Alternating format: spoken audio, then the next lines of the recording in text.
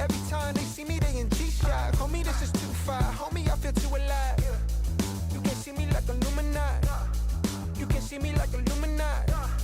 But I'm shining so bright, so bright. Don't come and try to shed some of this light, no. Give me a beat and I control it like a maestro. Ladies on a mission, they be trying to get me wiped up. Shawty, wait a minute, can't tell if I like ya. Gotta make sure you know how to shake it like a bartender. Team with me and they all winners. And you know we ballin' all winter, all summer. Jewelry around my neck is lightning, but I'm all thunder. Keep coming with it. Keep coming with it. Keep coming with it. Place your bets on us. Get your money and flip it, yeah. Keep coming with it. Keep coming with it. Keep coming with it. Place your bets on us. Get your money and flip it. Bring a friend and come along. Don't be taking too long. The vibe's too strong. If you don't know how to move, then we moving on. Ain't no way rhythmic feet up in this place. If you can't catch the feeling, then get out the way. I've been reeling and fish from the lake. Like you saying I'm down to earth, but I'm really out of space. All these women aliens, super foreign, so exotic. Hop in the Mercedes Benz, and I got them question like ice pouring above. It's overflowing on us. You drop it, then pick it up. I think I'm falling in love, but shawty, this isn't what you probably thinking it was. It's a vibe out, cooling it for the weekend and such. You gon' find out once you come on and bring me that up. Keep coming with it. Keep coming with it. Keep coming with it. Place your bets on us. Get your money and flip it, yeah. Keep coming with it. Keep coming with it. Keep coming with it. Place your bets on us. Get your money and flip it.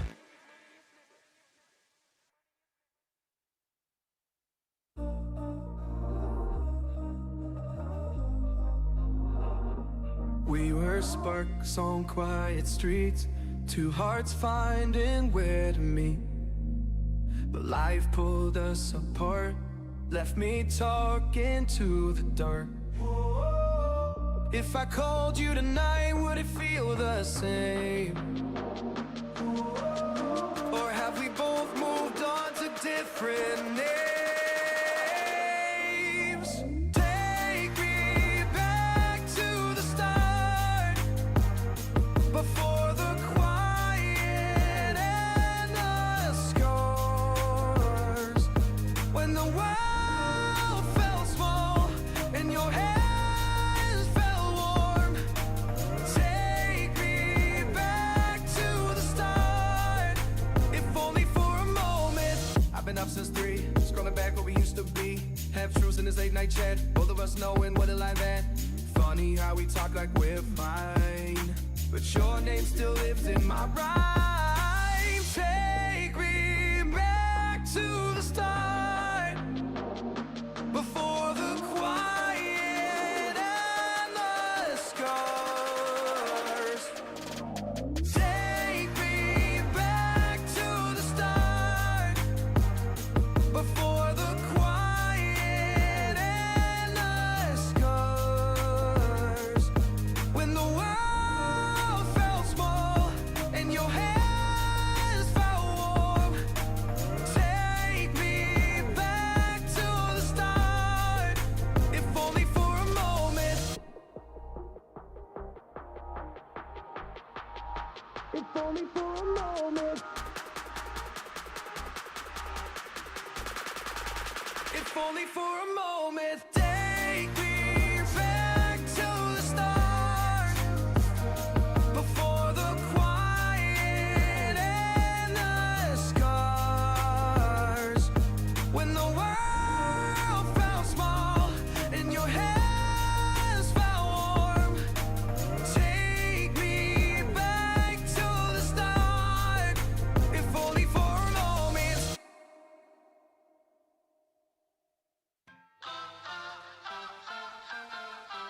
Press the backs of our hands together. It's still wet, so the ink should transfer. Meet me at the side door. We'll sneak onto the main floor. All night, let's take a shot. Keep moving and we won't get caught. Take the long way home. Tonight we're free to roam. Everything's gonna be alright.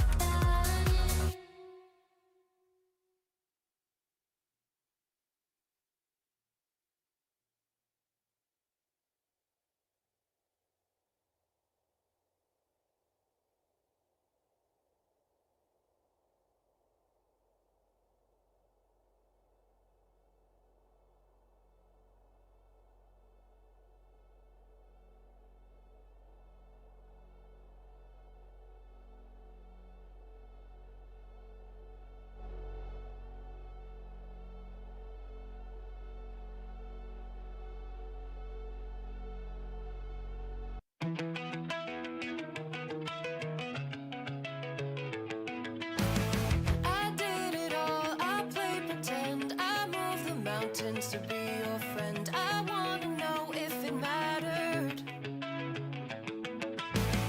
I would have gone to war for you. I would have bent the earth in two just to get to our ever after.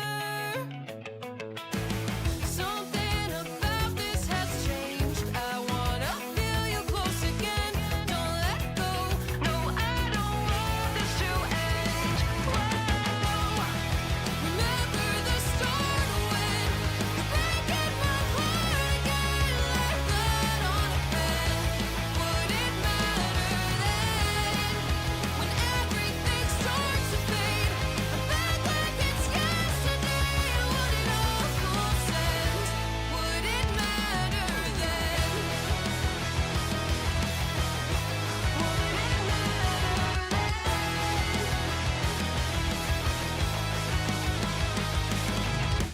I did it all. I pulled the weight on my shoulders like it was fate. Don't tell me it was for nothing. You told me love wasn't true 'cause it didn't feel real to a cynic like you. But I'm pretty sure we walked into something. Something about this has changed. I wanna feel you close again. Don't let go. No, I don't want this to end. Remember the start when you're breaking my heart again like blood on a pen. Would it matter then when everything starts to fade? I'm back like it's yesterday. I want it all full sense. Would it matter then? Would it matter then? Would it matter then?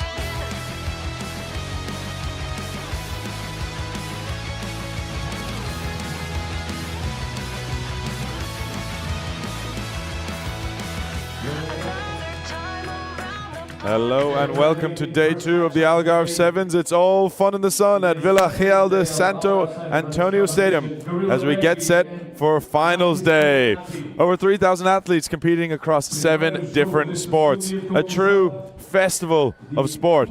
Speaking of festivities, Monte Gordo Beach hosted a superhero-themed party last night. No better location than this beautiful southern coastline of Portugal, 65 kilometers south of Faro. But here we go. Before I can even finish the intro, Nati Scombinati straight away off the kickoff, and they take it all the way. Marcel Milani, what a beauty of a try to kickstart day 2 here at the Algarve Sevens. Truly a day full of fun. So kicking us off on pitch 1, game 1, day 2, is Gorilla Rugby, hailing from Texas, USA, in the pink, and Nati Scombinati from Italy, who have already touched down in the first 20 seconds of this match. Straight away off the kickoff, not a foot wrong. These are two very tough teams that gave it everything yesterday, and they will give it everything today for 14 minutes. So let's enjoy some fun in the sun on day 2 here at the Algarve Sevens. My name is Harry McNulty. I will be taking you solo through this match today. And Nati Scombinati, unfortunately, after the perfect start, have a small blemish, kicking it straight out. We have a windy little morning. Breeze is blowing left to right. So at the back of Gorillas here in pink, Corey Jones, the international man of mystery, with the ball here on screen. He is one of the leaders of this team, hailing from Texas. You can see him directing with a beautiful skip pass out to Zach Rudemaker. Corey Jones pulling strings again. Dawson in the middle. Loose ball, kick through. But is there a trip? We could be seeing a sin bin. It was all going so well for Nati Scombinati straight away off the kickoff, but things seem to have turned very quickly as the wind is at the backs of Gorillas. And Corey Jones, with all of his experience, has called for a scrum. And if you're just joining us, and this is your first time watching some rugby, when a player goes to the sin bin, they go for 2 minutes, and you are down 1 player. So Corey Jones has called for a scrum, making sure that 3 players are included in this set piece, giving his back line the firepower. Clem Quaco on the wing, some extra room to be able to play with. Look out for number 14 here on the right-hand side. Corey Jones sniping. Clem Quaco picking up a loose ball. Nati Skombanati all over it. They're going to put the pressure. They were a force to be reckoned with yesterday defensively, but giving away the penalty. Looking to go quick. Corey Jones, that man again. Dawson Smith wrapped up in the tackle. Strong blue defensive line from Nati Skombanati. Sniping run. Luke Bond, he was brilliant yesterday for Gorillas. A real leader for this team. But 2v1. Brilliant offload. But Nati Skombanati look as though they've turned it over. Maybe not. Gorillas get it back. And Corey Jones, not only an international man of mystery, but a magician as well. Takes his time dotting it down. 1 dummy, 2 dummy, left step, right step celebration under the post. And that's why he is a leader on this strong Gorillas team.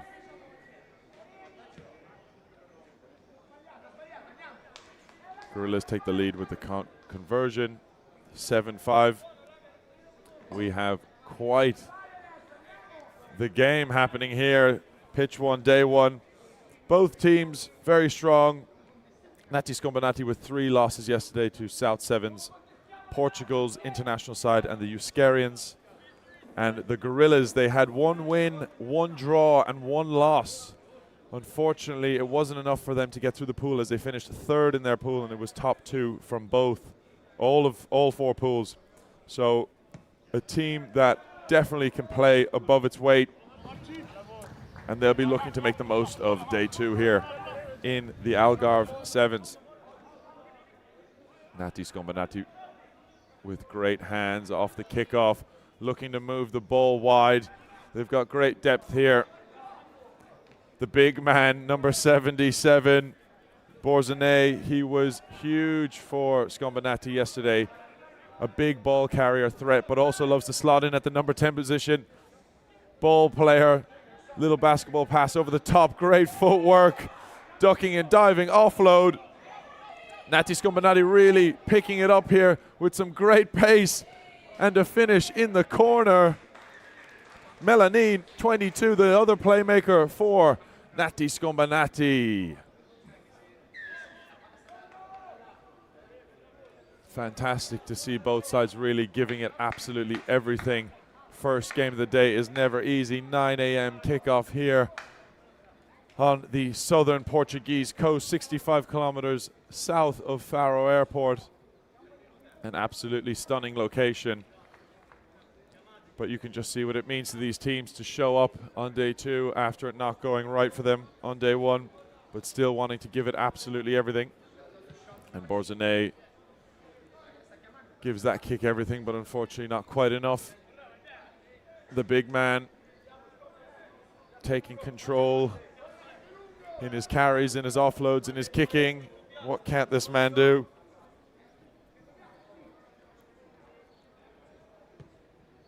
Nice little short kick, but Corey Jones is all over it like prime LeBron.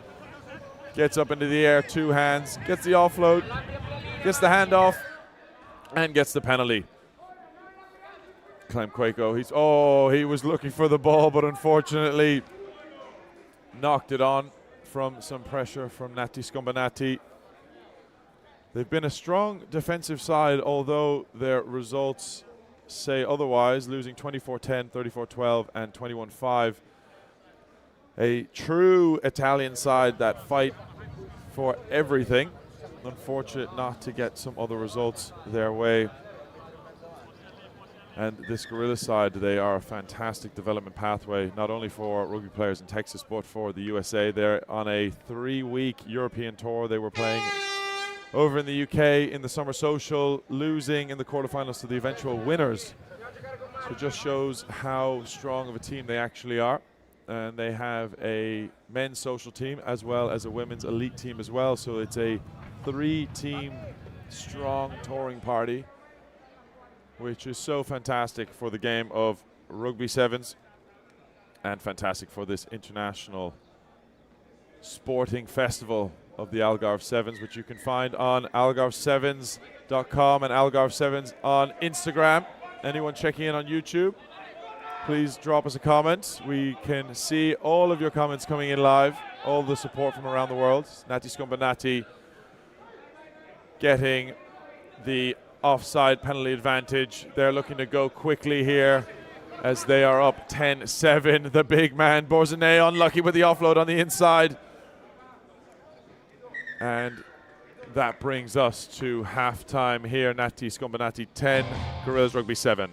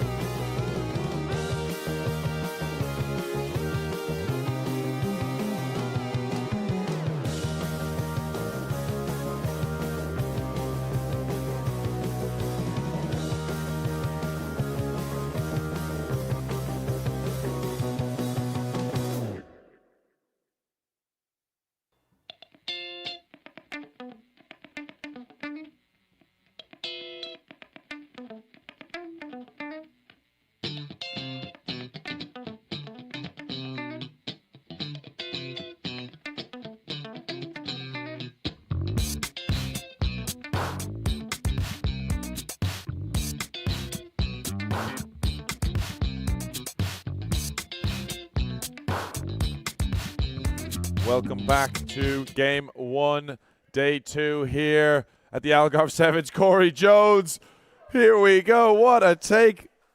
As I said earlier, prime LeBron, maybe prime Kobe. Michael Jordan-esque, two hands in the air with the offload. And Gorilla Rugby are straight at it at the beginning of the second half. Clem Quaco, the big man, strong carries, speedster as well, threats from all around. But Gorillas are looking to spread this ball, use every inch of the 60 meters they have. Bond in the middle, Corey Jones looking to be instrumental. Big tackle in the midfield. Unlucky for Scumbanati not to get the ball back there, but Bond to Jones. The magician in midfield here looking to offload out the back. Doesn't quite go to hand, but still not phased. They will take it from phase to phase to phase. Big carry here in the middle. Scumbanati holding strongly with a great defensive line.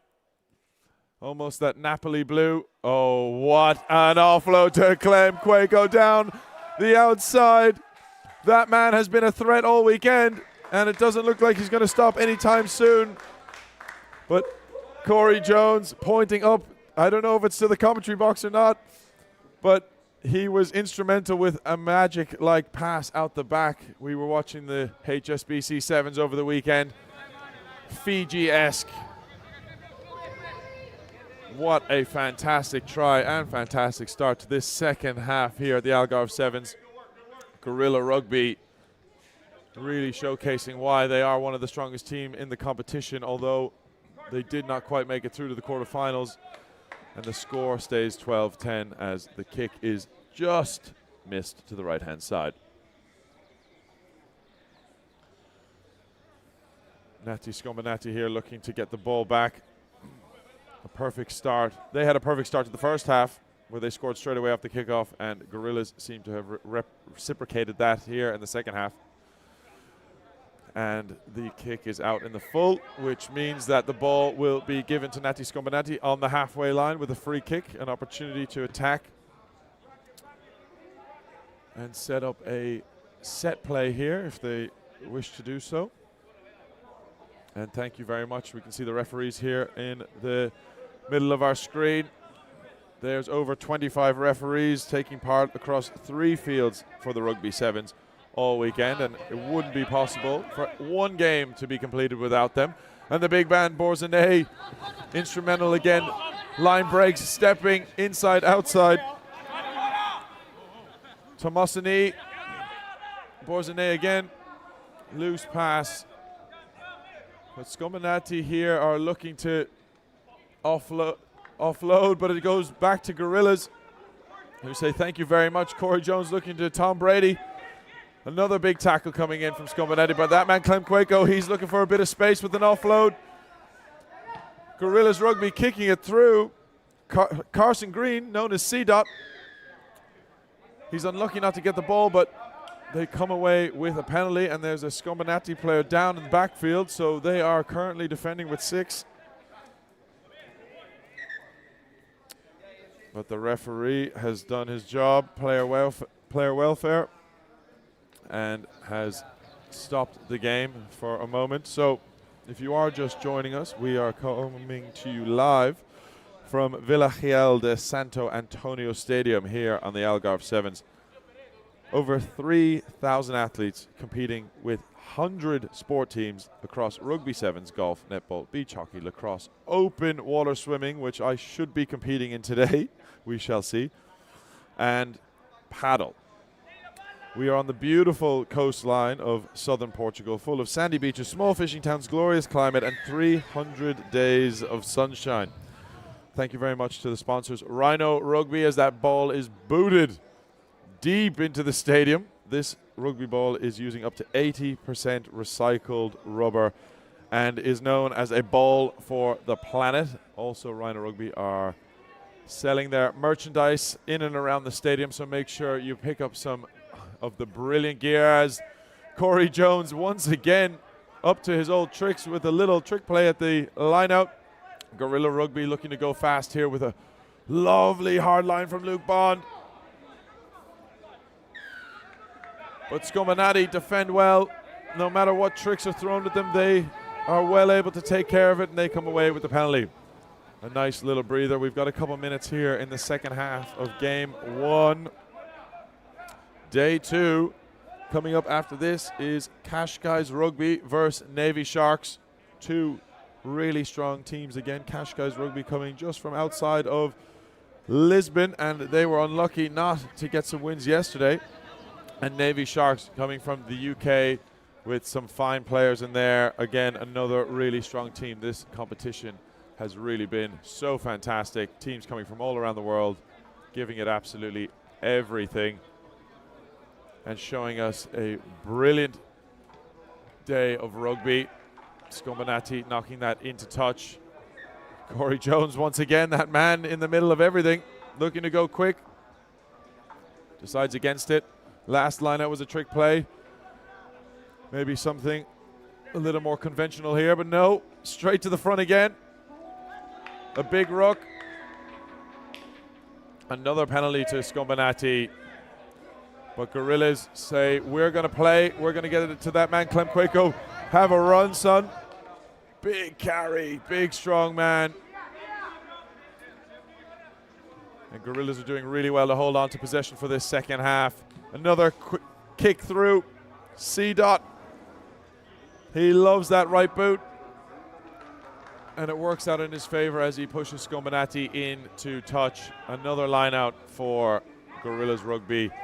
They've done very well here in the second half to hold on to the ball for most of the period. Skombanati have been struggling to get the ball, but they have defended very well, gaining a few penalties, just not being able to get their attack to quite hit the mark that they're looking for.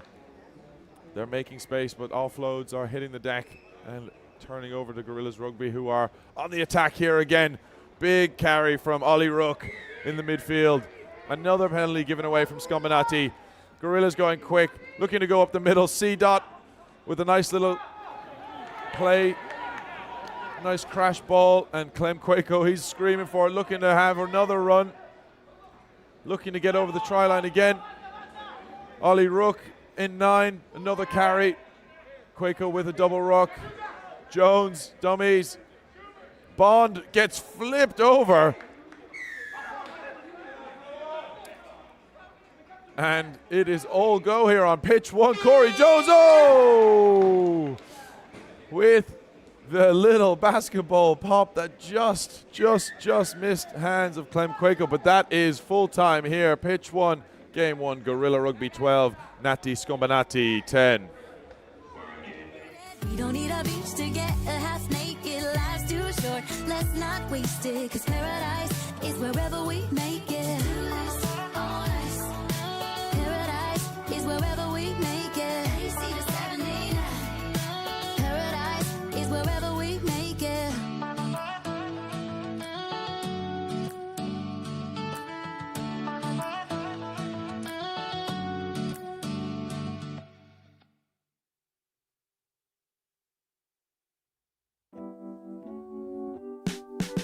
Woke up late, the sun still shines. Awful cold, and some peace of mind. All blue jeans, no fancy play.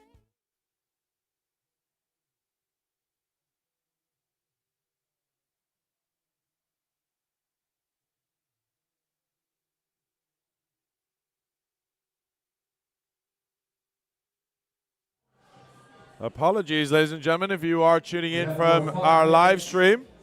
The scoreboard was incorrect. It was 12-10 to Gorilla Rugby, but it is actually 10-10, and the match today cannot finish in a draw, so we are going to extra time here at the Algarve Sevens.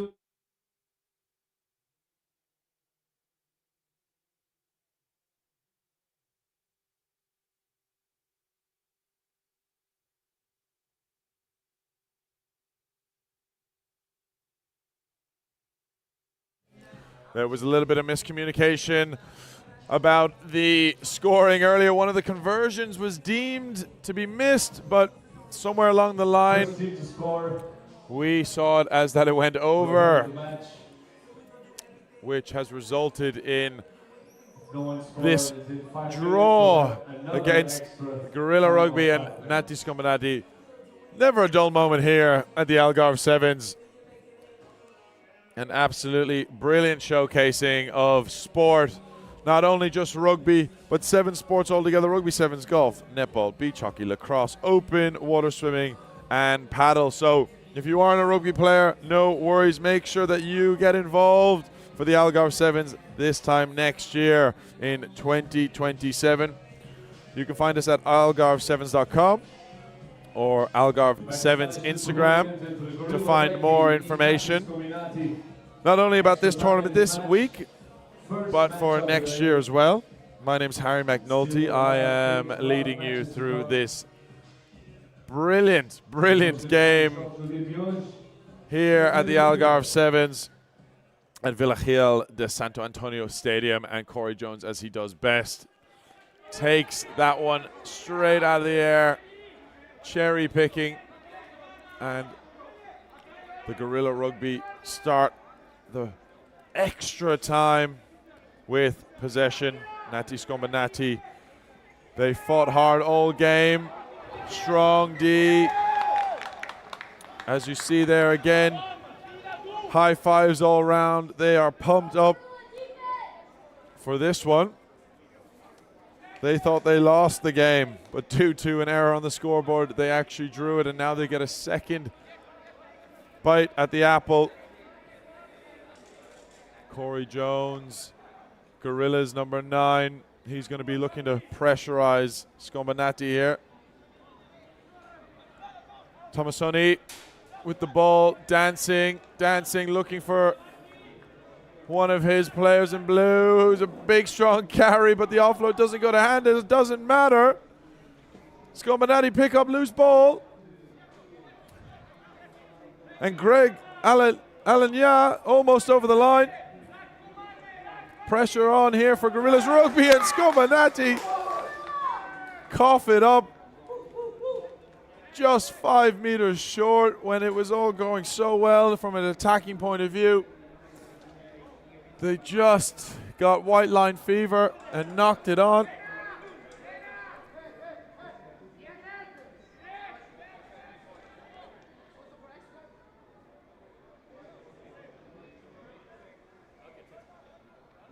So here we go. Absolute drama. Pitch 1, game 1. Gorillas are going to have to go 90 meters from their own try line. It's a scrum and they get a free kick for an infringement. Bond moves it on quickly. Rook bounces back. And the big mullet man, Ricky Chestnutwood, strong fend, gets them up to the 22. Corey Jones in the midfield. Bond again, the pace man on the outside. The white scrum cap has been sensational for Gorillas Rugby all through the weekend. Corey Jones with the dummy. Once again, the magician's pulling strings here. Dummy 1, dummy 2. Handoff, eventually down to deck. Scominati really trying to keep their defense in check here. Lucas Fleming, he's known as the architect, both on the field and off it in study life. Dummy Christian Bennett almost breaks through, but the strong defense from Scominati that we've seen all weekend comes through once again. What a game we have on our hands here. Hands on knees players are absolutely wrecked going into this extra time. But Scominati want to set things up with a quick ruck. Move the ball early all the way to the far side of the pitch, using every blade of grass they possibly can, trying to stretch this Gorillas defense. Quick ruck, early ball. Melanie, Thomasoni. Little switch play. Greg Alagna. He almost scored earlier in this extra time golden point game, but couldn't quite get there. Great step. Breaks through the defense. Gorillas scrambling hard, keeping Scominati 40 to 50 meters out. They're going through the phases. Looking to get on the outside of Corey Jones, who just misses it. Melanie. Tommy Thomasoni takes it for the win against Gorillas Rugby, against the grain. That is all here in the golden point. Nata Scominati 15, Gorillas Rugby 10.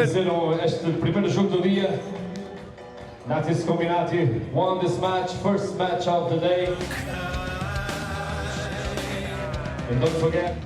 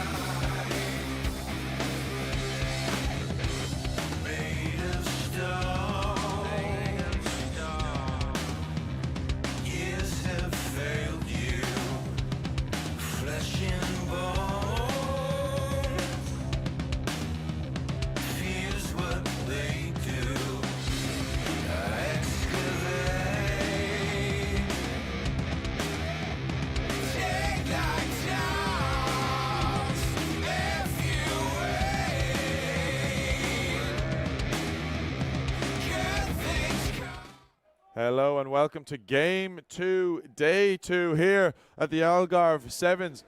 we've got the local team Qashqai Rugby Club coming from just outside of Lisbon, who were absolutely brilliant yesterday. And they've got a quick start here with a penalty. They are versing the Navy Sharks out of the UK. Both teams came away with 1 win and 2 losses. Qashqai's in their first game of the day yesterday against Georgia. The international side were unlucky not to win, lost 19-17, and then they came up against China, losing 19-7. Again, another strong game, and they had a win 14-0 against Switzers. Navy with a loss to the Cavaliers 17-14, a win against the Euskarians 21-17, and then it all just kind of didn't come together in the evening time against Portugal, losing 50-0. But they have won the line out against the head here against Qashqai's Rugby. And if you're looking for some players to watch out for on this Navy side, the dynamic duo in the midfield at the moment, number 20 and 11. We've got Dakulinga and Rivalita. Dakulinga with the ball now. And Charlie Crawley with a big, strong carry. Breaks one tackle, offloads it. Lovely. And Rivalita down the wing. And that's that dynamic duo causing headaches all day yesterday. And they're back at it again. First try, Navy Sharks, to that man, Penny Rivalita.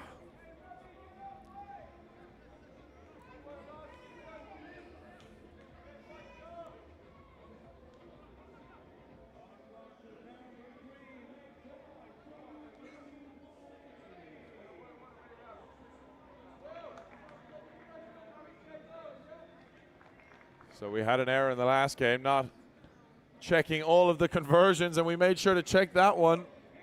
Definitely didn't go over. Navy Sharks 5, Qashqai's Rugby 0.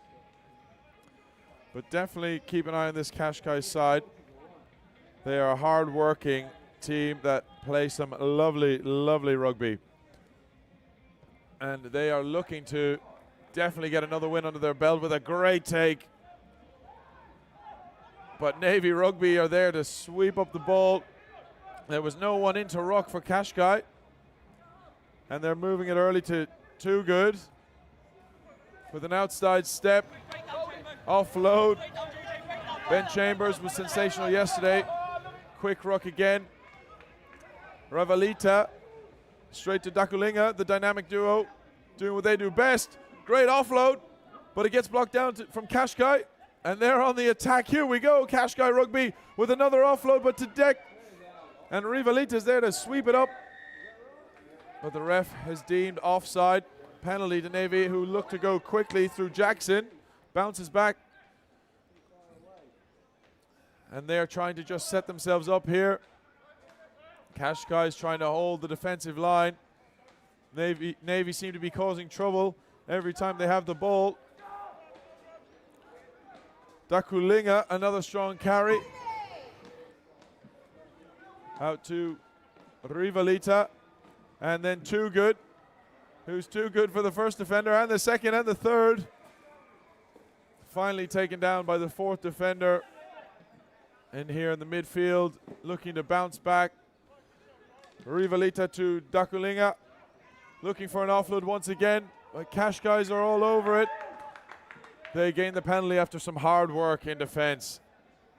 And if you're just joining us here from the Villa Real de Santo Antonio Stadium, this is game 2, day 2. You are joining us for some cracking rugby live streamed here on YouTube. But that's not all that's going on. We've got over 100 sports teams, 3,000 athletes, 25 referees as well, don't you forget. Competing against rugby sevens, golf, netball, beach hockey, lacrosse, paddle, and open water swimming, which Dallin Stanford has signed me up for behind my back. So we'll see how we go on that one. You can catch us live across our Algarve Sevens YouTube channel, which I'm sure you're watching on right now. And of course, Algarve Sevens Instagram and algarve7s.com. Make sure that you sign up for next year's tournament because you do not want to miss this fun in the sun as Qashqai's kick us off again with a brilliant lineup, but the loop play doesn't seem to be working. And out the back, John Jackson, a beautiful offload. And Ben Chambers with another strong carry. Navy looking to go down the blind side, decide otherwise. Dakuling and Rivalita, the dynamic duo in the midfield, goose stepping, offload, causing trouble to this Qashqai's defense as they hold strong.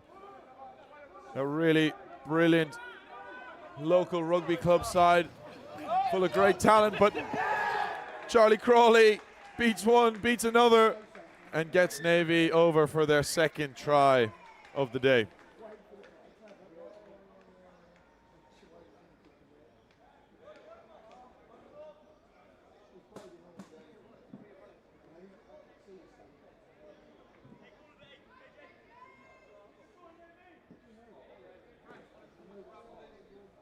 Stepping up, John Jackson for another attempt at a conversion. Keen eyes, making sure that this one does what it needs to do. And by all accounts, John Jackson misses by about 1 rugby ball length. He must have missed out on his extra Weetabix this morning. It was right on target, but just not enough to get over the bar. And he's going to kick us off again here. Only 2 minutes left in the first half of this cracking game. Qashqai's up again, plucking it out of the air. Great take from Gomesh.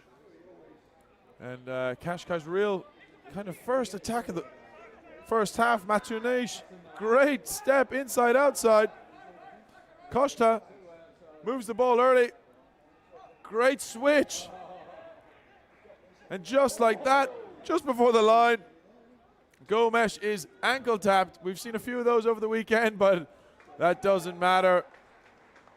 Costa takes a brilliant, brilliant line on the stroke of halftime to bring this Qashqai Rugby Club back into this game. 10-5 with the kick to come.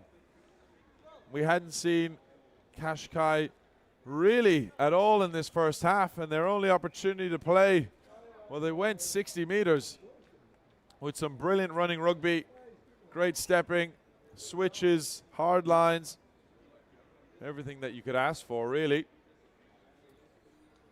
And Area 2 doesn't knock it over, and it is 10-5 at halftime.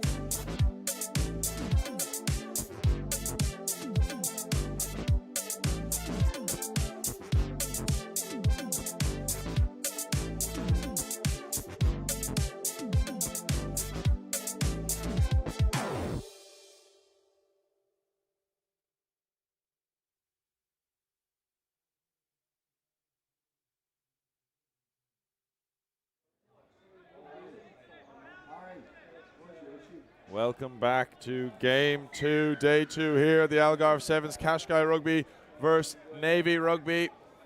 Qashqai kick us off. Navy attempt through one of the dynamic duo, Rivalita. But it doesn't go 10, so it doesn't really matter.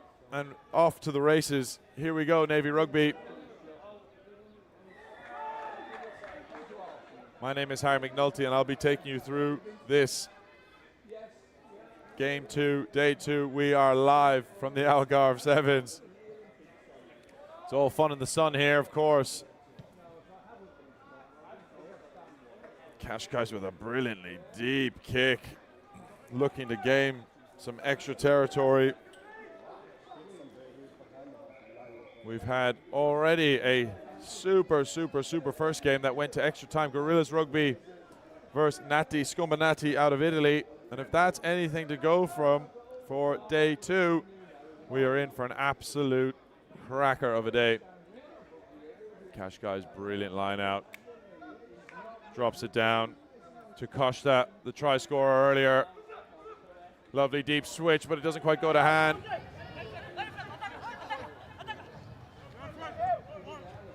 But Cascais Rugby through Tavarish.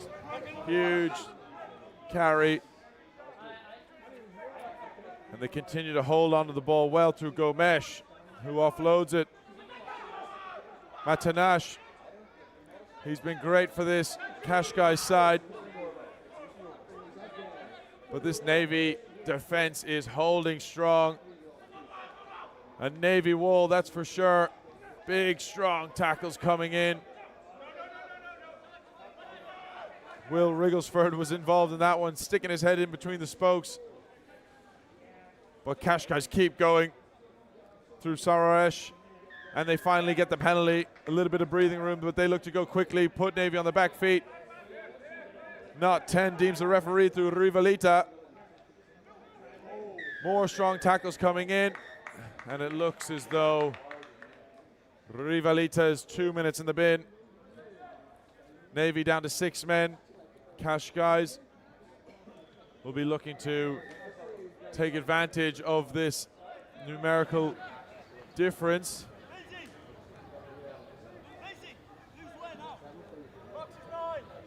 If you're just joining in, my name is Harry McNulty. I'll be taking you through the course of this game by myself, but later on I'll be joined by the one and only Dan Stamford. And we're having a lot of fun here in the sun at the Algarve Sevens. Villagel de Santo Antonio Stadium. It's not just rugby, it's a festival of sport. Rugby, sevens, golf, netball, beach hockey, lacrosse, paddle, and open water swimming. Dan Stamford has signed me up for that one, which he just told me about this morning. And Cascais take us off again with the scrum. They've got 7, Navy have 6 with a man in the bin. Let's see if Cascais can do anything through Zoza. Ball goes loose again. Irertu. He's quick to go after Navy are offside. Ball back on the inside. Cascais Rugby with a beautiful try as they are 7-6 up, using the sin bin to their advantage. Antonio Zoza.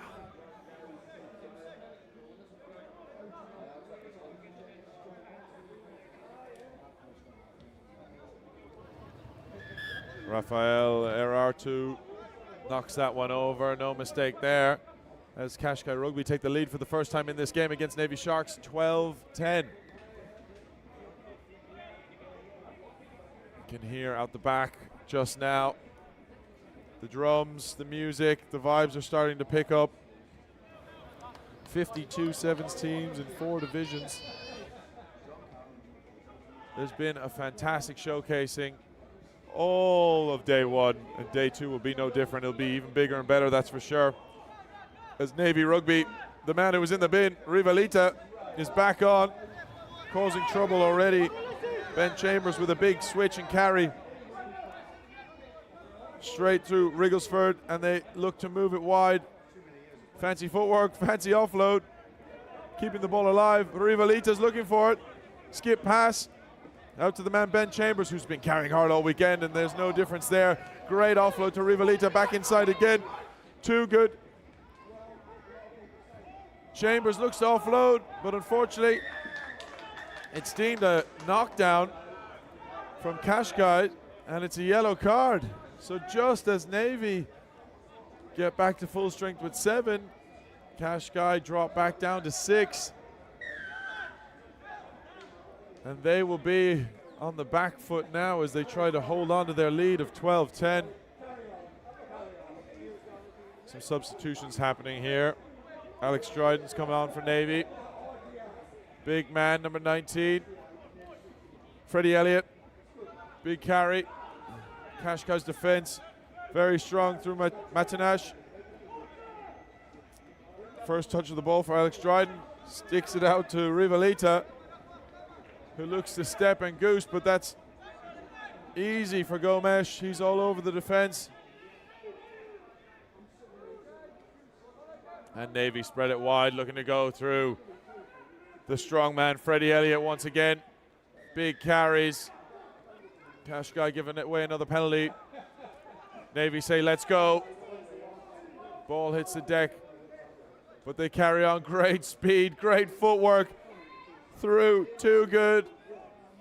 I guess the name says it all, but Kashkai's jump on a loose ball, they kick it through. Navy chasing back. Max Watkins, he's smothered up. Kashkai still a man down, but they are doing so well to be able to defend for so long. Freddie Elliott decides to slow it down a little bit. Jinky in the midfield. Beats one, beats another, beats another. Big Bosch. He's just taking this team 20 upfield. And there's no one defending on the left-hand side, but Navy. Ball goes to hand and is just knocked on. Freddie Elliott, he's been involved in absolutely everything. And once again, just when each team thinks they're going to go over and score, they take their eye off the ball. Unforced error. And that is the hooter for the end of this game. And Kashkai Rugby still down a player, but they have the ball and it's their scrum. Navy going to look to try and push against the head here. All Kashkai have to do is get this one off the park. And Navy are deemed to have pushed early, and that's it. Kashkai Rugby 12-10 against Navy Sharks. Game 2 over and out. Watches as I'm off mistaken. Is it deep enough to risk it? Am I too broken to fix it? Sinking deeper in the bog, but I see it clearer in the fog. In the fog.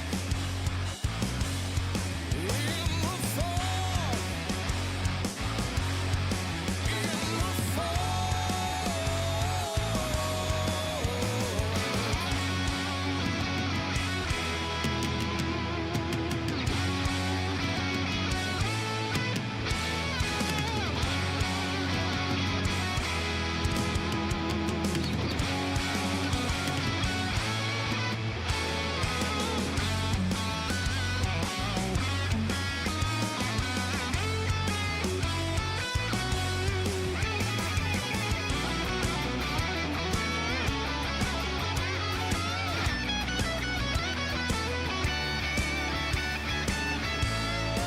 Is it deep enough to risk it? Am I too broken to fix it? Sinking deeper in the bog.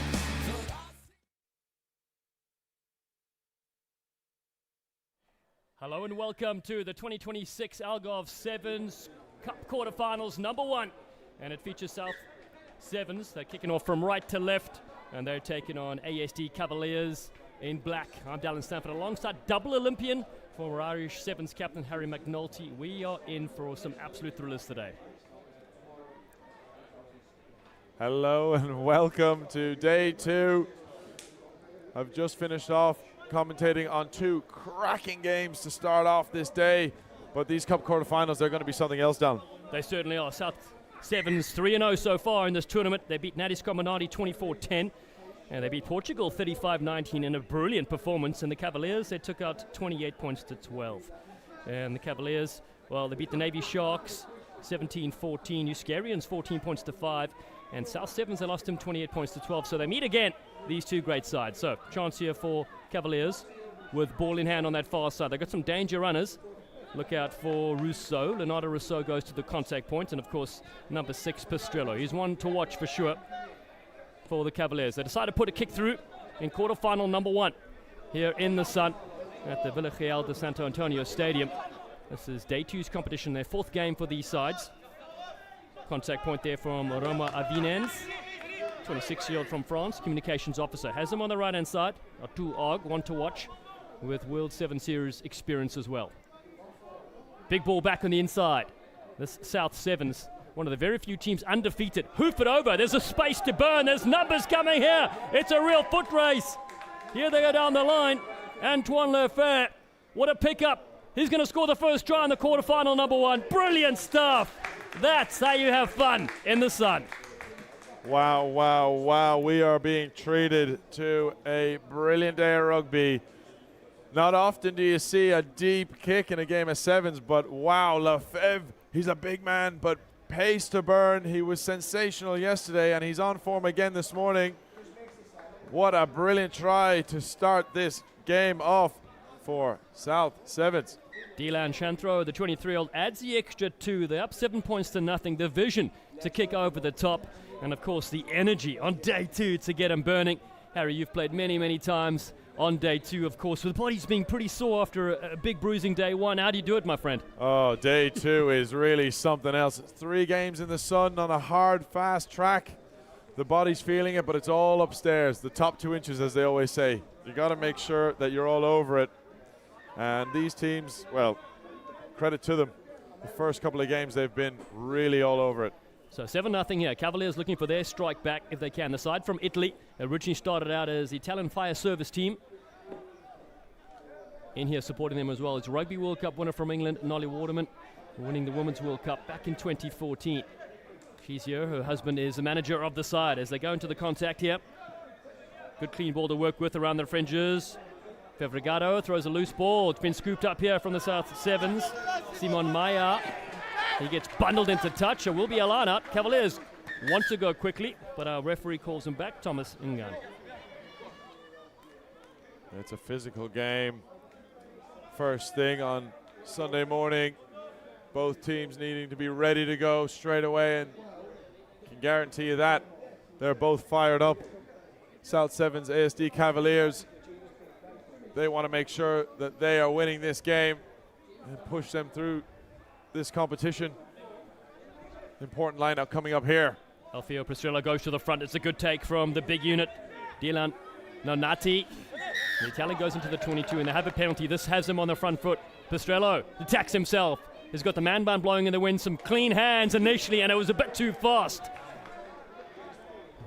It's only the first half, but sometimes when you're chasing a game, you force that extra pass. There was 2 offloads in the space of 1 meter. Sometimes it's just better to put the head down and carry and get your team some forward momentum. But that resulted in a pass into touch. Over 100 teams started this tournament. Over 3,000 athletes. And now we're on to the top 8. This is the men's elite competition you're watching at the beautiful Fun in the Sun and the South Sevens side. They've been so good on day 1. It's a high tackle coming in on the playmaker. Dylan Chantro, the 23-year-old, has a penalty, and it's another quick tap here. The side go to work now towards the halfway line, using their French flair. Bezan Debets, beautiful breakout, and a pass. It's play on. It's knocked backwards. Here we go. It's going to be another score for the big unit. Antoine Lefer scores. What a try that is. Knocked back by a defending player, and they have their second in the cup quarters. The 2 big men there, Debets, absolutely causing havoc, streaking through the midfield with a dummy. But Lefebvre, he knows his way to the try line, that's for sure. The 2 lads, they are man mountains. We can tell from the commentary box here, but they know how to move. Silky skills and the pace to follow up. Yeah, I thought there was some food missing at the buffet table this morning with those big units having gone first for the South Sevens. They're up 12-0. And we talked about it yesterday. You need the speed, you need the skills, but you need the big men as well. Totally. The big men, the engine room, as they call them sometimes, they are so critical. And Lefebvre here, he's been going up, knocking back kickoffs. This time not so much, but to have the pace as well and the size is just an absolute threat that every team wants to have involved. A triple threat. He can sing, he can dance, he can act, as they say in the music, in the Hollywood business. Here we go, down to the ground. Looking to entertain now are the Cavaliers. Put together some really nice scores yesterday, especially against the Navy Sharks, where their victory 17-14, and they have a penalty at the 22. A long way to go here in the first half for them. 12-0 they trail. This 3-day multi-sport event. We saw golf kick off on Friday, and then of course there's been all rugby, netball, beach hockey, lacrosse, paddle, and I believe in about an hour you'll be open water swimming, Harry. Yeah, I saw my name on the team sheet, which I didn't realize I signed up for. I must have been sleepwalking when that happened. Oh, these things happen. Here we go. South Coast Sevens looking for a bust out. Can't wait to see the footage from the ocean just down the road here. The beautiful sun shines down to South Sevens. Look to link up. Beautiful skills. And that's the big frame, Simon Meyer. He's not there yet. Wow, that was close. Half a meter shy. He had a number on the left-hand side, and the engineer just couldn't get it done. Lefebvre was looking for his hat trick. And that's half time. 12-0. South Sevens lead the Cavaliers in quarterfinal number 1.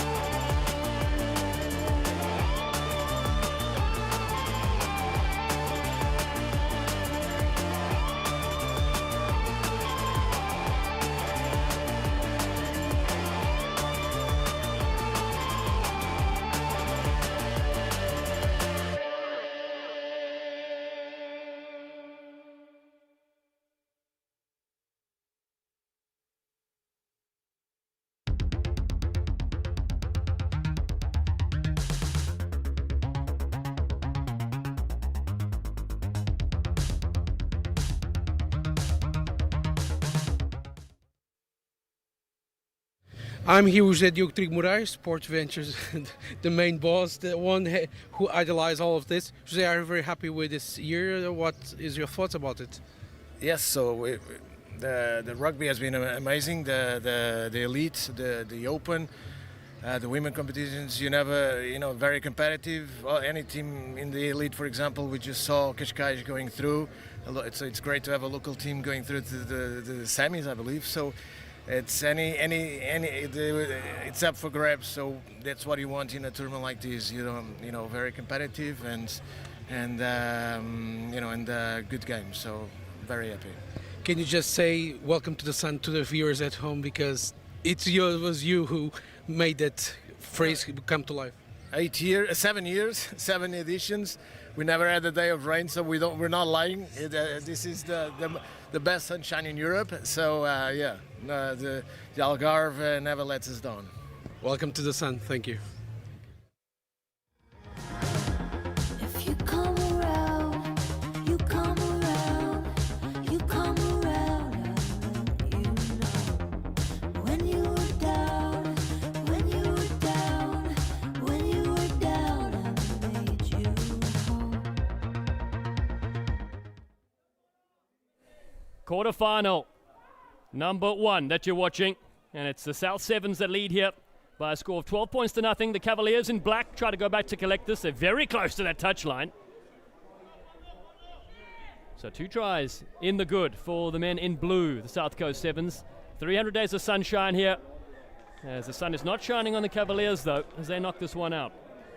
Tough start to the second half of the Cavaliers as they are chasing this game. They had an opportunity early in the first half, but that last pass just went into touch. It just isn't quite going their way, but it's all South Sevens here. Lefebvre with 2 tries to his name. He's looking for his third, almost got it at the end of the first half. He'll be looking for it now in the second.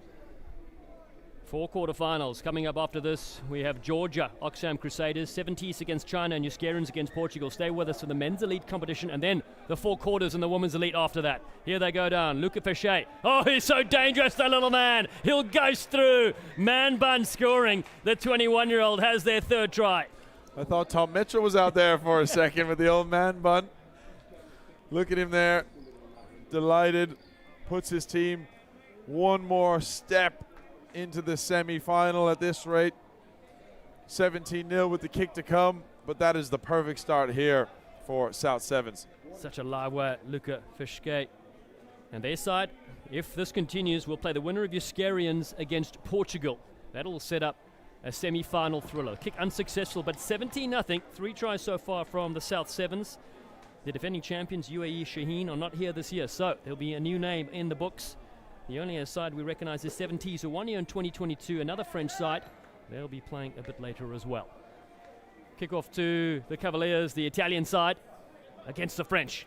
Now they've got a bit of room to operate. Can they get their first score in this game in the second half? Big contact towards the halfway line. That's a lovely little pass, freeing up Tozo. Yuri Tozo stepping a couple of plays, still going on the right-hand side. Big collision comes in as well. Spaniaro is there on the right-hand side. The Cavaliers now linking with space on the outside. Lorenzo Bondoni, the nice cutback. Almost a one-handed offload. South Sevens, though, pinch this. They hold strong on D and draw the penalty. They have indeed, and number 14, Paul Pilon, is on the field as well for South Sevens. He was brilliant yesterday. Real pacemaker. He's involved in that tackle that led to the turnover. So not only just pace, but he's ready to get involved in the tough stuff as well. You love to see it. Beautiful kick there from the South Sevens, taking them downfield. So 3 fields on display here. We've got 52 different Sevens teams from around the globe. So many different countries represented. The flavour, the flair. Got a chance yesterday afterwards during one of the small breaks to see some of the teams dancing, enjoying the music, the DJ, and of course the social side sinking a few coldies. Oh yeah, they were absolutely loving it. There was brilliant DJ playing, loads of singing, loads of dancing, but great sport as well. We were down at the lacrosse. Dallin, you gave it your best shot there at one stage. Maybe not the sport for you. No, I don't think I'll be going to the Olympics in 28 for lacrosse. It is a very tricky sport, but I tell you what, those teams out there, some national teams practicing as well, some qualifications for the Olympic Games coming up later this year. Meanwhile, South Sevens again go on the outside. A big, strong Karen, a big, strong run. Simon Maya this time touches it down, and he scores their 4th try. Just like that. South Sevens with a brilliant line-out, little trick play. Decide we're just going to move this wide. We've got the speed, we've got the power. Simon Mayer takes it, head down, into the corner, sets them up one more foot into the semi-final here in the Algarve Sevens. Sideline conversion, a nice strike. Stay to the left, 22-0. They met during pool play, and it was South Sevens. They won 28 points to 12. This time, 22-0 so far. We mentioned the brilliant quarterfinals up for grabs. Of course, stay with us all day long. We're bringing you then the semi-finals and the finals from the different divisions. We've got men's open, we've got women's elite, men's elite, and of course men's social. We'll probably stay on the outside fields. It's safer for everybody. A deep kick here to the Cavaliers. That's a nice ball on that far side. Spaniaro, the 28-year-old, gives it away nicely. And this time they're flowing like we saw yesterday. This is better stuff from the Cavaliers. Down the chain they go.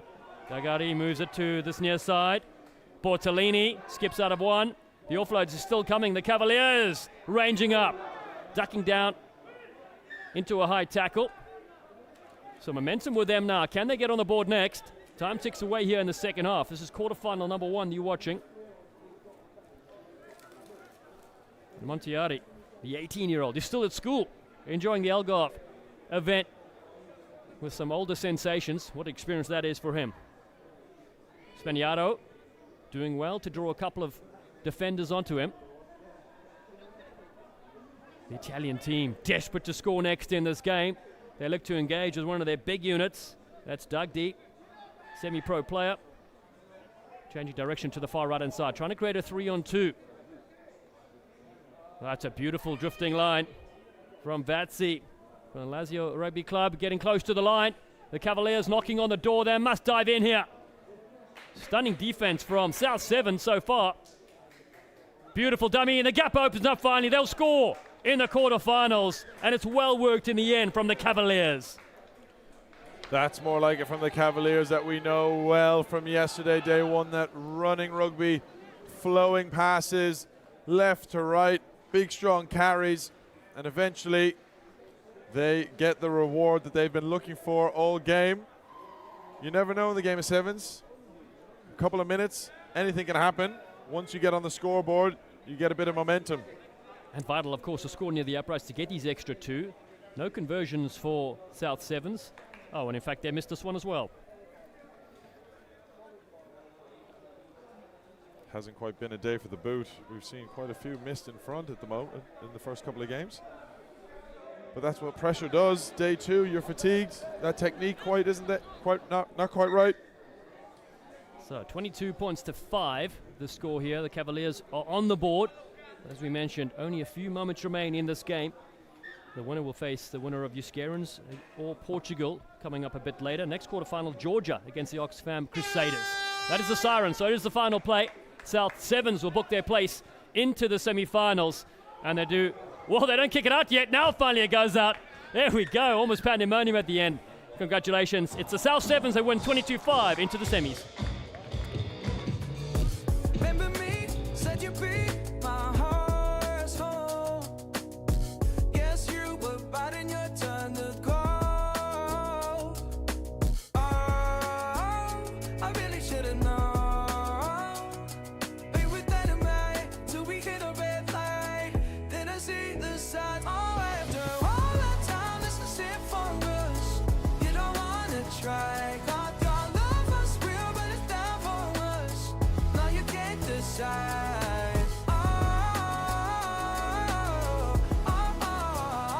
After all this time, this was it for us. Change your energy, yeah, you switch things up. Now you seem brand new to me. But was that even for? Was you playing your games? Was you really bored? No. I really should've known. Be with that in mind till we hit a red light. Then I see the signs. Oh, after all that time, this is it for us. You don't wanna try. Thought your love was real, but it's down for us. No, you can't decide.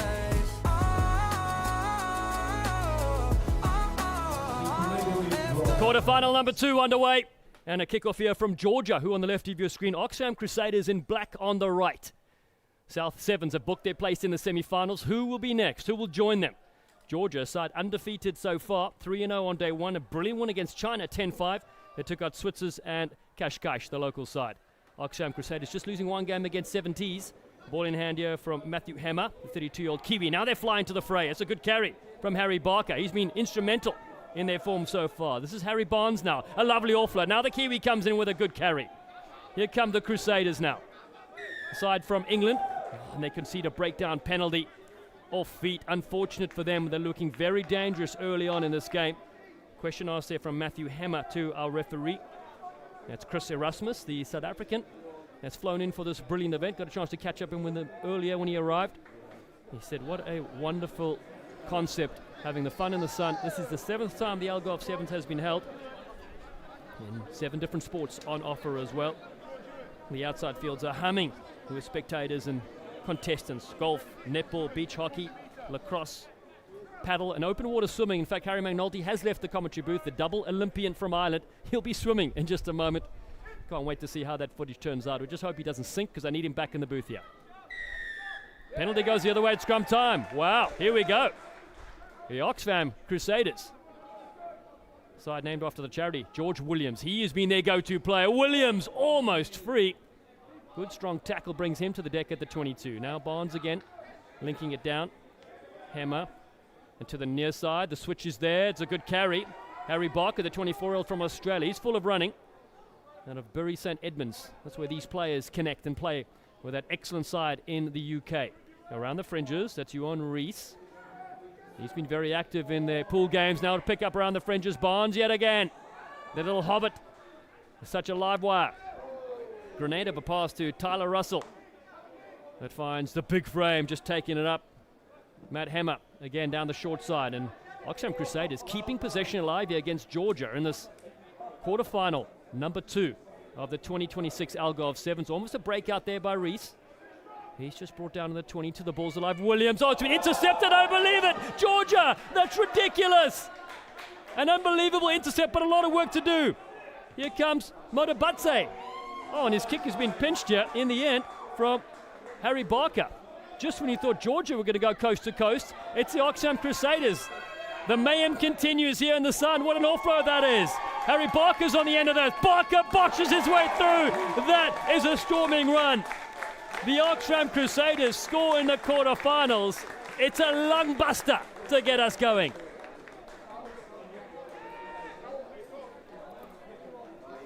End to end from both sides. Georgia with the intercept. And Matthias Madabatz, we thought he was away. And in the end, Harry Barker, the 24-year-old out of Dorking, crashes his way over. It is 5-0. They lead in quarterfinal, number 2 in the men's elite competition. Started out with 4 groups, 14 teams. Williams pulls us to the side, but they have a 5-0 lead. The match coming up after this, quarterfinal number 3, 70s against China. The Iscarians against Portugal, coming up a bit later as well. So in the booth, Bernardo Rasmaniu will be coming up as well, covering a lot of games. Great to team up with him yesterday, and Harry McNulty as well, the double Olympian from Ireland. Oh, but here come Georgia now. It's a breakout. Lago Kabaliani with a beautiful speed, and he gets the return ball on the inside. There's no stopping him now. What a wonderful offload it was. Rekviashvili giving it on the inside, and the wing three-quarter. Lago Kabaliani scores, and Georgia are on the board. And an important score under the uprights as well. This should be a formality with the conversion, although I say that, there have been some kicks from in front that have gone awry. The Sports Festival brings you such brilliant action, and our Georgian fans, we want to give you a massive shout out. We saw you on our YouTube channel with the comments and the support for your side. It's wonderful to see. We chatted to Coach George Nozadze this morning at breakfast, a wonderful coach, wonderful character. He's just so happy to be here in the sun with his side, developing the next level of Georgian international players. I've yet to travel to that part of the world, so if you have a tournament there, let me know. I'll be happy to jump on the plane and join our Georgian fans. This kick needs to go 10 and doesn't. Gives a chance here for the Oxfam Crusaders to get going. They trail by 2 points in the first half.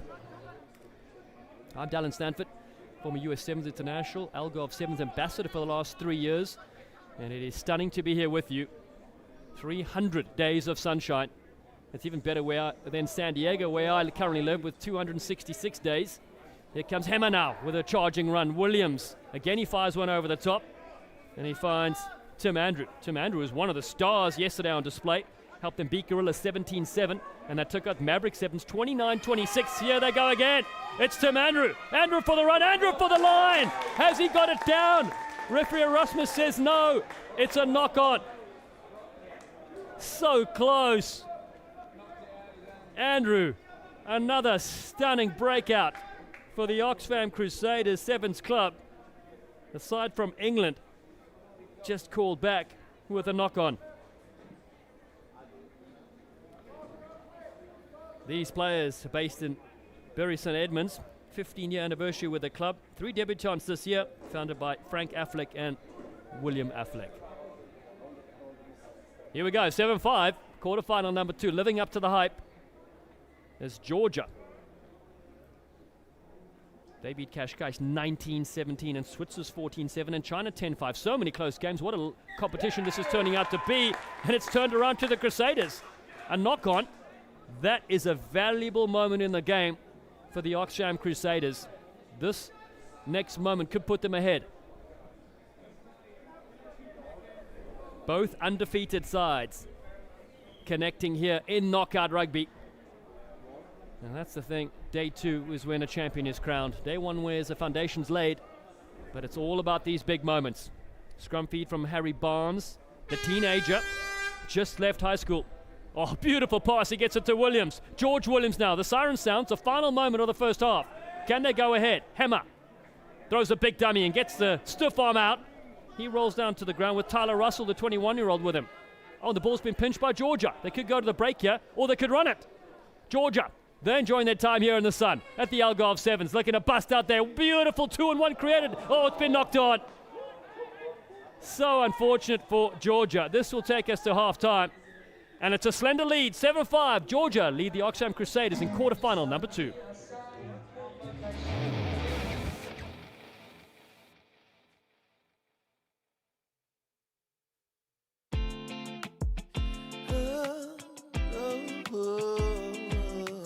Find my way to you. Yeah. I want to find my way to you. You, my love. There's so many people who say that they won't when they will. I could use some motivation, but I know how I feel.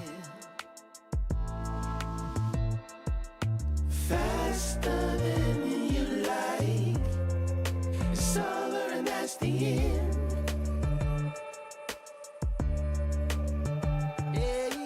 Faster than you like, it's over and that's the end. It's over and that's the end. Oh, I want to find my way to you. Yeah, baby. Oh, I want to find my way to you. Gotta find my way, baby. I don't need a reason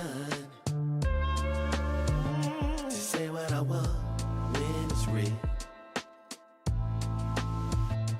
If I see you acting patient, you never know your last meal.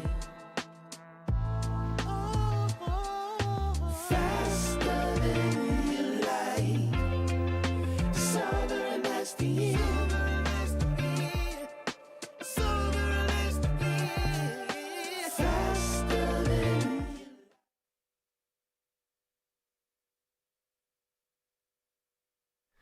Second half action continues here at the Villarreal de Santo Antonio Stadium.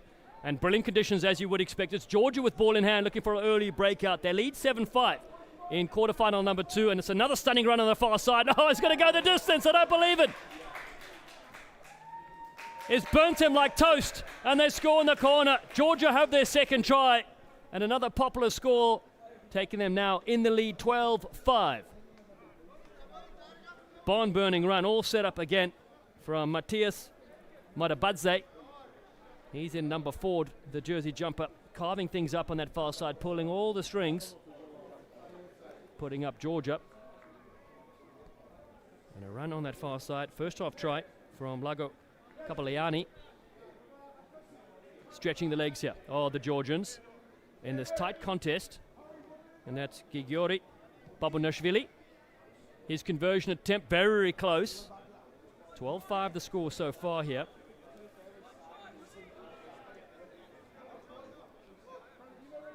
Some brilliant sports on display, some brilliant athletes here, as the goal of this event is to make this the largest sports festival in Europe over the next few years, and they're certainly doing that. Over 100 teams and 3,000 athletes from across the globe are here for this extravaganza.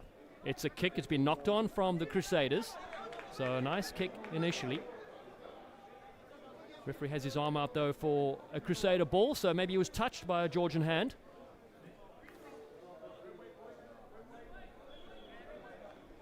My third time here in the sun. Montagorda Beach just down the road where we get put up, where a lot of the teams stay. An awesome little village here. Beach bars and restaurants on the coast. Stunning water. And an unbelievable time. The organisers have said there have been 0 days of rain. I don't want to jinx it, but 300 days of sunshine, you can't argue with that. Oxfam Crusaders have possession now. Chance for them to get something going here. Good first half try. Has them on the board 12 points to 5. Now goosing in the middle, that's Reese getting a bit of space there. Johan Reese, the 25-year-old. And a penalty, so it's a quick tap. And Harry Barker, he's been a real live wire, beats one, still going. Barker has been a breakout player in this tournament. Williams flies in there too. Hemmer also. The ball's loose, and it's been pinched from Georgia illegally. It was offsides. Correct call from referee Erasmus. He's on the spot as Harry Barnes, the 18-year-old, pings a pass over the top. Reese is on the outside. He cuts one. Goes into the 22. And the Crusaders hunting. Oh, but it's Georgia on the ground. They get it. Unfortunate for the Oxfam Crusaders, who were looking good for their second score. Gives me a chance to thank Visit Portugal, the tourism board who supports this wonderful event put on by Sports Ventures and Vila Real de Santo Antonio Municipality. And of course, our brilliant sponsors have been fantastic: Nova Banco, Ponte Verde, and Rhino Rugby. Their merch, and we're using the recycled Rhino Rugby ball during this rugby event. 4 different divisions, over 52 sevens teams from around the globe. Slight breeze, just a tiny breeze today, trying to cool things down here.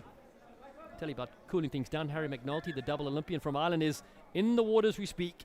He's in Montagorda Beach competing in the open water swimming competition. Like I said before, I hope he survives it because we need him back in the booth later. Oxfam Crusaders get the overthrow at the line-out, and it's danger times for Georgia. Are they offsides? Yes, they are indeed. Now the Crusaders, the side from England. Can they strike next? Billy Reid's on the field. Here's Williams engaging. Williams gets a one-handed offload. Beautiful pass, trying to wriggle free. So close to the line. There's Tim Andrew again. An absolute battle hero for the side. Reid, beautiful passing. Hemmer. He gooses a couple on the outside, gets a fend. He's tackled around the neck. It's another penalty inside the 22, and somebody's going to the bin. Georgia are down to 6 for the next 2 minutes. And this is knockout rugby at its finest. Oxfam Crusaders could score and level it up here. It's 7 against 6. A quick tap from Billy Reid. Hemmer barrels his way upfield. There's a big unit, and he's over the line. Matt Hemmer, the 32-year-old, simply known as Kiwi, gets it done. And it's a brilliant score in the quarterfinal number 2. The winner of this game will play the winner of 70s v China. And that's coming up in just a few moments after this game. Quarterfinal number 3. The South Sevens are the first team to book their place in the top 4 for the year 2026. George Williams has a difficult conversion, does the teenager. Oh, but he strikes it. It's 12 apiece. Magic in the second half. And the crowd certainly enjoying that. What a kick that is from George Williams, Bath University player, one of 3 teenagers in the side. Georgia now facing a real battle to come back in this game. Saba Arkvadze, he takes him to the contact. I mentioned they're 3-0 so far on day 1. But this is where tournaments are won. It's the knockout rounds. Good flat ball there from Kabaliani. And now they find the vending machine on the far side. He's such a big unit. Here's Kiviri Kashvili, one of our favorite players indeed. I'm sure he's a brilliant ballroom dancer as well. Some of these players coming from that avenue, as well as wrestling, of course. That's Gaga Kevkishvili. As our Georgian fans online support their side so superbly. Little overlap here on the near side, putting down the hammer. Big step as well. Oh, eluding players. That is stunning to watch. Saba Arkvadze will score for Georgia and puts them back in front. A moment of brilliance in Cup quarterfinal number 2.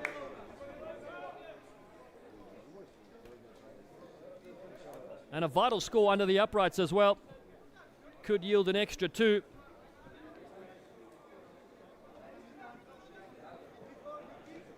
There was nothing on. And Saba Arkvadze said, see you later. And it's 19 points to 12. And Georgia are looking strong here in the second half. They had such a tight tussle, a very physical battle against China. They won yesterday 10 points to 5, topping their pool. They also beat Switzers 14-7 and Kashkash 19-17. This to go 4-0 and a place in the semi-finals. And they could meet China again, or 70s, a team from France who won this event in the year 2022. An error from the kickoff gives possession to George Williams and the Oxfam Crusaders. Hello to our UK fans tuning in. It is heating up here in the Algarve as Williams again attacks. His side trailing by one converted try in the final play of this knockout round. Can they score here and level it up? William Kingston takes it in. The Crusaders need to be careful here. They need to hold on to possession. Reed dancing his way against the vending machine. And there's no way through there. He didn't bring the correct coins, and the ball's loose. Georgia on their feet trying to contest for this one and get a penalty, and that'll do it. Georgia will book their place into the top 4 with a stunning win. Some unbelievable attack and brilliant defense. They tap and will put this one out. It's Georgia that win at 19-12 in Cup quarterfinal number 2.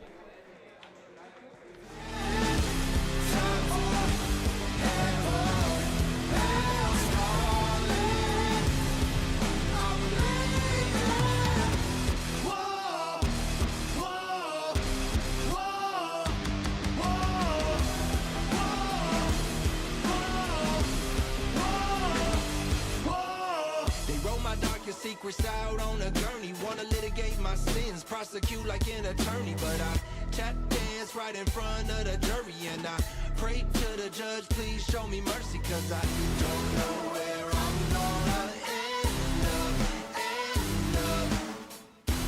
between the end of dream. 6,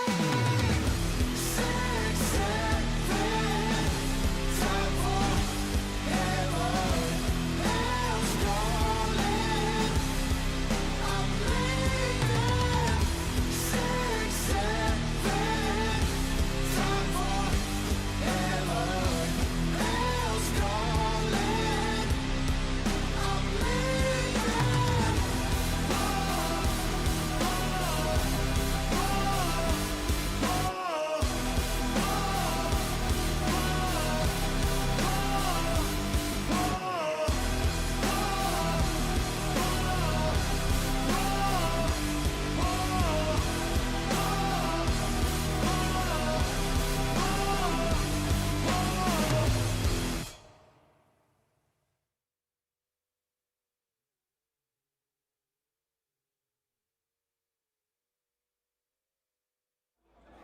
Welcome to the 2026 Algarve Sevens. It's China in white with their new strip kicking off from right to left in quarterfinal number 3. They take on 70s from France. 70s 2 wins and a draw. China with the only loss on day 1 against Georgia, 10-5 tussle.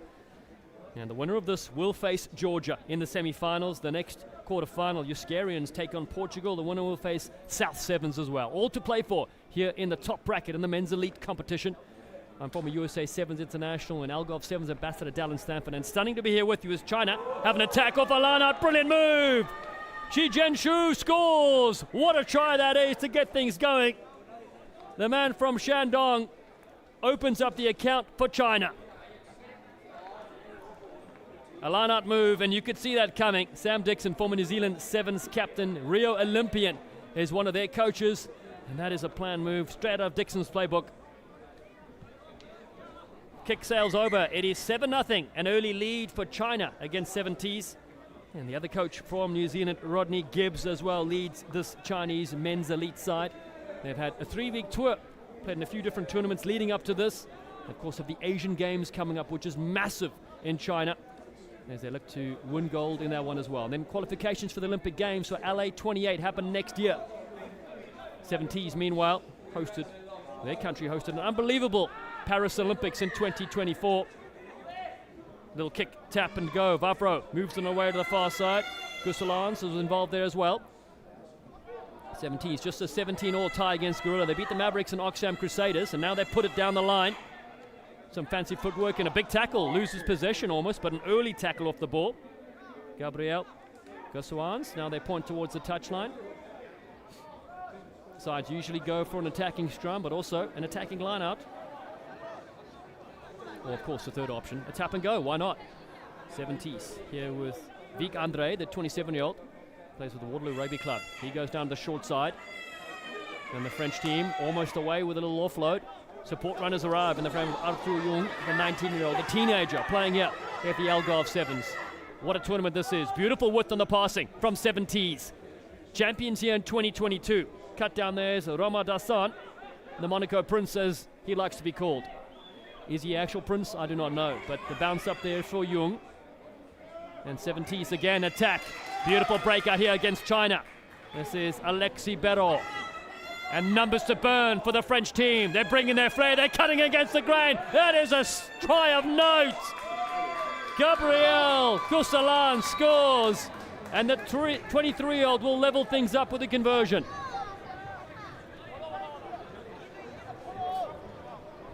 A moment to strike. The momentum with them. And 70s show us how to get it done. 10:30 local time here in Portugal. And they're already flying like veterans. The flags are flying too. And it's 7 apiece in Cup quarter-final number 3 in the men's elite competition. We have women's elite action coming up after this as well in their quarterfinals. Portugal will take on Virginia in number 1. NCR All-Americans against Patella All-Stars. Monaco will take on Sporting CP, and Guerrilla Rugby against Ubuntu. Those are the top 8 in the women's elite. And for the men, Juscarans against Portugal up next. After this, the winner of this current game will face Georgia Sevens, who have gone 4-0 in this competition. China with ball in hand right now, playing in their white strip. They were in red yesterday. Penalty for them was a late shot and a big shot as well. So we'll just check to see everybody's okay. Our referee for this one, Alberto Favreau, issues a yellow card. So 70s with that late hit are down to 6 players for 2 minutes. And China, rightly so, off for a scrum to tie in some of the defenders. And you heard the call there from Guiyong Wang, 29-year-old out of Shandong Sport University. All these players represent China on the national stage in the game of sevens. Such a hard-working program. It's great to catch up with Sam Dixon, having commentated his World Sevens series for many, many years for the All Black Sevens. And Harry McNulty, my partner in crime here, who played against Sammy Dixon as well. They had some great battles. Harry said he won more of them, and Sam says he won more of them, so I don't know what to believe. But be that as it may, it's China. That attack here, beautiful breakout. What a step that is in midfield, looking to go the distance. China will break the gap here and score a wonderful try. Ao Chi Wang has been brilliant on day one. He continues his fine form in the knockout rounds. This puts him 12-7, kick to come. Wang, the 25-year-old out of Beijing, slots the conversion. And just like that, it's 14-7. This is the first half of the knockout rounds.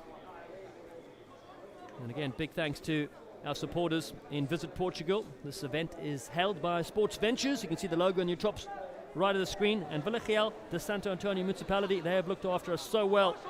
So as have our sponsors, Nova Banco, Ponto Verde, and Rhino Rugby as well. This is the 7th edition of this unbelievable event. It is a elite competition and a social competition. It is a party of note on the beaches here in Monte Gordo nearby as 70s look to get their party on the go again. Beautiful run. Darsan with a half gap. Gets a one-handed offload there to Berraud. He's buried. But 70s have possession, and that could mean anything here. Good steps in the offload, creating a 2-on-1. They decide to put it to the boot. Is that the right option? Because China will come back and collect this one first. I feel they've given it away, but we'll see what happens here. China scooped this one up. Riding there was Bayali Lee, and he gets it. But it is a penalty for 70, so it has worked out in the end. Roro Pereno goes to the left-hand side. They've got numbers to burn here. 70s need to score next. It's a big step you knew was coming. It's a big try. Roman Dashan, the Monaco Prince. I now see why they call him that. 14-12, conversion to follow. And the close of the first half coming up soon. What a blockbuster opening 7 we've seen in quarterfinal number 3 in the men's elite.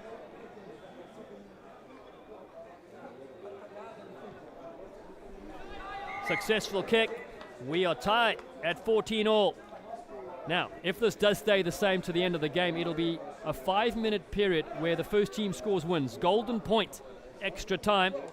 We went there earlier today in the Guerrilla Rugby against Cascais. Cascais, the Portuguese side, winning it with a stunning try in the end. It's a low driving kick. It's a right kick as well. Driving China back. They have possession.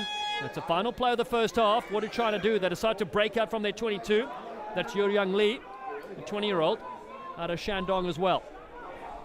Flat passing, and they look to go wide. Very close to the touchline for China, and you feel they're bundled out there, and yes they are, but that's okay. It's half time. It's 14-all in this quarterfinal number 3 between 70s and China. Intervalo neste jogo entre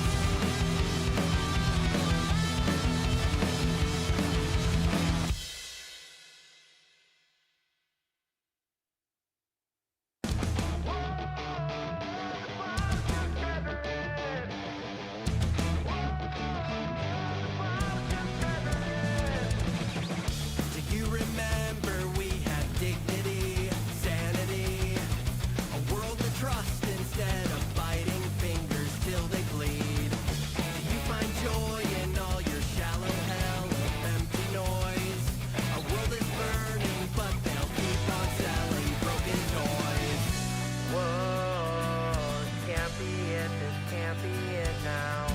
Whoa, this can't be it. This can't be it now!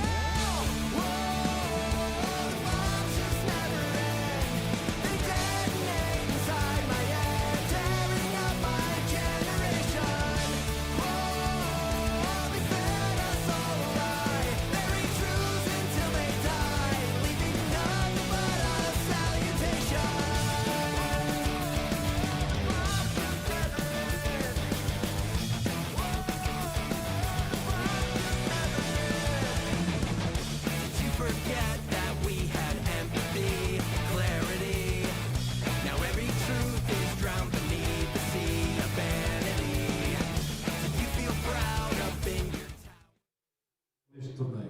The Villarreal de Santo Antonio Stadium welcomes you back at second half action in men's elite quarterfinal.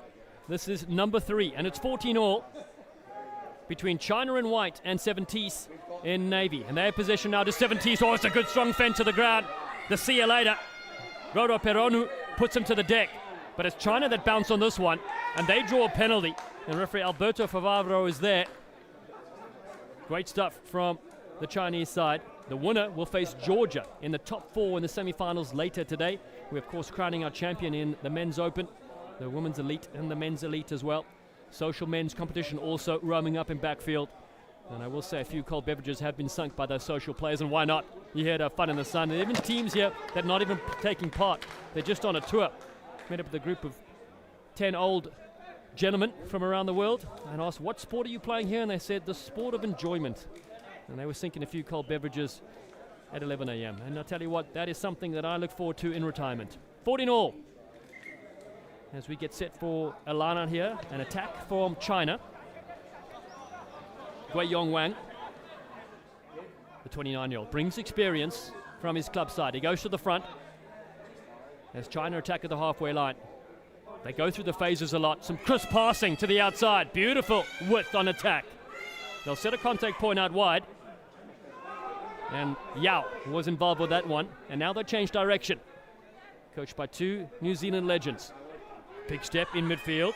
And that was Bao Wang. 25 years young. He's driven back in the tackle by 70s. Possession stays with China.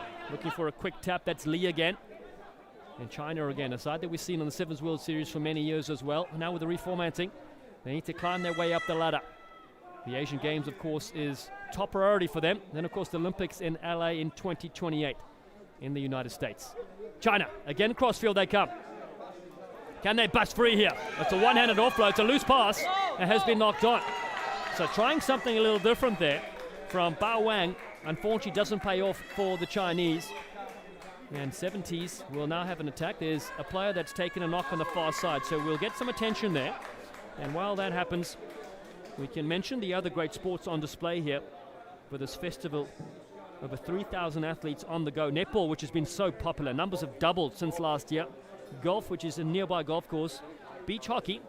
at Montagorda Beach and lacrosse open water swimming. Lacrosse added new sport here in 2026. It's in the Olympics in LA in 2028. Open water swimming, Harry McNulty, we'll hear how he went. He's competing at the moment, representing the broadcasters. And that's mainly because yours truly is not a fan of deep water swimming. I can get in the shallow end, that's okay. Paddle, of course, another popular sport that is on display here at this brilliant stadium, this venue at the Villa Real de Santo Antonio Stadium. Welcome wherever you're tuning in on our broadcast channels. Great to have you with us, especially from France, tuning in for this game, and China supporting these two sides. But so many brilliant countries represented from around the world. Of course, this event, Sports Ventures, puts on the Junior Sevens in Lisbon in Portugal. That's February 13th and 14th, 2027. So join us there. Girls under 16, under 18, boys under 14, under 16, under 18. Find out information online as well, juniorsevens.com. Of course, go to the algarve7s.com. Get yourselves registered for next year. It will sell out again. We'll have to open up a few more slots as well as we increase in numbers from year to year to year. This is the 7th edition. 14-all between China and 70s. You're watching Men's Elite Cup quarterfinal number 3. Results in the other quarterfinals. South Sevens beat Cavaliers 22 points to 5. And then Georgia, a very tight affair. They took out the Oxfam Crusaders Sevens by 19 points to 12. So South Sevens in the semifinals, so are Georgia. And we are getting ready to go here to continue. It's 14-all. This is the second half action you're watching. And the winner of this will face Georgia. And then Euskarians will take on Portugal, the national team from this region. Winner of that will take on the South Sevens. Back to the fray. Everybody's okay. And we are good to go. A feed here from 70s. Bero looks for the loop and he gets it now. Oh, beautiful step off the right. Still continues the wave of momentum here for 70s. Chance and back play for this French side. Oh, loose ball at the breakdown has possession for China. Here they come away with this one. China ghosting free. That is a gift try. Yang Fan scores for China. And now they go ahead. A messy breakdown from 70s. And he kisses the ball and salutes the skies. He knows how valuable that try is for China. The conversion will put them up 21 points to 14. A massive moment in this knockout game.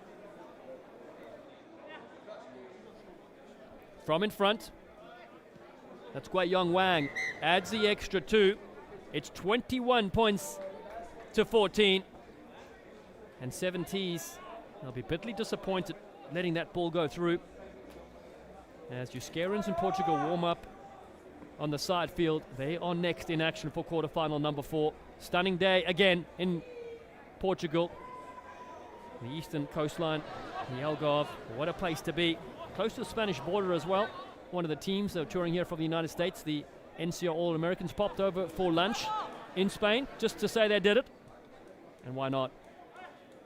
Remarkable countries to visit, beautiful cultures, beautiful people, and a beautiful sport on display. China kick deep, and 70s now have to go 80. Possession for them. Oh, it's a nice run on the outside. Wow, what a beautiful breakout. I don't believe it. Arthur Young is going to score here for the French. The 19-year-old, the tackle comes in, and he scores. What a try. A solo effort. That is a highlight of note, not just for 70s, but for the tournament. Arthur Young, the teenager, sensation. He flies one in, and now it's 21-19. Alexi Bero can't make the extra 2, but they're one score away from winning this contest. Time ticks away here in Men's Elite Cup quarterfinal number 3. Can 70s get possession back at the kickoff? It all rests on the shoulders of Bero. He says he's never won a tournament in his life. Well, now's a chance for him to change that. He goes high. Oh, it's a beautiful kick. Can his side get it back? Trying to jump up and knock it on, but they've been challenged in the air. If that had not happened, they would have taken an attacking scrum. But in the end, China have it. So it's Wang, and a substitute taking the field now. It's Hu Chung Lee, the 21-year-old out of Shandong, Y1 University. A lot of these players from the Shandong area, where they grew up. Coached by New Zealand Sevens legend and former captain Sam Dixon. Took part in the Rio Olympics, was injured before the Tokyo Olympics. And Rodney Gibbs as well, the Kiwi sensation, guiding this Chinese side. They lost to Georgia 10-5 in the pools. They beat Kashkash 19-7 and Switzer's 21-19 in a thriller. And now they're ahead by the same score. A 2-point lead for China. They've got to be clinical here with a double wrap play. Loopers are there. And the shot comes in on Yao. It's possession for 70s. Now's their time to shine. And they get an extra 10 meters. The tap and go is on. 70s. Oh, they took it behind the mark, so in my book that was okay. But I understand the referee wants to issue a yellow card, and rightly so. It will be a yellow card for Wang, so he'll go to the side. He was last at the breakdown, wearing 19 on his jersey. Confusion as Hughes goes off. And Wang decides to stay on, but his teammate leaves. A scrum called because they know there's enough time. And 70s need one score to book themselves into the Cup semi-final, the top 4 spots. So much to play for in the final few moments of this game. There it is. It is the final moment. Cancel a few. It's the last chance saloon. No scrum off around the fringes. So Alexi Barrault will feed this one with no pressure. 70s trail 21-19. Barrault, he has a dart himself. 70s need to be sturdy with ball in hand. They've got numbers on the right-hand side. It's 7 against 6. Can they strike here? The big fend and strong run here. Darshan gets one into the 22. The French team. They got numbers down the chain. Can they find it? Can they get the score? Yes, they can. Or can they? I don't know. Try awarded. Timothée Dovo scores the winning try in style. That is French flair. 24-21 in the final play of the game. Unbelievable scenes at the Algarve Sevens. China knocked out in the quarterfinals. Conversion is not needed. 24-21. It went down to the final moment of the game. Barrault, that said he's never won a tournament, has put his team into the top 4. The kick does not matter and is missed. But at 70s, they go to the top 4. They win 24-21. They'll face Georgia in the semi-finals.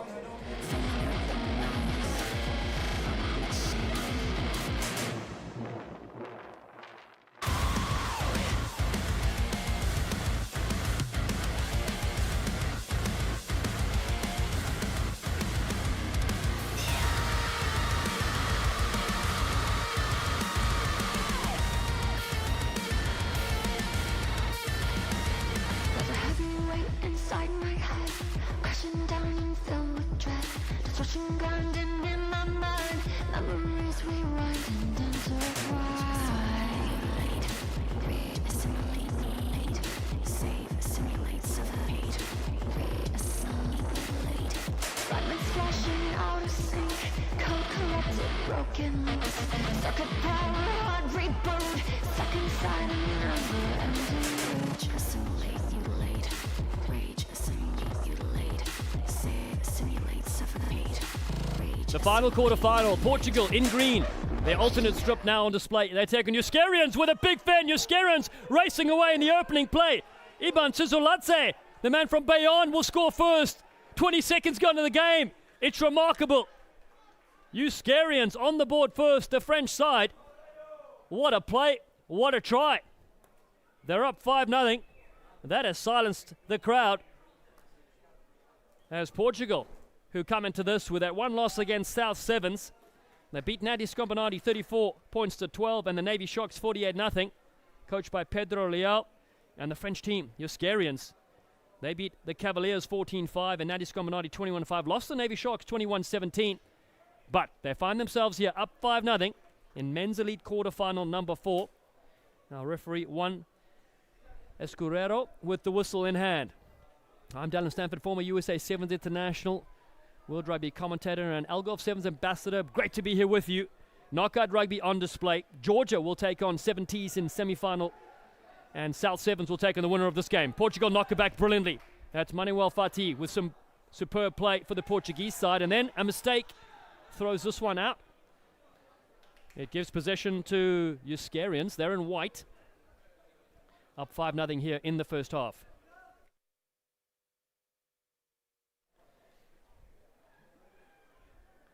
Welcome to the 2026 Algarve Sevens. Follow the sun is, of course, the slogan to the right here for Euskarians. Possession now with a big step. Charlie Lafont doing well. Now they move it to the left-hand side. Here comes Josef Manu. Bit of space to operate. And now possession, moving to the right-hand side. They've done really well to control this first half. Remy Dubé and Laborai, the 22-year-old out of Dax, the Basque region. Euskarians still have possession on the right-hand side. It's a kick through. There's nobody back, so the chasers are arriving. Diego Sanza flies up here, but Portugal able to grab this one. Can they get possession back? The Portuguese team know they concede a penalty, and it's all going the way for the French so far. Having just watched 70s book their place into the semi-final, and the South Sevens as well. It's a flick, one-handed offload, a beautiful dummy. It continues to go here. Layan, the 26-year-old, doing superb work around the fringes. Now Manyo, just 20 years young. Big steps, so many creative French players in this team. They elude a few Portuguese tacklers. Big shot comes in. And the Remy Dubier is hit hard, and Portugal get possession back. What a shot that was. Amazing work in the tackle. 5-0.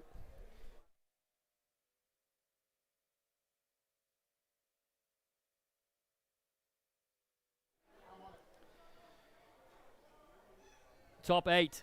Euskarians lead 5-0 here in the knockout game. The final men's elite clash, women's elite knockouts happen after this. Quick tap here for Portugal. Thibaut Koyan moves it to the left-hand side. He's been very good for them in this tournament. A couple of big steps in midfield. Portugal needs some possession. Oh, and they're eluding a couple of would-be tacklers. Some wonderful work from Edgar Montero. And then it's been pinched. And it goes the other way. Bounce pass here for Euskarians. There's space to operate. They cut up the middle. What a score this will be. Charlie Lafont, teenager, 19 years young, scores for Euskarians in the quarterfinals. They have their second try. Fantastic work from the young gun. He fires one in. And just like that, this conversion could put them up 12-0. Wow. Energy sapping stuff from both sides. We witnessed some big games.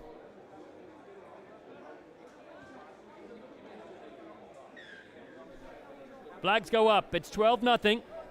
Euskarians, a team out of France. We've seen so many great French teams over the years. 70s won this in 2022. And now they have a few sides in the top 4. 70s will take on Georgia. South Sevens will take on the winner of this game in the final 4 placings. Portugal needs something here. Can they get this kickoff? Try to knock this one back. It hasn't gone 10, so they will take a free tap on the halfway line.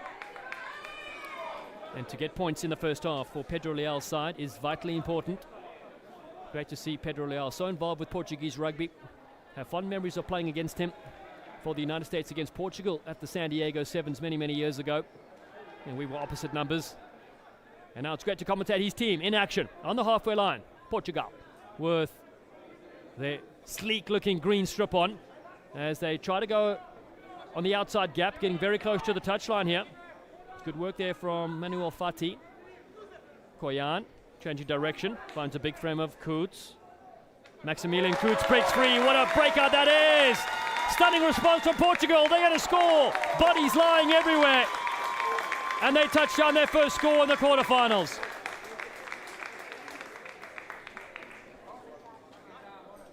The kick from in front sails over. Thibaut Koyan adds the extras. Maximilian Koets from Lisboa, the student, played with Cascais Rugby, who are playing here as well. but he's been elevated into the Portuguese setup and now has them 12 points to 7. So just 5 points adrift in the first half. This event put on by Sports Ventures in partnership with Vila Real de Santo Antonio Municipality. And great support we've received from Visit Portugal as well. If you haven't been to Portugal, it is a must. It is a bucket list visit. This now my 3rd time here in the Algarve for the Sevens. And what a place to be. Guaranteed sunshine, guaranteed vibes. Stunning coastline, stunning beaches. Unbelievable food and people. Big step here from the midfield from Euskarians. A loose ball, been scooped up. What a play. What a pickup. Coots going in. Can he get his second? Yes, he can. Momentum with Portugal. The pickup from Francisco Marquez. And has Coots in again. The students having a day. The conversion will put them ahead. That was the final moment of the first half. This to make it 14-12. It's half time in our final quarter-final men's elite. Portugal up 14-12 against Euskarians. Fed on the silence, taught to obey. I won't kneel, I won't drown. No more change, no way down. I won't run, I won't bleed, I won't break, I won't bend.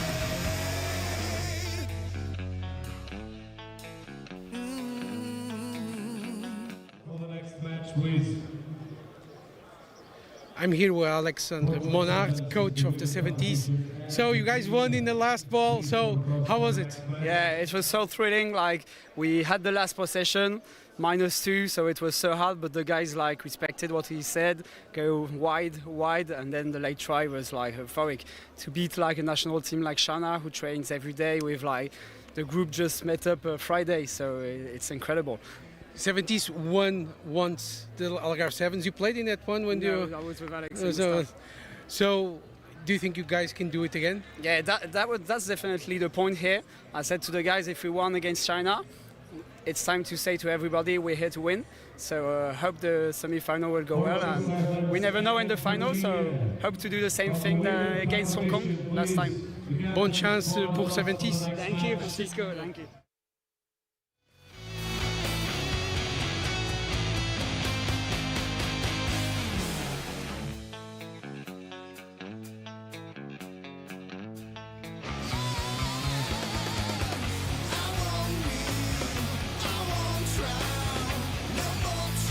Good to go for the final 7 minutes of the men's elite quarter-final number 4. And it's Portugal up 14-12 against Euskarians, a team from France, booking their place in the semi-finals. Who will play the winner of this are the South Sevens. And then the other semi-final is Georgia, the national side, take on 70s, a team that won here back in 2022. Welcome to the Sun. It has been brilliant and fun, of course. We keep hyping it up because that's what it is. An absolute holiday of note. And some brilliant action on display. 7 sports on offer in the 7th edition of the Algarve Sevens. Possession now for the Euskarians. 2 great scores they have to their name. Can they go on the outside? Charlie Lafon, the 19-year-old from Bordeaux. Played with Biarritz as well. At the halfway line, Euskarians are trailed by 2 now. Fly into the fray. Big contact point. As they reload. 7 up on D from Portugal. So they have to work extra hard to get that overlap. Diego Sanzar, and then the kick through. It's a clever little move. Can this work out for him? Charlie Lafon is chasing after this one.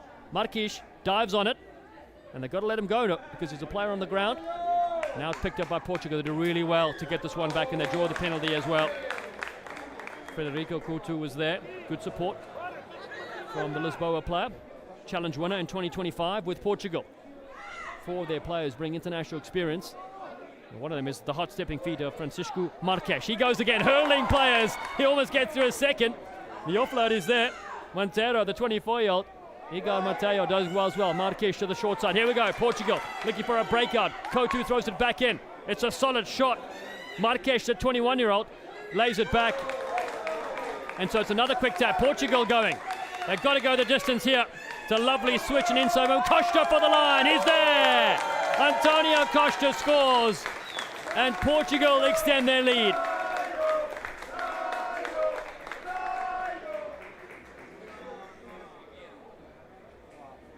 The crowd erupting here at Villarreal de Santo Antonio. What a stadium, what a try. Couple of bodies left lying on the dirt. And Pedro Leal's side now have a 7-point lead. They were quality on day one. They met tough competition from South Sevens. In fact, is a team they could face in the semi-finals. They lost 35 points to 19. So valuable lessons learned on day one. What a beautiful kick. What a strike that is. Federico Couto nails it. And that is now a 2-score game. Vital conversion that he just kicked. 21-12. If you're just joining us, we are into the men's elite action quarterfinals, the top 8. And in fact, we're heading into the top 4 a little bit later. Georgia against 70s, South Sevens against the winner of this game. Women's action coming up after this. 8 top sides in it. Amongst them Portugal, the NCR All-Americans, Monaco Gorilla Rugby, as well as Ubuntu, Sporting CP Patella All-Stars. Euskarians. What have they got in store for us? 2 scores needed after that successful conversion by Portugal. They've got to go a long way from their 22, but they have space out wide. Little dogleg left on D to Petit Coute, the 28-year-old. No way through though. Portugal holding strong so far here. This is the second half that you're watching. Euskarians around the fringes they go, and that's Labarriere, 22-year-old, born in Dax. There's a breakout here from Euskarians. This is why they're dangerous. What a run this is from their 22. Full field effort. Joseph Mania will score. The 20-year-old, the Basque man, will put it down. This will make it 21-19 when the kick goes over. And we are still in this. So are the Euskarians. The French side need to nail this conversion and do a 2-point ball game as time ticks away here in the second half. Local time 11 a.m. We're going to bring you the final at 7 p.m. tonight. No rest for the players or the commentators. And I will be bringing in Bernardo Rosmaniu. He'll come in and commentate a handful of matches to help us out, as will double Olympian Harry McNulty, who is swimming in the seas nearby in Montagorda Beach in open water swimming competition. Knock back here, but not 10. Or out on the full, either one, you take your pick. Salvador Cabral wearing 8 on his back here for the side from Lisbon. Portugal, who are up 21-19. Just need to maintain their lead or score again. 2 tries from that man in picture. Maximilian Kutz out of Cascais Rugby. He's been the try scoring here so far in this game. Here's Manuel Reis, busting free. I think they changed a few jersey numbers on me, did the Portuguese side in their green strips, because that's definitely not Reis. Reis is about 1 foot shorter. Well, he was yesterday, so I don't know what he did overnight, but here he goes for the line. It's Portugal on the hunt for another score. The green wave continues here. The stutter step, beautiful outside gap, and what a score with pressure on him. Federico Couto will score, and Portugal are up 26-19.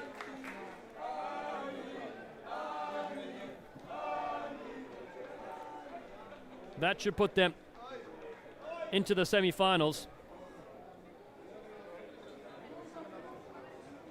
Attention there as they line up another conversion.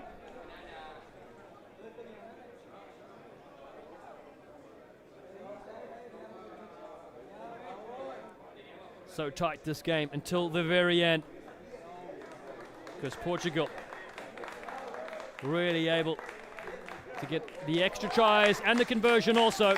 28-19. That should put them through with only a few moments remaining. There's a television match review. Looks like we're going to go upstairs. I'm not sure what we're checking. Might be some foul play here. We'll see. We're good. We play on. We're just looking for a ball, in fact. So cancel that. Portugal, who've performed superbly in this game. Initially trailing, and then taking half-time lead 14 points to 12. But here they are, 28-19. Euskarians, can they quickly score and leave it to the last play of the game, or will the siren sound next? Down to the short side they work. Petit Couillet. Not a lot of space to operate. Very tough to get the line breaks, but the penalty is there for offside play, so they've got to go quickly here and do. Taken back, it's brilliant. Euskarians over the halfway line, some wonderful stepping. Timothée Lagal, this French side. A moment of brilliance needed from them. Or will it be Portugal that holds strong? A half break from Remy Dubier, and that is the siren. It's all over for the Euskarians. They could score here, but not able to score twice. The ball goes back to Lagal, the 22-year-old. Another offside play and a yellow card. So down to 6 for Portugal. Euskarians will close this out, potentially score a nice try here, but it won't be enough to go into the top 4. Georgia will face 70s as Euskarians start over the top, and South Sevens will face Portugal in the other semi-final, the men's elite competition. Euskarians with an extra player to work with here, Remy Dubier. He goes on the outside. Great step from Dubier. He'll score here. A consolation try for the French team, and he fires himself and puts his buddy on the line. No need, but he does get the try. 28-24. What a performance it has been from Portugal to hold on here as well. Such a close game between these two brilliant sides, but Portugal, to the delight of the crowd, will go through into the top 4. The kick sails over, and it's full time. 28-26, Portugal beat Euskarians, or into the top 4.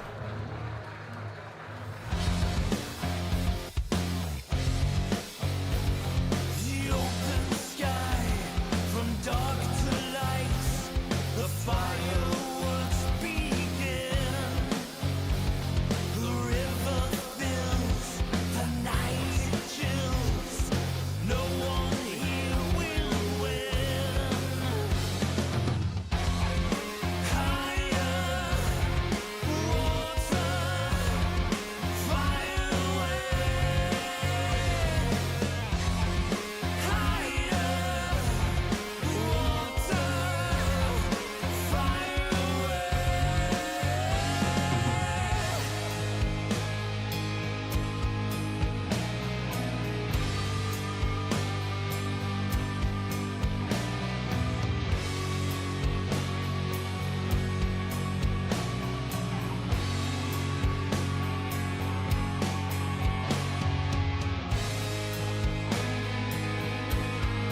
High on the waterline, hear the war cry.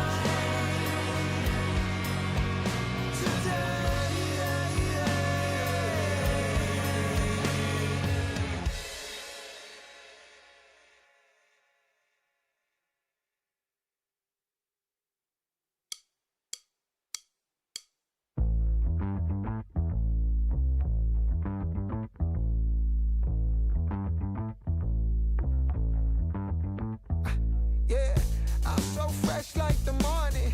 Mouth wide open like they yawning. Every time they see me, they in G-Shock. Homie, this is too far. Homie, I feel too alive. You can see me like Illuminati.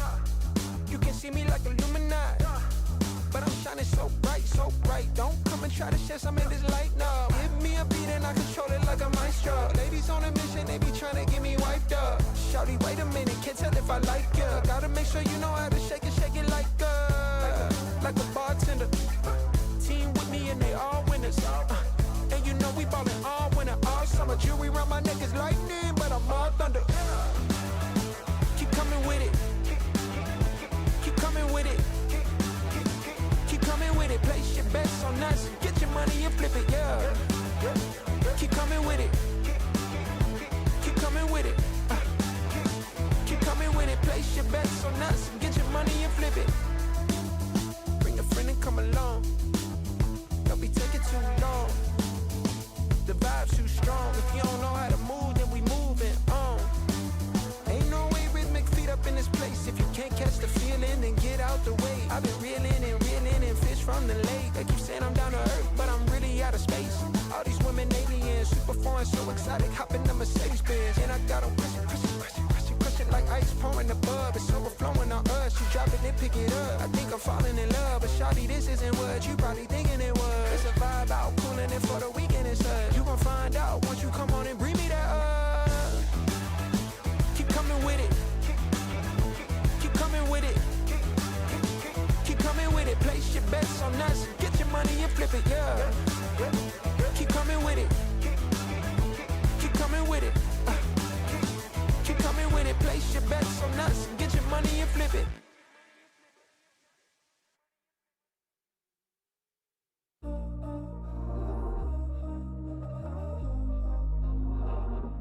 We were sparks on quiet streets, two hearts finding where to meet. But life pulled us apart, left me talking to the dark. If I called you tonight, would it feel the same? Or have we both moved on to different names? Take me back to the start, before the quiet and the scars. When the world felt small and your hands felt warm. Take me back to the start, if only for a moment. I've been up since 3, scrolling back what we used to be. Half truths in this late night chat, both of us knowing what a lie that. Funny how we talk like we're fine, but your name still lives in my rhyme. Take me back to the start, before the quiet and the scars. Take me back to the start, before the quiet and the scars. When the world felt small and your hands felt warm. Take me back to the start, if only for a moment. If only for a moment. If only for a moment. Take me back to the start, before the quiet and the scars. When the world felt small and your hands felt warm. Take me back to the start, if only for a moment.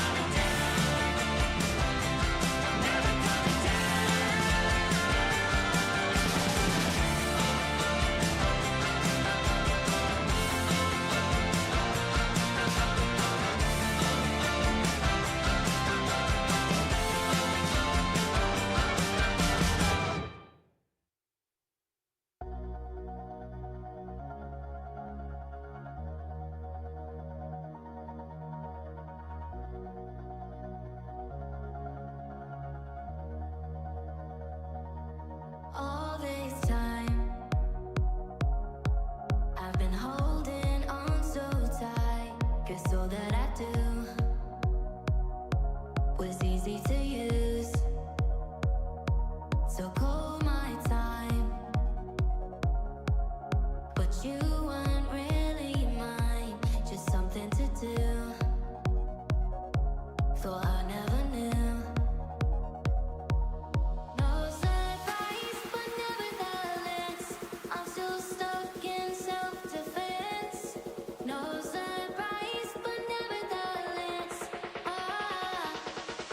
I get lost when I look in your eyes. I just want to be next to your I get lost when I look in your eyes. Do you even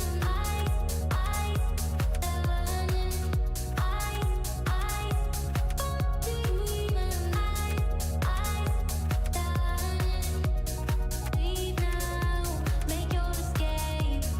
You know the fortune favors the brave. So close, just get away.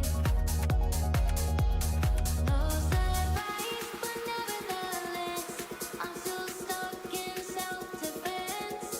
No surprise, but nevertheless, I get lost when I look in your eyes. I just want to be next to your I get lost when I look in your eyes. Do you even do you even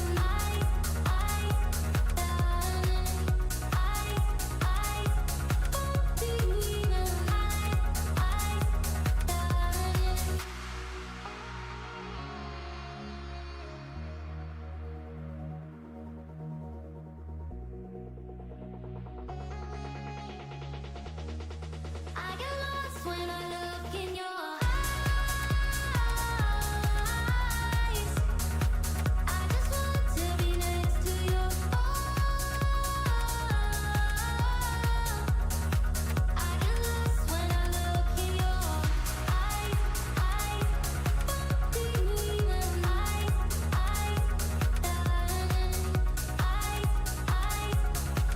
you even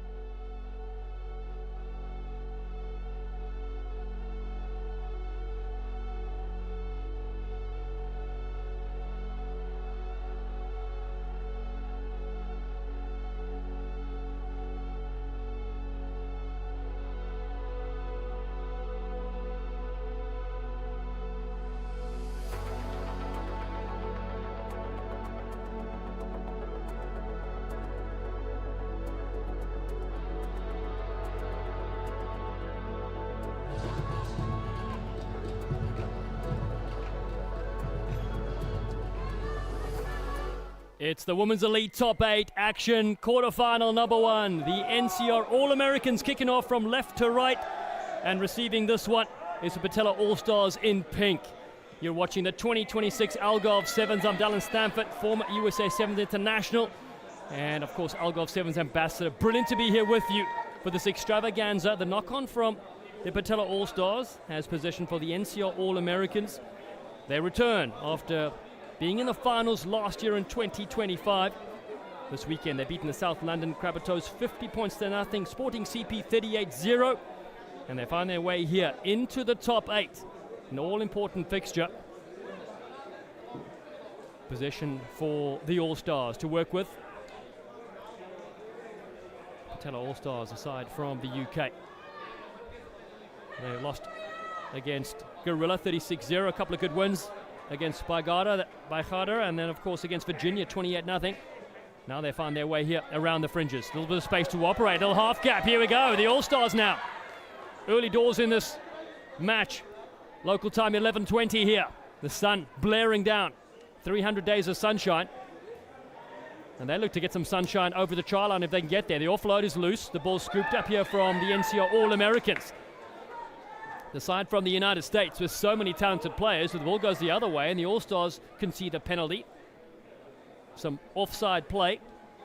This is quarterfinal number 2. The first one won by Portugal, the national team. So they will book their place into the semi-finals. Now they'll take on the winner of Guerrilla Rugby against Ubuntu Rugby. We also have Monaco against Sporting CP happening as well in the other quarterfinal. Women's Elite Division. This side coached by Jamie Fretch, Emile Walton and Magali Harvey, the Rugby World Cup sensation from Canada, leads the side. Now they go around the short side. Not a lot of options there for Mia Blocker, but doing really well. Blocker out of the University of Notre Dame, the junior, fights away, the business student, gets a good offload, so well supported here. The All-Americans. Blocker moves it away. Good hands on the outside. Looking for a bit of space to operate. The loop comes in as well. Liv Baptiste is there. And now a breakout on that far side. Lauren Tomlinson has some real gas. There's a 21-year-old, but the All-Stars range back in a good tackle. Support arrives though. And this is going to be a brilliant score. Larissa Barbosa will get it done. The 22-year-old, graduated from Brown University, scores. Portuguese via Brazil was her first language, but she knows how to touch them down. A brilliant strike first from the NCR All-Americans has them up 5-0 in this game. Conversion attempt. Unsuccessful, but 5-0. The crowd loving the early start here from the All-Americans. What a talented group this is. Their first international tour. Wonderful work. Was last year here at the Algarve 7, so this is their second. Their men's side was here as well. This one does go the required 10. Chasers are there also. Trying to bounce on this one. And the All-Americans have it around the fringes. Here's one of their go-to stars, Piper Lee. 20 years young and a real handful on the rugby field. She's there around the base, but picked up instead by Kelly Greenleaf. Greenleaf's had a great outing this weekend. Now, the player that made that initial break, Lauren Tomlinson, the 21-year-old out of Drury University. They still have possession. Now the All-Americans put it down the chain. Can they get another try? Barbosa linking up their space on the left-hand side. Greenleaf looking to engage. The hands. Tomlinson now on the outside. Oh, that's tremendous speed. Mia Blocker will get it done. She's the business. And the NCR All-Americans have their second score. The two-time All-American Big Ten Conference MVP. She works hard for the money and has another brilliant score. 10-0 here in quarterfinal number 2. The flags go up. It's 12-0. Wonderful sideline conversion as well, getting plenty of practice this weekend.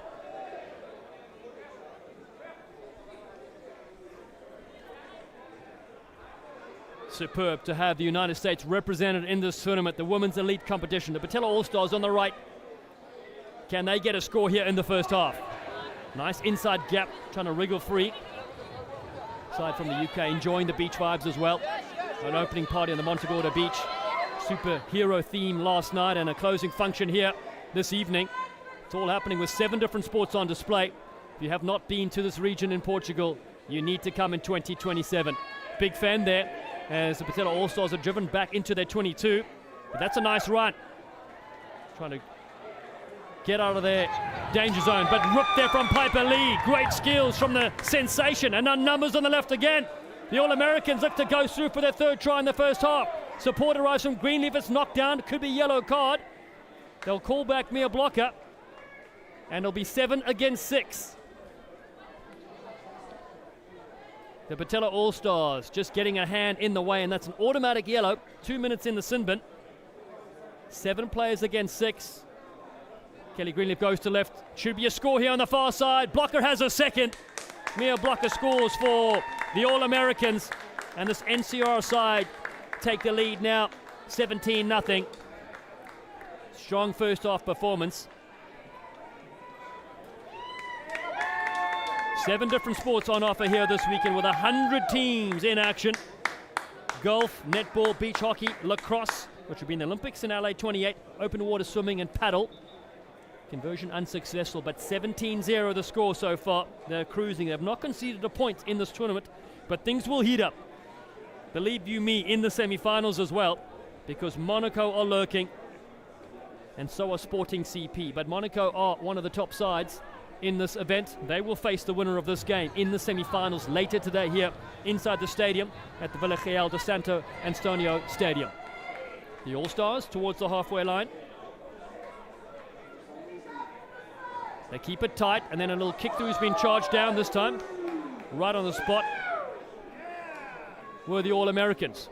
Here's Blocker again, Mia Blocker. 2 tries to her name in the first half. Support, Liv Baptiste is there, gets a strong fin. One goes to the ground, the offload on the inside. Here we go yet again, Kelly Greenleaf. Oh, big shot, comes in on Greenleaf. That was a tackle, I note. And the halftime whistle sounds. It is the NCR All-Americans up 17-0 against the Patella All-Stars.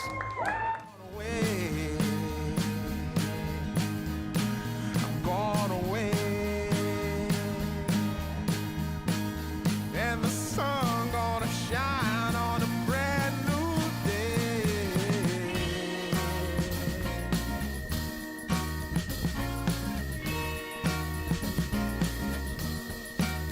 Must be somewhere welcome me into the fold. Blooming flowers, as much as I can hold.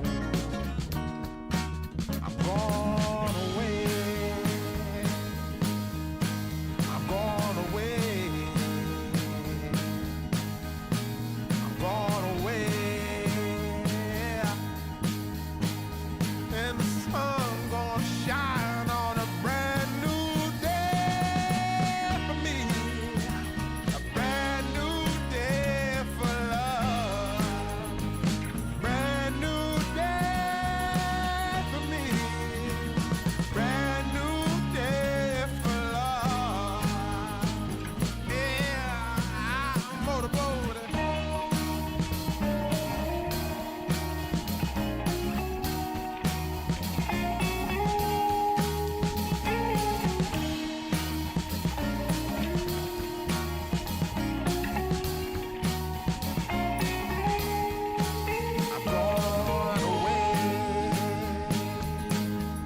I'm gone away. I'm gone away. I'm gone away. Yeah. And the sun gonna shine on a brand new day for me. A brand new day for love. Brand new day. You join us for the fun in the sun, the year 2026, and it's knockout rugby. We're rocking and rolling, 17-0. The NCR All-Americans from the United States on the right of your screen lead. They take this kickoff. Even though it doesn't go 10, it's a great jump from Liv Baptiste, the 22-year-old, graduate from Brown University. Piper Lee, who was instrumental in the first half, apparently loves jumping through rings of fire in her spare time. Here's Mia Blocker, the magician on the outside. Oh, it's a work of art. Blocker looking for a hat-trick in this game. Quarter-final time. And Blocker delivers again. It's a blockbuster run from Mia. And the All-Americans cruising in this tournament. So many great players in this side from all across the United States. Brilliant universities represented. National Collegiate College Rugby. They have the most number of players and teams representing the college sanction, the men's and women's divisions. Brilliant to see them here on another international tour, coached by Jamie Fretch and Emil Walton and Magali Harvey as well. Manager is former US Eagle Alicia Washington as well. Another one of the sensations in the side. 3 returned from last year. Blockers, one of them, Kelly Greenleaf and Larissa Barbosa. Barbosa, who represented Brazil last week. Congratulations to her international rugby star as well. Izzy Henderson charges up the 21-year-old out of the University of Notre Dame, the senior. Former basketball and track star. Patella All-Stars hoofed this one through. It's a big kick downfield. And you can feel the All-Americans racing back to collect this one. It's a pick up here from the All-American side. Support arrives. Penalty conceded though. So it goes the other way for the All-Stars. A team from the United Kingdom. In this quarterfinal number 2. The winner will face the winner of Monaco or the Sporting CP, which happens after this. Referee is Anna Isabel Avila.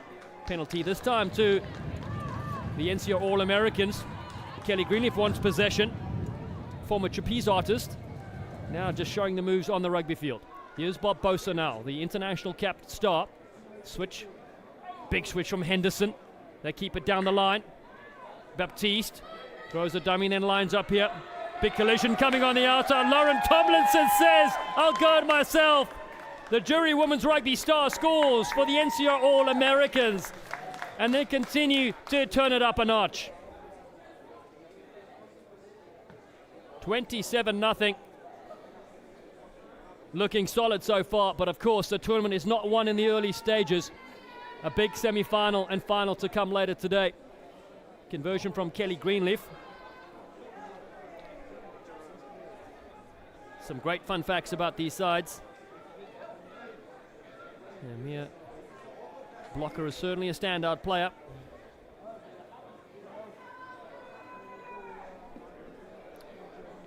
So Gillian McRae used to work as a dolphin trainer as well in her spare time.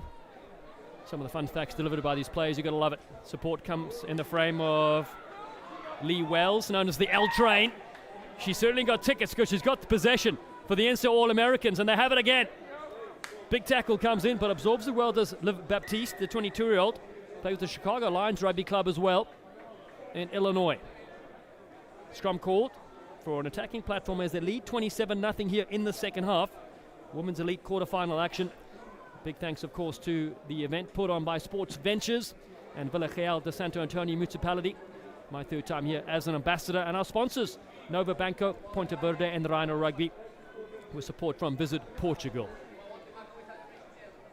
2 tremendous days in the sun of competition, and a third if you're a golf fan, with 7 sports on offer.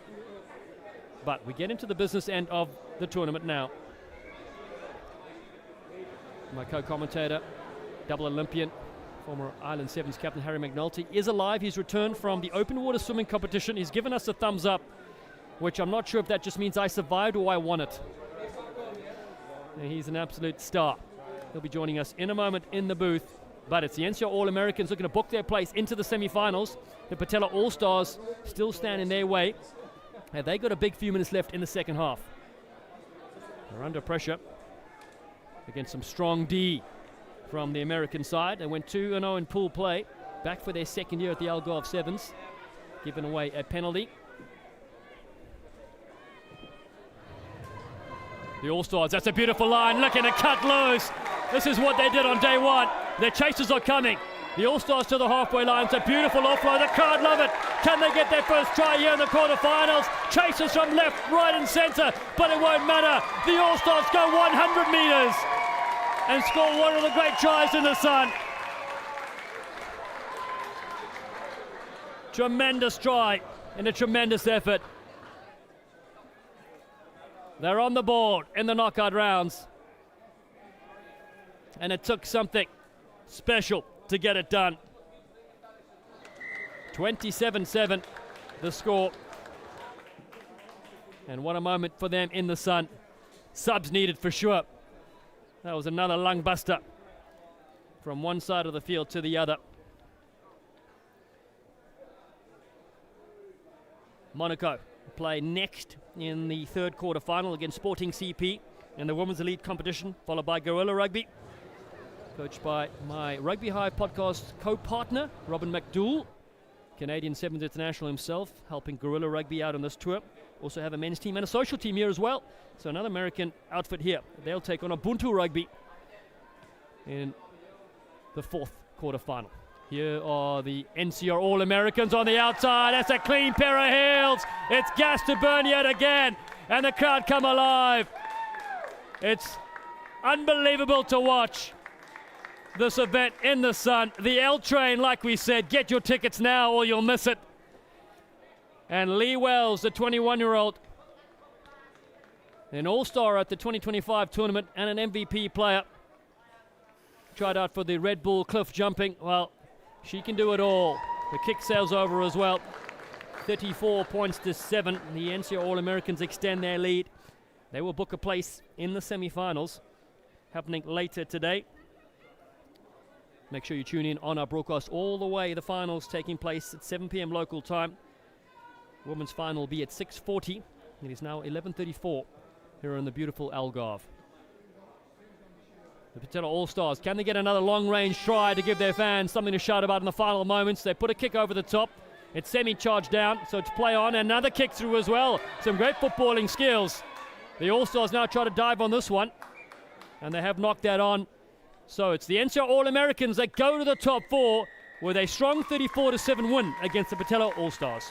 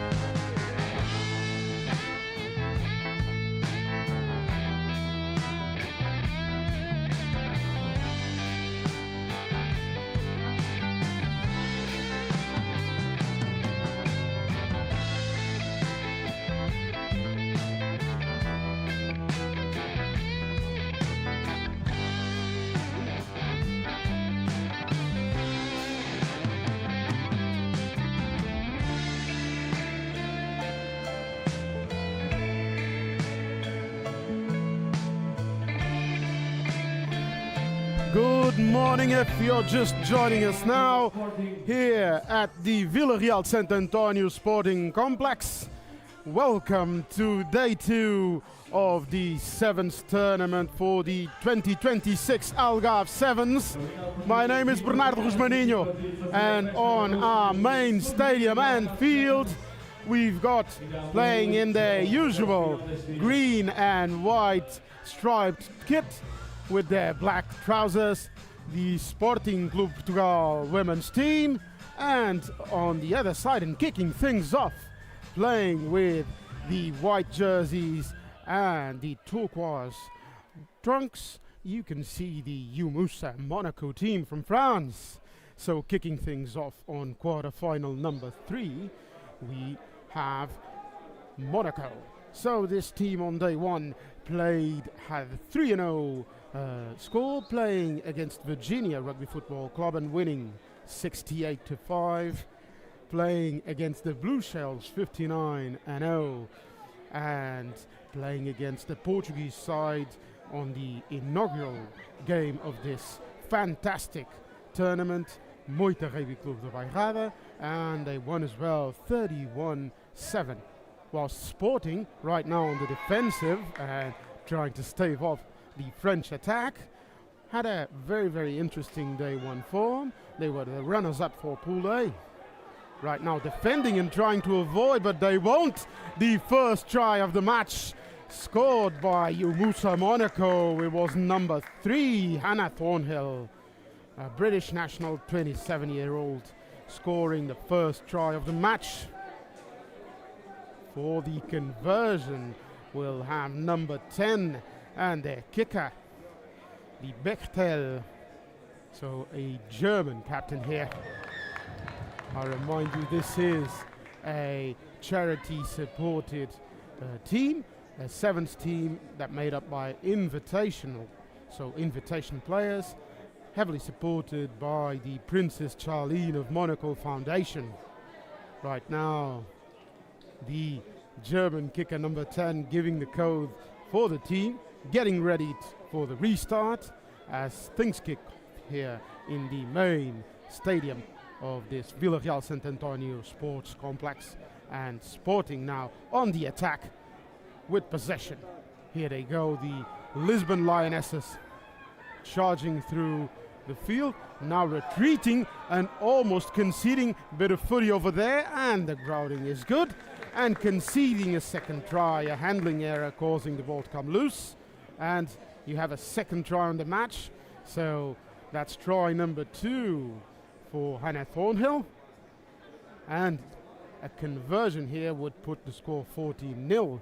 So Sporting, that started the day 1 with a defeat started the day 1 against a win, a 45-0 win against Strathclyde, and then also won against the South London Crabbitoes 22-10. Then at the end of the day lost their third match from Pool A, still qualified as runners-up against the American squad NCR. The NCR team is waiting for the winner of this match, so whomever wins this match will play against them in the semi-finals. The winner also of the first quarter-final and waiting for the final quarter-final match coming up next between Gorilla Rugby and Ubuntu of Portugal will be the Portuguese national squad. But back on the main field, we have Sporting still playing within their 22-meter and still trying to make what would be their first attacking possession. But right now they've lost it and turnover, so ball is given out to the French team, as I said before, heavily supported by the Princess Charlene of Monaco Foundation. They are a global touring side, and indeed on Saturday they had one of the highest scores of the day, 68-5 against Virginia, the Irish squad. Today they seem to have everything going for them so far as well, yet the Portuguese team is perfectly capable of pulling a surprise here. They're on the attack. This is a very, very interesting Portuguese side with a lot of young players and a couple of veterans here as well. Let's see what they can do, even though yesterday was a mixed bag with 2 wins and 1 loss. They have all the skills in the world and the ability if they can pull through and mount a consistent attacking play to start cutting down the 2-try lead that the Monaco side has. So far, it's been a busy morning here in the Villarreal Sant Antonio Sporting Complex. So 7 sports and 3,000 athletes, more than 100 teams here playing in the Algarve. Yesterday as well at the party at the Montegordo beach. Now today, the recovery time being important here. Well, speaking about recovery, it will be difficult to recover from this 3rd try. It was number 4, Marianne Goua, so a French national, 26 years old. Very, very, very hard work here by the French team, the Monegasque, making sure that their lead becomes a bigger one. I wouldn't say unsurmountable. We've seen it before in rugby sevens, but already 19 points. So far, we have 3 tries to 0. The Monegasque team winning, and in a convincing fashion so far. So getting ready to book their place in the 2nd semi-final, also played today right around 3 o'clock, so 2:40 the kickoff time for that particular game. Now on to this game. It was Barbara Barros with that reception, formerly playing at Bellis, now at Sporting, already a former national champion in 15s, and she also played in the Iberian Cup with the 15 side. Now here leading, one of the leaders of this team, as on the field Sporting concedes a penalty as they didn't release the tackled player, and the Monegasque team has another attacking opportunity. We see the code being given by the player taking the restart. So it was Rizan Algamoun. The ball being sent but not correctly passed. Still, even with the rebound, the Monegasque seem to be having all the luck in the world, and nothing will stop try number 4. So 24-0 so far, as you hear the horn, and we're all set for halftime. A convincing lead. Try scored by the number 8 jersey, Chloe Pontus. See if the 23-year-old converts, and she does. 26-0 halftime here at the main stadium. They said slow down, son, take your time. But I was born running every stop sign. Sky is the limit, no chance to hold. Sky is the limit, I'm breaking the mold. Sky is the limit, I'm out of control tonight.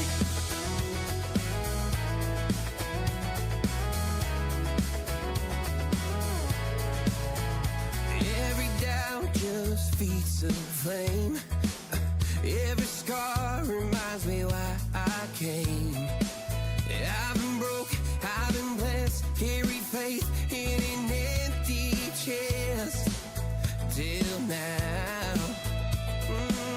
The stars are down like good old friends, saying, boy, don't stop when the sky just ends. Sky is the limit, no chance to hold. Sky is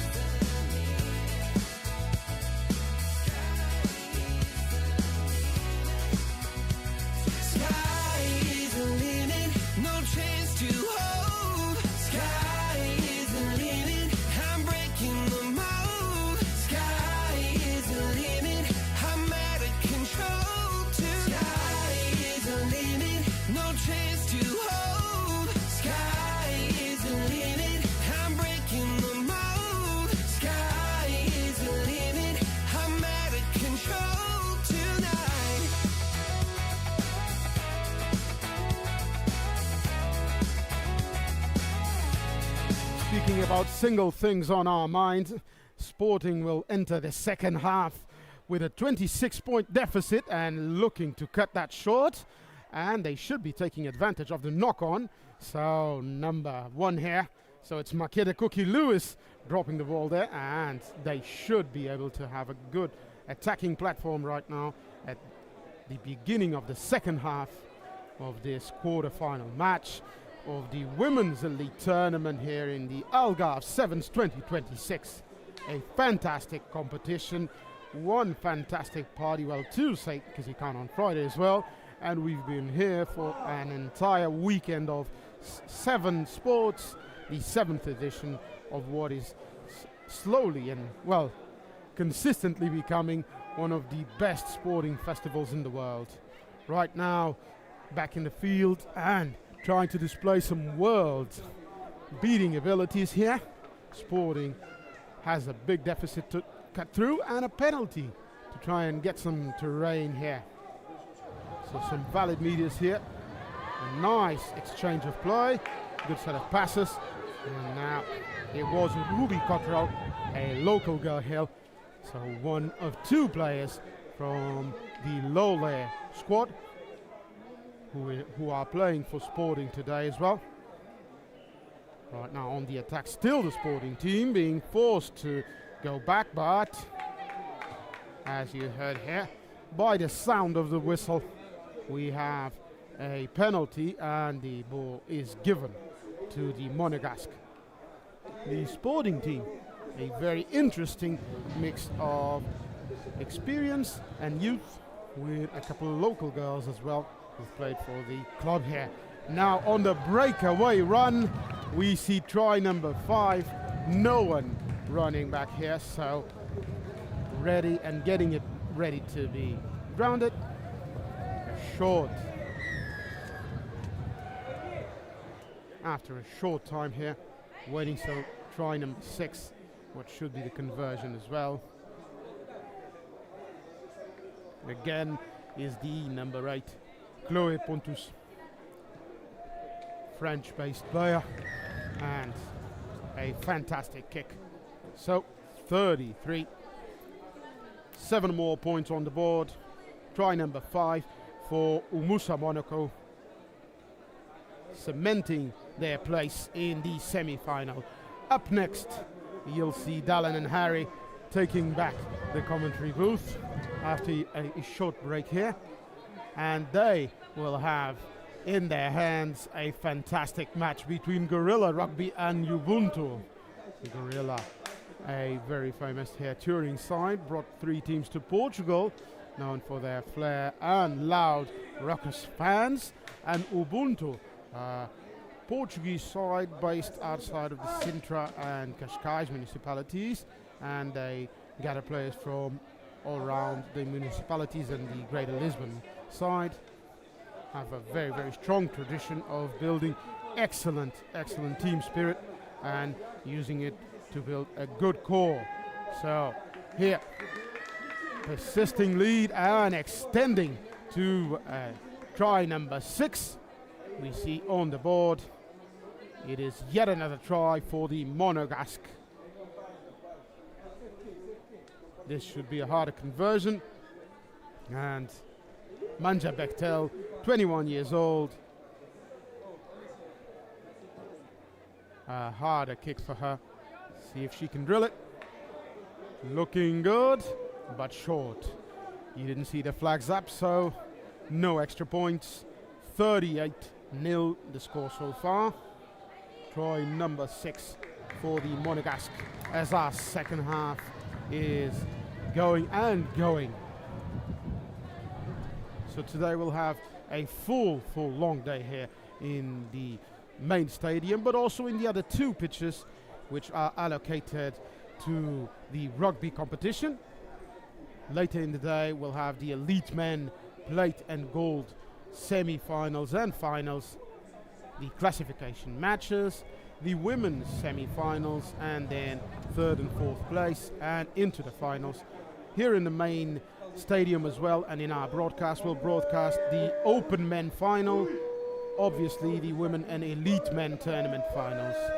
So we should be here, me, Harry and Dallin, until 7:30 with all of the highlights, all of the best matches and the top players and games of this Sevens tournament in the Algarve Sevens 2026, a sports venture organization proudly supported by a lot of entities. But first, try number 7, scored by number 7 here, Malo Malgherini, a French national with 31 years old, one of the veterans of this squad, scoring what is try number 7, 7 editions, 7s in the sun.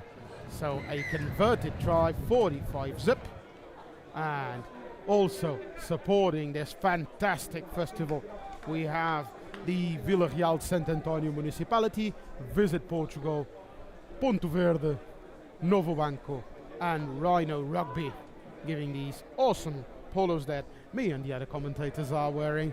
And this ball, the match ball, which is made out of recycled plastic and it has a fantastic grip. I've tried it, I've checked our merchandise stand, and I'm looking forward to getting one myself. So, as we close down our match, and we're in the dying embers of it, we have yet another scrum. The Monegasque team winning and winning comfortably, getting ready for their next match. Should be in the semi-finals around 220 and 240 here. The scrum resulting in a penalty for Sporting.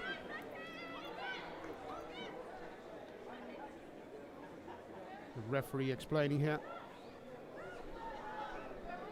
allowing the Sporting team to restart after the penalty here, trying to make a sustained attack. Here they go, the Sporting team. Will this be try number 1 for the Lionesses? Going into contact was number 7, one of the stars of this team. So Kriza, the Ukrainian player.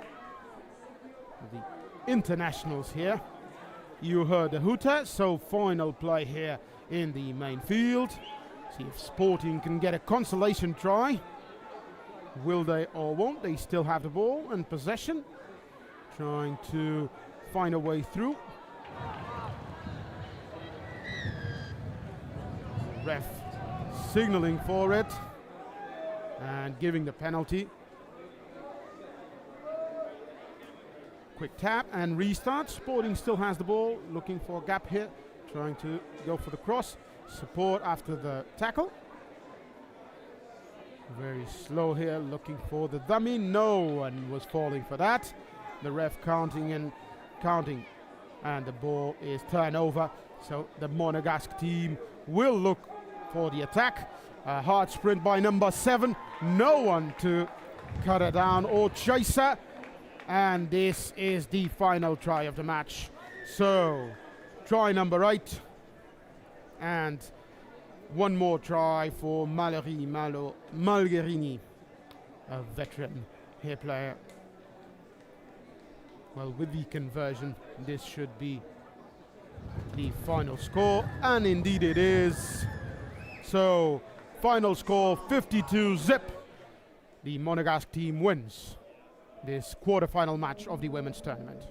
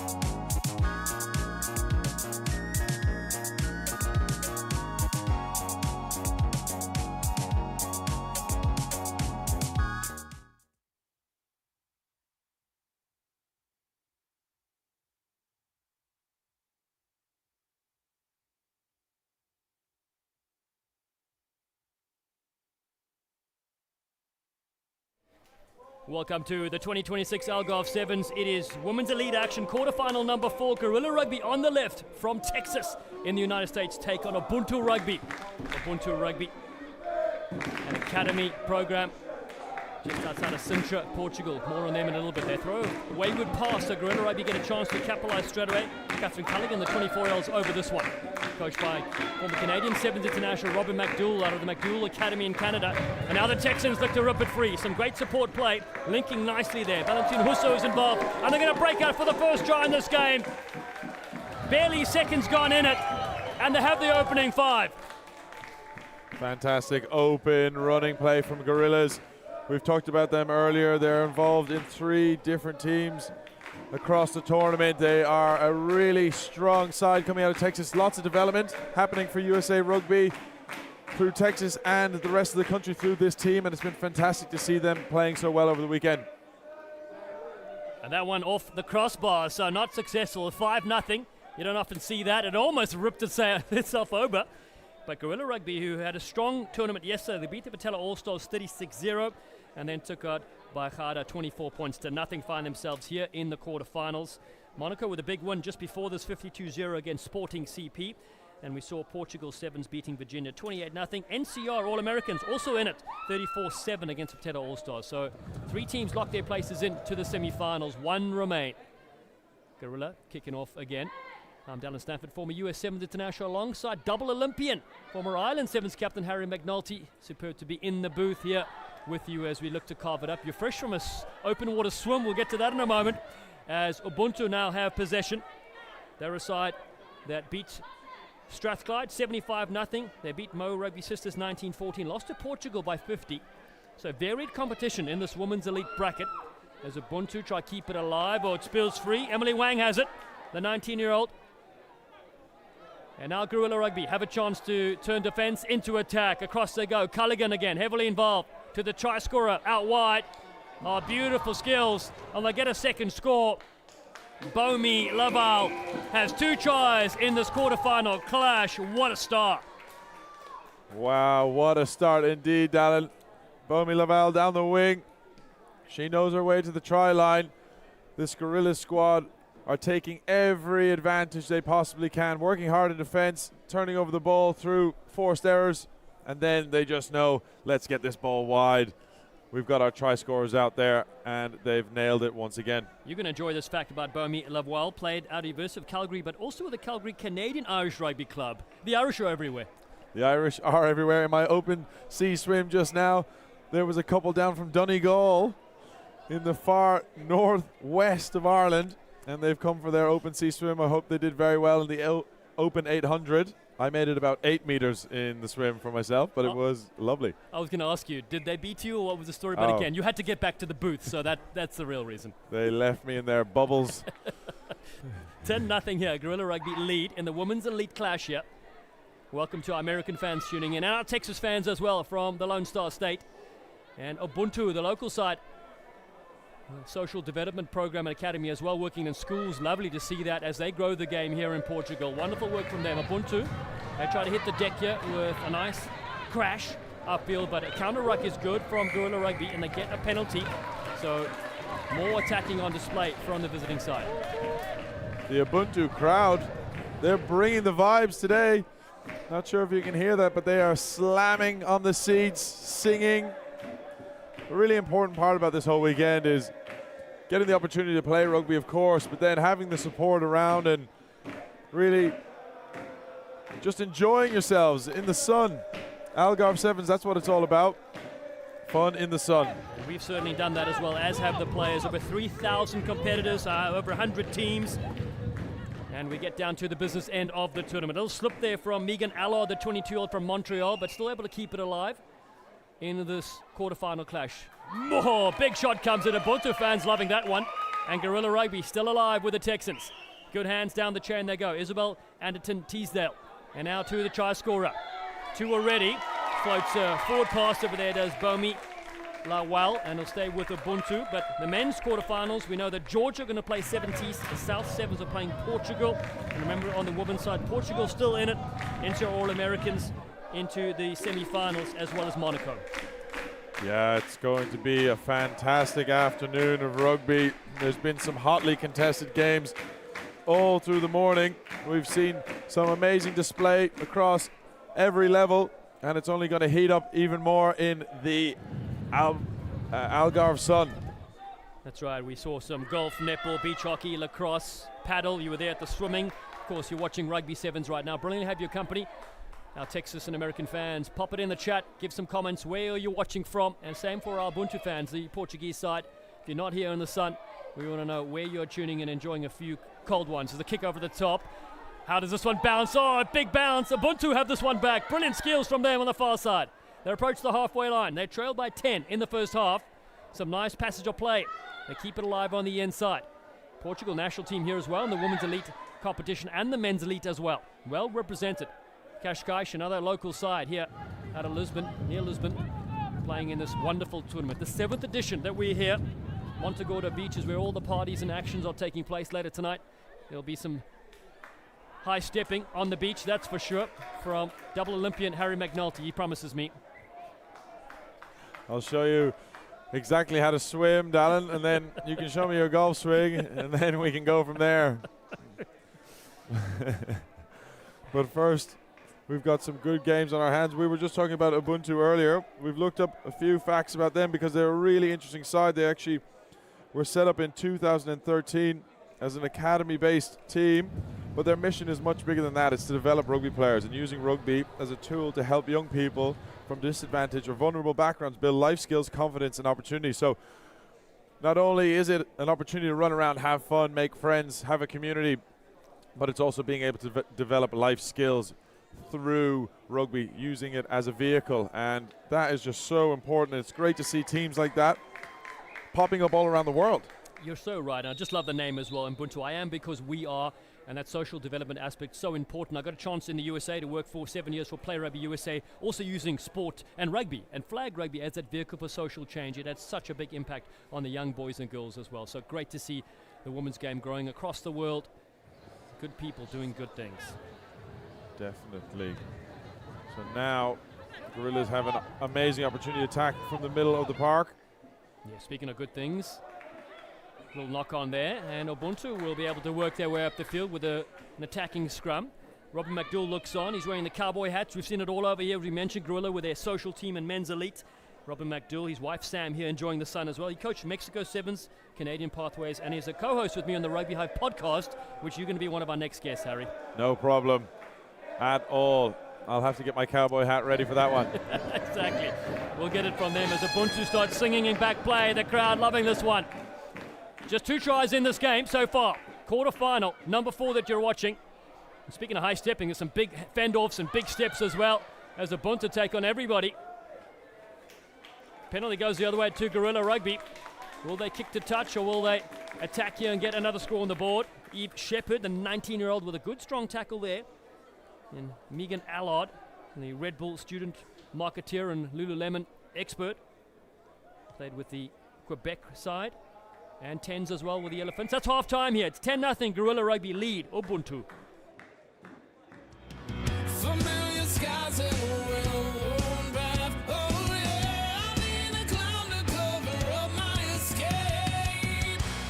The clock is an unforgiving warning. Who watches as I'm off mistaken? Is it deep enough to risk it? Am I too broken to fix it? Thinking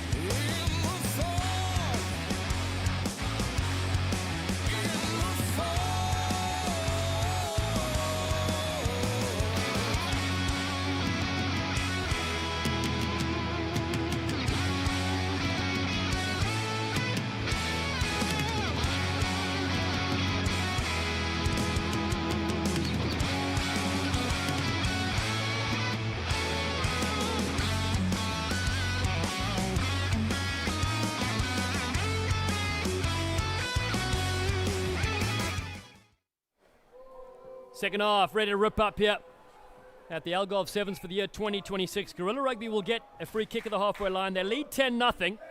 They lead on the scoreboard, and Ubuntu lead in the cheering department. Ubuntu are taking it to world-class standards here, celebrating like no others. They're jumping, cheering, dancing, singing. They've got it all going on, but that's all part of this mission that Ubuntu are on. They're here to support the community, give people opportunities, and use rugby as the vehicle to do so. Amazing to see that. Gorilla Rugby knocked this one on, and developing rugby, of course, in America as well. Gorilla Rugby with their academy programs and their different sides. Their Women's International Tour, the first time they've hit a plane and gone overseas, and they find themselves here in the Algarve. You can see the crowd there from Ubuntu. It's just great to see tourists and travelers from all over the globe that love the oval ball. Oh, it's fantastic. And when we were at the netball the other day, Dallin, one of those teams, when we were interviewing one of the girls, it was her first time ever traveling internationally as well. So not even just from the rugby standpoint, even the netball and the other sports, we have athletes coming from around the world, but this is their first ever time leaving their country, and so fantastic. This is their opportunity. Yeah, 7 sports on display here. Some of them will be in the Olympic Games in LA in 2028. It's Ubuntu now with possession. They trail by 10 in the second half. This is the Women's Elite quarterfinals. Monaco into the semi-finals. So are the NCR All-Americans. They'll play each other in one of the semi-finals. And Portugal, the national side, will play the winner of this game. At the moment, as it stands, it'll be Gorilla Rugby with a pickup around the fringes. That's good work from Valentin Husa. Such a danger player. Now on the outside, Gorilla looking to rip free again. They are hot to trot here in the knockout rounds, and the Americans are on the board again. What a try once again from Gorillas.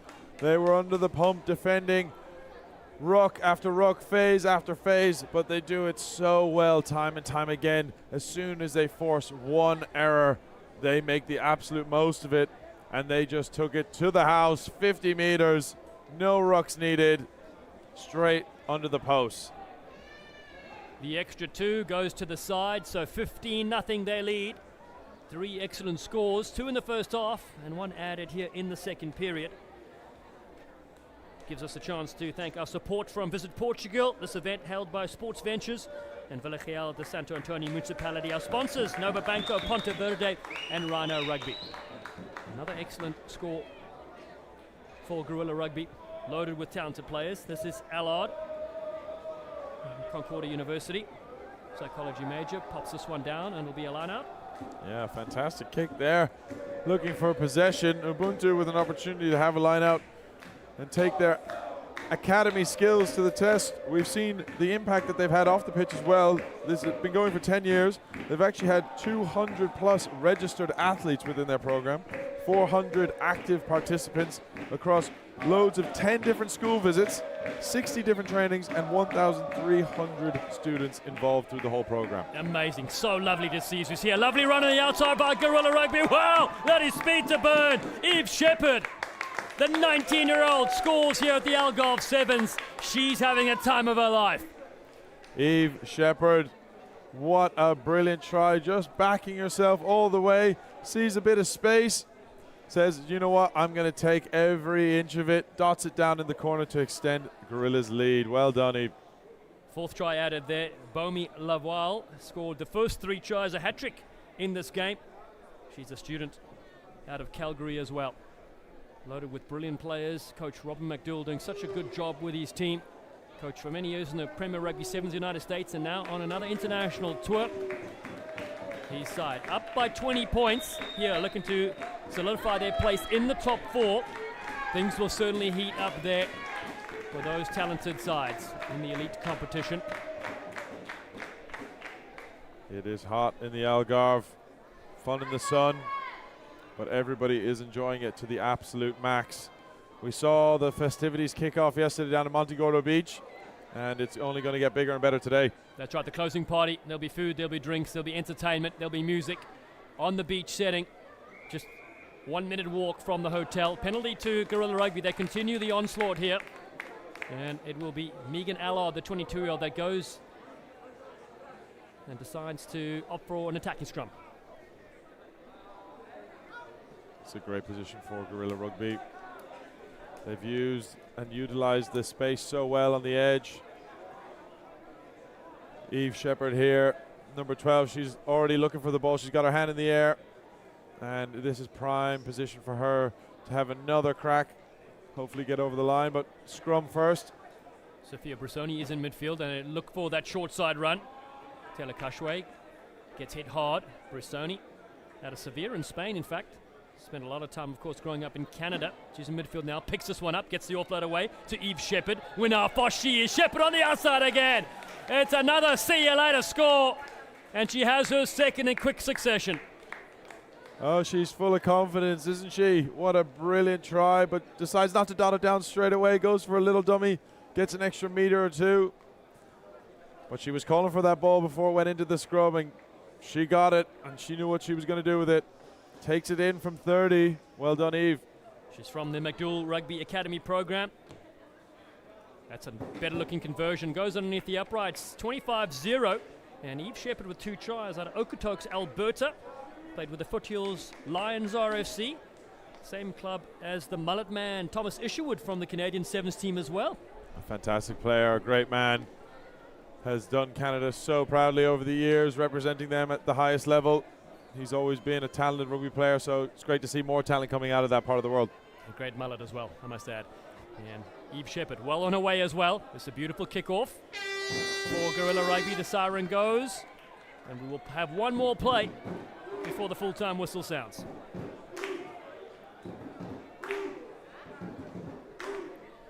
So just to confirm those semi-finalists, it'll be NCR All-Americans taking on Monaco a bit later. Portugal will take on Gorilla Rugby. Those semi-finals happening later here on our stream. Stay with us for the full day's action. Loose ball, hacked ahead. Ubuntu try to pick this one up. It stays with Gorilla Rugby. And it's Shepherd yet again. Scored 2 in this game. Lawal has got a hat-trick. Shepherd looking for her third. Gorilla Rugby, the Texans try to pick and go through the middle. They'll be called back. Ubuntu, final moment of the game. They need to run this one from deep. Big step as well, the strong fend. Yet to score in this knockout game. They're trailed by 25. And a knock-on does creep in. The full-time whistle will sound. And it's Gorilla Rugby from Texas that are in the top ball. They won 25-0 against Ubuntu Rugby.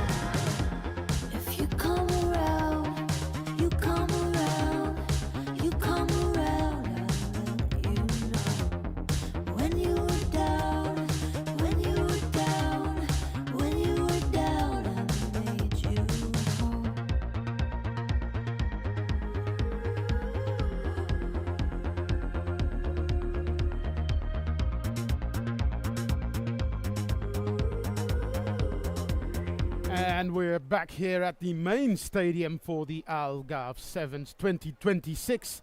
This time for the men elite competition. We're in the round robin plate cup games. So up here on the pitch, we've got attacking from left to right. Playing in purple, we've got Switzer Rugby from Switzerland. And you're going to hear them. You've got in pink and now in possession and getting ready for the first try of the match after a number of dummy trick plays here. You've got in pink the Gorilla Rugby from United States.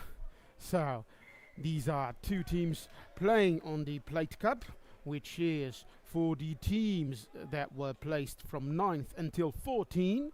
Right now we are in a round-robin match situation, which the teams that were not qualified for the quarterfinals, that is the Gold Cup of the elite competition of the Algarve Sevens, for rugby here, will play round-robin, two groups, 3 teams, and then will progress to semis and final. We have a group of 2 teams that have a different day one here. Let's just say that Gorilla Rugby tied 1-1, and then lost one on day one. They defeated Maverick. Druid 70s, one of the favorites here, and lost to the Oxfam Crusaders. A surprise on day one, they lost 7-17. And then Switzer Rugby, now attacking from left to right and trying to create another surprise here. Looking for that feint. Excellent run. No one to support there still. Great pass, but then the knock-on. Referee giving advantage, given that the pink team, the Gorilla team, has possession. Looking at this global touring side, very experienced. Now Corey Jones here, and now with the ball in possession. This is a fantastic unit, very experienced one. You can see quality play. Ball out in front. Number 3, Gerson Channel. Here he goes. And first try of the match.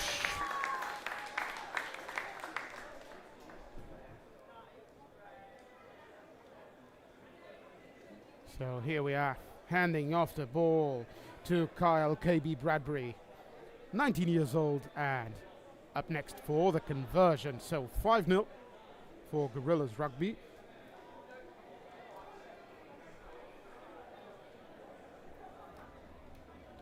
And with the clean conversion, KB making his Algarve Sevens debut. He's a university student from South Africa but living in the UK. A fantastic unit here, bringing raucous fans and 3 teams to this tournament. Gorilla Rugby retains possession after the kickoff.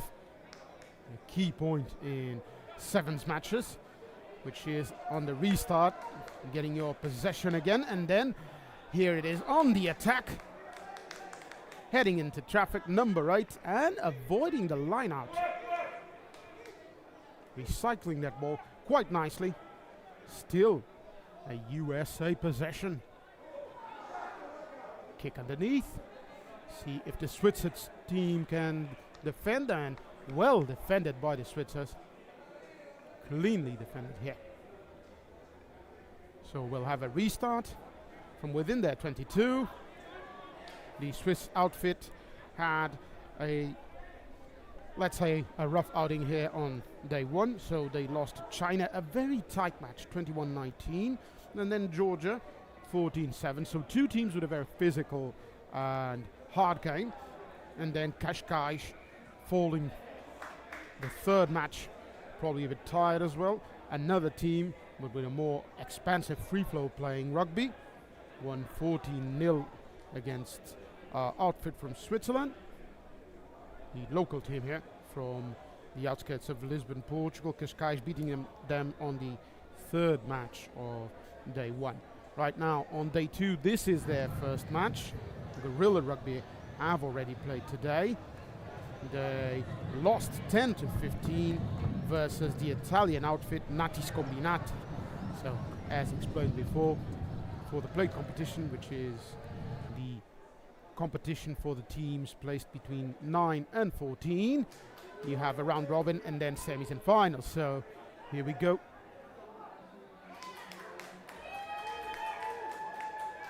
After this attack from the Switzers team, possession regained by Gorilla Rugby. A long kick and a very good grab.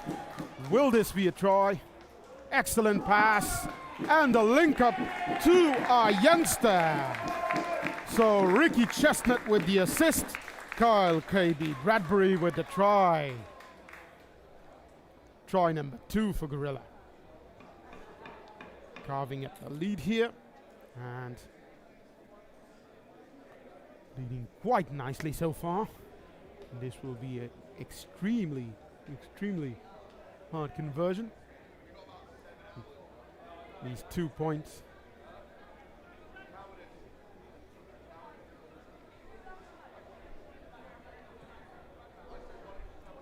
The kick going through, you can hear by the fans, so 14-0. And Gorilla Rugby setting up for what would be then, in the later stage, the final matches of the plate competition. So, with the restart, a long restart, well caught. And on the attack are the Switzers, looking for their first win and their first try on day 2. Trying to avoid and going into contact. At the penalty, rolling over, not releasing. It was a good action by the Swiss team. Involved was Benjamin Schlick, plays in the Switzer's Geneva Rugby. While the long kick didn't exit the field, so even as we heard the horn, we'll still have one play. And you can see number 15 with an interception, and Lucas Fleming, opportunistic try. Open there and taking advantage of the opportunity.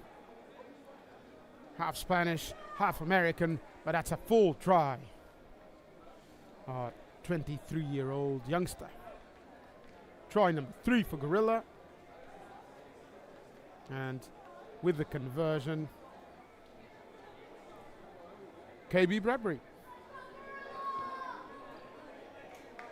Superb kick. 21 zip. We'll be right back for the second half.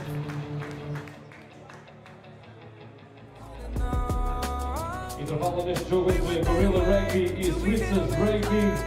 Próximo jogo.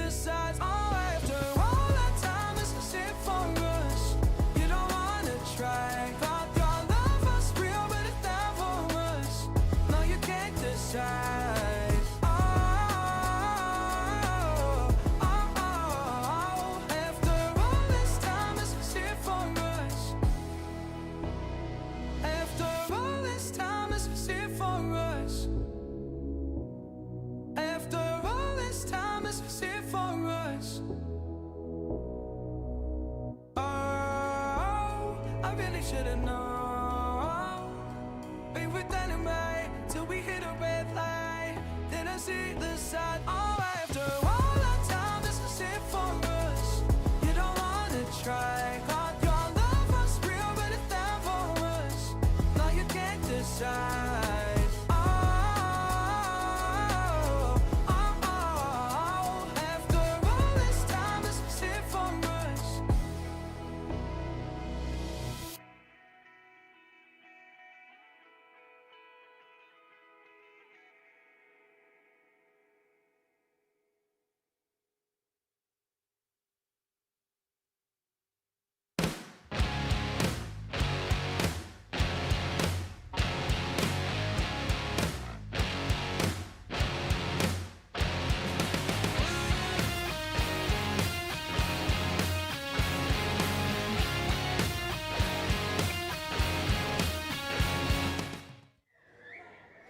And we're back for the second half of this Gorilla Switzers Plate Cup match in the elite men of the 2026 Algarve Sevens. Kicking things off was the Switzers team, playing in purple and attacking right to left, playing in pink and attacking left to right. In the second half are the American outfit Guerrilla Rugby. With the line out and trying to catch it was Lucas Fleming, unable to, and then a heavy hit over there. Wasn't on purpose, and clearly the ref understood that, thus only the penalty. But now here comes the speedy attack and an excellent tackle. The ref not agreeing with me, and on the contrary believing it was a high one. Red carding, no. 2 cards shown here by the ref. And the Swiss outfit, due to the high tackle. Cut short. So going on the sin bin is number 11, Mathieu Segui. A high tackle.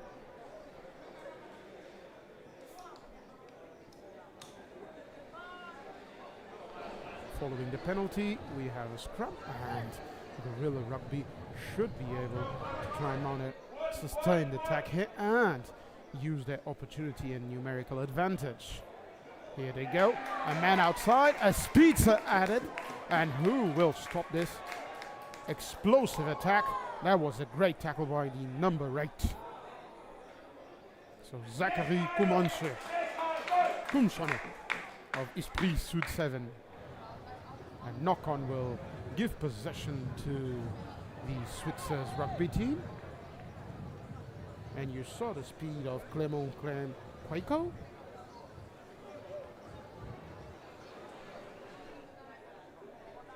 And now back in possession. After this match, we'll have another one of the plate competition between Cascais, the Portuguese outfit, and Maverick Sevens up next. And then we'll head back into the gold competition for the 5th to 8th place semi-finals. Again, the matches all here, all day on the main stadium of the Villarreal, the Sant Antonio Sporting Complex. The entire complex being used for what is a multi-sport event here, the 7th edition of the Algarve Sevens. Back to the field of play and to the rugby action. Number 14, Jonetuva of Fiji, plays in Stade Autarbe, and he is the danger man of this Swiss outfit. Unable to craft an advantage here, but still the penalty keeps possession on the Swiss hands. Ball recycled, and again looking for the elusive gap. Much harder to find it when you're down a man, but the long kick behind the Guerrilla lines. Will the player get it? Yes, he does, and this is a fantastic try. Excellent try by the Switzer's team.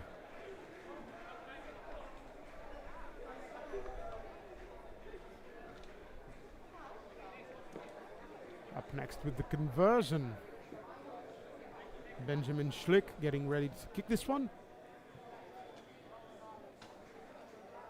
And this was a very, very, very nice try, making good use of space and a kick behind the Guerrilla lines. Now, a couple of replacements here for the Swiss outfit.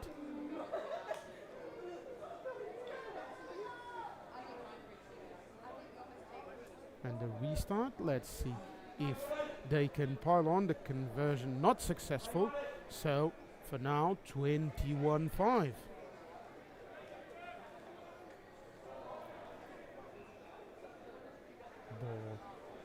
still in Swiss hands, so they are able to keep possession here. They're using the advantage, and on to contact they go. Strong challenge here, again the advantage given by the referee. And we go back to the infringement. Penalty signaled. Quick restart, and they're on the move. The Switzer's team trying to make try number 2 happen here in the Algarve 7's pitch. Having space out wide, you can see them moving. Unable to get that ball. The referee says knock on, and we'll have a scrum. Quick stoppage of play to allow the Switzer's player to come back in.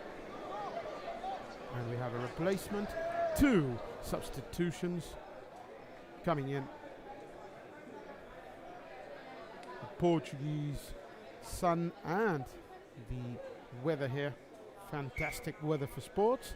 Also for a day in the beach where we'll have our after party and our dinner into the wee hours today. So our final will start at 7, and then after that we'll head on, as we did yesterday, to the Montegordo beach to our dinner and party. Right now, back on the attack is the Gorilla outfit. Finding a Swiss wall over there and stopping inside their 22 for another ruck. Ball being recycled and now passed through their back line. There's a space out here with the dummy. Excellent run. Will we see another try? We have a 1v1 situation. Will he make it? Lucas Fleming. And he is down. So on the pick and go.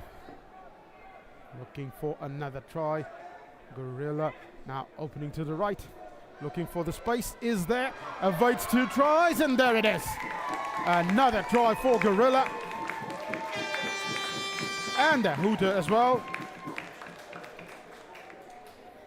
The young architect designing a play here, avoiding 2 tackles and scoring yet another try. 26-5, and with the final kick, the conversion should give us the final score.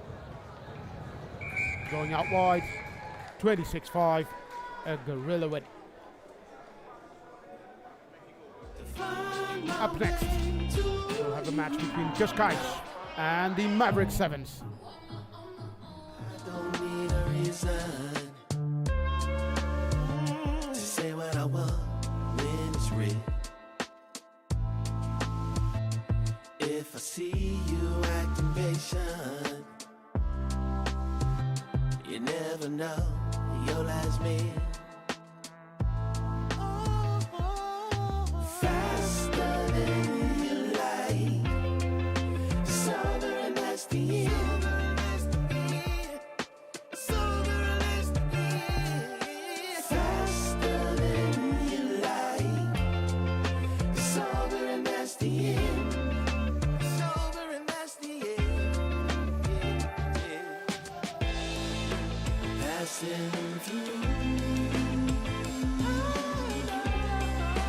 Catching a feeling of wonder.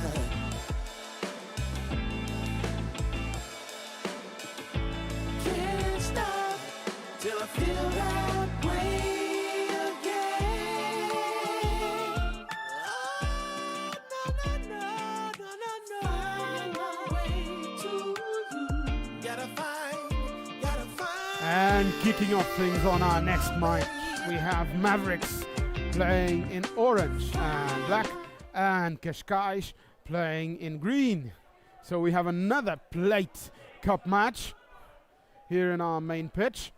The Algarve Sevens continues, and the boys in orange and black are attacking against the local Portuguese team, Cascais.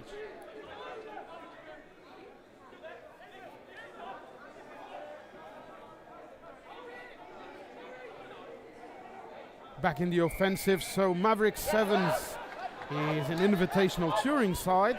They're managed by John Simmons, and they have come here to Portugal and are trying to open our score here after what was a tricky day one with 3 losses in Pool B. They finished in 4th place. They lost to Gorilla Rugby, Oxfam Crusaders, and then to 70s, the French outfit, losing their final match 5-26. Today, this is their first match of the plate competition, and they're opening the score in style with a try in the corner. 5-zip, their first try.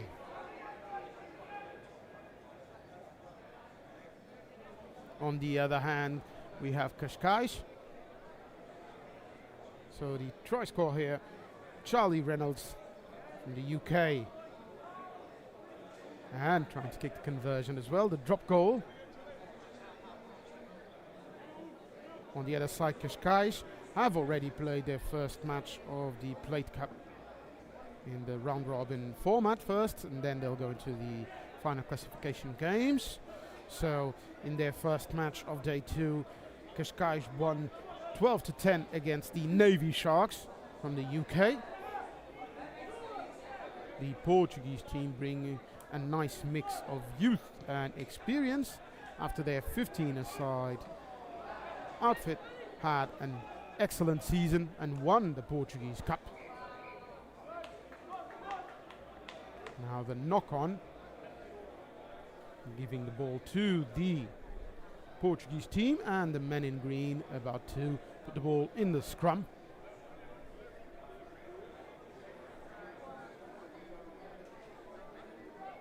This is a interesting match between two squads that had a different type of day one. One finishing in 4th and the other 3rd place for Pool A. For Cascais, they defeated Switzers 14-0 and then lost to Georgia in a nail-biter, and then to China 7-19 as well in their final pool match. Right now it's the Mavericks again on the attack, pushing through and entering the 22-meter for the Cascais. Here number 10, Murray Rathpath from Scotland, famous surname there, and then still with another phase, Cascais players trying to keep the Switzers, the Maverick man held up, and they do, getting possession, and a little bit of argy-bargy over there. Manuel Soares, the 22-year-old, and trying to get the ball quickly released so they can start the scrum. 5-0 so far, and this is one of our plate matches, and then after this one we're going to have the semi-finals for the 5th to 8th place of the gold competition, so Cavaliers versus Euskarians from the Basque Country. Right now it's Cascais on the attack, looking for that breakthrough, but the ball is loose.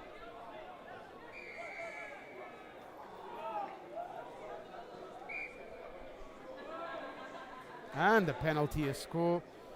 So again, the Maverick players being penalized, and then for the talking one, they lost a couple of extra yards. The Cascais scrum half, number 9, Rafael Iriarte, kicking the ball and gaining some extra meters, and now getting ready to throw this line out. Well done. Well, there was no one there to catch it other than the Mavericks player. Mavericks opening the ball and trying not to give that one away. Well done. Keeping it alive. Good set of passes. Support is there, but now they need to open it out wide. So a 2v2 here. Cam Brown unable to move through, and now the ref stops play for an injured player, and also giving the ball back to the Maverick side. They're asking the referee here, given they were on an attacking situation, why the play was stopped. Everything cleared, and now the international squad, Maverick Sevens, will have possession and will restart putting the ball in the scrum.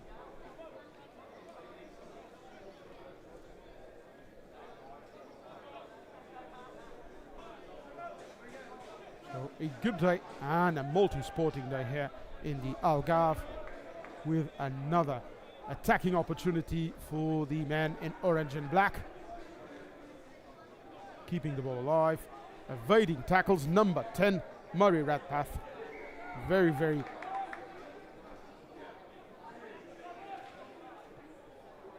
capable here, but under a bit of pressure and forced to defend. The Portuguese team kicking deep, making the international squad here defending inside their own try line, and the Mavericks going from looking promising on the attack, defending suddenly and being pushed inside their own try line. The referee stopping time for quick chat with the Maverick players and then restarting things. So nice work by the Cascais team, recovering the ball, kicking it deep and getting possession in what should be the final play of this first half.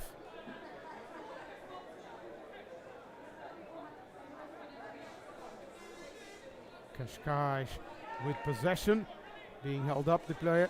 The referee says, let's use this one. Ball open out wide, looking for support here. Are we going for the try? Yes, we have it.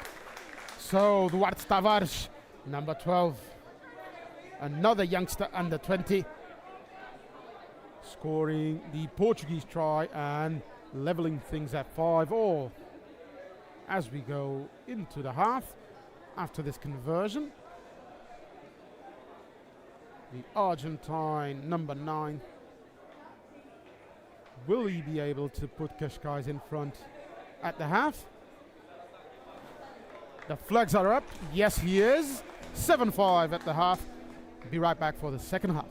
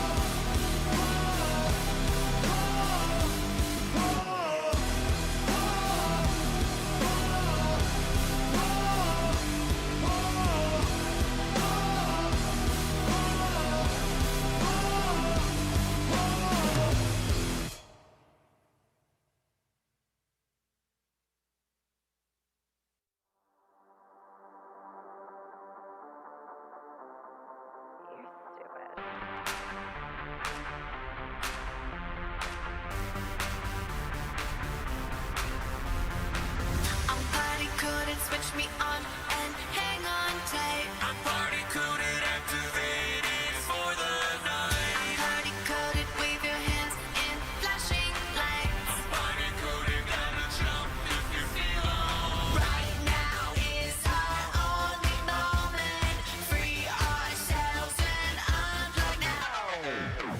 Move your body and shut your mouth. Not so hard if you work it out.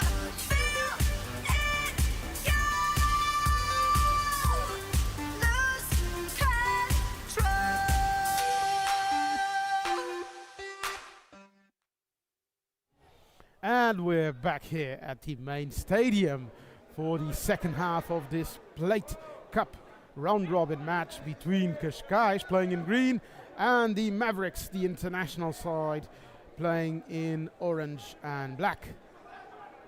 At the half, it is the Portuguese team leading 7-5, but as this is a very, very short lead, we should have a cracking second half, with the international side clearly able to make something happen.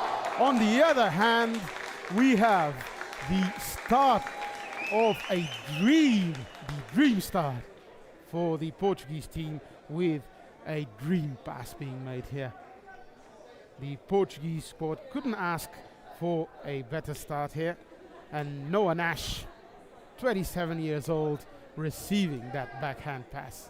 that lovely pass that gives the extended lead with the conversion, 14-5. And if there is such a thing as a commentator curse, it has been proved right now. Every time that we speak about a team coming back, and we were joking about it here in the booth, every time that we ramp up a team and hype them for a comeback, their opponent, whomever it is, usually makes something happen. In here, it was a fantastic pass and an incredible try scored by Cascais. So right now they're leading 14-5 and kicking things off here in the second half. Their second match of the day already. They defeated the Navy Sharks 12-10. A fantastic team making a great effort and making things happen here in the sun of the Villarreal Sant Antonio Sporting Complex. So the Maverick Sevens, talking about international squad, have a mixture of New Zealanders, English, Scottish, and an international outfit here with a lot of quality, a lot of high-level players, and against them and with possession is a very, very young Portuguese side. Cascais, a lot of under-20s, youth, young internationals as well, trying to look for a good outing here in the plate competition, which ranks teams 9-14 and will be played here in the main stadium along with the gold competition, which ranks teams 1-8 in the men elite tournament for the Algarve Sevens.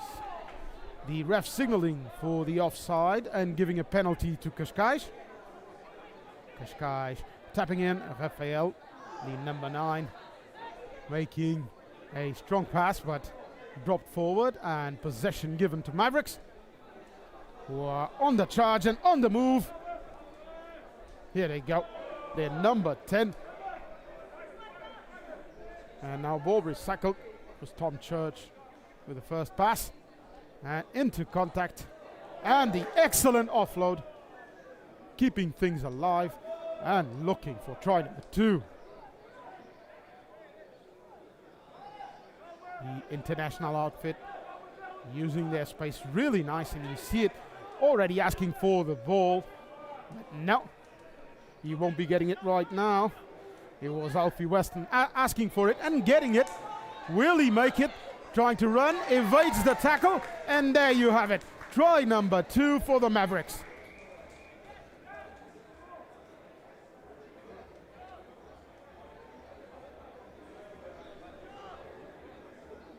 Getting ready for the conversion.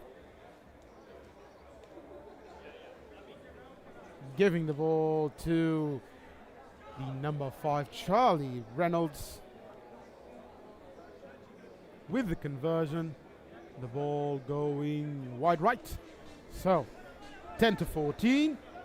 Cascais still leading this match, but a spirited response and a well put try number 2 for our international outfit. This is going to be a very important restart, and you can see their tall number 8, James Simmons. Well, he won't get there because it's a Cascais ball with Noah Nash grabbing it really tightly, and cycling it through are the Cascais players, going into a wall of Maverick legs and arms, not releasing the Cascais players, and then on the attack the Mavericks squad has support outside, space, and a try. Joe Tully, a UK-based player, scoring try number 3. The quick restart, the man out wide, space, and a well-put try gives the lead to the man in orange.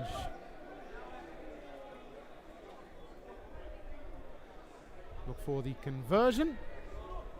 Ball doesn't fly straight, goes straight into the ground. So it's 15-14, a 1-point game. After this one, Harry and Dallin will resume the commenting duties here.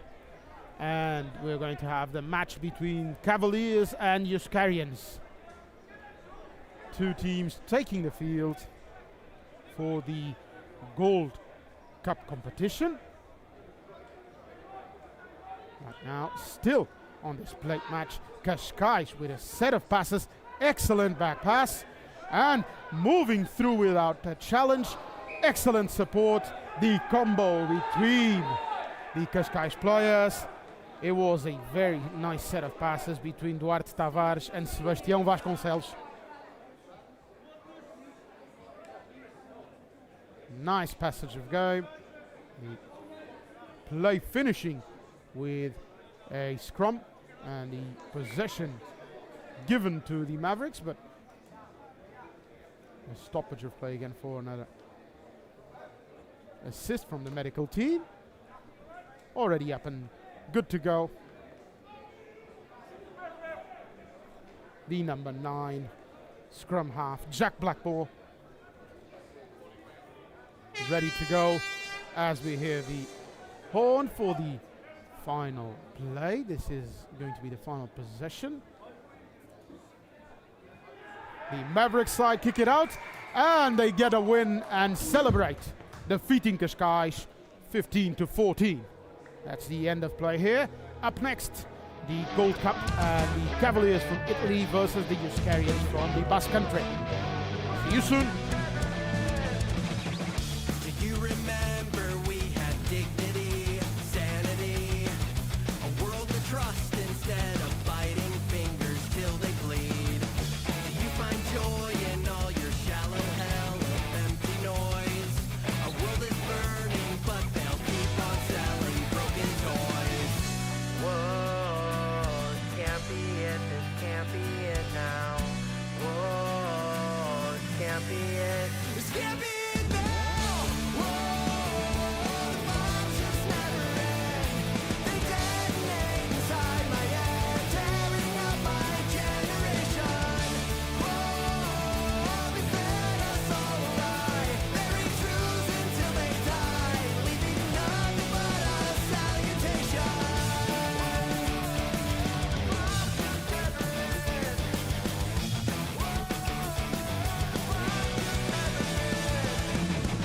Did you forget that we had empathy, clarity? Now every truth is drowned beneath the sea of vanity. Do you feel proud up in your tower built on fear and doubt?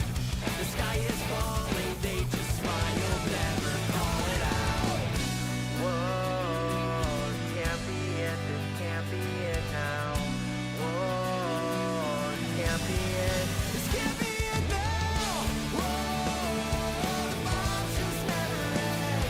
They detonate inside my head, tearing up my generation. Whoa, they fed us all a lie, buried truths until they die, leaving nothing but a salutation.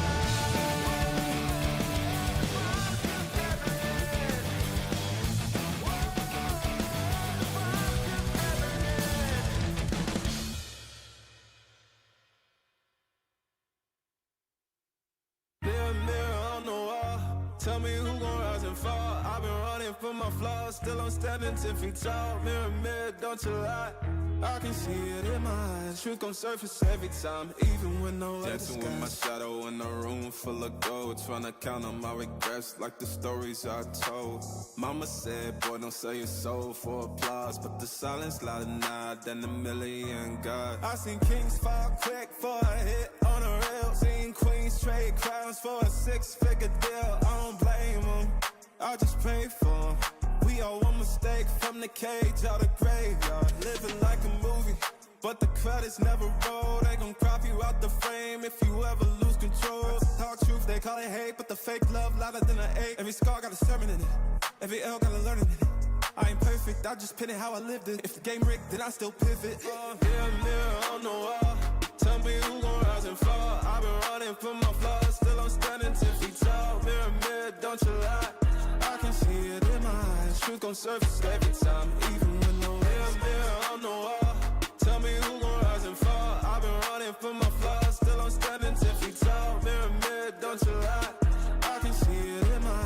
gon' surface every time. Even when they want captions, not scriptures. They want clout, not pictures. They want pain and it filters. So I bleed through the pics like scriptures. You can't cancel what's already broken. You can't mute what's been outspoken. I spit truth with a chip on my shoulder. Got trauma in my tongue and the world getting colder. Used to pray for a check, now I check on my spirit. Cause the money don't echo when your soul ain't near. I see fake friends turn saints in the crisis. But they ghost real quick when the fame hit its eyes. Still I ride for my day ones. Still I ride when the pain comes. I don't flex, I reflect, I don't fear, I dissect, yeah. Every verse got a little confession, like every scar, just a deeper question.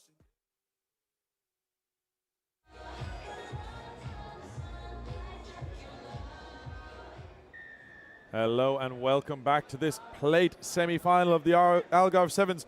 In green we have Euskarian Sevens, and in navy and gold we have the ASD Cavaliers. The Euskarians are from the Basque Country in France, and the Cavaliers are from Italy. The two of them, they played each other yesterday, and the Euskarians won 14-5 against the Cavaliers. So this should be a hotly contested plate semi-final. Straight away, Euskarians giving away a penalty, and the Cavaliers are looking to go fast, but the referee has decided it's a slap down.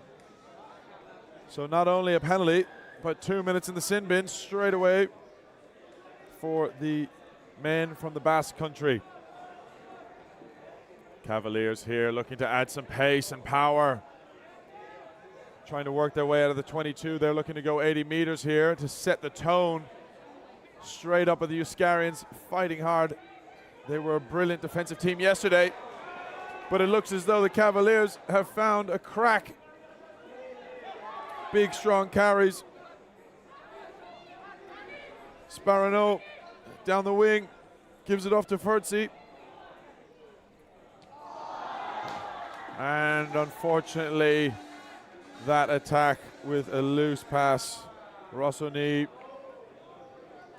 out wide, resulted in a knock-on and a sigh of relief for the Euskarians, who have their backs up against the wall, trying to get through this 2 minutes while down a man.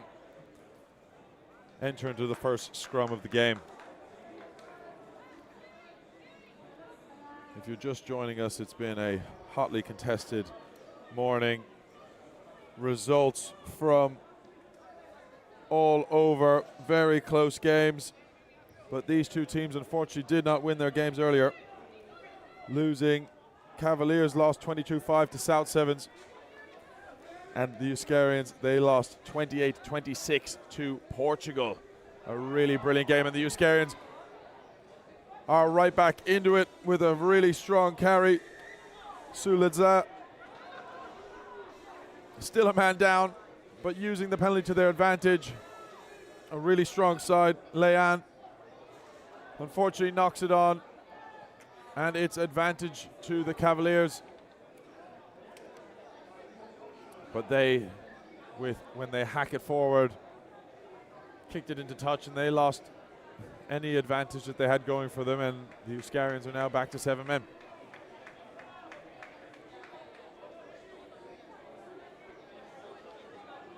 If you're joining in from YouTube, please leave a comment. Support your teams. My name is Harry McNulty, former Ireland Sevens captain and 2-time Olympian. I'll be taking you through this game, and I'll be taking you through the next one as well, which is Oxfam Crusaders versus China. And the Euskarians are quick under the attack, almost up to the halfway line. Strong carry from Kuha. But to no avail. They've given away the penalty, and the ref has called back the Cavaliers. Looking to go fast in this game. They want to play every single one of their penalties with a quick tap, but they didn't take it from the mark, so ref says no. And a lovely banana kick. Bondani, you don't see that too often. Great bit of skill. Setting up the Cavaliers with a line out just outside the 22. Looking to try and find some form here.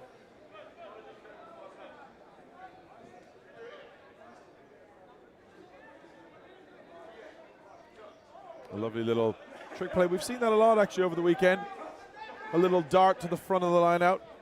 not utilizing the jumper, and Cavaliers are on the attack here, going out wide, using the speed. Ferragota backs himself, looks to get the handoff, but the Euskarian defense is strong as ever. Vertzi in the middle, pulling the strings. Rossoni as well, the big carrier for the Cavaliers all weekend. And trying to come around the corner. It's been a sloppy little knock on, but advantage to the men from the Basque Country. Suladze, he's in for the first try of the game on the back of a Cavaliers mistake. That's what it's all about in the game of rugby sevens. It's minimizing your mistakes and knowing full well that the team that you're opposing will make the most of any mistake that you leave out there. And the Euskarians have done just that. Ibn Suladza with a great try, and the kick is no good. So 5-0 Euskarian Sevens versus ASD Cavaliers.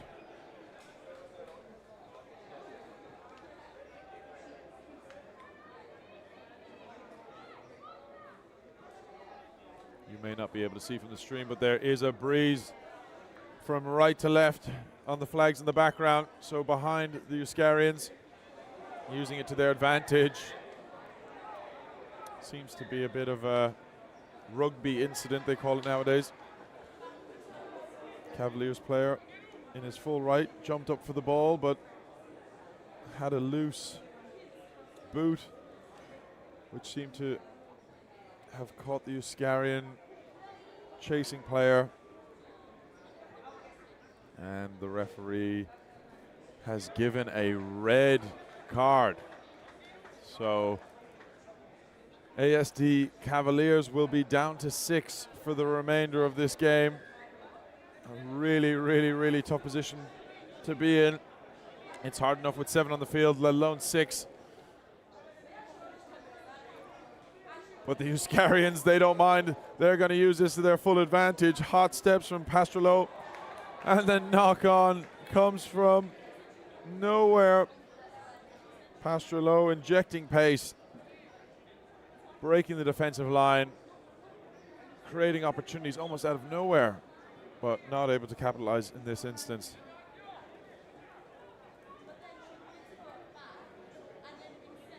ASD, you can see, calling over players.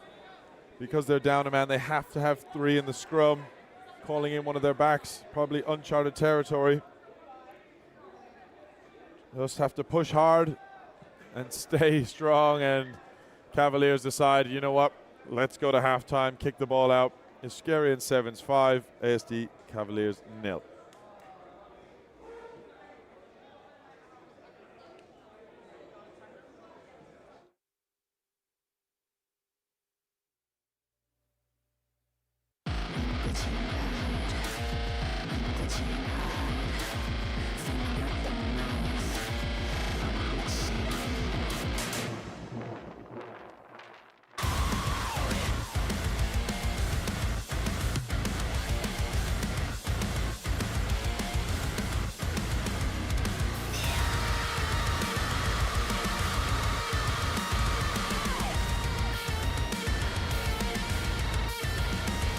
There's a heavy weight inside my head, crashing down and filled with dread. Destruction grinding in my mind, memories rewind and intertwine. Re-assimilate, save, assimilate, suffocate. Re-assimilate. Fragments flashing out of sync, code corrupted, broken links. Circuit power, hard reboot, stuck inside another ending.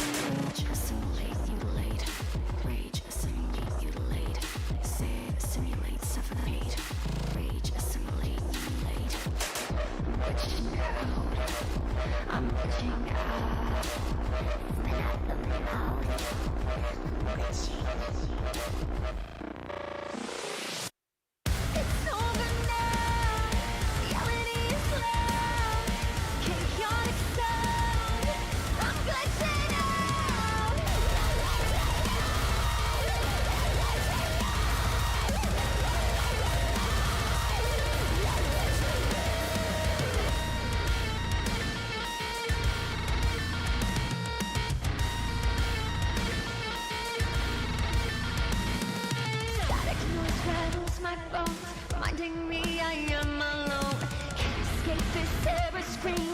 decipher this directive. Hello and welcome back to the second half of this plate semi-final. Euskerians in green, hailing from France, and ASD Cavaliers in navy and gold, hailing from France. We are at Villarreal de Santo Antonio Stadium on the sunny Algarve coast, just outside of Montegordo Beach, where there was amazing festivities last night. Superhero-themed party. Down in Stanford was Batman and I was Robin. And I've just got back from one of the many sports that are taking place this weekend, the open beach swimming, which was really amazingly attended. But that's not what we're here for. We're here for this plate semi-final. The Euskerians, they are going with a full-fledged 7 against 6 men of the Cavaliers, who have a red card from the first half and are going to have to fight with everything they have for the remainder of this game. Euskerians looking to spread it wide to the hands of Vertzi here. Pass on to Pastrolo, who's been brilliant all weekend. Back inside to Vertzi. And we may have to go to the TMO to see if Vertzi put a foot in touch. But I think the Cavaliers' defense was just strong enough to hold him up and bring him over the dead ball line. Fantastic play. Never say never.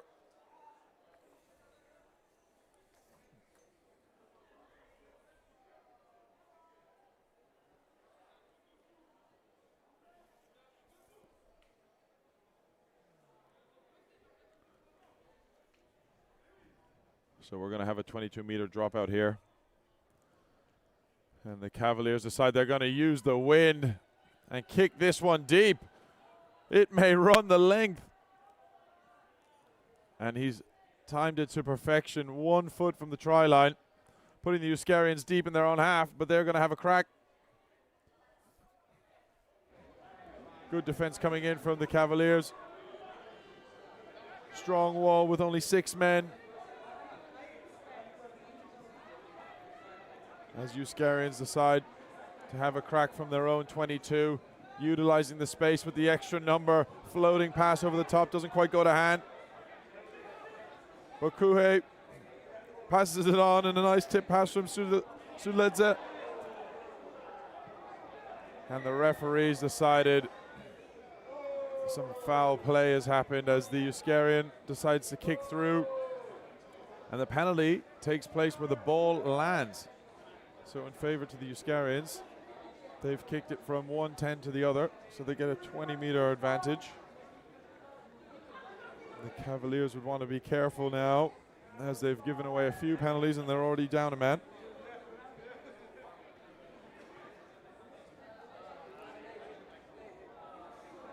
The Euskerians coming from the Basque Country, a fantastic part of the world. I was just there the other week for the finals. Ulster Rugby, Montpellier, Leinster Bordeaux, down in Bilbao, and then made my way all the way across up to Biarritz, enjoying everything that the Basque Country has to offer, and I have to say it was a fantastic, fantastic trip. Also a rugby stronghold, Biarritz, back in the day, Harry Nordicki.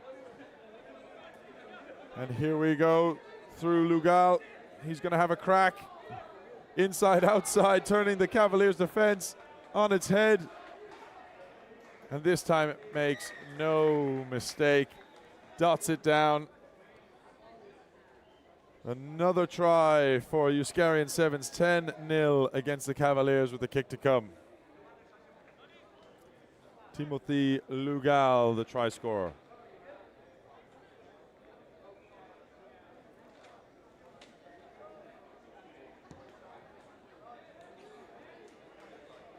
What a brilliant kick that was. We've seen a lot of scuffs, but that definitely was right on the money. Absolutely fantastic. Thomas Poulon, the 26-year-old, playing for Anglais Olympique.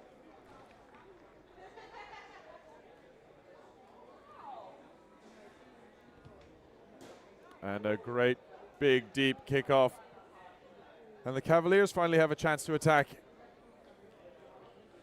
Looking to run through Pastrello. He's been huge for the Cavaliers, but to no avail. Another penalty given. Knocked back, so it's okay. Play on. Poulon, the conversion taker, spreads it wide. Bartolome with a brilliant pass. But Euskarians are into touch. Strong, strong defense from these Cavaliers. There's only 6 of them. If you're just tuning in, there was a red card in the first half, so they will not be able to come back to full strength. And we've got a few substitutions in the hot Algarve sun. This is the 7th edition of the Algarve Sevens. There's rugby sevens, golf, netball, beach hockey, lacrosse, open water swimming, and paddle.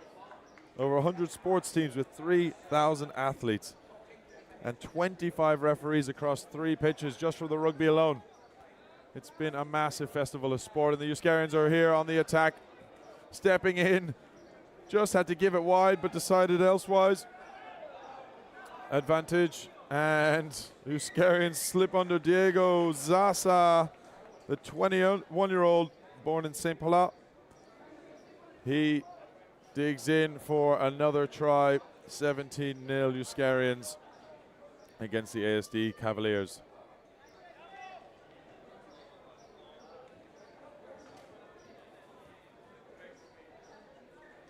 And the kick is good. So looking through the ages of this Euskarian side, they've got players from the age of 19 all the way to the age of 40. Isco Armental, the 40-year-old from Donastia, holding it down with the experience. He's in the 4 jumper. And a great kick and a knockback from the Euskarians. They're really putting Cavaliers under pressure. The hooter goes for the end of the game. Footwork inside, outside, Diego Zaza. But he gives away a penalty, and the Cavaliers are looking to go. They might not be able to meet the Euskarians on the scoreboard, but they're not giving up. They want to have a crack. Rejani says, let's go, with the quick tap. Strong carry. Donate, another strong carry down the wing. Cavaliers have some work to do. They're about 55 out from the try line. And they're down a man as well. Big, strong tackle from the Euskarians. Little chip through. This is lovely running rugby. But you cannot play the ball on the floor and then start to roll to look to get a try. So penalty advantage for the Cavaliers, and it looks as though a yellow card's coming. It's all go here at the end of the plate semi-final. Stick around, we've got another one coming up right after this. We will be watching the China men's team playing the Oxfam Crusaders in another brilliant matchup. But until then, we need to see the end of this brilliant game. Euskarians coming out on top, but they've had a man +1 advantage for the majority of it. Quick line out, utilized very well, and a huge, huge clean out from Mazzaroyo. The big, strong man. Make sure the ruck is safe. And now it's time to play for the Cavaliers. They're looking to just take this one up the jumper, suck a few Euskarians into the breakdown, and then finally find a loose edge. But the defense from the Euskarians, Thomas Poulon, is absolutely sensational. Number 13 in green, almost like a young Brian O'Driscoll getting over that ball. And that finishes the first of the plate semi-finals. Euskarians 19, Cavaliers 0. Remember, you don't get it twice. The time of your life.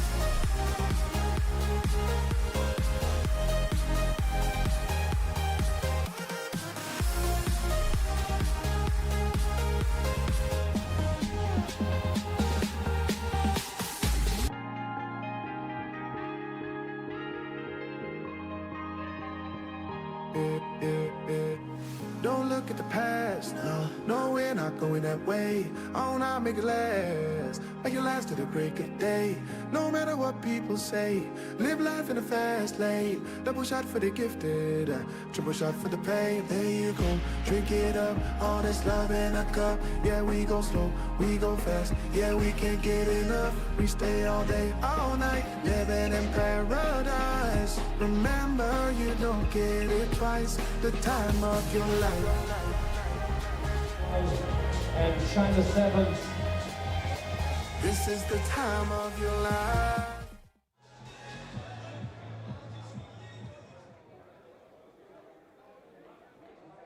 Welcome back to the second of the plate semi-finals in white. China Sevens versus in black Oxford Crusaders, mainly from Bury St Edmunds in the UK. Both teams with some strongly contested quarters this morning. China losing 24-21 to Sevensey, who won this competition back in 2022. And China, they're looking to put the hammer down here. They want to take this game by the scruff of the neck straight away with a brilliant, brilliant run. Guiyang Wang, the 29-year-old out of Shandong. China are here to make a statement. They unfortunately, as I said, just lost 24-21 in the last play of the game to 70s, and they came here to win this competition. An old arch nemesis of mine, Sam Dixon, involved in the coaching squad, an Olympian for New Zealand. All Black Sevens, an incredible, incredible rugby player and human, and he's been putting this team through their paces, and I'm sure he's delighted to see that they've come firing in the first half of this plate semi-final. Oxfam Crusaders looking to get their hands on the ball for the first time through this kickoff. They had a brilliant day one. They lost their first game, but managed to pick it back up for game one and game two. But China, they said, we don't care about that. We are going to get up, smack the ball back, and run it in straight away. Zhehong Li, another 20-year-old from Shandong, out of the University of Y1. Absolutely fantastic start here for the Chinese. But I wouldn't write off the Oxfam Crusaders. In their games yesterday, they beat the Mavericks 29-26 and they beat the Gorillas 17-7. Both games hotly contested. And that kick is fantastic. One of the best we've seen all day. China extending their lead 14-0. And if you're just joining us, we're here at the Villa Real de Santo Antonio Stadium for day two of the Algarve Sevens, a full festival of sport.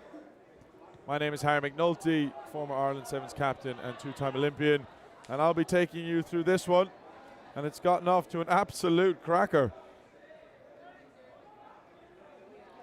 Oxford's first attempt at having any run in attack. They haven't had the ball at all.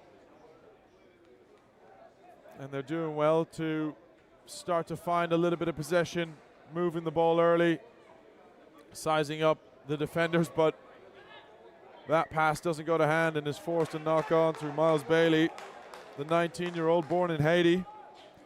He currently attends Lindenwood in the USA, and there's some great USA university teams and development pathways, and we've seen that through Gorillas Rugby. And he was part of the Bury St Edmunds team that recently got promoted to the National League One in England. A young man with a great career ahead of him. I'm sure he'll wipe off that knock-on and show what he's really capable of. But firstly, China have given away a free kick in the scrum. You don't see that too often when you've got the ball, but Oxford Crusaders say, it's our time to shine. Little bit of footwork. Little bit of jink. George Williams with a step and a kick through, but he manages to regather it. Oxford are still going here. They won't give up easy. And they're looking to drag the Chinese defense across the field with a fantastic carry. Billy Reid, he's done well. He's beaten 2 or 3 defenders there, but the Chinese defense in over the ball quickly, quick tap. And it looks as though we're going to have our first yellow card of the game. There's been a few today. Day 2 in the game of rugby sevens is always so difficult to be able to come back after a really hard day 1, 3 games. And now this is your 5th game. Fatigue starts to set in. Players start to make mistakes.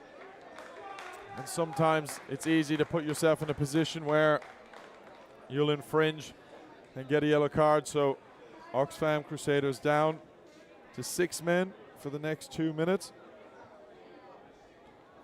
And we've been having an absolute blast. The DJ's been blaring music on pitch too. The social teams, well, they're making sure that they are enjoying every single social aspect possible.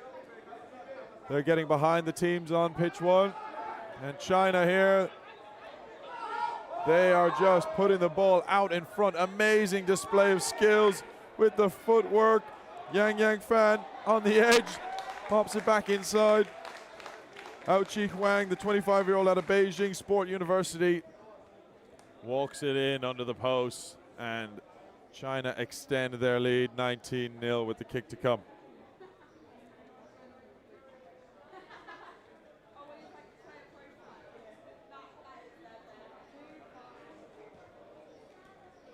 We spoke to the coaching staff of China, Rodney Gibbs and Sam Dixon, former NZ Sevens captain, Rio Olympian.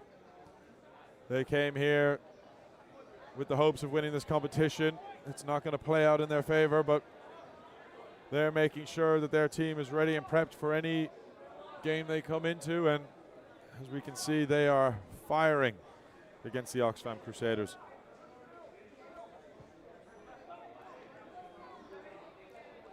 Great kick again, but Oxfam knock it on under the pressure from the Chinese defender. Ball out in front. Lovely skill. Another amazing pass here for China to come running onto it. Xi Jianshu down the touchline. He pinned the ears back. Oh, wow. Bao Wang from the Y3 Southwest University snuck down the sideline like a slithering snake. Sent everybody right and he went left. Brilliant piece of play. And just showing why this Chinese team is a force to be reckoned with here in the Algarve Sevens. Once this kick is taken, that'll bring us to halftime. And no good. So 26-0 China Sevens versus Oxfam Crusaders.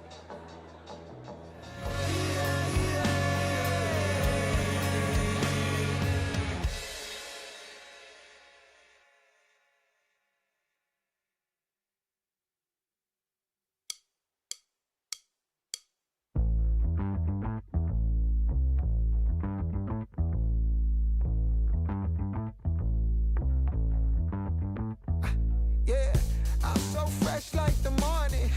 Mouth wide open like they yawning.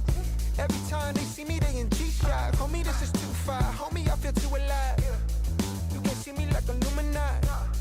You can see me like Illuminati. But I'm shining so bright, so bright. Don't come and try to share some of this light, no. Give me a beat and I control it like a maestro. Ladies on a mission, they be trying to get me wiped up. Shawty, wait a minute, can't tell if I like you. Gotta make sure you know how to shake it like a bartender. Team with me and they all winners. And you know we ballin' all winter, all summer. Jewelry around my neck is lightning, but I'm all thunder. Keep coming with it. Keep coming with it. Keep coming with it. Place your bets on us. Get your money and flip it, yeah. Keep coming with it. Keep coming with it. Keep coming with it. Place your bets on us. Get your money and flip it. Bring a friend and come along. Don't be taking too long. The vibe's too strong. If you don't know how to move, then we moving on. Ain't no way rhythmic feet up in this place. If you can't catch the feeling, then get out the way. I've been reeling and fish from the lake. They keep saying I'm down to earth, but I'm really out of space. All these women aliens, super foreign, so exotic, hopping them. Hello, welcome back to day 2 of the Algarve Sevens. This is the second half of the plate semi-final. China men's sevens against the Oxfam Crusaders. China in white on the left side of your screen. Oxfam in black and green, who currently have the ball around the attack with a lovely kick through. Chasing hard, Oxfam Crusaders bouncing off the ball, but China, they'll play it from their own goal line. They've done so well, but it's deemed a forward pass, and Oxfam giving themselves an incredible opportunity to have an attack at the beginning of the second half of this plate semi-final. And speaking of semis, don't go anywhere. Next up, we have the men's semi-finals. South Sevens versus Portugal. Hometown clash for Portugal.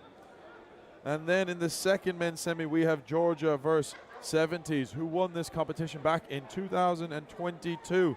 And then we are into the women's semi-final. Portugal versus Gorillas, and NCIA versus Monaco. So some brilliant, brilliant clashes coming up. And Oxfam, the man that we chatted about earlier, gets it down. Miles Bailey, the 19-year-old from Haiti. He's had one of everything so far in this game. He's had a knock-on, a yellow card, and a try. Might as well allow him to take the conversion at this rate.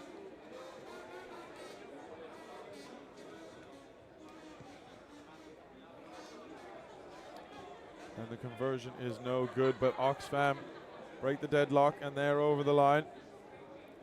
The slogan we were using for them yesterday was down but not out, and they really proved it. After their big loss in their first game, 42-12 against 70s, they came back and had 2 wins against the Mavericks and the Gorillas, 2 strong sides, but China will be looking to extend their lead here from their own 22. But a foot in touch. The best defender in the game, the touchline, 100% tackle rate, never misses. And the linesman calling the play back here. And we have to say thank you to all our referees and linesmen, lineswomen involved in the tournament. We wouldn't be able to have this tournament or any games take place without you. And an integral part, and there's 25 referees in the rugby alone across 3 different pitches. Oh my God, we've just seen some incredible skill from Guoyang Wang, the 29-year-old, through the legs, which has given China this platform to go almost 60. They look to move it. The skill set from this China men's side is brilliant. Every ball is out in front, allowing the attacker run. And 20-year-old Zhu Young Lee wearing the 20 jersey. He's given it his best shot, but there's a knock-on as Oxfam put pressure on the defensive ruck. They are staying in this as much as they possibly can, Oxfam. A really, really tough side. And if you're looking to get involved across the many sports, rugby, sevens, golf, netball, beach hockey, lacrosse, open water swimming, and paddle, you can find out more information on Algarve Sevens website, algarve7s.com, sports-ventures.com, and Algarve Sevens Instagram. We want you here in 2027 if you're not here in 2026. It is a festival of fun. 300 days of sunshine on the south coast of Portugal. Just a brilliant location, bringing in teams from all around the world, China being one of them. And they've got the ball back. Ball out in front once again. Every single pass is on the money. Hot stepping footwork to Bao Wang, who feeds it on. Shi Jian Shu, he's got work to do, but he manages to step 2 of the Oxford Crusaders side and dot it down to extend the lead for China Sevens.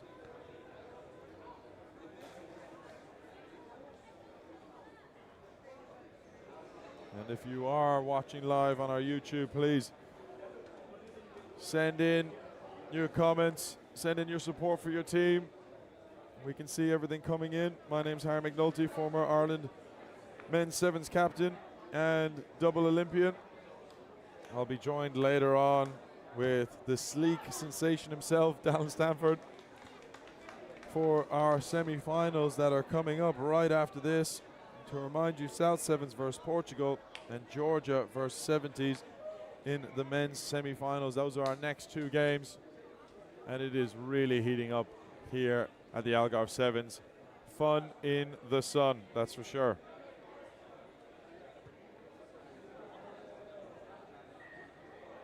Kick not going 10. Oxfam will get a free kick on the halfway line.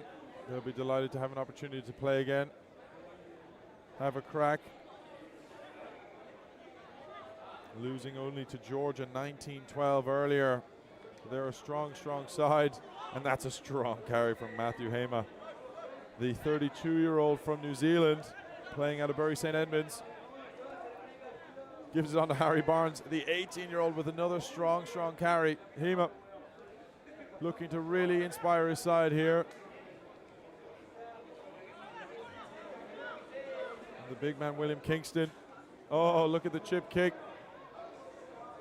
But to no avail, and China, they're going to take this one on an advantage, a chase back from Bailey. He's done well, and a huge tackle in midfield. But it's been seen as a high tackle by the referee. A crunching, blindsiding tackle from the Oxfam Crusaders. 2 minutes in the bin, that's the second yellow card. This time for Harry Barker, the 24-year-old Australian, who's currently playing his rugby out in Dorking.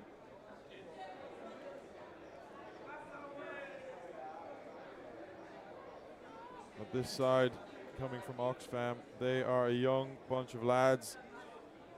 Harry Barnes, 18, Jack Woods, 18, George Williams, 19, Miles Bailey, 19. So 4 of the team straight away under the age of 20. Average age is probably around 23. And they are just having the time of their lives, even though the score isn't going their way. The hooter has just sounded for the end of this plate semi-final. China will be advancing, where they will be taking on the Euskarians in the plate final later on today.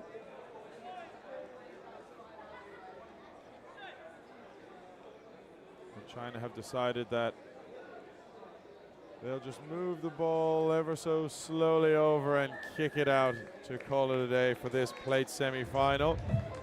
And that's it. China 31, Oxfam 7.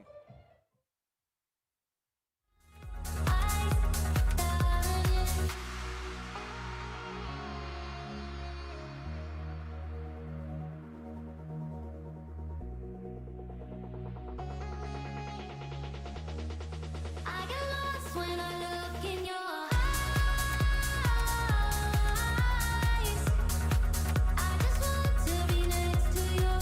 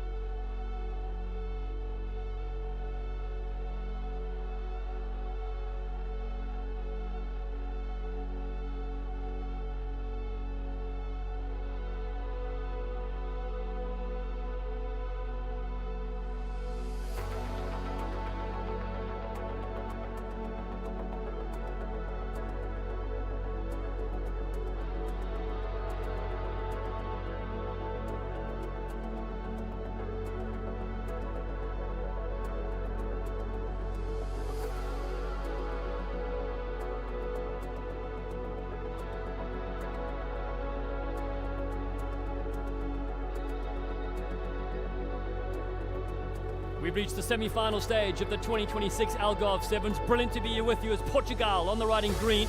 They take on South Sevens, a team from France.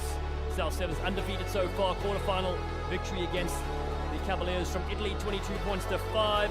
Portugal took out Jaskerins 28-26 in a thriller. So here we go.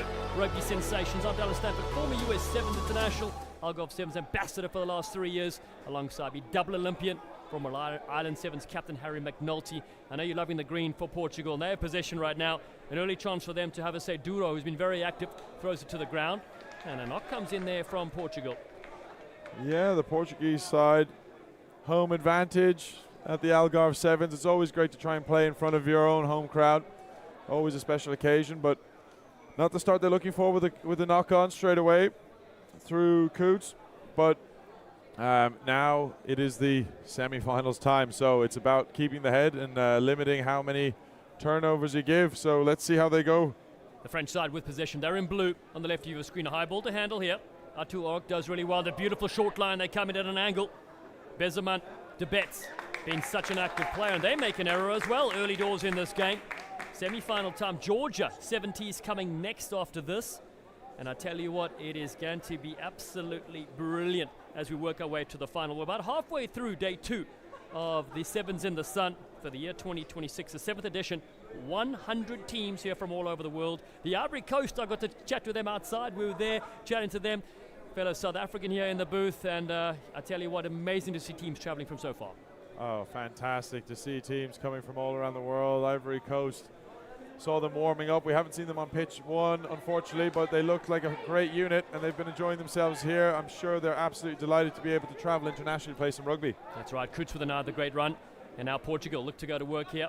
They hit the deck there through Fati, the 22-year-old out of Lisboa, and a pinch here from the South Sevens team. 4-0 so far, but it goes the other way to Portugal. Pedro Lal is their head coach, former Portuguese Sevens international in 15s and 7s. What a standout he was. What a handful this Portuguese side is. They crash it in. Reish doing really well. A couple of jersey changes. They haven't alerted us to it, so I told you Reish in the match earlier, he was about 2 feet shorter yesterday, but he's grown a much here as they go with Costa on the outside.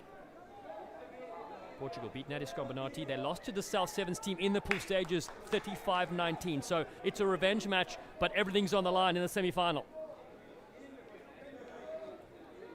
To the ground they go, and that was Federico Couto, such a creative player. Edgar Monteiro takes it to the line, the 24-year-old. This is Portugal's best attacking opportunity yet. Can they get through? They skip, and they go. They'll get this one down. Reish is in. Whoa, that was a close one there.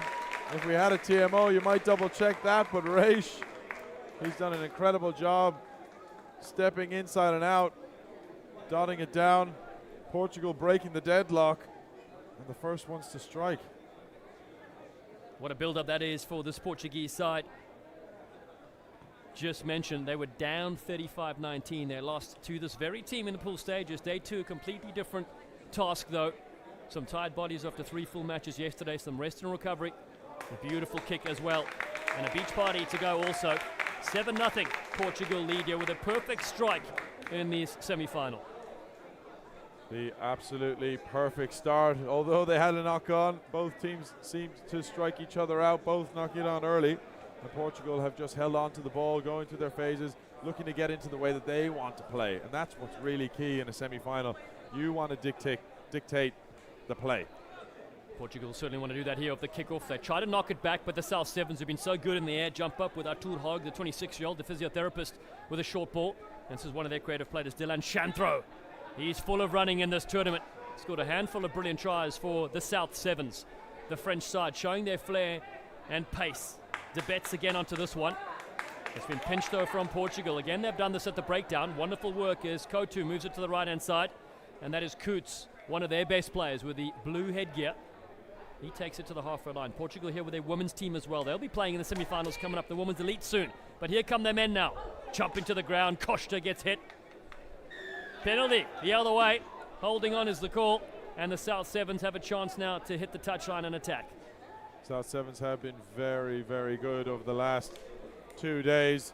But when it comes to semi-final time, it's really where you got to dig in deep. We talked about it yesterday. It stops becoming physical and becomes more mental. It's an opportunity for them to strike here. They've got some brilliant players who've gone so well. DeBet's number 6 in the midfield. He's been leading the charge. And don't forget about number 1, Lefebvre. He was dancing down the sideline earlier, scoring a couple nice tries. Skilled players indeed. Luka Feshke is one of them as well. He gets it now with that little mullet. Creeps around the fringes. The Hobbit looking for distance. And they get the switch. Beautiful line. The support is there too. South Sevens. Brilliant skills into the 22. The ball's loose. Portugal dive on this one. Edgar Monteiro tries to save the day. And he does just that. Just when you thought South Sevens were in. The old Tom Mitchell-esque coming around the corner. But debates, we were saying earlier in the midfield, he came on a ramping, raging line through the midfield, which set up a lovely couple offloads, but South Sevens, they couldn't quite take advantage of their go forward, leaving a penalty for Portugal, who have now knocked it up to the 40. Yeah, the South Sevens side, one of the very few undefeated teams left in this tournament, 4-0 so far. Took out Nati Scombinati and the Cavaliers, as well as Portugal in the pool stages, and then the Cavaliers in the knockout rounds. Portugal, though, up. They go over the top of the beautiful line-out throw. Manuel Fati is there, the big frame. He motors upfield for Portugal. Playing in green today. They were in red yesterday. Now to the right. Duro finds Reish, pops one over the top. Oh, it's a loose ball. Almost through there for South Sevens. Coots picks this one up. Federico Coots. They chop him down at the halfway line. And the ball is loose through the legs, and they try to pick it up, but they're off their feet, and it's all but messy there for Portugal. Pressure, pressure, pressure. I love a line out. A fantastic line out move there from the Portuguese. They dummy to the front.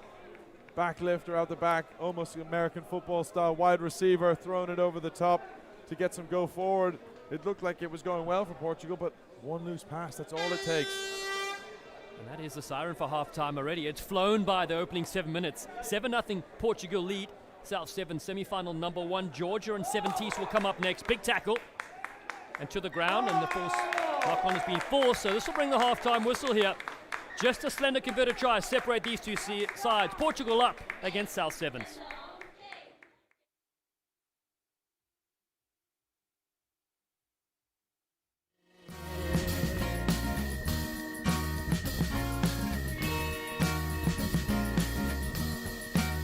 Must be somewhere.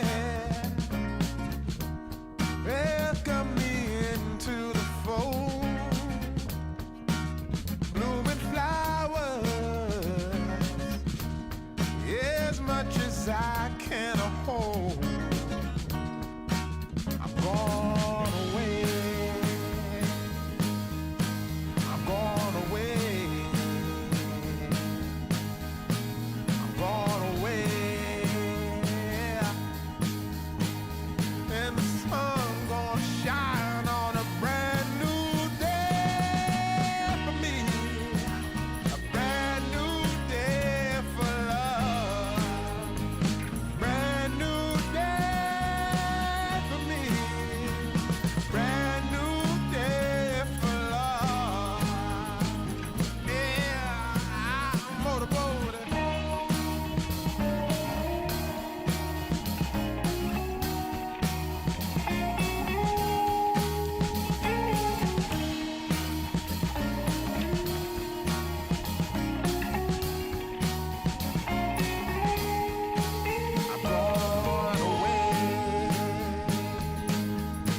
I'm gone away. I'm gone away. I'm gone away. Yeah.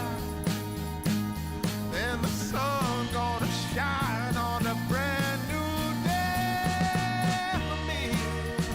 A brand new day for love.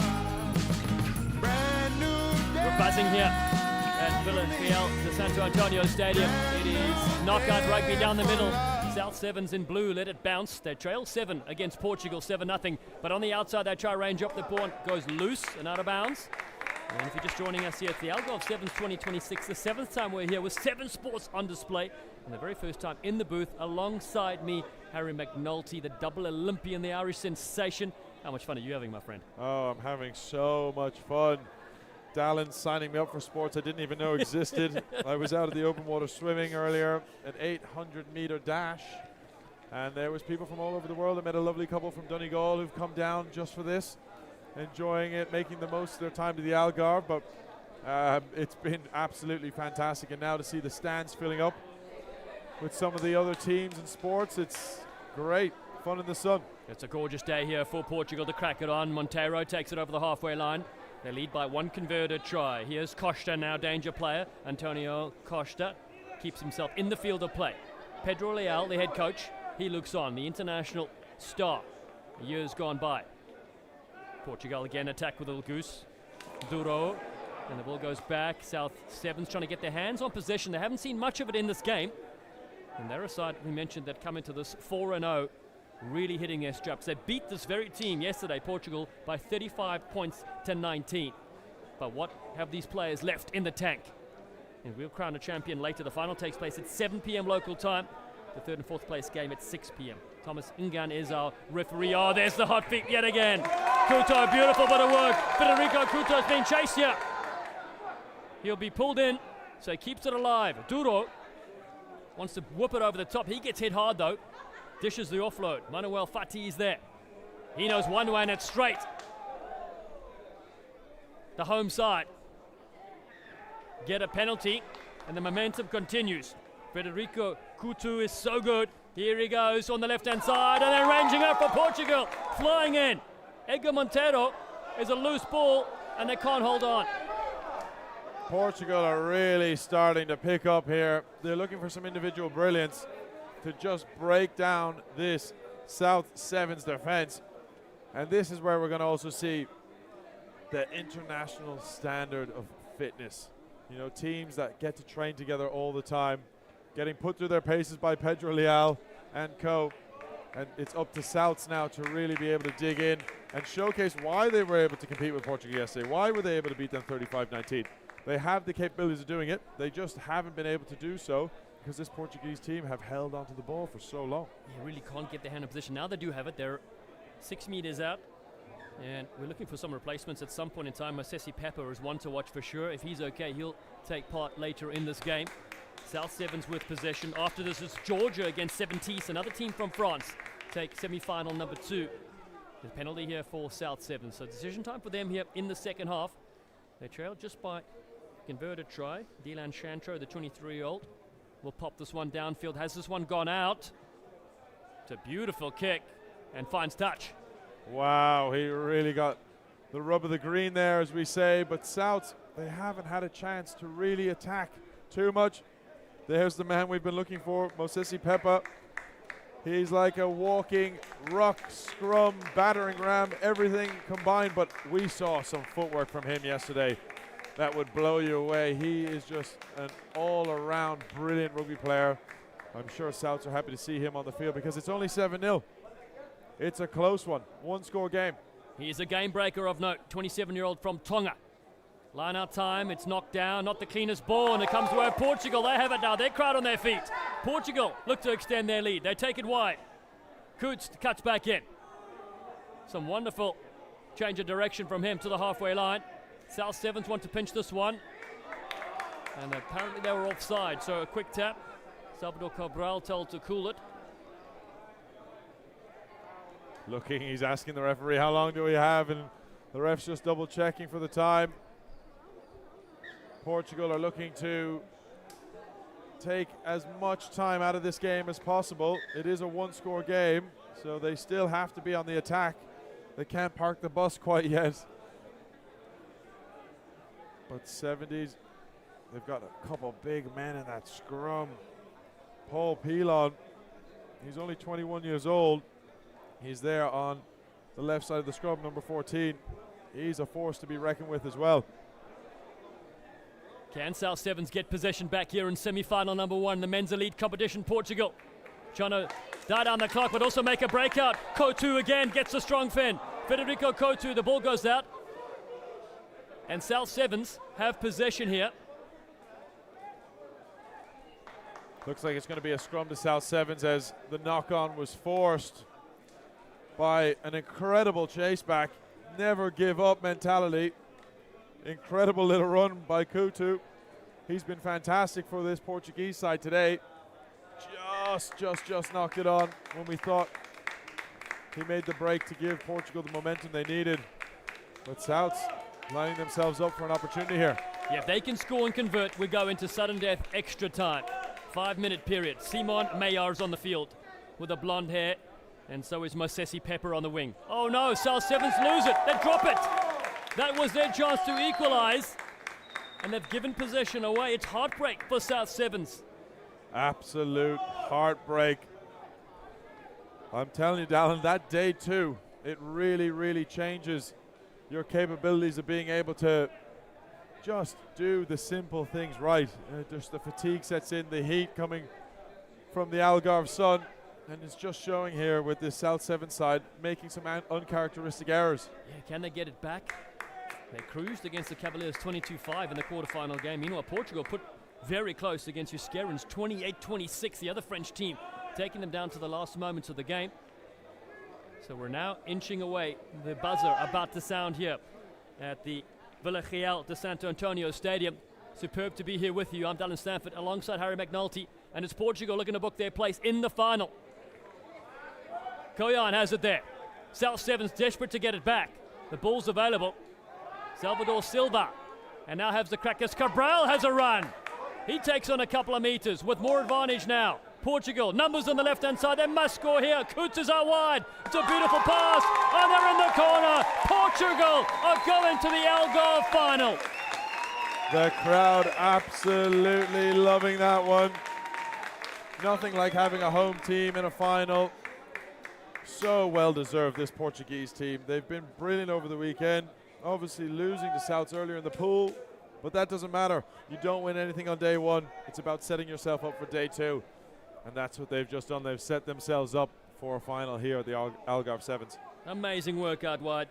Great build-up for Portugal. 2 tries. It'll be enough to book them a place in the final. The first team to do it, Georgia, will take on 70s up next, and then the women's elite semi-finals as well. That's the siren. A referee will play one more moment, it seems, but there's no way South Sevens can score 2 tries unless in the act of scoring there's foul play. Stranger things have happened this weekend, Al. I'm very good for an old commentator's curse, so I guess I could say that. If South Sevens are able to score and the Portuguese team give away a penalty in the act of scoring, then they start the game with a penalty, and the game cannot finish on a penalty. So therefore, don't write this one off. There we go. Anything can happen in the game as Sevens. Why we love it so much. It's knocked back to South Sevens, but they do need to score next. Chantro getting lifted up. An early exit to the Faro Airport. And there it is. It's all over. Portugal will go to the 2026 Algarve Sevens final, and they do it in front of their home fans. They win this one 12-0 against South Sevens.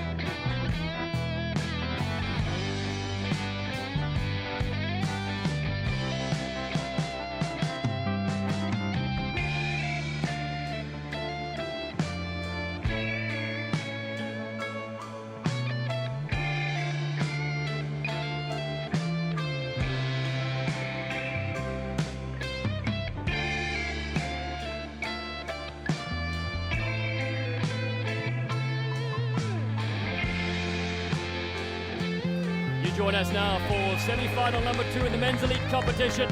At the Fun in the Sun, it's Georgia on the right of your screen, who took out Oxfam Crusaders 19-12 in the quarters from England, and 70s on the left of your screen in black and some colourful colours. They beat China 24-21 in an absolute thriller to find their way here. Now it's Georgia. This side coached by George Nozadze. brilliant man and brilliant coach in only his second tournament ever. But here come a little goose step. Modabadze has been brilliant. He gets the switch on the inside and they drop it. That was a breakout of note for Georgia. They were looking to coast through a side that are 4-0 so far in this tournament. And 70s, the French side, who won here in 2022, are back again, seeing if they can get into the final, who will face Portugal, one of these two great sides. 7 o'clock local time. It is now 2 p.m. here in the coast of Portugal. What a place to be. Benro moves it on the left-hand side. And then Guania hits a contact, does the Catan boss, 26 years old. Oh, that's a lovely step.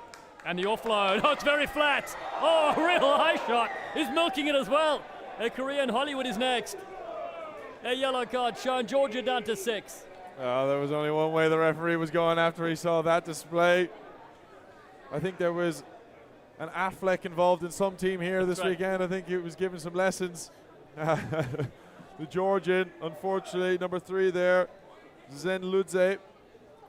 He's going to be in the bin for 2 minutes, and the Georgians are going to have to fight really hard at this 7C side. They're in the semi-final for a reason. They really are. You mentioned they beat China 24-21. They beat the Mavericks and Oxfam Crusaders. They drew to Gorilla Rugby. Gorilla Rugby had a really tough go at it. They drew 17 all. They're such a good side, but underperformed earlier today as well. They lost in Golden Point in their knockout game. So here we go. It is 70s now with an attack. The French flair on full display. Bazan is on the wing here on the near side. Now I'm Dallin Stafford alongside double Olympian Harry McNulty, and superb to be here again as a switch. Oh, it's been knocked on this time. So real pressure mounting for both semi-finalists in the last game and in this match as well. We've seen some uncharacteristic errors creep in. Yes, we have, and we've been talking about this day 2 and the ability to be able to keep your standards high, whether it's around the tackle, the pass, just the small parts of the game. And it seems as though the likes of Portugal earlier, they were the ones who were able to make sure they made less mistakes, even though they had lost to South Sevens. But South Sevens just seemed to, they just couldn't keep up. Yeah, an amazing result. They lost 35-19, then they won today, and that's the all-important one, as you said, booking their place in the final, the first team to do so. Georgia go over the top. They've got some powerful runners, and they go on the outside. Oh, there's absolute motor. Look at them go. Great cover defense as well. Sabah will score. It's Georgia that hit the glorious button, and I love to see that. He was like Sonic the Hedgehog. When he gets enough golden coins, he just got the zoom. Pinned his ears back and absolutely took off. But that's what we love to see, players backing themselves from the right position. And he took it from 60 on the outside, dots it in underneath the post. Ark Vudze with a brilliant try. The kick sails over. It is 7-0 in men's elite semi-final number 2. Georgia strike early doors here. Sabah Badse, a beautiful run down the touchline. And now this tees up 17s for a response. 7 sports on offer here as we hit the middle of day 2. Champions will be crowned from a few moments onwards in different sports. Rugby, we said, takes place at 7 p.m. local time. 6:40 the women's final, the men at 7 p.m. Stay with us all day long as 70s. They knock this one on. No, play on, says our referee. 70s, the French side now called back. Vic Andre thought, oh, I have an early Christmas present. Right call, right call. Georgia back to full 7. And the big man, number 3, Zurabi Zene Ludze, he got up to contest that. An incredible, incredible reach, but just forced enough for a knock on from the 70s side. And it's now their opportunity to attack here. Georgia with Modabadze, he's got some hot feet, some silky boots to match as well. He picks around the fringes, all sorts of pressure on him. Looking to keep it for the attacking play for Georgia. They go down to the near side. Oh, biggie dummy thrown, and that's Gaga Keshkishvili. Looking like Lady Gaga there with some hot moves around the fringes as well. Here goes Dizenlatze into the 22, Georgia. Now getting to their full flow. Babanashvili, and then a short line comes in. Let's look at Ali Bagashvili to score. What a dive! Georgia are in again! Ali Bagashvili! What a fantastic try. That was just pure power from the Georgians. what we're used to seeing. They were under a lot of pressure from their scrum, but they decided that they were going to go back to their roots and just crash it up the middle. Fantastic. Ali Bagashvili with a big swan dive underneath the post. You love to see it. Had one or two of those in my time, but that's about it. Oh, but they were gorgeous tries. He's probably commentating those as well as the kick says up. It's 14-0, and Luka Bagashvili has the fans going berserk who are watching from around the world. We appreciate all your support. Keep them coming. Put the flag of the country that you're supporting. Will Georgia go all the way in this tournament? Georgia had fantastic support on YouTube yesterday. We saw all the comments coming in. It was great to see. International side supported so well abroad. Now 70s. They collect this one. Big shot on Andre. Into the 22. What can this French side do with that brilliant victory earlier today, 24-21 against China, knocking out the national side? They've got some national players as well, has 70s, looking to get their second title here at the Algarve Sevens. The French flair is in fine form. They need to get on the board next though. Here's Young, Arthur Young, just 19 years young, playing in this tournament. Festivities continue outside the stadium and all night long on the beach in Montegordo. But first, who will get into the cup final? What a run! Barn-burning run that is from Roro Penronu. And 70s again, link up towards the halfway line. Big step. Again, they continue to build the phases here. And a penalty for Georgia. They're holding on strong. Wow, and that was Modabadze. Siren, and it's the halftime whistle approaching. Georgia lead 14-0 against 70s.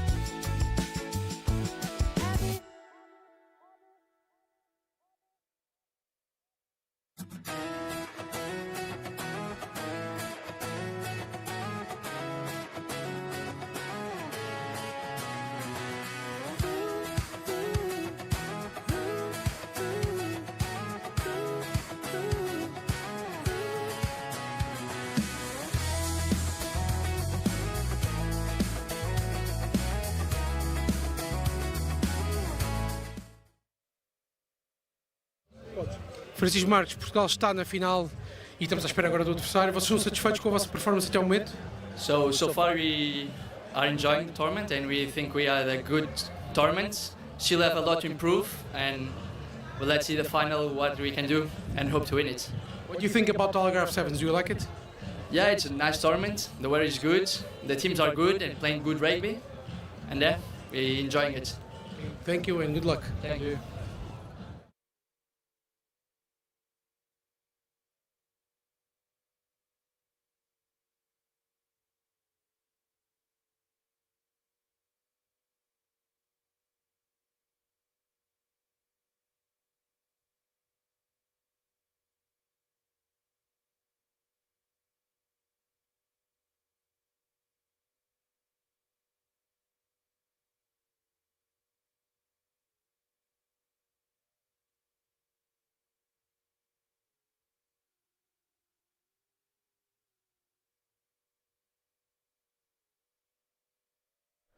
Second half underway here at the 2026 Algarve Sevens. It is men's semi-final number 2.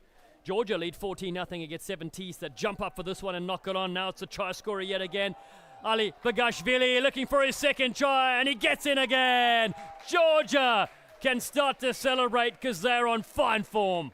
If there was ever a way to start off the second half that you could write it out to perfection, that is it. A great kickoff, loads of pressure, the slap back, but Ali Bagashvili, he knows his way to the try line and extends the lead for Georgia. Portugal won the earlier semi-final against South 7, stunning them 12 points to nothing after losing in the pool match to them. So they are the first side in the final. Georgia now up 19-0 against 70s. Our referee, Alberto Fafaro. Final takes place at 7 p.m. Then the Women's Elite semi-finals. Portugal will take on Guerrilla Rugby next, and then the NCR All-Americans against Monaco. So stay with us for these massive contests in different divisions, different sections. We've got the Men's Open final to close out the day with the Women's Elite final and Men's Elite. A fantastic day of rugby all around, but a fantastic weekend of sport. We've really enjoyed ourselves. There's been so much going on. A few cold beverages have our names on it later, I bet you. Yes, indeed. For the closing functions happening on Montagordo Beach. Now, 70s need to work their way back into this game, and they concede a penalty just when I say that. Commentator's curse is alive and well up here in the commentary box. Georgia love it, because now they got possession back. Decision time for them. What do they do this? It looks like a planned move here. Gigori Babunashvili is the first receiver. He goes behind the back and some wonderful feet again. Into the traffic though. He goes Modabadze to the left. Oh, a left-footed kick through. The chasers are there. The vending machine comes in after this one. Oh my goodness. The big unit. Daviti Kirikashvili, and gets a penalty as well. He's full value from 5 meters out, and they're in the corner. Georgia score their 4th try, and they do it in style. Great style. You love to see when a team goes to do a set piece. It doesn't quite go the way they want it, up to traffic in the middle, but then they come back around the corner, and a lovely left-footed grubber. Kivira Kushvili, the big man, he was brilliant yesterday. He dazzled with some awesome feet, but he was there to force a penalty, and then Georgia make their way over. And they are on fine form. Kick unsuccessful, but they're up 24-0 here in the second half. And what a left boot it was, Gigori. Babunashvili put in the kick through, so deft, so sleek. And this Georgian side staying in the same hotel. And we see them building chemistry and building momentum off the field as well, touring around the world in different parts, playing different teams, all part of the brilliant game as they developed as young athletes and brilliant rugby players. Up high for 70s. They drop this one backwards. And almost everything is going wrong for 70s. And a kick to the vending machine comes through. No, I don't believe it. Oh my goodness, put my coins in. I've hit the big time. Big vending machine scores. Kiviri Kashvili is one of the best. Oh my God, we were talking him up all day yesterday, and at breakfast this morning to his coach George, we said, where did you find him? He plays in the centres back in Georgia.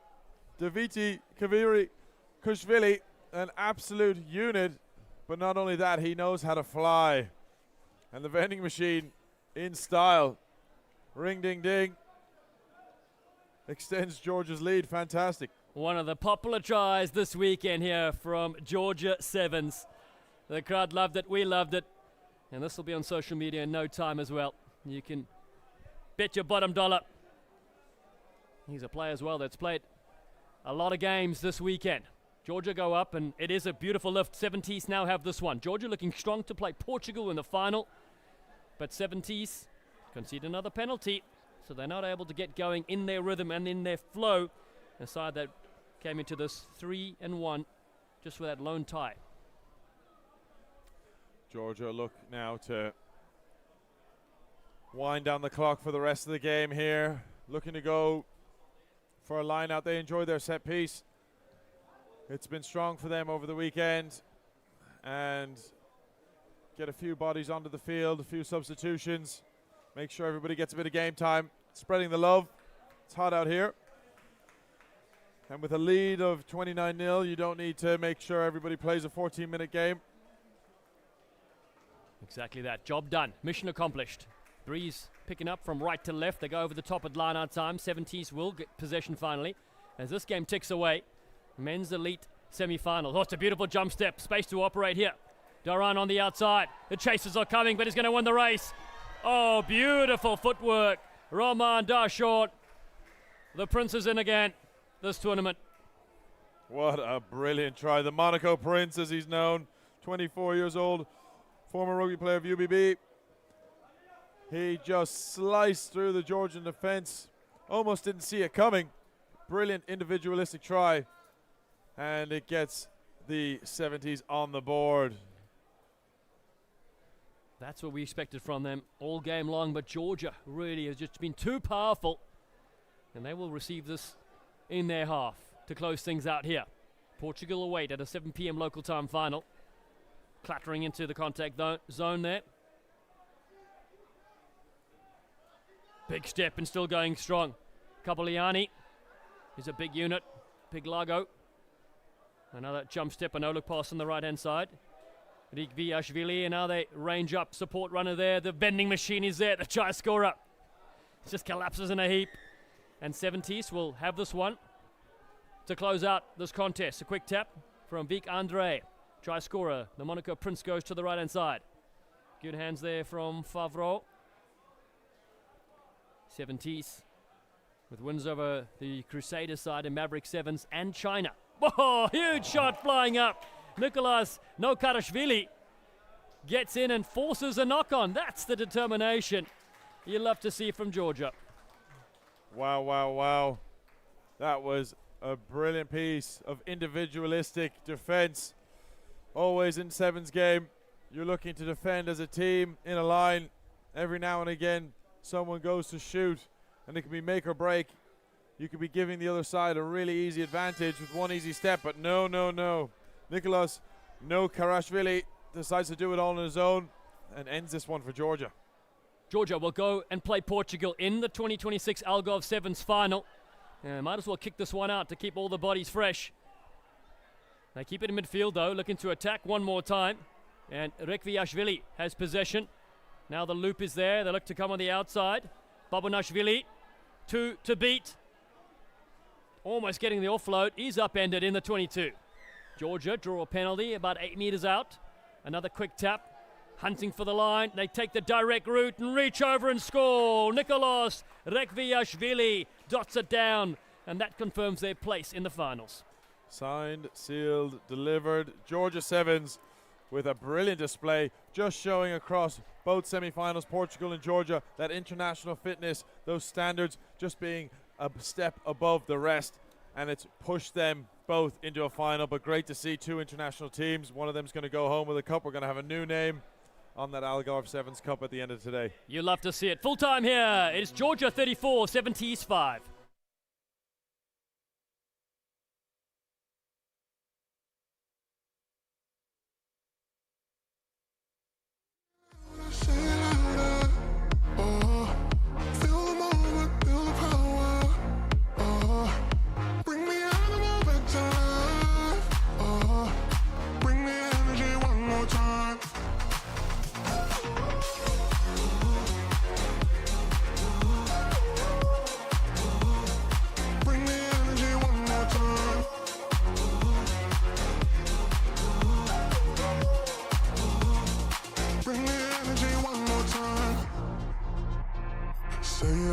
Say it louder.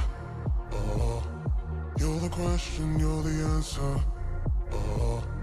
Bring the animal back to life. Bring the energy one more time. If you feel like letting go, you can take control. You can turn this all to something beautiful where you feel life gets you down, down, down. The action continues here at the 2026 Algarve Sevens. We now reach the elite women's semi-finals. Portugal in green receive against Gorilla Rugby from Texas, US of A. A deep kick to get us going. It's dotted down. So a free kick at the halfway line for Portugal Sevens. They won their quarterfinals against Virginia 28 points to nothing. The tackle going on there. You can't tackle a player. They've got to take the ball to the halfway line. So there we go. Gorilla will be 6 players on the defensive side of things. So 4-0 so far, Portugal in this tournament. So same for Gorilla Rugby. Here's the captain. A nice little step there from Portugal. And that's Maria Zuan Costa. And now a breakout. Here's Marta Pedro for Portugal. Beautiful flick to keep it alive. Just hands touching that one, knocking it on for the local side. The national team, Portugal. Gorilla Rugby will have a chance now to attack. I'm Dallin Stampford, former US Sevens international. And Algarve 7's ambassador for the last 3 years. Stunning to be here in one of the best parts of the world. This multi-sports festival with 7 different sports on display across 3 days of competition. Some players coming in the whole week to enjoy the sun and staying a bit later as well. Gorilla Rugby. We mentioned how dangerous they can be, 4-0, but a beautiful chop tackle. This is where big teams collide. It's the semi-final stage. The next one coming up is the NCR All-Americans, and they're taking on Monaco. Gorilla Rugby down on that far side. Some big tackles coming in at the breakdown as well. Portugal try to force things, and they get it back, and they get the penalty. They're so good at the breakdown. And now it gives them a chance to attack in the 22. Raquel Santos will go to the mark. Look out as well for Marta Pedro, and the forward jumper. They go to the short side, do Portugal. Nice little double switch move. Oh, beautiful breakout. Portugal getting close to the line. The Raquel Santos is a metre shy, and it's knocked it on. That was a lovely little blindside move off for the penalty. And there's a huge support here for Gorilla Rugby. As for Portugal, Gorilla Rugby had a men's side, elite and social side as well take part in this tournament. So bringing 3 teams from the great state of Texas. Wonderful to have our American viewers here tuning in. And of course the local Portuguese fans as well. Fantastic viewership and numbers from so many different countries around the globe. It's Gorilla Rugby. They try run from a -5 behind their own goal line, and they knock that one on. So some errors creeping in to semi-final stage. We saw it in the men's side of things, in which Portugal won 12-0 in one semi-final against South Sevens, and Georgia, the other one, against 7 by 34 points to 5. So Georgia take on Portugal in the men's elite final at 7 p.m. later today. The women's final will be at 6:40. Third place game will be at 4:40. Adele Roberts is our referee. And now it's Portugal. They must score here. 2-1. Beautiful dummy. That goes through and diving in. And Katia Almeida scores for Portugal. And they have the opening try. They worked brilliantly together to get near the uprights to see if they can add the extra 2 in this Knockout Cup semi-final. Vital extra 2. Portugal playing in red yesterday and green today. Nailed the conversion. 7-0. Perfect start for Portugal. Can they also go into the cup final? Which means we'll have the national side from Portugal in both finals. Katia Almeida gets ready to kick off again. Brilliant to see netball growing here as well as lacrosse, brand new, golf, beach hockey, open water swimming and paddle. It's all happening in and around the stadium at this unbelievable venue, the Vila Real de Santo Antonio Stadium. Penalty Portugal. They keep the momentum going here against the American side. Raquel Santos. Last time they went left with a double switch move. This time they do the same, except they keep it with one ball. Almost free on that far side. The touch judge comes up though, so that'll be a net gain for Gorilla Rugby. They get possession back. They try scoring machine. Bomi Lawal scored a hat-trick in the game prior. And then the speed from Eve Shepherd scoring 2 tries as well. That's how they got you, beating Ubuntu 25-0. Side coached by Canadian international Robin McDougall. His McDougall Rugby Canada is the best there is. His wife Samia as well. Got to catch up with them a little bit earlier. Rugby Hive co-host alongside yours truly. Big tackle down the near side. Gorilla Rugby. Can the Texans strike next? Ball there from Isabel Anderton Teasdale. And the pressure comes flying up here. Megan Allard under pressure. In the 22. A long way to go here for Gorilla Rugby. They need some speed out wide. So what do they do here in the first half? Kick for touch. Tap and go. An attacking scrum. Eve Shepherd, speaking of which, takes the field in the 12 jersey.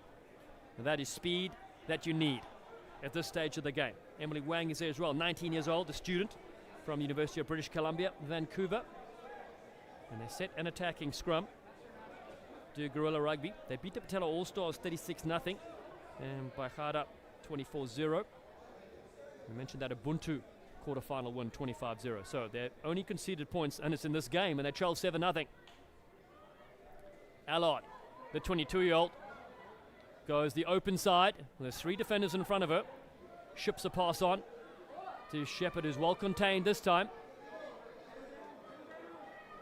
Shepherd, the teenager, enjoying her time in the sun. Portugal almost rip it free. It's guerrilla rugby down the fringes.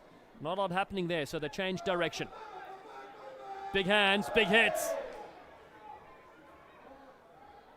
Able to hit the ground there was Bomi Laval, the 20-year-old, the student as well. So many young players in this guerrilla outfit. What a development pathway they have been over the years. They travel so well as well. Nearly 50 players, fans, supporters, and staff. Oh, big hit comes in there. To the ground goes guerrilla rugby. All the rugby played inside the 22, but can they break free? Yes, they can. Here come the Texans now. Oh, can you believe it? They're on the loose and will score. It's Eve Shepherd. Who else? The teenage sensation. Don't mess with Texas, she says. Conversion should make it 7 apiece as the siren sounds for half-time. What a bust out from Eve Shepherd out of the Okotoks region in Alberta. Also played with McDougall Rugby program. Now, if I was the conversion, I'd go right up to the post and go much closer to make it easier. And unfortunately, it misses. So it's 7-5. Portugal lead at halftime against Guerrilla Rugby. Intervalo neste jogo entre Portugal Sevens e Guerrilla.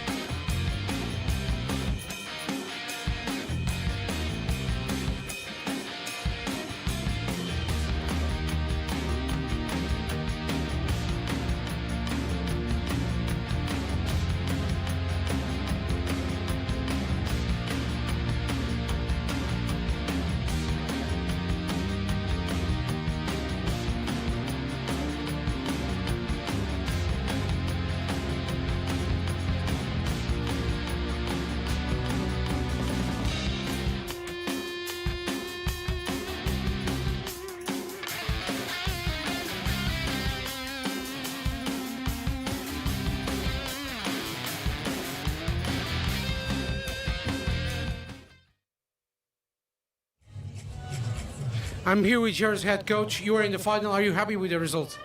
Yeah, thank you. Thank you for the organizers who organized this event. That's beautiful, lovely, and yeah, I'm very proud of my boys and the boys who is behind them, who is part of our team, but they are still in Tbilisi. That make them that boys to grow up. So that's still young generation with experienced guys. So I'm very happy that I see in their faces to believe themselves. So we're gonna improve step by step, I think. And good luck for the final then. Okay. Thank you. Thank you. Thank you. Great to hear there from the Georgian head coach. They're all playing in the final, and now a massive hit comes in yet again. The second half well underway here for Guerrilla Rugby. A trail 7-5 against Portugal. Portugal in green. Oh, beautiful dummy. That's a good timing there. Sofia Brissoni keeps it alive, but the ball spills loose, and it's a penalty to Portugal. So a chance for their side to continue their lead. It's a quick tap. So here we go. The side in green. Santosh draws one, absorbs the tackle. Inish Marques is there on the far side. Portugal on the hunt with advantage, so they can go up here and take another quick tap. Raquel Santosh with a quick tap. Santos stepping and weaving away in the 22. Support on the outside. Can they go the distance? Yes, they can. Fonseca scores for Portugal, and they extend their lead. Mariana Fonseca loops on the outside, and it was Raquel Santos that set up that brilliant score. They now have a 12-5 buffer here in the Women's Elite Cup semi-final number 1. Lying in wait are the NCR All-Americans from the United States and the Umusa Monaco side, talented group from all over the world. They will lock horns next in semi-final number 2. Almeida scored a brilliant try. Not able to get the conversion, but still have them up full converted 7 points. Such a thrill to be here. Over 100 sports teams taking part in 7 different sports around here. A record 3,000 fans. You'll be hitting the beach tonight for a beach party. If you're in the neighborhood, come and join us. Buy me a cold one. Tell you what, I need it. Brilliant action. Lots of talking. Guerrilla Rugby with a take here. Their chance to shine now. Catherine Culligan, the 24-year-old out of Halifax. Adlard moves it to the right. Short line. And it's 12-5, Portugal lead. And Guerrilla Rugby with a real chance now on the outside. Good strong tackle, brings down Culligan. The dentistry student can do some clinical research with her team in Portugal. Again, pinch this, have done that 3 times in this game. And another quick tap. Marques not wasting any time. Ines Marques beats one, gets the offload to the right hand side. Marta Pedro is there. Portugal really bringing all their talent on display here. They're a side that are 4-0 in this tournament. They've only conceded a single try, and it is against Guerrilla Rugby. They lead 12-5 here in the second half. Loose ball. Can Guerrilla pick this up? Yes, they can. They fly into this one. Their crowd comes alive. Valentin Husa doing brilliant work, but the counter shot is even better from Portugal. And now they flick around the fringes. Marques yet again. Ines Marques with a strong fend. Fighting for her life. Lays it back to the captain. Oh, what a beautiful breakout. Here she goes. Maria Zuan Costa will score. A massive try here at the Algarve Sevens. And Portugal go up 17-5. The captain gets it done. Had a chance to catch up with her during the press conference before the tournament. Double Olympian Harry McNulty and I got to talk about life as a Portuguese player, as a professional rising star, and what it takes for this women's side. Events like this are so vital. That kick sails over, and now all of a sudden it's 19-5, and it's Portugal in the second half. They're looking very strong to be the first team to make the Women's Elite Final. Their men's team have booked their place already. They will face Georgia at local time, 7 p.m. here at the Algarve Sevens. We want to thank our support from Visit Portugal, the event put on by Sports Ventures in Vila Real de Santo Antonio Municipality, and our sponsors Nova Banco, Ponta Verde, and Rhino Rugby, of course. They've been brilliant over the years. Partnership so valuable to keep the events like this going and growing year on year. Year 7. Guerrilla Rugby. Taylor Cushway to throw, the 24-year-old. A student and disability support worker. Played with the Regina Ravens and the Prairie Islanders as well. So many young American and Canadian players representing North America, but also Texas. It's almost its own country, is Texas. Oh, and the knock on there, it's a tough one to handle. So Portugal fling it down the line. It's a beautiful pass. Here they go again. Santos looking for the switch. That's a nice little move there. Ines Santos now with possession. Both going to work. Getting within 5. Portugal to close out this contest. They've had so much possession in this game. And Luisa Santos this time. 4 different players with the last name Santos in the contact. And now the captain again. Offloads. Numbers rearing up and they'll score. The crowd love it. And Portugal will go to the final. Ines Marques scores for Portugal. And the home side have treated us to some brilliant scores. They beat Mo Sisters on day 1, 43-0. They took out Strathclyde University 78-0. Beat Ubuntu by 50. And a quarterfinal win against Virginia, 28 points to nothing. And now a 24-5 lead. They will face the winner of the NCR All-Americans and Monaco, which will be the next semi-final coming up.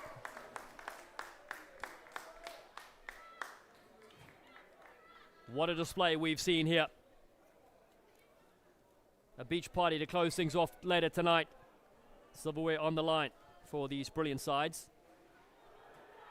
So Gorilla at this point will play in the third and fourth place match, which will happen at 4:40 local time.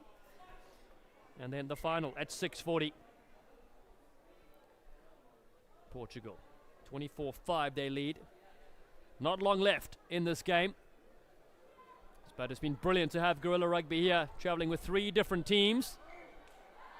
Free kick to close things out here for Gorilla at the halfway line. Valentin Husa wants to go to the halfway line. He gives it off to Isabel Anderton Teasdale, the student out of Duncan, British Columbia. Goes to the left-hand side as the siren sounds. Can they get one more score here, Gorilla Rugby? Really meeting tough competition here in the top 4. Down the chain, here's Shepherd. Eve Shepherd. This time they know how talented and dangerous and fast she is, so they don't give her many options at all. Gorilla at a standing start. Get a strong fend. The ball's loose backwards. Portugal fly up here and Gorilla. A wall of green jerseys. Difficult pass to handle. Portugal have it on the way back. And here they go again. Inish Barbosa moves it to the left-hand side. And the full-time whistle will follow. It's Portugal that go to the final. They beat Gorilla 24 points to 5.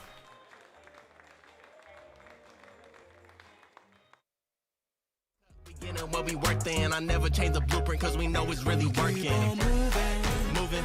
We keep on moving along. Keep it moving, keep it rolling. No, we ain't slowing it down. Never slowing down, never moving. We keep on moving along. Keep it moving, keep it rolling.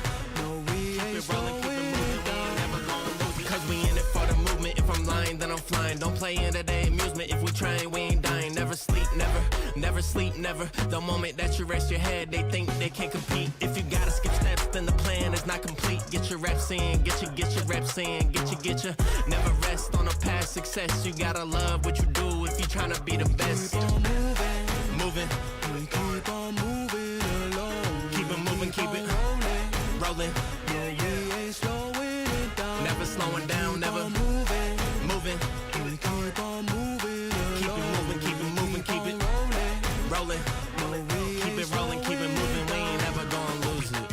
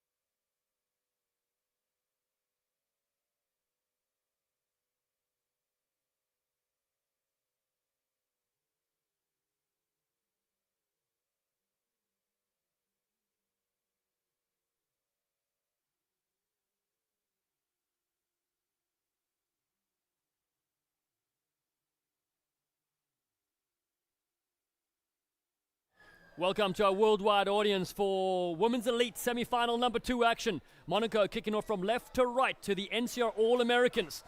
The US of A in action here, still alive in this competition. Both these sides undefeated, 4-0. Who will join Portugal in the final? It's Mia Blocker that has been outstanding this weekend. Has a crash upfield. University of Notre Dame player, the junior. Hot step there from Liv Baptiste. And the All-Americans around the fringes they go. Larissa Barbosa, captained the tour last year when they came here. They finished second. Finalists Can they go one better? But first, in their way, a very talented Monaco team with several international players in their side. Izzy Henderson moves it to the left-hand side. That's a forward pass, unfortunately, there to Mia Blocker, in fact, coming from Barbosa. So many great players on both these sides. The NCR, called National Collegiate Rugby. Second time here, we mentioned 3 players returning to the Algarve, coached by Jamie Fretch, Emile Walton, and Magali Harvey, the Canadian legend. Now the Musa Monaco side. I mentioned big names. Reese Lane Ilgamoon moves it to the left-hand side. Jazz Rampton is wearing 1 on her back, the international player as well. Chloe Pontouz looks to goose her way through a couple. Linking up here. Here's Rampton now. Brother also plays international 7s. Wearing 11, in fact, the 23-year-old from Great Britain. Players from New Zealand, France, Belgium, all over for this Monaco side. They've combined superbly. Lots of space down the near side. A beautiful dummy throw, and here they go, Monaco, with a big, strong fend.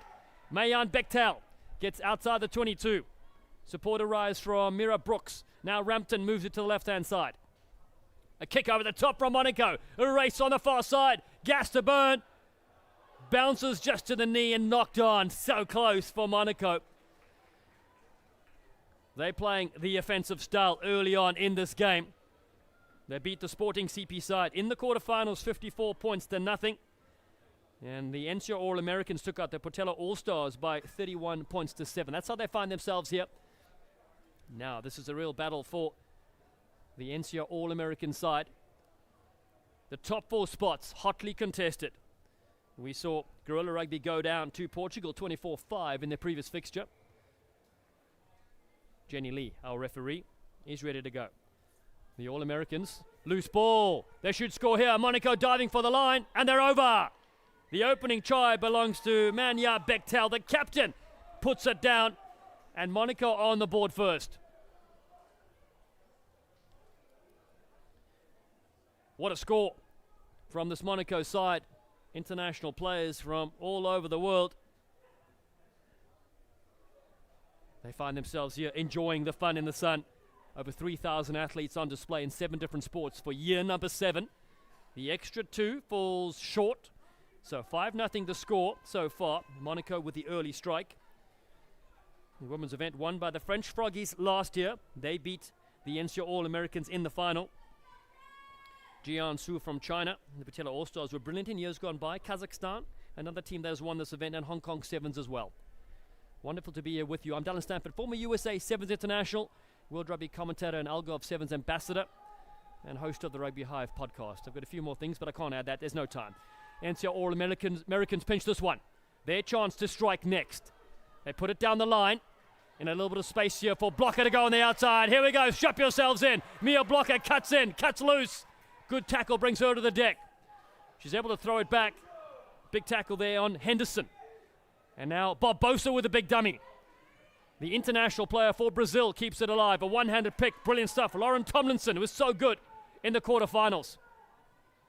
Barbosa under all sorts of pressure. Again takes on a couple of players. Gets her hands free. The ball's been pinched though from Monaco. And now they hoof it downfield. It's a big kick and chase. There's a handful of All-Americans there for NCR. Henderson's one of them, the 21-year-old out of Notre Dame. And a big tackle on the ground brings down Liv Baptiste, the Brown University graduate, who draws a penalty with Mia Blocker. This is the first half you're watching. 5-0 the score. And the NCR All-Americans have space on the right-hand side to exploit. Here we go. Barbosa, has she got the legs to go the distance? Big tackle comes in here on Larissa Barbosa, the 22-year-old. Support arrives in the frame of Kelly Greenleaf. And it's another penalty, this time for offside play. The nurse calls for a scrum, does Greenleaf, to slow things down here in the first half and tie up some defenders. What a big game this is turning out to be. We knew it would be. These top 4 spots. They cruise through the competition. And now they find themselves trailing by 5. In at scrum time, Lauren Tomlinson, the 21-year-old. She can juggle fire, apparently. I'm not sure what that looks like, but we may see it at the after party on the beach in Montegordo. Picked around the fringes. Beautiful pass on the inside. Keep it alive. Tomlinson juggling fire, hurdling players as she goes. The NCR All-Americans now find themselves in the 22. A real opportunity to take it wide. Barbosa finds Blocker out wide. A beautiful pass to send her on the front foot. Mia Blocker knows her way to the try line. And the Americans are in. NCR lock it up. A vital conversion to follow. Mia Blocker being a standout in this tournament.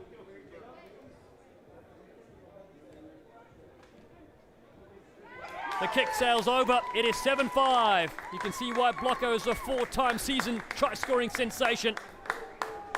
And now, the NCR All-Americans have a slender 2-point lead.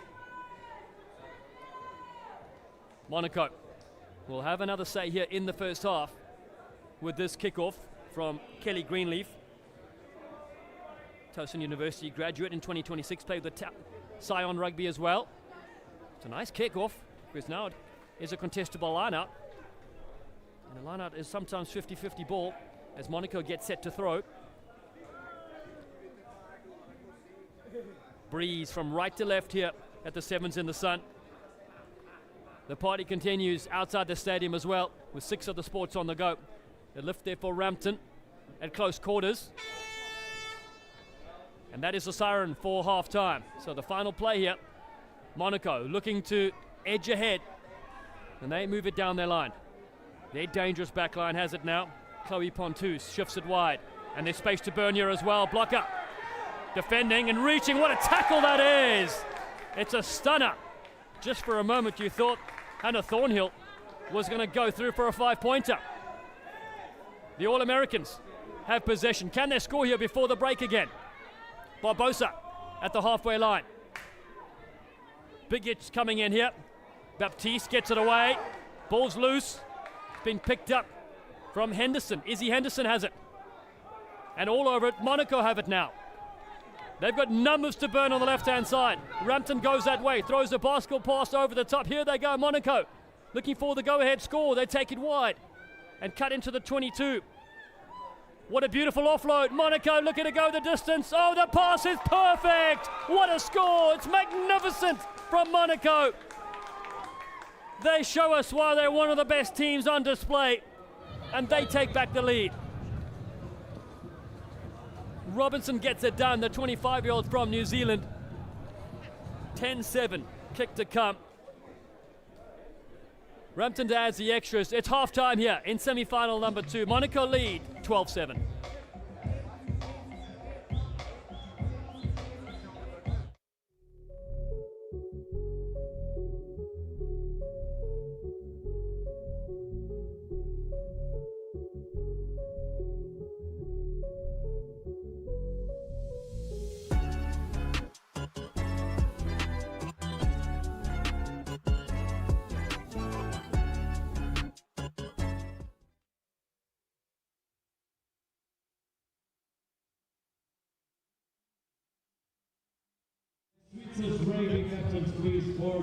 I'm with Portugal's head coach, João Mara.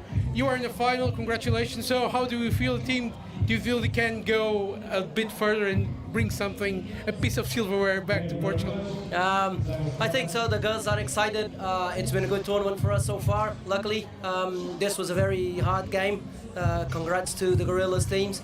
But yeah, I think that the girls are improving, and I think we still have a little bit of improvements to do for the final. It's going to be a really difficult game with either NCR or Monaco, and hopefully it will be a good rugby game and everyone can enjoy it.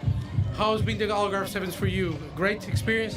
A great experience as always. Like we spoke the other day, it's a great tournament, really well organized. It's the teams and the environment around it. It's a really good experience for us at the moment to prepare the European Championship. So hopefully it will be a very good weekend for us. Okay, thank you, João, and congratulations. Obrigado.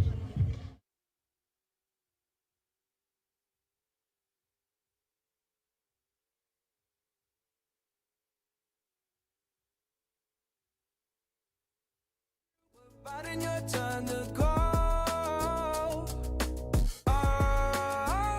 I really should've known. Play with dynamite till we hit a red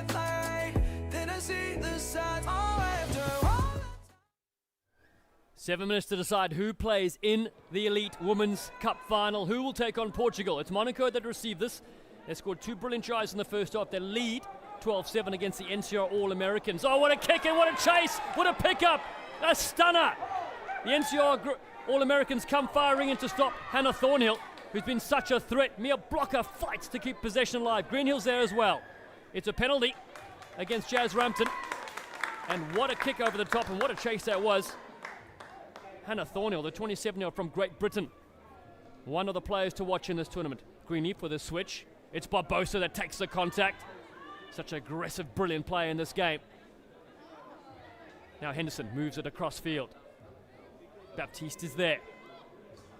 Can the All-Americans break out from their 22? That's a nice pass.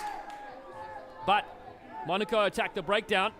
Still stays there for Lauren Tomlinson. The fire juggler has a penalty for their side here in the second half. If you're just joining us, you're watching the 7th edition of the Algarve Sevens with 7 sports on display. Rugby Sevens semi-final time, number 2. Portugal are in the final in the women's competition. They're also in the final on the men's side. They'll take on Georgia later today at 7 p.m. local time. The women's final 20 minutes before that at 6:40. I'm Dallin Stanford, former US International Algarve Sevens ambassador. Welcome to one of the best places on earth. This festival is now hitting its straps as knockout rugby is on full display here as Barbosa flies up. Captain Barbosa, as we like to call her. Big clear out there for the National Collegiate Rugby All-Americans. Can they get on the board next? Beautiful switch. What a line this is. Mia Blocker again will not be caught. Blocker going the distance. She's smiling to her coaches as she goes through. And the US of A are back on the board. It's 12-all in this thrilling contest. And one of the top try scorers in this tournament and one of the standouts, Mia Blocker, gets it done. The Big Ten Conference MVP and the 4-time season scoring leader. She has never worked less than 2 full-time jobs. Well, at rugby is a 3rd full-time job. And what a kick! It is 14-12. And just like that, the NCR All-Americans lead 14-12. A massive moment in the context of this game. Big thanks to Sports Ventures in Vila Real de Santo Antonio Municipality for putting on this event, and support from Visit Portugal, our sponsors, Nova Banco, Ponte Verde, and Rhino Rugby as well. Stunning to be here with you. And it's Monaco now, a chance for their say in the game. Makeda Lewis, known as Cookie, breaks free. Lewis gets you to 2 or 3. What a player she is from Great Britain. Now to the right-hand side. Bechtel, the captain, the German international, moves it across field. And it's Monaco with a bit of room to operate. They're a side also 4-0 in this tournament. Seeing they can go 5-0 and make the final. Big strong fans. Mira Brooks is there, just 19 years of age from Belgium. And again, Monaco come in. It's a pass been scooped up. Wow, superb skills. Liv Baptiste may have saved the day there, diving on it. Barbosa moves it to the left. Tomlinson. Strong carry. Looking to keep it alive for this All-American side. Over 20,000 registered players and coaches within NCR. And this is the international touring side. Their men will play in the Rugby Town Sevens as well. They were here last year in the Open Division. Barbosa, down the chain she goes. It's okay, because it's a backward pass and a big fend again coming in. This time brought to the ground. Gillian McRae, 20-year-old, on the field. Here's Barbosa, buying time for her teammates to arrive. The NCR All-Americans float one over the top. That's a nice pass. Can't break free. The defenders are there, but they recycle well. Coached by Jamie Fretch. Emil Walton's on the coaching crew, and Magali Harvey as well. Brings great experience from the Rugby World Cup with Canada. Big shot. Tomlinson gets it away. What a player Lauren Tomlinson is. I still want to see that fire juggling act. Maybe later tonight. A pinch comes in from Monaco. They've done brilliantly. Jazz Rampton flicks it away. Here they come now. They trail by 2. A big pass over the top. Rampton, the international sensation, looks for the switch. Here comes Lewis again. The battering ram.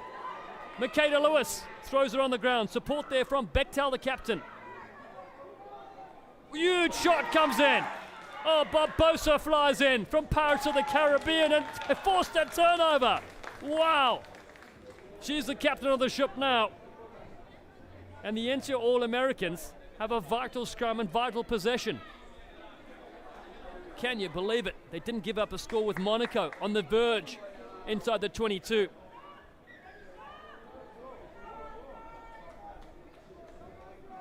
So, medics on the field to check everybody's all right.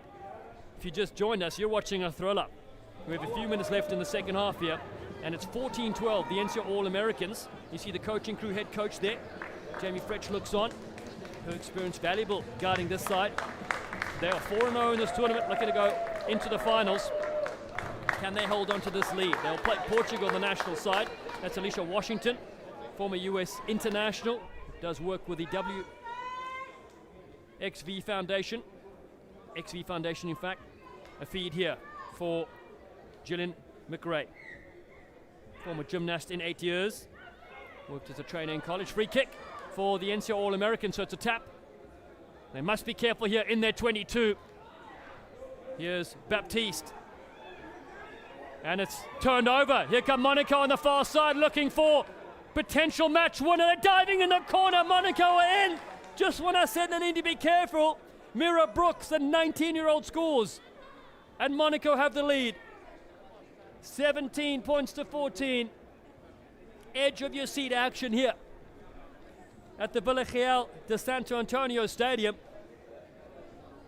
The NCO All-Americans have time for another play. Jazz Rampton, the international star. The conversion just short, so 3 points the difference. The All-Americans need to score to keep their hopes alive. A final on the line, with Portugal waiting on the other end. Monaco, sublime second half try, has them up 17-14. Can the team from the United States, representing collegiate rugby from all over, get into the final again like they did last year? It only needs to go 10. There's nobody there for the US of A, so it's able to be grabbed from Monaco. Brilliant skills and vision from them. They can keep possession here. They put it down the line. Great hands. A bounce ball to Rampton. Jazz Rampton got some great footwork. She barrels into a couple. It's still there for Marianne Gua on the near side. Tackled here close to the touchline. Rampton with the siren sounding. They kick this one out and they can go to the final. Monaco do just that. They have upset the NCR All-Americans and go to the final. Monaco 17, the NCR All-Americans 14.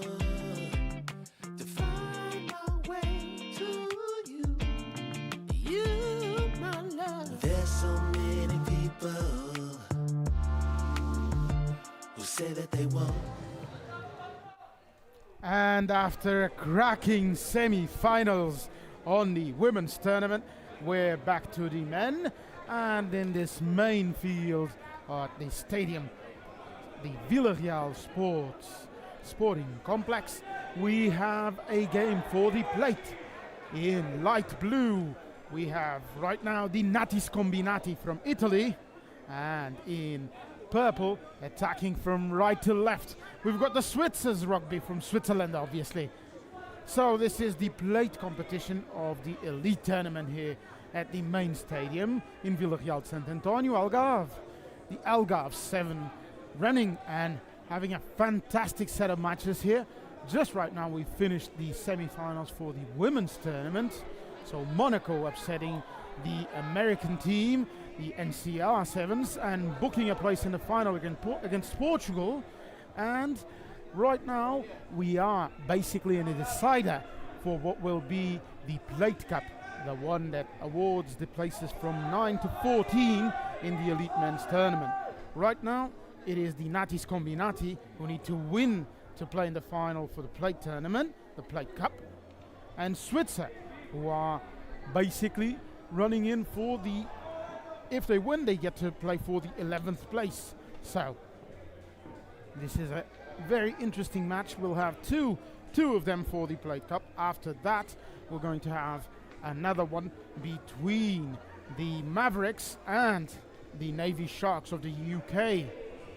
Right now, back to the action. The name is Bernardo Guzmaninho, and it is a pleasure to be here. We'll be having a couple of matches for the Plate Tournament, and then the Elite Men will continue our broadcast as well until we reach our break just around 4 o'clock.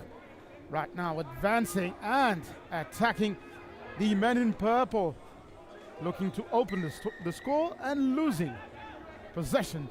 A penalty given by our referee, and a quick tap and restart. So Switzer's rugby so far played today and lost their rumble in the jungle against Gorilla 28-5. This is their second match in the Plate round robin second stage. Excellent pass, and will we have our first try? Great defensive work, and here we have it. I think it was Johnny Quintero who was tackled into the line. Here he is running back. So number 19, my bad, it was Sasha Ferjul. Plays in Lyon and clearly was almost opening the score. A good try from the Italian players. Right now another lineup as a good Italian defense keeps things locked down. Ready to put the ball into play. Number 25 here from the Italian team. The Italian squad, an international touring side as well, made of players from different type of clubs, all within the domestic game in Italy. Now taking advantage of a penalty for offside and kicking for territory. Excellent kick, deep within the half of the Switzers. On the first game of the round robin pool stage for the Plate Cup, so their first game today in day 2 of the Algarve Sevens, our Natis Combinati team played against Gorilla and they won, defeating one of the most popular teams here in the main stadium and putting themselves in position to fight for the Plate Cup. This is a fast-paced and high-flyer team, and as you can see, opening the score, and look at that man, a very dangerous one, raring to go, and that last pass, a desperate tackle, gave possession to Switzers, who are running the other way and exiting their 22. That was almost a score. The ref giving the ball to the Italians though. A quick tap, and will we have our first try? A 1v1, and there it is. Try number 1. The deadlock is broken, and Natis Combinati are on the scoreboard. If you're looking for someone to watch here, look out for Mr. 22 Moscone, Marcelo Milani. He plays in Lions Alto Lazio. One of the players to look out for in our Natis Combinati team. Bringing in talent from clubs like CUS Milano and Rugby Rovato. They do love to turn up the flair. And Switzers, they have a famous setup with a lot of French-based players and a couple of Fijian explosive ones. You've seen them running. Ready to defend here. The conversion wide, so still 5-0. And on the attack, the Swiss team is raring to go. You can see them getting ready and trying to go for that opening. The 1v1 here. Good work by the Italians, well defended here. And the ball is being opened wide. They try to carve some space here, look for the breakthrough. So far, excellent work. Going through the lines. And Camille Gallagher was tackled, but still good possession. And right now, waiting for support. Was the Fijian team keep going, and now not releasing the Fijian contingent here within the Switzers. Not able to make a difference on this play as a knock-on, and the hooter will bring the first half to a close. 5-0 so far. Be right back. Go, go, go, go. Giving still. Get off your phone, can't sit at the green light. Look how that shine Here's felt like a Bogey. ring. Right back, we will press on. And the Italians will still have a final possession here if they can manage to scrummage this in their favor. They were able to. Offside signal by the referee and a quick tap and one last charge by the Italian players. You see a wall of blue. And the Italian squad keep it going. Ball sent out wide. And we're still live here in the first half of this Plate Cup. Last match of the round robin for these two teams. Stage looking to book a place in the ranking matches. Natis Combinati looking for a place in the Plate Cup final. Keeping the ball alive. Trying a grubber kick. But there's no one there. And Zachary Kumshane has got the ball and will kick it out for a much-deserved half-time now. 5-0. We'll be right back, this time for good.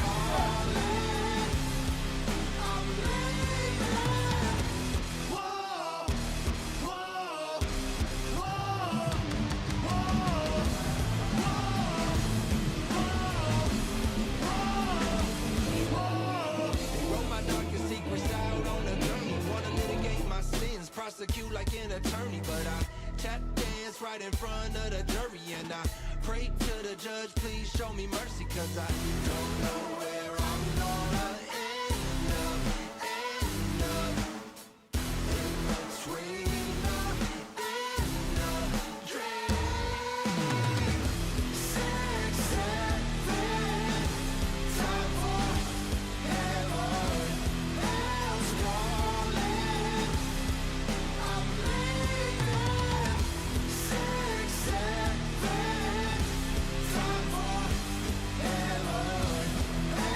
So we're back for the second half of the Natis Combinati Switzers match. The plate cup here is on, challenging on display, all ready to go. Natis Combinati playing to win and playing for a spot in the plate cup final on the Elite Men Algarve Sevens 2026 tournament. Switzers looking for a win and a place in the 11th place ranking match. Just one try splitting the two teams. Natis Combinati scored 1 and 5-0 is the score right now. So on to our second half and to what should be an exciting set of rugby matches. After this one, we're going to have a match between the Mavericks and the Navy Sharks. The final match of the round robin stage of day 2 here in the Plate Cup of the Elite Men competition.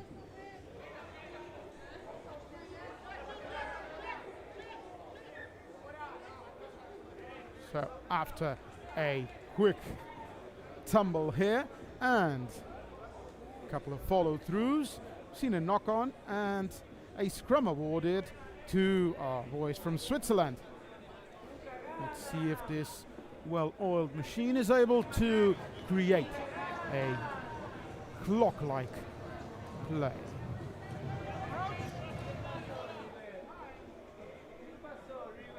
The ref awarding for an incorrect entry and a free kick. Quick tap and we're going. One of the men to watch in this Switzer's team, number 14. You should keep an eye out for Johnny Tuva, one of the Fijian contingent members in this team. And the Switzers benefiting from another penalty. The Italian team conceding and the offload is there, but the knock-on. This was a promising play, but the knock-on throws it all away. Switzers close by. There was the equalizer. We could all see it there. The excellent offload. Unfortunately for the purple men, this wasn't their time to shine. They'll have another crack at it if they can steal the ball from the scrum. Right now, they were unable to, and the Italian side is again on the attack. So it's a 1v1 and a race to the posts. Let's see who wins. Will it be the Italians? Nope. Good defensive work. And then the steal, but the knock-on. So an excellent run there, and there was support on hand for Natis Combinati, but that final pass unable to connect. And a knock-on, giving the ball back to the Swiss team. Some replacements here. On for the Italians is number 4, Edoardo Sederna from Milan, 31 years old. Coming on, we also see him, number 30 here, Matteo Mazzucchi from Cus Milano Rugby, an engineering student, 20 years old, one of the youngsters on this team. Again, it is the Switzers on the attack. Nice cross and good run of play. The handoff keeping the Italians away from the ball, but then the knock-on bringing a sudden end to another play. William Enjalbal from Leirac dropping the ball, number 1. And this has been the story so far for the second half. The Italians are keeping their slim advantage on the scoreboard, mostly thanks to missed opportunities. Well, from side to side here, one must concede, as both Natis Combinati and Switzers had plenty of chances to score, but so far we've seen mostly scrums on this second half. See if we can have a bit of a try or two here until the final buzzer. and I've asked for it, and it appears our Italian friends are ready to give me a cracking play. Will we have another try? Excellent handoff, and there it is. Number 5 with the handoff, the power move, and the second Natis Combinati try. We're waiting on the conversion and checking if everything is okay. The Swiss player speaking to the ref, and the Italians taking advantage to drink a bit of water. We should all do so, given the high temperatures seen here in the Algarve. Pretty sure we're going to benefit, all of us here, and the 3,000 plus athletes that have played so far in the 7 sports in the event here. A massive, more than 100 teams here in Villarreal Sant Antonio will all benefit from it at the end, after party and dinner at the Montegordo Beach. But first comes the sports and the deciding matches. For now, with the missed conversion, we have a 10-0 score. The Italian team in front.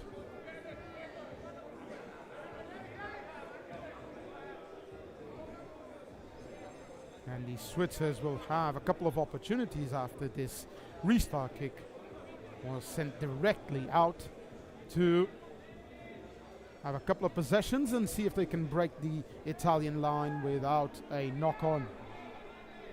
That should be the deciding factor here, and that's what's been causing some heartbreak for the Swiss hearts and the Swiss fans here. The Natis Combinati, with a lot of fans in our stands here in the main stadium of the Villarreal Sant Antonio Sports Complex, have been holding on for dear life, trying to book a place in the Plate Cup final. Now they're playing with the advantage, given the Swiss knock-on. Good clear out from that ruck. Ball opened out wide. There are 2 Italian players waiting for that ball, ready to sprint. And so far, so good for them. Natis Combinati keeping ball alive and surviving yet another ruck. You heard the horn, and they will kick it out for the win. 10-0, Natis Combinati are in the Plate Cup final. See you soon for the final match of the round robin in this Plate Cup, the Elite Men's 7s tournament.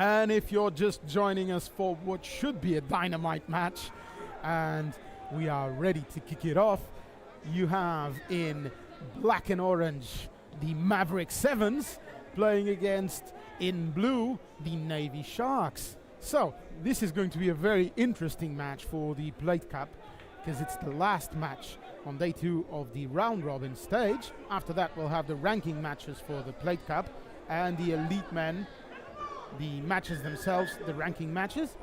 So what's going to happen, and we have a short pause as one of the Maverick players has injured himself, so the ref stopping time and stopping everything as they check in on him.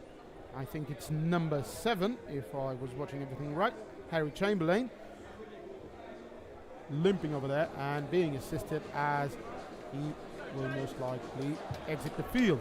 So an early replacement here as the crowd supports the young UK-born player being replaced here. And as we were saying, this is an interesting match as our Plate Cup competition in the second day ranks teams from 9th until 14th. And we have a quick round robin 2-pool play match or playing stage in which these 6 teams are split into Pool A and Pool B, and in day 2 start by playing each other, so each team plays twice, and then they are ranked and the final ranking matches are set. For the Plate Cup we already have one finalist, which is Natis Combinati. You saw the match just now, and now Maverick Sevens, looking for win number 2, have opened the score and score the first try and look to book place in the Plate Cup final, which will be interesting as they already have a win. They defeated Cascais 17-14 and caused quite a surprise as well, as the local Portuguese side was dominating and had a lot of nail biters during this competition. A couple of close losses, including against the Georgian national side, who will play the Elite Men Gold Cup final, so the main tournament final. And they defeated them 17-14 earlier today, whilst Navy Sharks lost 10-12 against the same team, Cascais. So quite ironically enough, we might have a situation in which there is a tiebreaker in case, a lot of tiebreakers need to be used here, in case what we see happening confirms, which is the Navy Sharks going in for a kill and getting a lot of tries. To start, they have 1 already scored here, whilst the Sharks player is making a bit of time and waiting to score that try. Was Freddie Elliott, number 3, with a try, and this should be an easy conversion to make it all tied up at 7. But as I said before, if the Navy Sharks win, we'll have 3 teams with 4 points, 1 win and 1 loss, and then we'll go into the tiebreakers, which, well, might prove this to be an interesting thing, because all 3 teams will then be tied, and it will be the tiebreakers here. Most wins, which they will all, in case the Navy Sharks win, have the same highest point difference, most points, and then most tries. This will be obviously an hypothetical situation, because only applicable if the Navy Sharks win. If they don't and the Mavericks win, we'll have the Mavericks playing Natis Combinati in the Plate Cup final early in today. So far we're back to the game and to an exciting run, a power run from number 5, Charlie Reynolds, tackled in extremis and keeping himself within the confines of the playing ground, so keeping the play alive as well, but then not releasing, and the penalty giving possession to the Navy Sharks. Sharks looking in for the second try, looking for it. The offload comes through, their support out wide, and a short burst and a handoff, and the Shark player is tackled next to the try line. We're playing in the last 5 meters. Can they be stopped? No, they can't. And we have our second try for the UK-based team. The Navy Sharks are the representative squad of the Royal Navy Rugby Union. They are very physical and they have a very, very powerful playing style. They've played some good matches here. They won 1-1 match. They defeated the Euskarians, one of the best teams we saw here in the Algarve. They won 21-17, caused quite a surprise, and played an excellent round of rugby. Then they lost to the Cavaliers, a nail-biter, with the Italians winning 17-14, and heavily to Portugal, 0-50. That was a high-scoring match, but for the Portuguese. Today, as I said before, they played one and lost one against Cascais. They're looking for a win in day 2, their first one of today. So far, they're in the lead. The conversion kick being missed, so they have a 12-7 5-point advantage, and they should try and stretch it a bit, as a non-converted try is not enough to keep everyone safe. One of the outstanding players now of the Navy Sharks going into contact.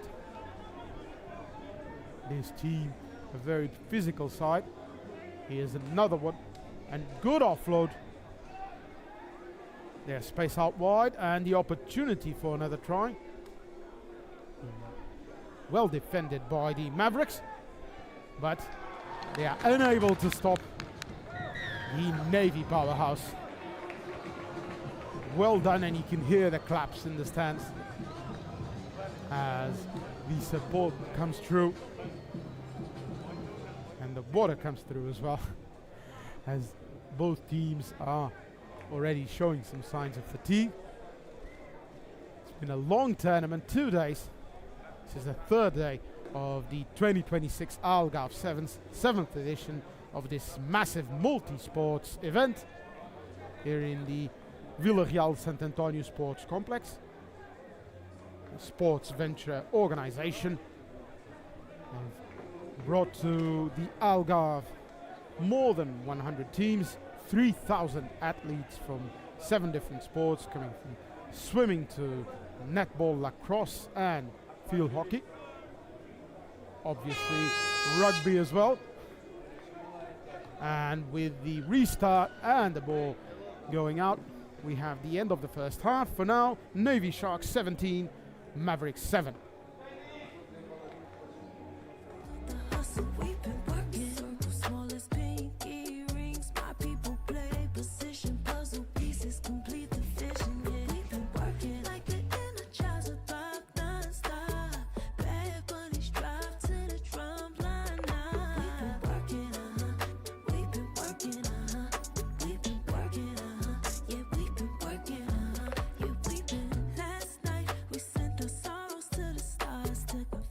To the forest, and we left them all to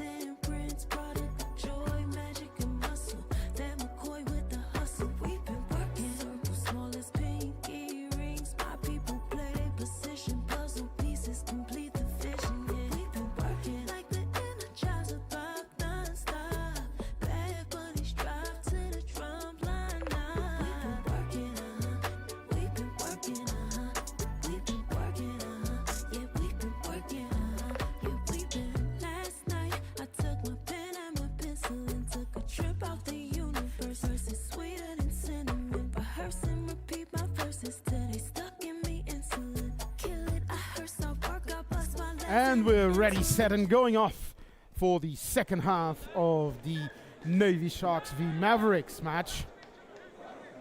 A long kick and a knock-on calls for yet another scrum, and this is proving to be quite an interesting one as the Navy Sharks are positioning themselves to cause a three-way tie in the Pool B for the Plate Cup, the round robin second stage here. So day 2 of the Algarve Sevens 2026, and this is a match for the Plate Cup, ranking from 9 to 14, and the Navy Sharks are setting themselves nicely for a Plate Cup final appearance. The Mavericks have something to say though, and let's see if the halftime talk did some improvement here, because for now they have a 10-point deficit to make up for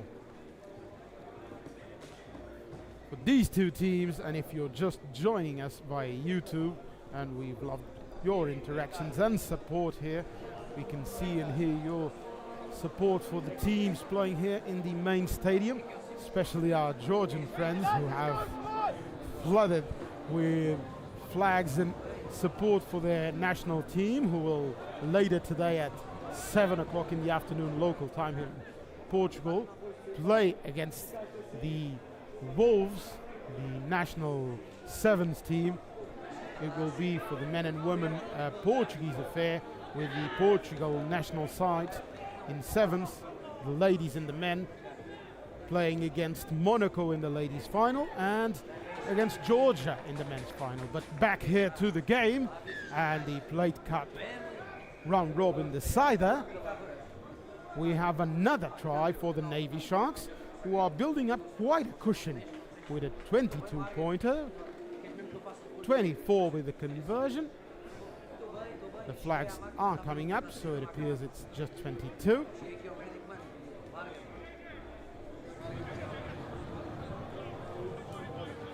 Right now, so we have a 22-7 advantage, 15 points splitting the two teams.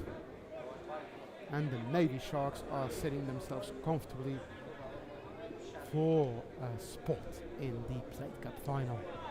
After this game, we're going to have a short break, and then we are going to have the matches for the Gold Cup between the Cavaliers and the Oxfam Crusaders, the Oscarians and the China Sevens, and then the Gorilla and NCR. That will be the third and fourth place match for the Gold Cup in the Elite Men's Tournament. So we're going to begin after this match. We're going to begin the ranking matches here in the main stadium. For now, let's focus on the action and on this awesome charge by the number 6.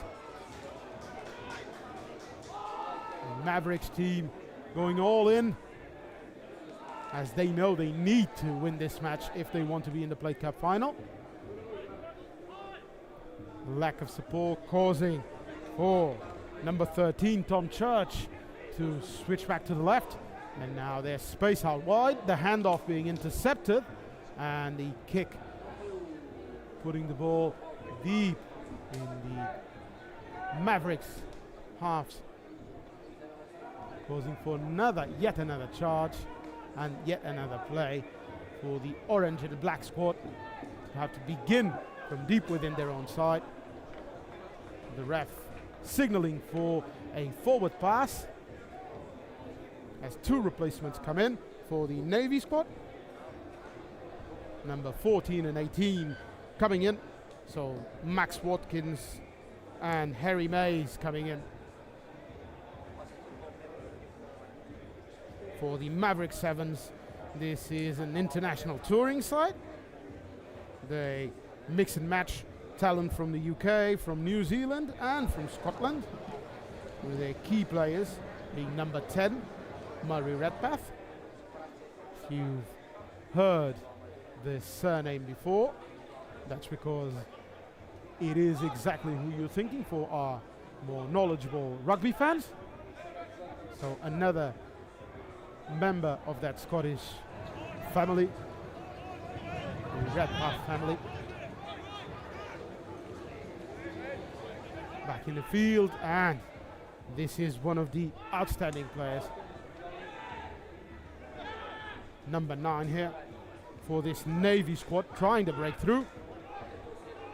Now the offload knock coming through, but still, it is still Navy ball. And it is being well cycled through. No one free in the wing, but the kick behind Maverick and the slight touch, bringing a line out. The ball crossing the line. There was a good bit of play, but then the final kick, a bit too strong for the Navy boys.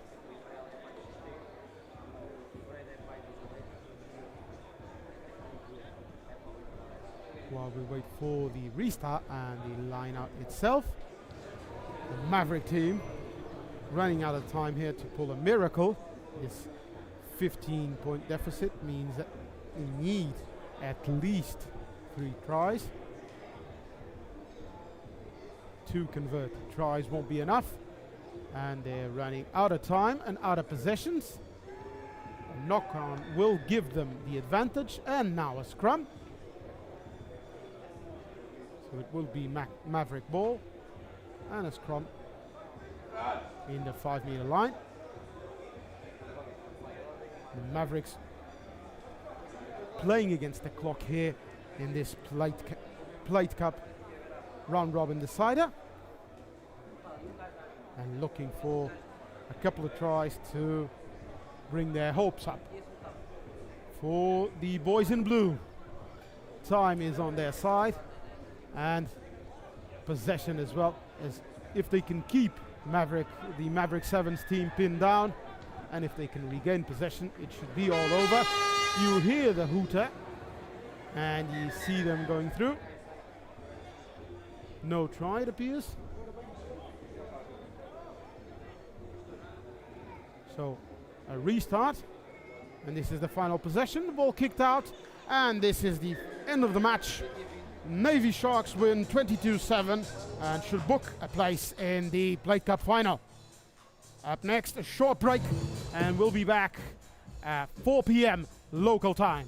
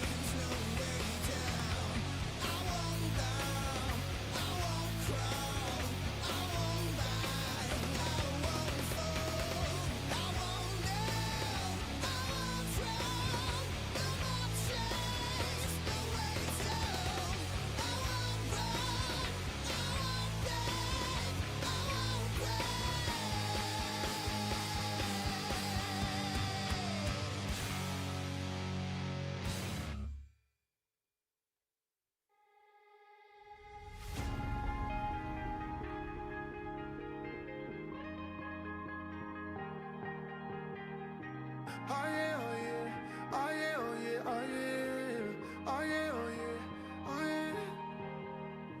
Hey there, what you drinking? 2 shots, let's pour it out. I know what you're thinking, but tomorrow won't come for us. This life that we're living, ain't never gonna give it up.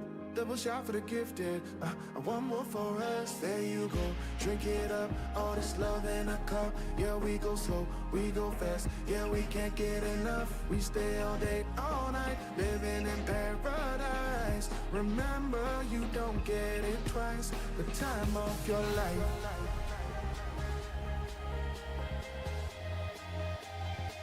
This is the time of your life. Remember, you don't get it twice. The time of your life.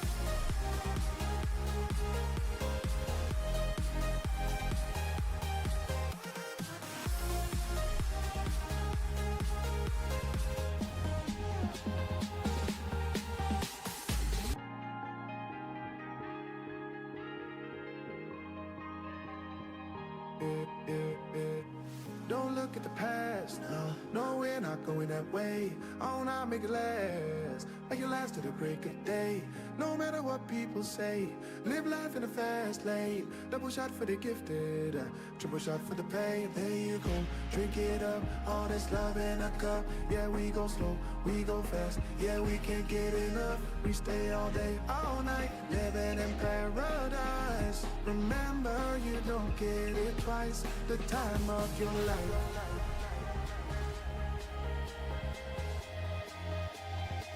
This is the time of your life. Remember, you don't get it twice. The time of your life.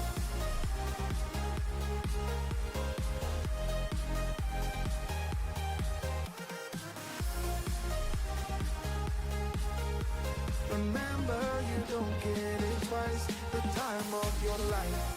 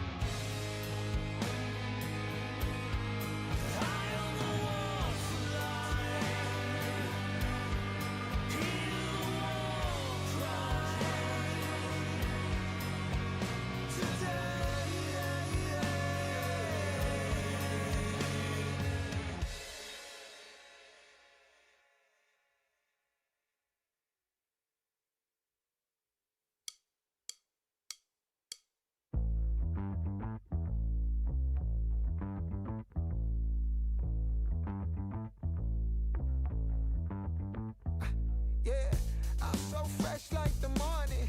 Mouth wide open like they yawning. Every time they see me, they in G-Shock. Homie, this is too far. Homie, I feel too alive. You can see me like Illuminati. You can see me like Illuminati.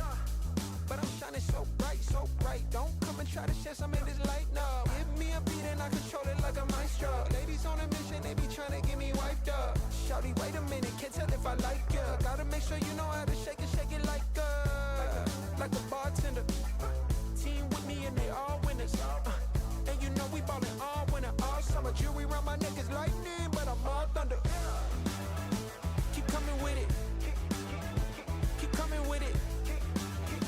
Keep coming with it. Place your bets on us. Get your money and flip it, yeah. Keep coming with it. Keep coming with it. Keep coming with it. Place your bets on us. Get your money and flip it. Bring a friend and come along. Don't be taking too long. The vibe's too strong. If you don't know how to move, then we moving on.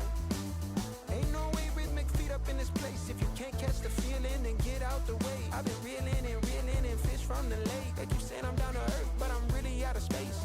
All these women aliens, super foreign, so exotic. Hop in the Mercedes Benz, and I got them crushing like ice pouring above. It's overflowing on us. You drop it and pick it up. I think I'm falling in love, but shawty, this isn't what you probably thinking it was. It's a vibe out, cooling it for the weekend. It's us. You gon' find out once you come on and bring me that up.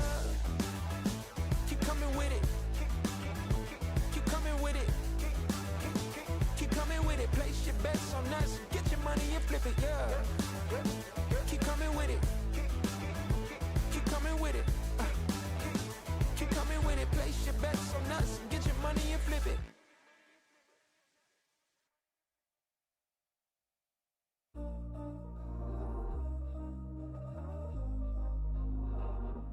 We were sparks on quiet streets, two hearts finding where to meet. But life pulled us apart, left me talking to the dark. If I called you tonight, would it feel the same? Or have we both moved on to different names? Take me back to the start, before the quiet and the scars. When the world felt small and your hands felt warm. Take me back to the start, if only for a moment. I've been up since 3, scrolling back where we used to be. Half truths in this late night chat, both of us knowing what a line that. Funny how we talk like we're fine, but your name still lives in my rhyme. Take me back to the start, before the quiet and the scars.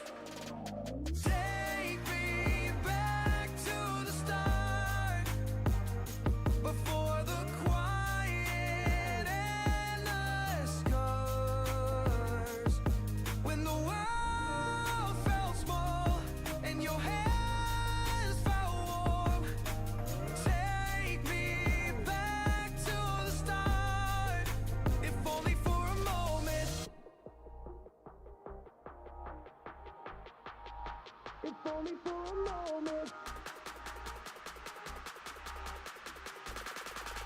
If only for a moment. Take me back to the start, before the quiet and the scars. When the world felt small and your hands felt warm. Take me back to the start, if only for a moment.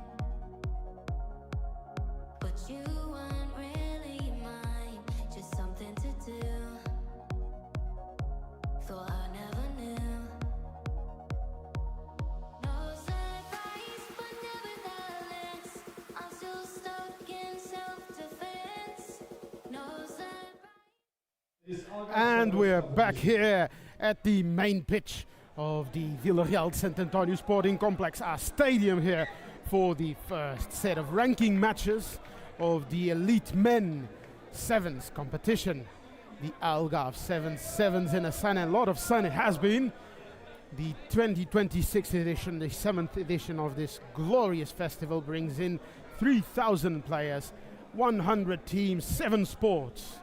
And here in the field, we can see in the reverse jerseys, the Cavaliers from Italy playing against the UK-based team, charity-supported Oxfam Crusaders, who are trying to stop the Italian attack.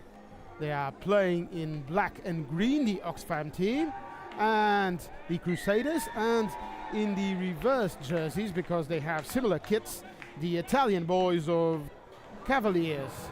These are both invitational teams, defeated in the Gold Cup, so our main competition of the elite ranking, the elite division. The Gold Cup, they were defeated in the quarterfinals. The Cavaliers lost to the South Sevens 22-5, and the Oxfam Crusaders lost in the quarterfinals to one of our finalists, Georgia, 19-12. Will be a bit hard to locate and name the Italian players with their reversed jerseys here from the booth, but I can for sure tell you that the Oxfam team is raring to go.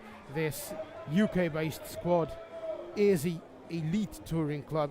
They're primarily based with English players and some players who are playing together in the Bury St Edmunds Rugby Union Football Club, so a club that plays in the National League 2 English division. And they are playing today here against Cavaliers, who surprised a lot of the pundits here in the Algarve, who were not expecting them to crash the party and make it through the quarters, and they did. They had a wonderful quarterfinal match, just were outmatched against the South 7 French squad. Right now, they are defending and struggling to contain Harry Barker, the man from Dorking, scoring the first try of the match, number 8, scoring the try number 1 for Oxfam Crusaders, and opening up the first 5 points of this ranking match. The winner of this match will be ranked the 7th placed team in the elite division. The good conversion straight through the uprights brings the score to 7-zip, and Oxfam is in the lead. Up next after this match, we're going to have another one that I will be commenting as well.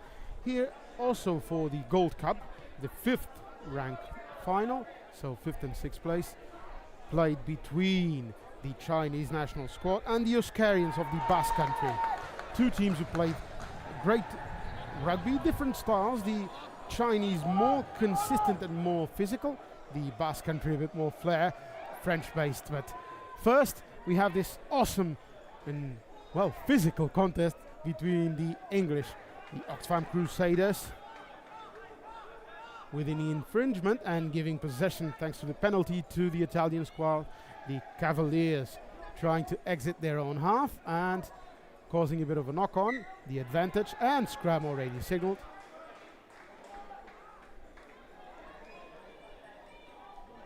So it will be the scrum half number 9, Dylan Donati for Romagna. He was a World Police and Fire Games champion. He's the maestro of this team. Balances life as a DJ and pizza maker. So a few interesting stats these boys have. And this is a touring side that has mixes a lot of players who are professional with other who are experienced players in the Italian domestic league. They bring a lot of flair and verve to the Algarve pitches and have played admirably so far. Here playing for the 7th and 8th place. their last match here in the Algarve. We'll see them later though. First in the stands, cheering on as we are already packing in for the final matches. Starting now, the ranked matches for the elite men and women competitions. But also for the after party. If you're here in the Algarve or if you're near us or considering coming to Portugal for the next year, bringing your team, this is the place to be. And the venue for your sports. More than 3,000 players here.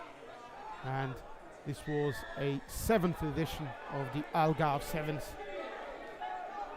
Not just rugby, but right now let's focus on the oval-shaped sport and the oval-shaped ball that was closing in on the try line. The Cavaliers almost there, looking for their first try. No deal though.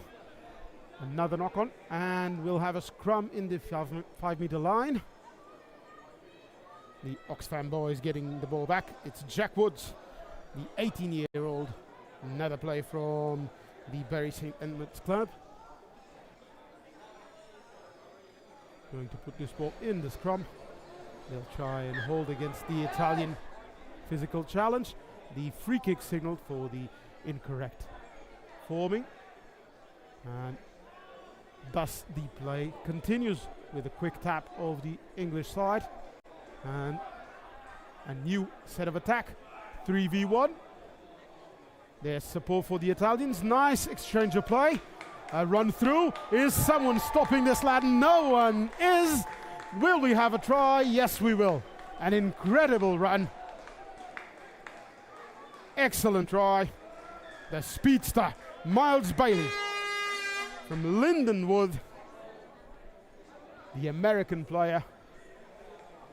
One of the players invited to join this touring side. Scores their second try, and with the conversion we should be going into half time. Harry Barnes with the conversion, 14 zip, and we're into half time. Be right back.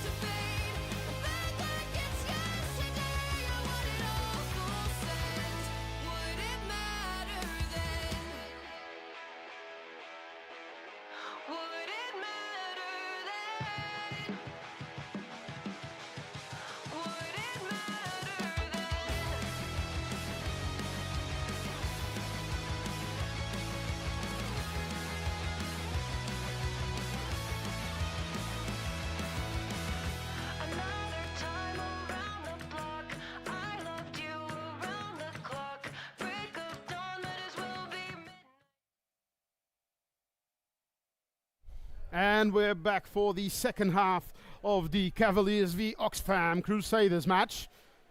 This match will set up the first ranking final, so this is the men elite tournament, 7th and 8th placed. And on the attack, the Italians kick off the second half with a bang. Excellent set of passes. And the unfortunate knock-off. The knock-on bringing what was an excellent play to an end.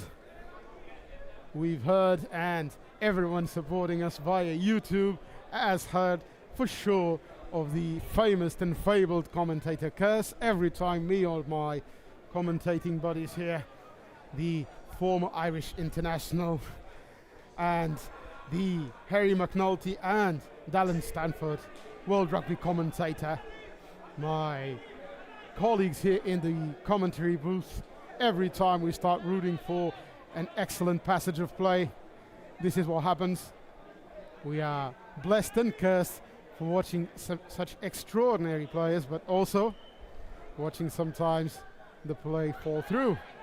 Right now, we're back to the Italian charge, and the Cavaliers following through on another attack after the penalty signaled by the referee.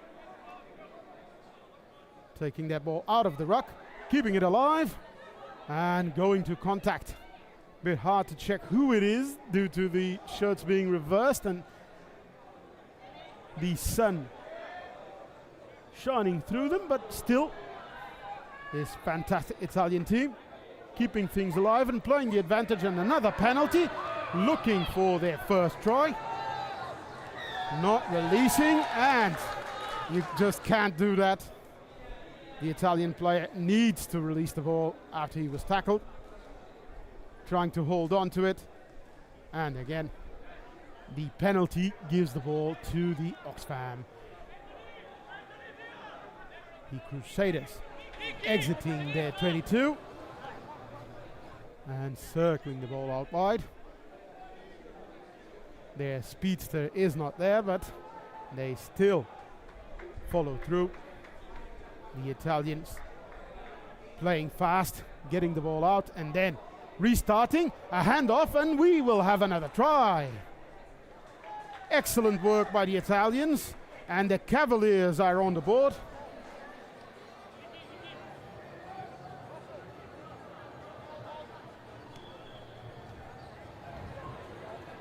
As we can see, both teams already suffering from a bit of fatigue, and obviously it shows in the passage of play as the Cavaliers took advantage, did a quick line out, and then a failed conversion keeps it a 7-point, in this case a 9-point game. And the replacements, substitutions are now starting to trickle in for both teams. We saw George Williams from Bath Uni coming in for the Oxfam Crusaders, and a restart, the Cavaliers restarting but unable to get the ball back, so they'll have to cause a turnover and defend. On the attack and on the move, look at him go. Adam Harwood-Hughes showing that motor after a lot of games, a lot of matches, but still the Oxfam Crusaders are hungry, trying to get the ball loose, unable to, and causing a penalty.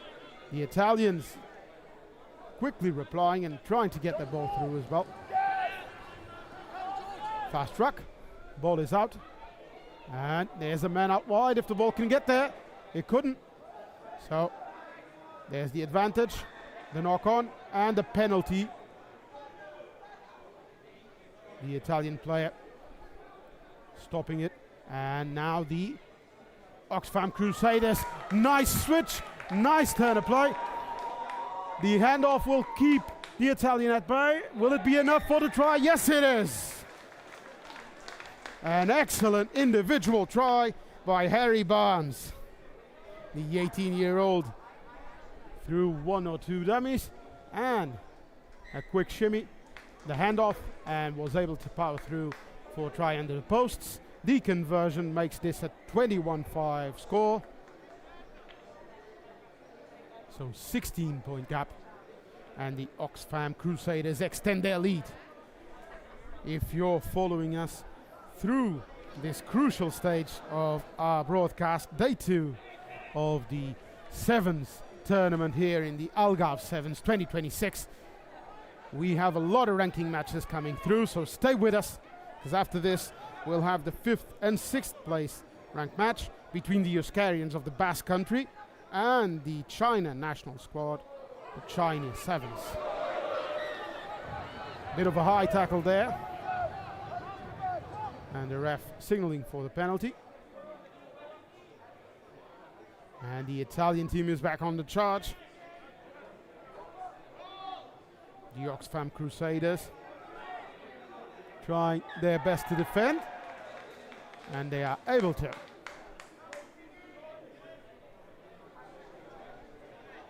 They will get the ball back, as it was indeed stuck there. So they will now have a scrum and an opportunity to keep their advantage. 16-point advantage so far, with 3 tries, all converted. And the UK-based players, this is for both teams their final match here in the Algarve. An excellent grubber. Can he hold it on? Yes, he can. Excellent try, and you can hear it in the stand. Ewan Rees. Even I am clapping a bit, I must admit. This was an excellent grub, and then the rebound, he was able to catch it. 26-5. The Cavaliers from Italy have done all they can, but they are unable to stop the Oxfam Crusaders onslaught. Final score here, 28-5. The Crusaders finish 7th and the Cavaliers finish 8th.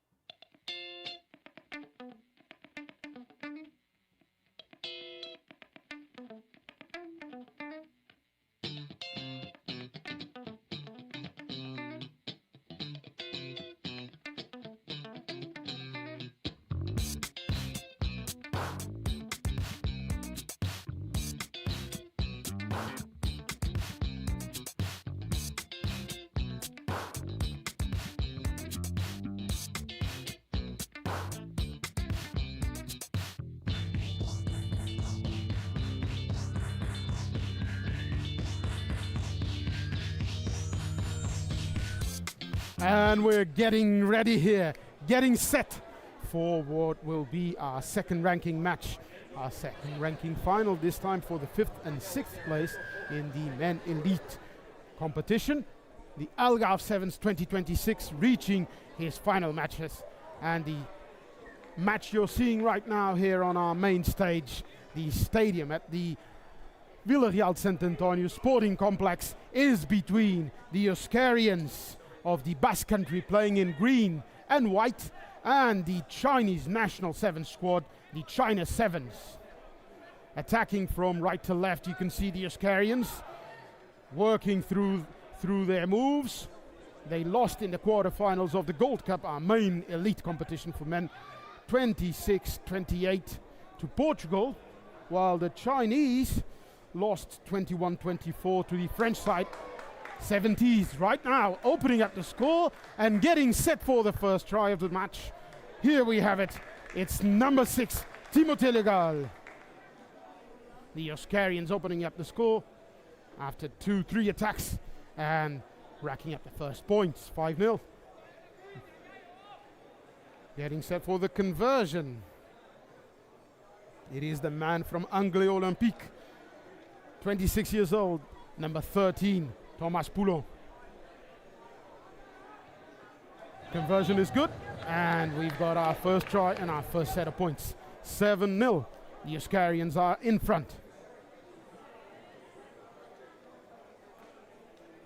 So as we reach the closing stages and the final matches of this awesome tournament, right now we are watching the 5th and 6th place ranking match between the Euskarians playing in green and the Chinese national squad, China Sevens, playing in white and red.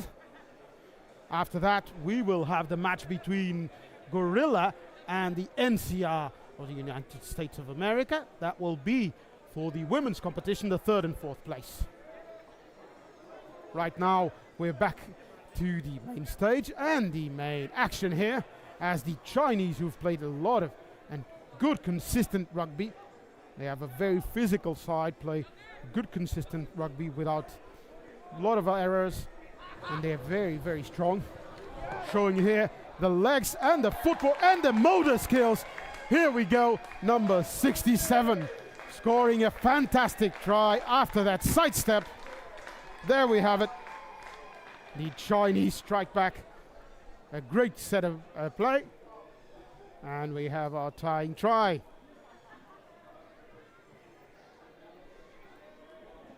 Looking for the conversion. Number 6, Aoki Wang. This is a fully centralized squad, bringing professional athletes who are prepping basically for the World Rugby International Tournament. Much like Portugal and Georgia, playing in the Challenger Series and trying to move up the ranks of the World Rugby Sevens competitions. The Chinese, Georgian and Portuguese, the 3 national squads here, bringing their players and their best to the Algarve sunny pitches. As we bring this tournament to a close, we've had the elite, the open and the social men tournaments, also the elite women tournaments, just for rugby sevens, because we had other 6 sports, so 7 sports in total being played here in the 2026 edition of the Algarve Sevens. Sevens in the sun. A fantastic organization of sports ventures, supported by a lot of the Villarreal, the Santo Antonio municipality, Visit Portugal, Novo Banco, the Ponto Verde Society and Rhino supporting this tournament. Speaking about Rhino, our rugby ball made out of recycled plastic is being cycled through the Chinese hands and reaching for that second try. The Chinese national squad pushing forward, trying to break through the defensive Basque line, but now a small touch forward, and there we'll have it from side to side. The referee stopping play, signaling for the knock-on and making sure that everything is okay with that Basque player. medical help rushes in, and the Euskarian Sevens won their pool. The Pool D defeated the Cavaliers from Italy 14-5, lost to the Navy Sharks 17-21, a nail biter, and defeated Natis Combinati 21-5. This is all on day one. And then on their first match, quarterfinals for day two, they lost a nail biter to Portugal. Another scrappy match, a lot of points, 26-28. The Portuguese national side squeaking through to the semis and then to the final. And here they are, the Euskarians fighting 5th place and charging through. Right now in possession, avoiding tackles like a madman possessed. That's number 7, you saw. One of the French-based players. And the Basque team bringing things forward, but losing the possession. A turnover for the Chinese, who now strike through and look for their second try as well. Excellent run of play. And another penalty. The referee signaling it and signaling for the offside.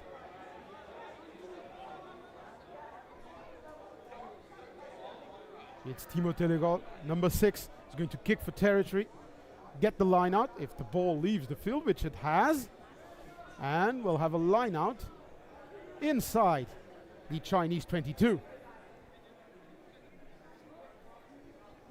As we were saying, so China was the Pool A runners-up on day one, defeated the Switzers 21-19, Cascais 19-7. They just lost to Georgia in a very, very, very physical match, 5-12, and then in the quarterfinals they lost to 70s. In this match, they are defending for their lives as the Basque players charge on over. Timo Telegal tackled in extremis there. And again, Thomas Poulot, the man from Anglais Olympique, with the yellow card given for the interference there.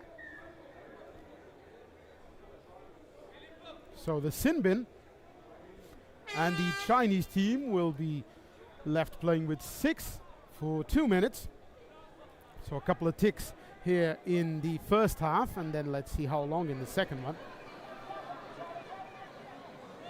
For now, we have a scrum, and the ball being placed inside the scrum by the number 5, Rémi Douvier, an experienced player, 30 years old, from Montléon.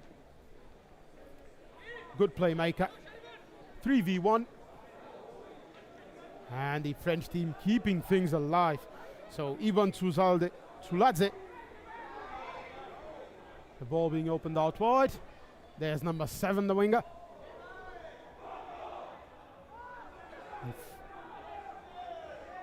French-based team keeping things going.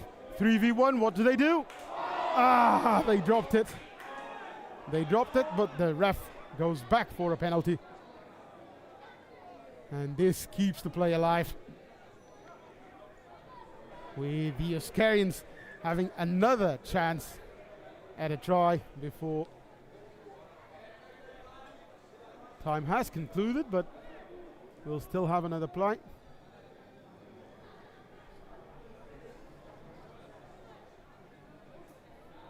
And another scrum and platform for the green machine playing here with their alternate kit.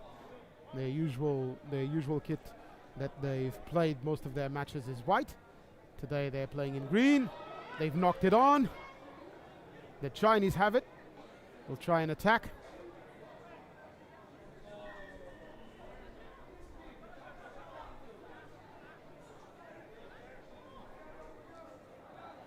Now they have the penalty.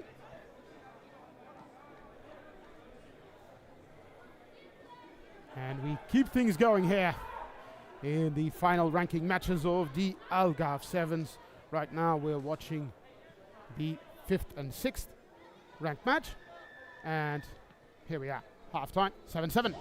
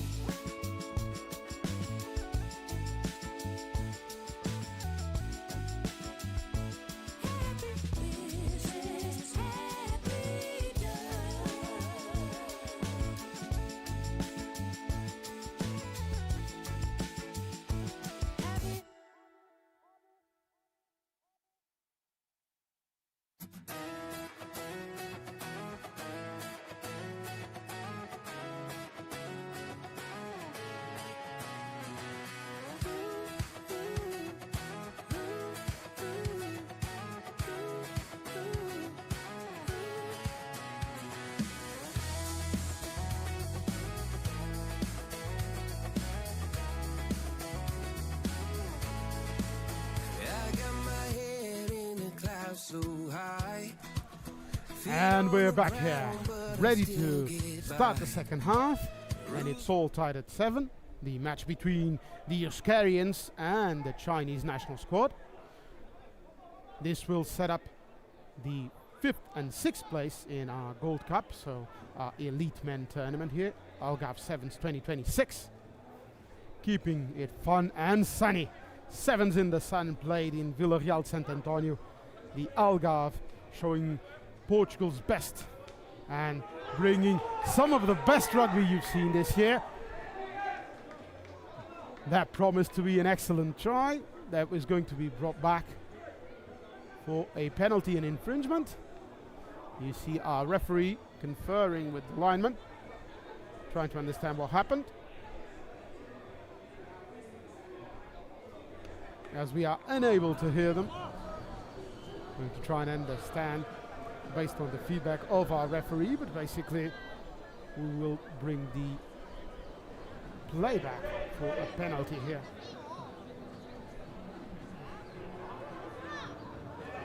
A red card. So, a red card being shown for violent conduct. A punch was the gesture that our lineman and our referee discussed. So the Chinese squad will be playing with 6 players until the end of the match. And the Euskarians will have a penalty and most likely either get a scrum or kick for territory. Seeing number 5 with the ball in hand, we can assume we're going to have a scrum here, and that's exactly what happens.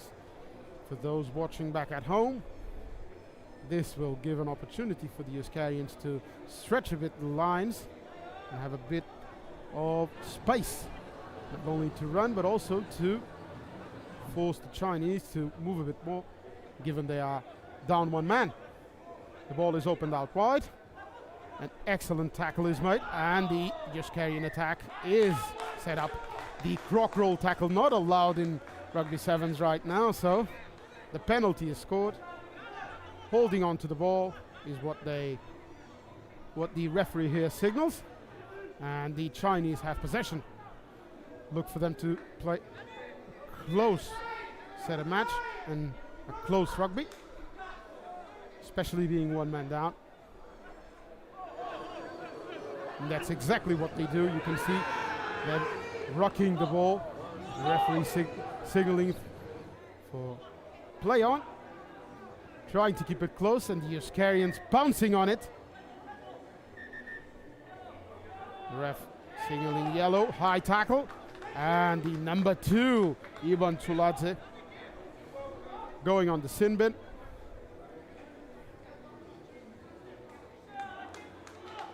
Two replacements coming in for the Chinese squad. A lot of veteran players here as well, experienced player, but right now a couple of youngsters coming in. Shilong Xing and CZ Zhu, 21 years old. The Euskarians also making some changes. But right now, with the sin bin, it's a 6v6 match, so it will even things even more. And the excellent breakthrough, the pass and the try under the posts. There you have it. You can see what this means for the Chinese team. Some very, very furious celebration here. And number 14, Shilong Xing, with the conversion. Flags are up, in this case 1 flag, and it's 14-7 score. Converted try brings the Chinese team closer and closer to that final 5th ranking spot. The restart, will it be contested? No, the Chinese can't get there on time, so it's the Euskarians, the Basque team, on the move. Another quick rock, and the ball is being thrown wide. Now moving inside the middle lines. That quick tap reaching no one, forcing number 10 there to run some extra yards and trying to bring that back to the middle where the Euskarians are comfortable. The back pass and the shimmy through. Will he be alone? Will he run alone? No one to stop this man, and yet again another try. This promises a very, very close finish.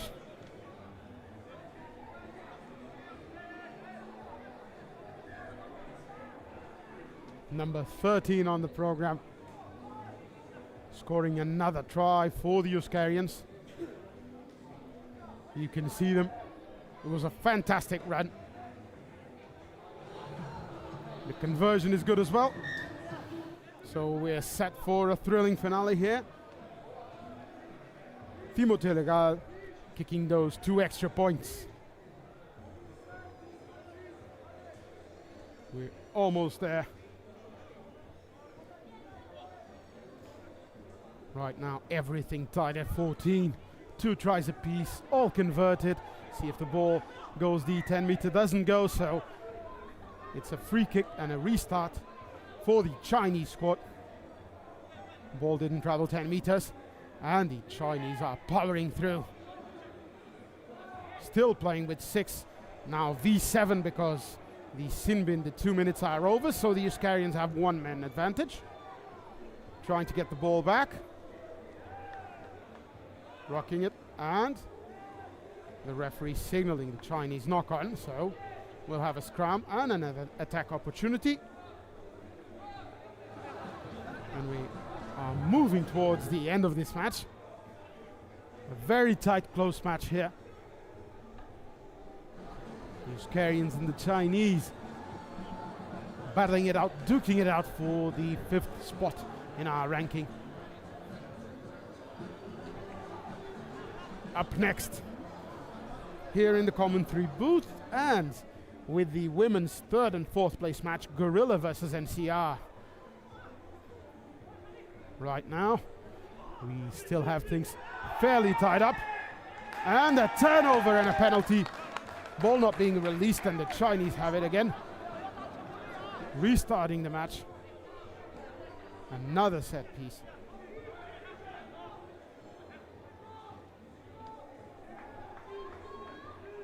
Going into contact, the Chinese player. Playing with 1 last man, but still. Space out wide. If he can evade 2 tackles, which he can't, the linesman signals for the line out as there was a foot in touch. The Euskarians try to restart it quickly, but the Portuguese ref stops things, and Vicente Layan, the man from Anglais Olympique, was unable to restart the match and do a quick throw.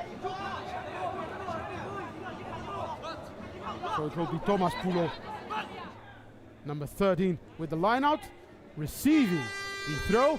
You hear the horn, so this is the last possession.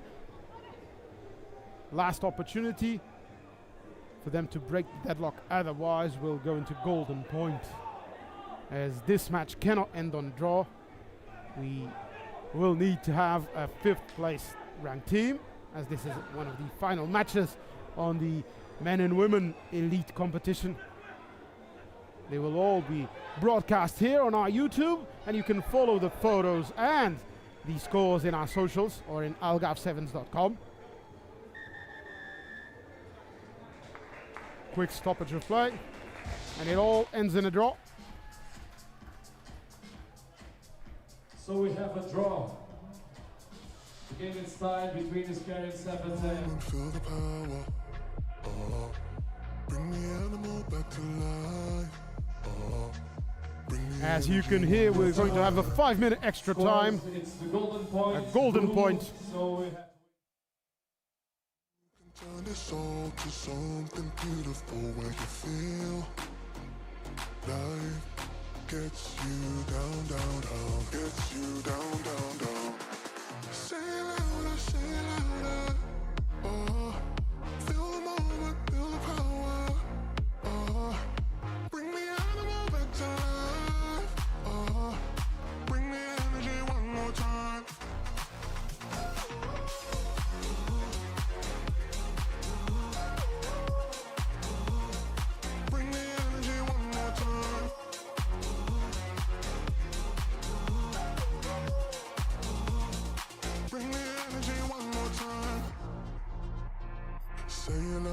say louder.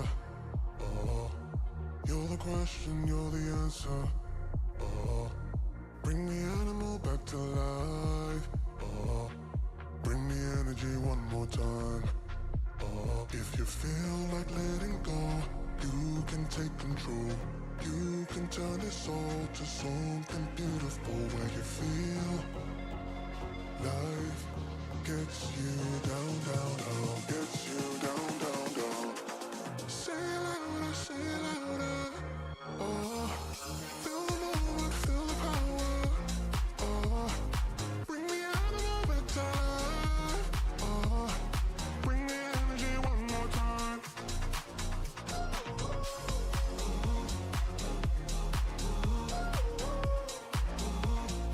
Bring the energy one more time.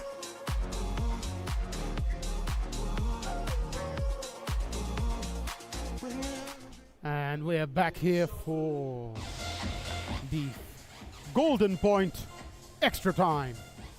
Getting set for everything here in the commentary booth. And it will be the Oscarians kicking off. It's a 5-minute overtime. The first one to score wins and gets the 5th place here in the Gold Cup. Final ranking for the Elite Men Sevens tournament in the 2026 edition of the Algarve Sevens. And it appears to kick off, and we're going to end it quickly as number 3. The fantastic try here closes things. Joseph Magne from Aviron Bayonne. That was fast. A quick overtime bringing things to a close. 19-14. Up next, swimmer extraordinaire, Irish international, and my commentator buddy here will comment the women's match, 3rd and 4th place. Stay with us for more fantastic rugby.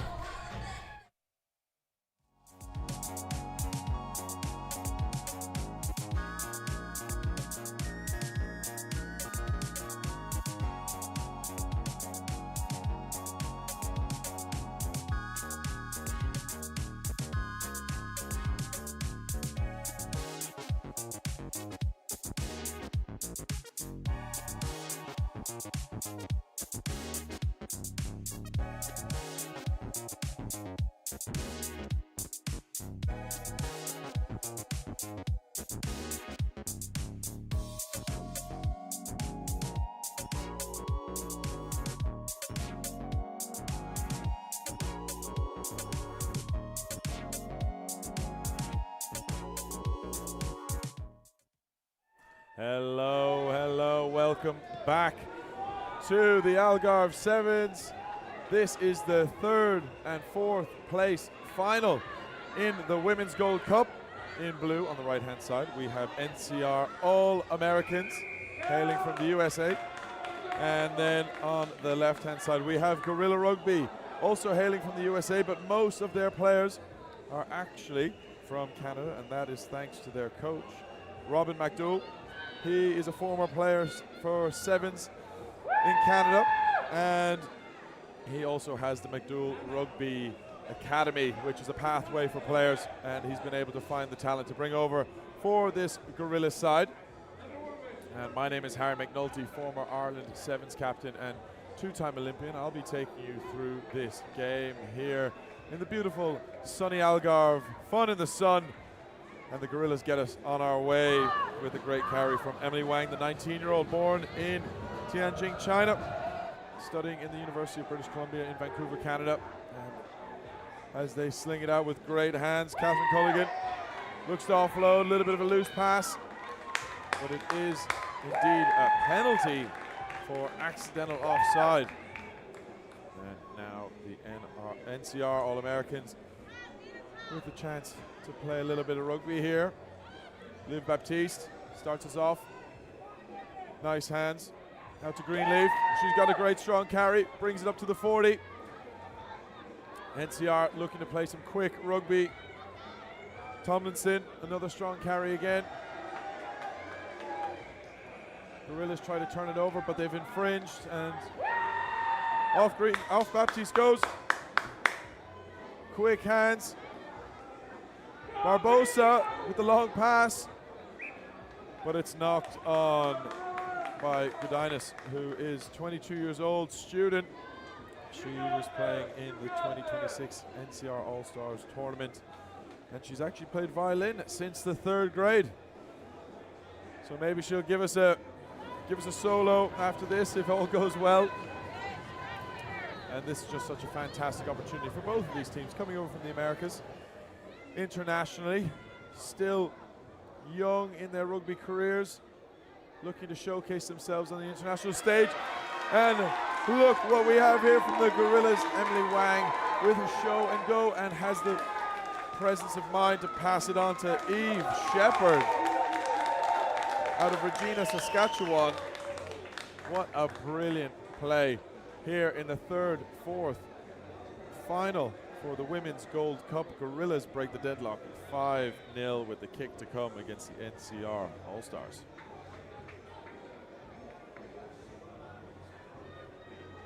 And if you're just joining us, late into day 2, the Algarve Sevens here on the sunny coast, 65 kilometers south of Faro Airport. We've had rugby sevens, golf, netball, beach hockey, lacrosse, open water swimming, and paddle. There's been over 100 sports teams with over 3,000 athletes competing here at the Villa Real de Santo Antonio Stadium. It's been a true festival of sport. And right now we are seeing a brilliant showcase of women's rugby going toe-to-toe. Great carry from Mia Blocker, the 20-year-old out of Notre Dame, but Gorilla's too strong. Tackled into touch is Barbosa. She doesn't seem too happy about the call. And the referee in the sideline, they're having a word, but it is Gorilla's line out. Opportunity to attack from about 35 out. Loose ball over the top.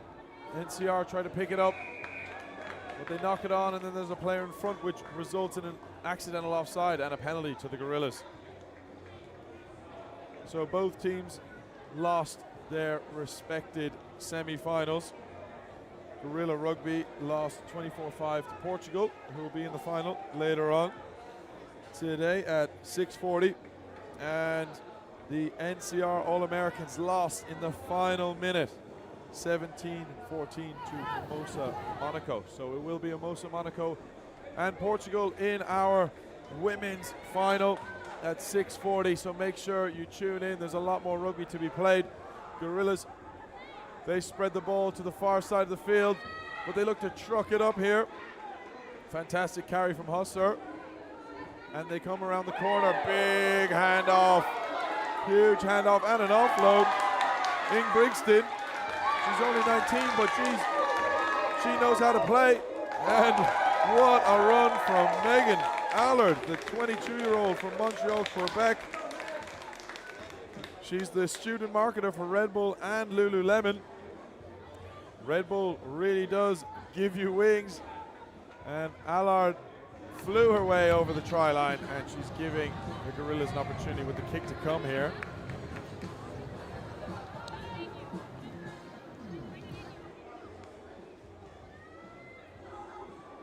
Conversion unsuccessful. And she just runs back to the halfway line to kick us off again. A fantastic try down the right-hand side. Megan Allard finishing that one off. And it is 10-0 Gorilla Rugby to NCR Sevens, with a lot more rugby to be played in this first half. Little wobbly kick, but that's no problem. NCR crash it up, looking to offload, but decide otherwise. The blind side looks like the best option, bouncing back. Long looping pass. Gorillas putting NCR under pressure, and they forced the knock on. So it's all Gorilla Rugby at the moment. They obviously opened up the scoring first, but in terms of defense, they are getting off the line quickly, putting the NCR All-Americans under a lot of pressure. And speaking of the All-Americans, we were hanging out, myself and Dallin, earlier with the Primetime Piper fan club. Her mom, dad, and her godfather have made the journey over, and they're in flying form as they're rooting on this All-American side. But it's, as we said, all gorillas, and that takes us into the second half as the hooter goes. That should be it here for the first half of the third, fourth place Gold Cup in the women's game. 10-0 to Gorillas.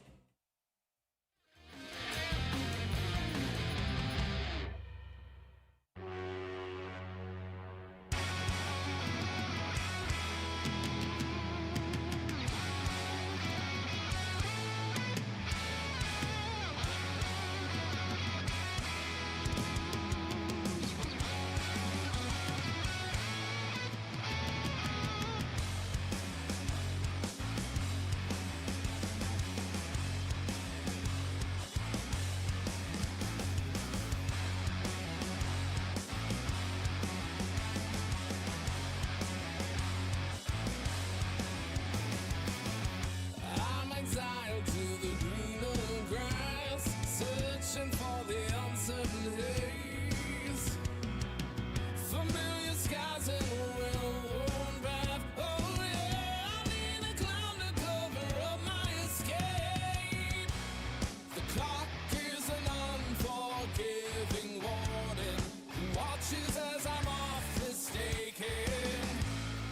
Is it deep enough to risk it? Am I too broken to fix it? Sinking deeper in the bog, but I see clearer in the fog. In the fog. In the fog. Suffocating in the open air, I'm a stranger in a mirror land. Hide my wide eyes, wanna disappear. Not a prayer to hold between my hands. No, the clock is an unforgiving. Hello and welcome back to the women's third and fourth place Gold Cup final. On your left-hand side in navy is NCR All-Americans, and they are trailing by 10 to the Gorillas, hailing out of Texas, USA. But that is not the start that the Gorillas were looking for. An early knock-on, and this is prime position for the NCR All-American scrum. 22 meters out, right down the middle of the pitch, and looks as though we've got Liv Baptiste coming on for the All-Americans. A brilliant player, 22 years old, from Brown University, graduated in 2026, playing her rugby at Chicago Lions. Her mom is Japanese and her dad is Haitian, so she absolutely loves learning about new cultures and can speak Japanese fluently. And she's out here with her first touch of the ball. Great strong carry as NCR look to build, but unfortunately they cannot do so with a knock-on from Barbosa, also 22 years old and a 2026 graduate out of Brown University. She's playing with Scion Rugby and Brazil Rugby as well. She's able to speak Portuguese as she is originally from Brazil and it's her first language. And she studied as a biomedical engineer. So she is a bit of a brain box as well as a fantastic rugby player. And here we go, there's a few knock-ons, a few errors happening, but Gorillas, they managed to hold on to the ball 3 meters out from there. They're going to have to run 101 meters if they're going to want to score. And they do well to get back over their own try line, but the tackles are coming in hard from the NCR All-Americans. They're making the Gorillas work, but a big, strong carry on the outside. Valentine Husser getting her Gorillas over the gain line as they start to build 15 meters out from their own line. They still have a long way to go, but they're working the faces. Great footwork up to the middle, looking for an offload. Doesn't quite come, but it's a quick ruck. And the Gorillas look to move it to the right-hand side. Almost dropped the ball. Do just enough to hold on to it. But after An offload, the knock-on comes, and the sustained pressure from NCR All-Americans is enough to force the error. The tide seems to be turning for the All-Americans. They were under pressure in the first half, but they're applying it now in the second with another scrum inside the Gorillas 22.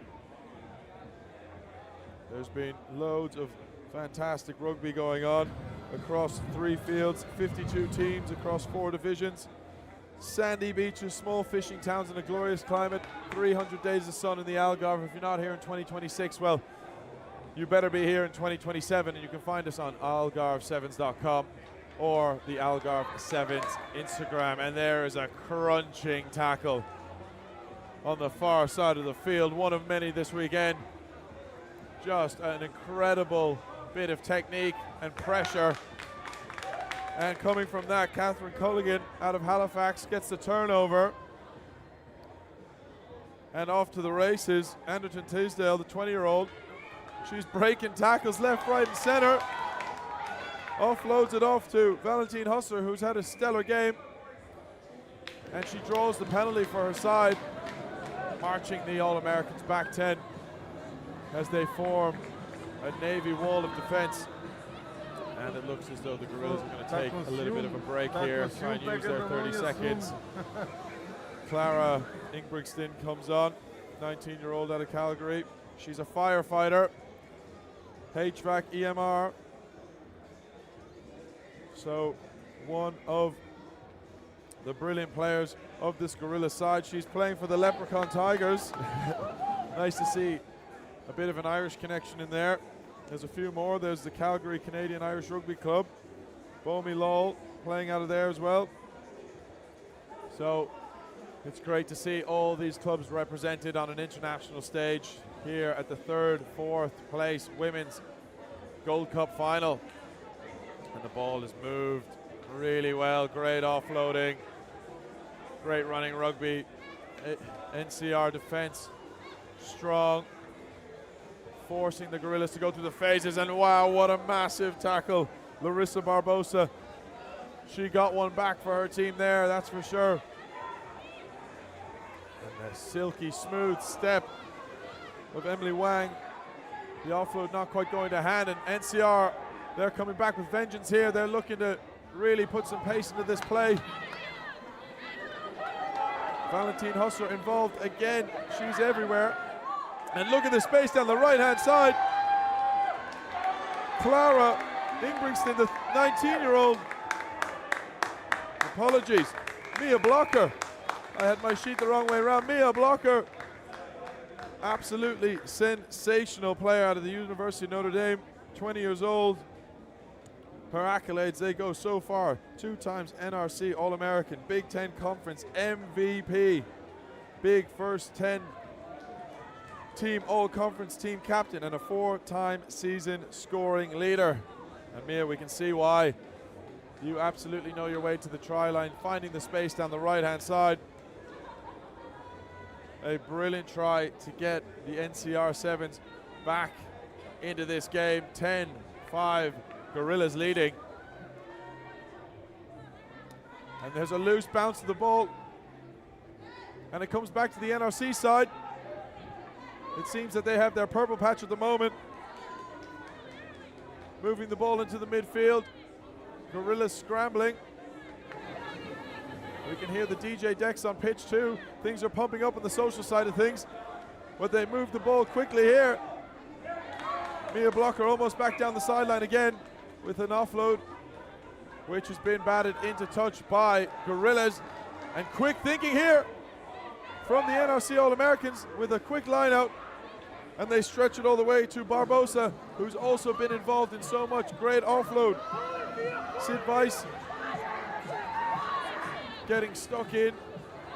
The Gorillas having to work really hard here in defense. They're hard off the line, putting pressure. But who is it again? Mia Blocker on the outside. Fantastic offload. There's the hooter for the end of the game. It's all or nothing for the All-Americans. They're giving it absolutely everything, that's for sure. And so are the Gorillas in defense. Phase after phase after phase. But the All-Americans, they are stretching. And it looks as though, oh my God, we thought Sid Weiss was in for all money, but Gorillas with a high tackle gives the advantage back to the NCR All-Americans as they get a penalty advantage. And a barnstorming run from Liv Baptiste. She gets over the line after the hooter goes for the final moment of this match, bringing it down to the final kick. 10 all, pressure is on. But this is what it comes down to, lining up the kick, taking the breath, going through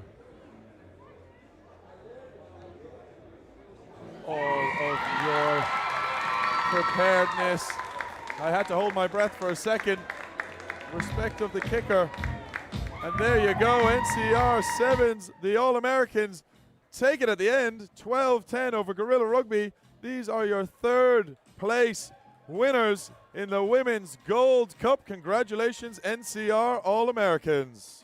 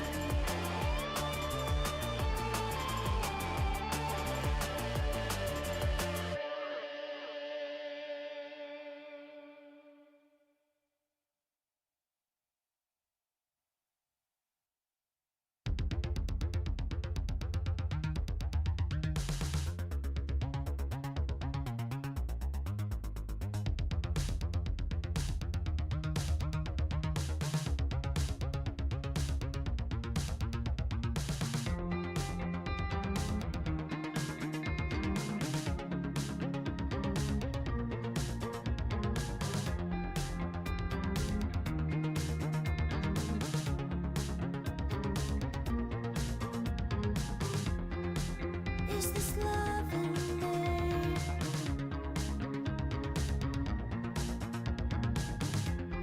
Just a bad memory. And we're back with things going on the men plate final ranking matches here in the elite division for the men tournament at the Algarve Sevens 2026. We're kicking things off with an excellent solo try, the breakaway run. Here we go, scoring and setting things off with a bang. The Mavericks kicking things off, getting ready for what should be a cracking match, setting the 3rd and 14th place teams in the elite competition for men.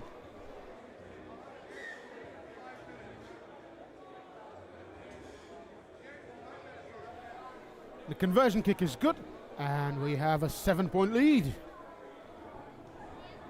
Be on the lookout for this team, the Mavericks and Charlie Reynolds West, kicker extraordinaire, and restarting the match with a long one, deep inside the 22, the Switzers Rugby, representing the famous Switzers of Geneva, have a multi-team, multi-country outfit here, playing their last match as well.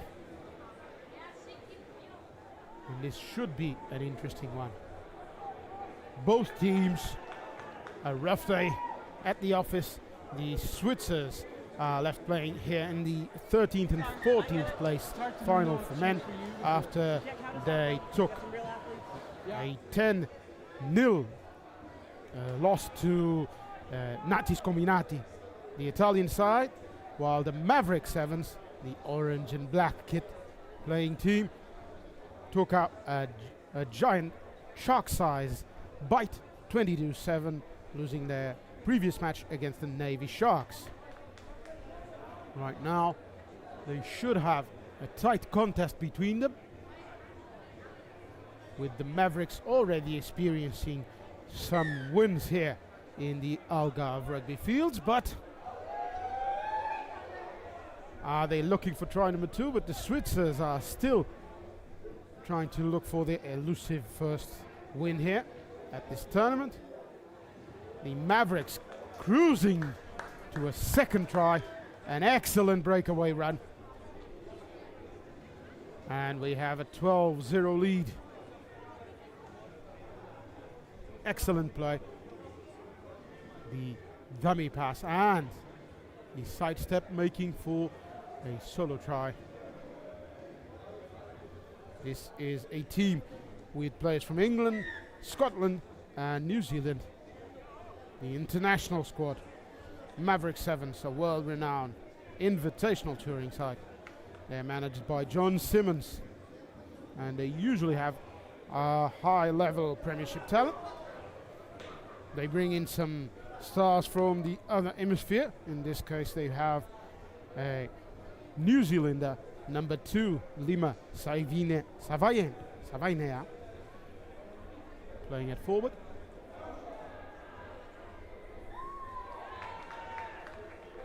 And then knock on after the restart.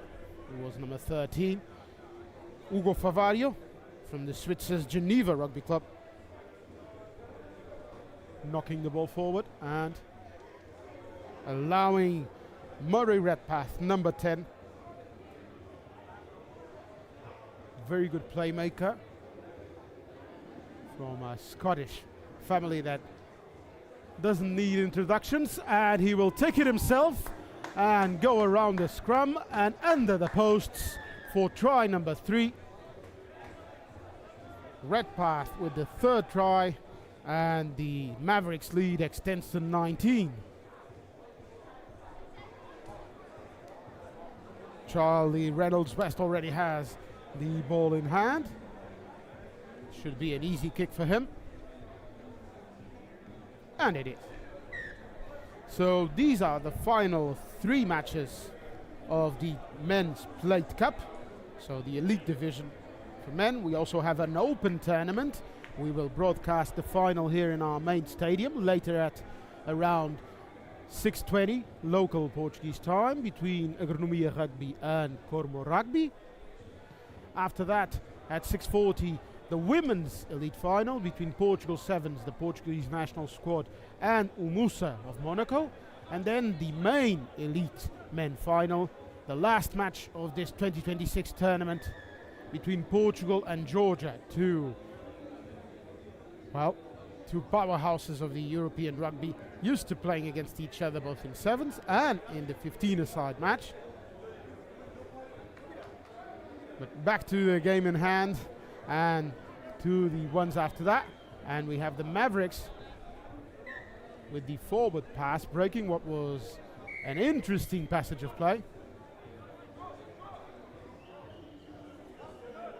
And then the offside with the Maverick players not going back, and the Swiss players trying to quickly restart and not being able to, so the penalty given. Let's see if the purple man can make this one go through. Watch out for their wingers, especially for Johnny Tuva from Fiji.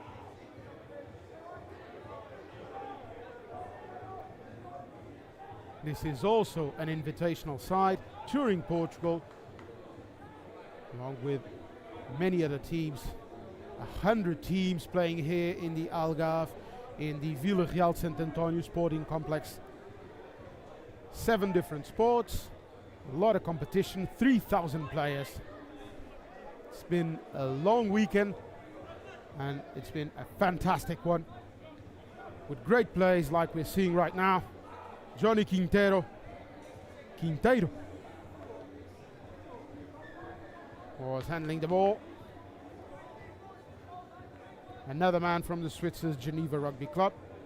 Right now, it wasn't him, but Francesco Di Martino, the Swiss-Italian from Geneva, giving the ball to the Scottish number 10. as we hear the horn and know that our first half is up. The Maverick Sevens take a comfortable lead into the break. So far 21 zip. Trying to continue the scrum but unable to, not properly set. The ref trying to reset it and keep things under control. This all along while we're having a quick conversation between Marin Soublé, the number 9 for Switzer's Geneva, and the scrum half. Ball kicked out, and we'll have an interview during our half time. I'm here with Larissa Barbosa, co-captain of the NCR team. They won the bronze medal in the final conversion. How happy are you with the result? Extremely happy. I'm so proud of this team. We've made it such a long way, and it's great to represent the NCR. What is your final review of the Algarve Sevens? Do you wish to come back next year? How was the moment? What was your favorite moment in the tournament? It was an 11 out of 10 experience. I absolutely loved it. It's my second time at Algarve Sevens. Such an incredibly run tournament and just a great team here. They really helped us play to the best that we could. The pitches were amazing, the competition was amazing, and I'd love to come back in the future. Okay, congrats for the bronze medal. Thank you. you. Thank you.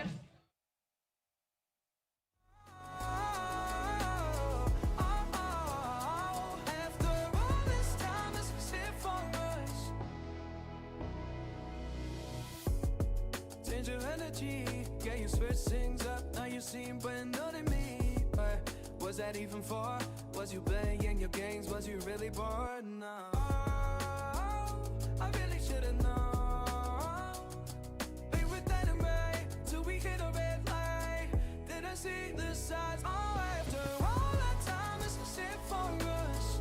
You don't wanna try. Thought your love was real, but it's never was. No, you can't decide.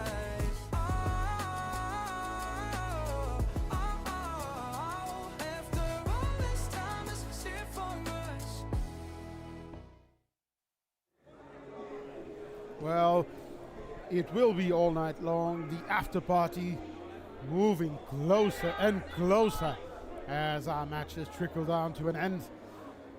We are super happy that this tournament has happened. A bit sad, at least from a commentating point of view, that is coming to an end, but it is a fantastic weekend and it is setting up for a fantastic set of final matches. A great end to what has been a great competition as well.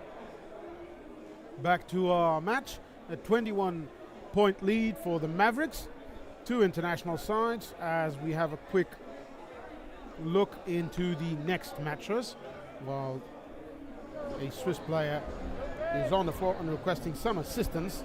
It's Johnny Quinteiro, the Brazilian Swiss national, and the substitutions are being made. A couple of replacements and coming in, and a couple of players trickling out. On the other side, we see a hard sprint and a couple of handoffs, and the Switzers move closer to their first try of the match. Let's see what they can make with this possession. They've got their man outside, sliding and keeping himself in field. Excellent work. And now number 14 keeping things in play, Johnny Tuva. The high kick, but the ball is recovered by the Mavericks.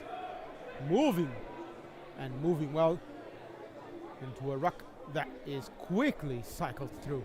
Now they have a 3v2. The support is coming for the Swiss, and a high tackle, a hard, strong tackle, avoided by the Maverick player. Up next, we'll have two more matches for the rankings finals here in the Elite Men competition. We'll have the Plate Cup final, which awards the 9th place, and we will have the final for the 11th place. This one ranks the 13 and 14 place teams in the Elite Men competition. Right now, these Switzers were trying to restart really fast, but the ref stopping it, and Ugo Favario goes back. William Enjalbal asking the ref why did he stop, but decision having been made, it will be Johnny Tuva restarting things. Avoiding, well, not avoiding, but trying to. One tackle. Managed to bring him down, the Maverick players. And now it is another runner. Marin Soublet going into contact, and the Swiss outfit having the advantage. The referee signaling that. The offload being done. Sprinting towards the corner, and there you have it. A Swiss try, William Enjalbal, the man from Lerac Rugby, scoring the first points in this match for Switzer's rugby. Will be a tough conversion, but they'll be keen on taking it really quick as we're deep into the second half. Enjalbal tries the drop goal, and it goes wide right. So the score for now, 5-21, a 16-point lead.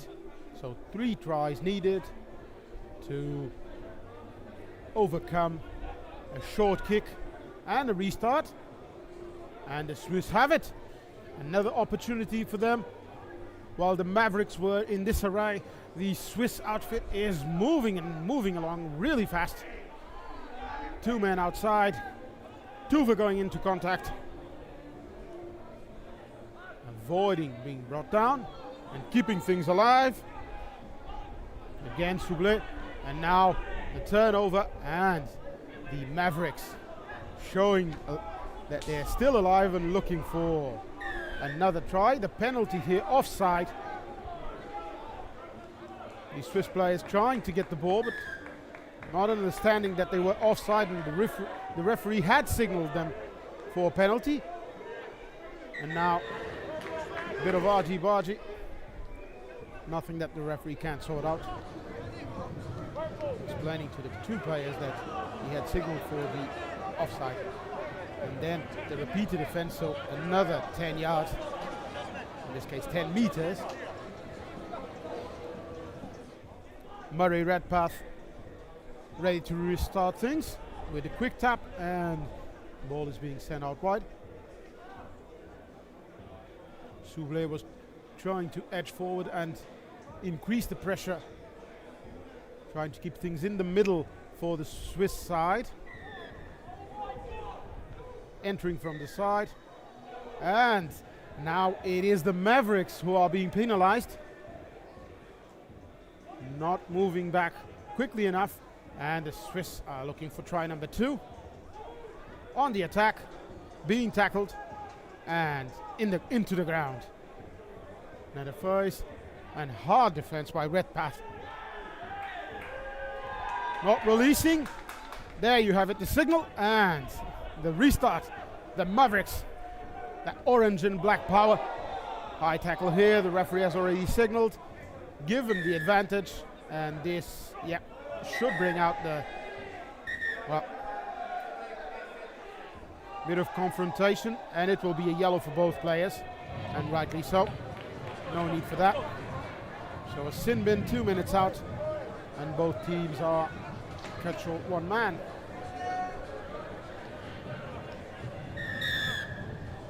So a high tackle, and then the offense. The second penalty, giving the ball to the Swiss outfit. And the Switzers are playing inside the Maverick half and keeping things lively here in the 13th and 14th place final of the Plate Cup. The elite men in the Rugby Sevens competition here at the Algarve Sevens. Knock on causes for another scrum, and a Maverick ball at that. It's the end of the match, signaled by the referee. Final score 21-5.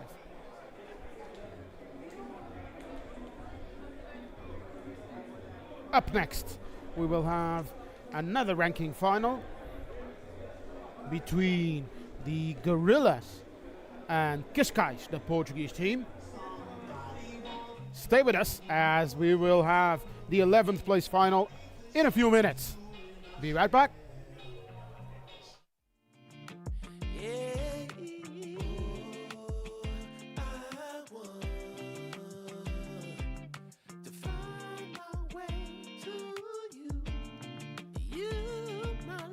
There's so many people who say that they won't when they will. I could use some motivation, but I know how I feel. Faster than you like, it's over and that's the end.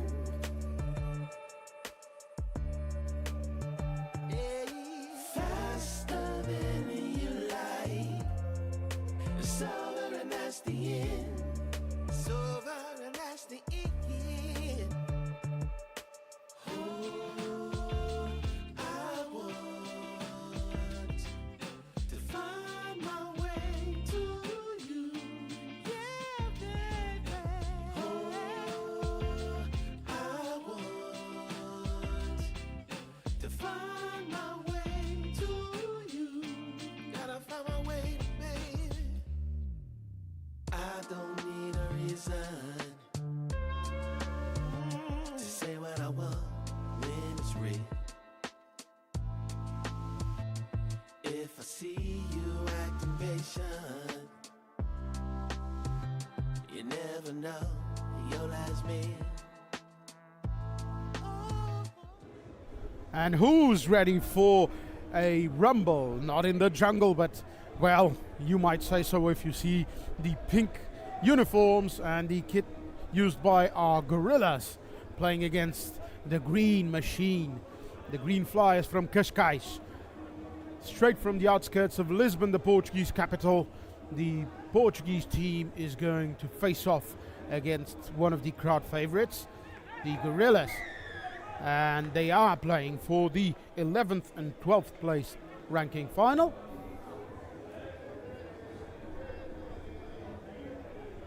Cascais, who previously played and lost against the Mavericks 14-17 and started the day with a win against the Navy Sharks 12-10, is playing against the Gorillas, who started today against the Natis Combinati and lost 10-15, but then defeated the Switzers 28-5, thus booking a place in this ranking match.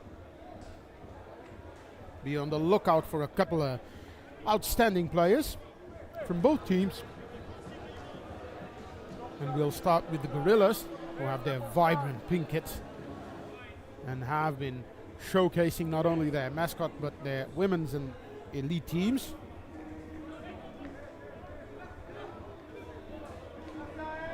With the ball in hand, you see 16, Kyle KB Bradbury, one of the youngsters, and now also look out for Corey Jones, one of this team's heart and soul members and one of its playmakers. Gorillas looking for their opening try and a space to go through a stingy Cascais defense. Looking for the offload, no one there. And KB doesn't have it, so let's set up another attack. There they go, the handoff quite successful, and then the offload. Straight into contact. There you had him, Christian Bennett, 20 years old, and a lot of speed. And now the number 8 using Luke Bonds. You've seen him a lot of times this weekend. Again, Bennett, backhand pass, keeping things going. Free-flowing rugby here, full of offloads and handoffs, making sure possession is maintained in sevens. That's crucial. not only on the restarts but also during play. Continuity being the key word here. Another ruck, and Gorillas have been keeping possession so far. No points though, but a fairly exciting match, and another quick passage of play. Kashkai's trying to counter ruck. No luck so far. That's a very strong tackle. A kick. Corey Jones grabbing it. And the Professor going through for the try. The flying man going in. And you can hear him. 32 years old. You wouldn't believe it looking at him. He's a 9th grade biology teacher. And he's doing really well. Scoring the first try of the match. So a 5-0 advantage so far. And our young kicker making his first appearance in the Algarve Sevens with another precision kicking demo. It's Kyle Bradbury, KB for his friends. 2 points in the bank for this match. 7-zip on our 11 and 12th place ranking final. Up next we'll have the Plate Cup final. Kashkai will have the ball right now. And if you're following us through our socials, Algarve Sevens, through the website, checking things out at algarve7s.com, and in our YouTube broadcast, our live streaming of all matches played here in our main stadium, we'd like to send out a big thank you and a warm shout out to all of our fans who've left messages supporting their teams, keeping things happy and positive on our chats, and making sure we have a good following to this excellent, exciting tournament. The matches are coming to a close. Right now we're in the plate final matches, so the matches ranking teams in the elite men from position 9 to 14. After that, I will hand off the commentating duties to Dallin Stafford and Harry McNulty, and they will take things with the 3rd and 4th place for the men's elite competition. That will be the game between the South Sevens and 70s as Gorillas strike again. You can hear them howling there. A second try, and the celebrations are in order. Luke Bond, the athletic freak, professional trainer by trade, try scorer by design. Another try scored for the Gorillas. Another tricky conversion, and we'll be watching this war very intently. But as I was saying, after this match and the next, so the final 2 matches for the Plate Cup, as the conversion goes wide and the score remains 12-0, we will have here on the main pitch our stadium for the Villarreal Sant Antonio Sports Complex, the game between South Sevens and 70s, 2 French teams battling out for the 3rd place medal. And then still in the men's, but in the open division, we have 3 divisions, the elite, open and social divisions. So we will have the game between Agronomia, the Portuguese outfit, and Cormo Rugby. Then the 2 finals for the men and women. Portugal will play Monaco in the women's final and Georgia in the men's final.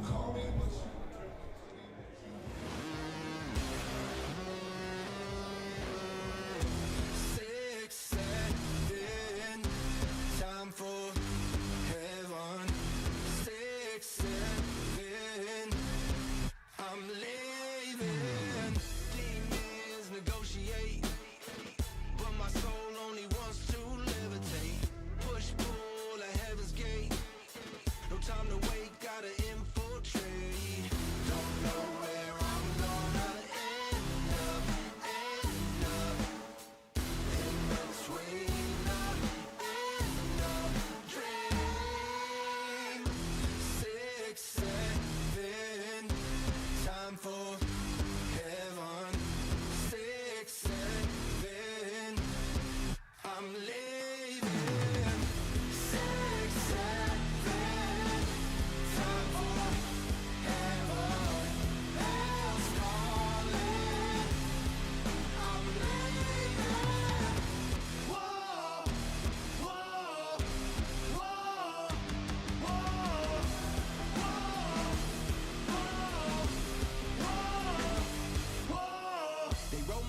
secrets out on a gurney. Wanna litigate my sins, prosecute like an attorney. But I tap dance right in front of the jury. And I pray to the judge, please show me mercy. Cause I don't know where I'm gonna end up. In between the end of dream. 6, 7, time for heaven. Bells calling, I'm leaving. 6, 7, time for heaven.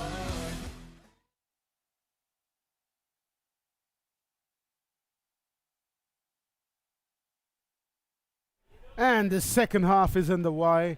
Cascais restarting this match.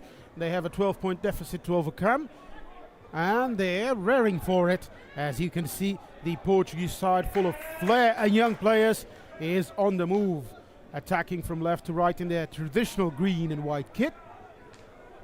The men from Cascais, the Green Machine, are flying through. Antonio Sousa going into contact. Ball being well circulated, and a strong pass over there.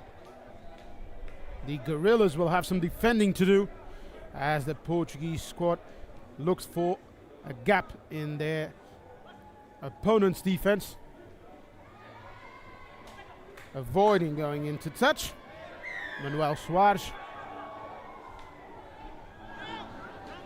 getting the penalty. Cascais not rolling away the tackling player by Gorillas. So Gorilla Rugby will most likely have to go a couple of meters back. Well, this kick is expertly played. A fantastic kick, drawing some applause from the crowd, and we will have a line out in the 5-meter line.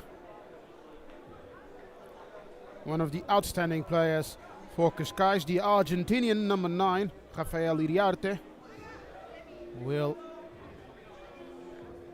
throw the ball in. See if they do it on a short or if they use the lifting. Yeah. Well caught ball, and now it's a 2v2. Quick spin by number 12. And now pressure coming in. The Gorillas bringing in, the Gorilla players bringing in some pressure. And again going into contact, José Gomes. Cascais pulling through and pushing through. A lot of youngsters here.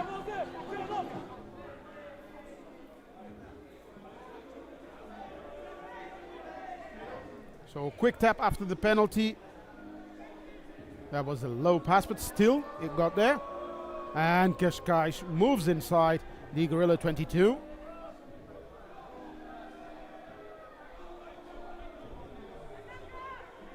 Again with the transition. The pass is coming in a bit slower.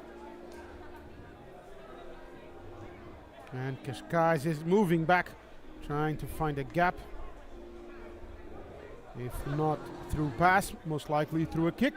Right now, the offload coming, and that last pass maybe finding space, and there it is. This should be their first try. José Gomes,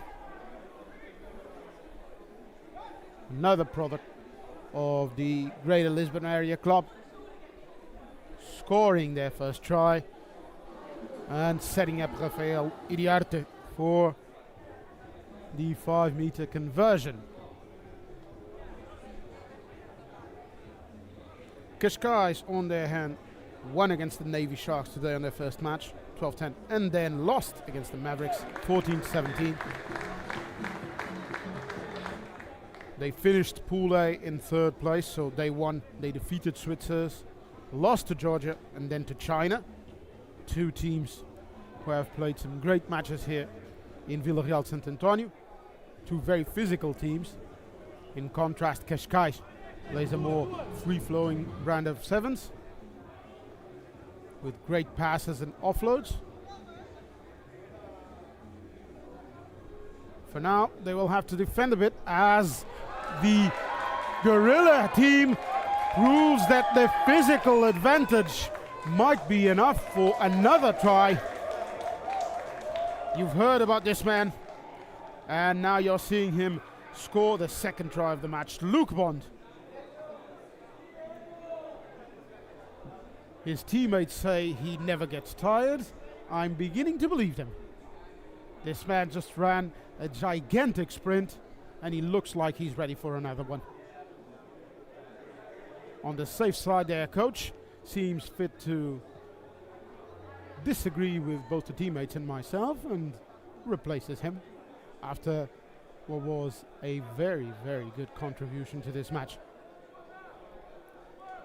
So some replacements coming in and some substitutions being made. Kashkai with an even spread defense to the restart. A sweeper in the back, and then 3 sets of two players, so 3 pods, making sure they don't get caught off guard. And then there it goes, the number 8 for Kashkai, going straight through into contact. One of their most valued players, Manuel Soares, an under 20 standout in the Portuguese national. Another pass, and trying to push through the stingy Gorilla defense. Very tight. Gorilla's defending really well. Trying to end their Algarve Sevens 2026 participation with a convincing win and a 11th place finish. Right now, the counter-rucking going a bit too far, and the ref handing out just a warning, or will he pull out the card?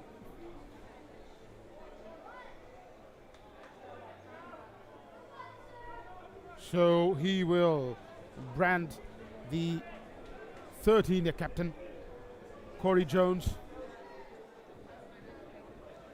with a 2-minute sin bin.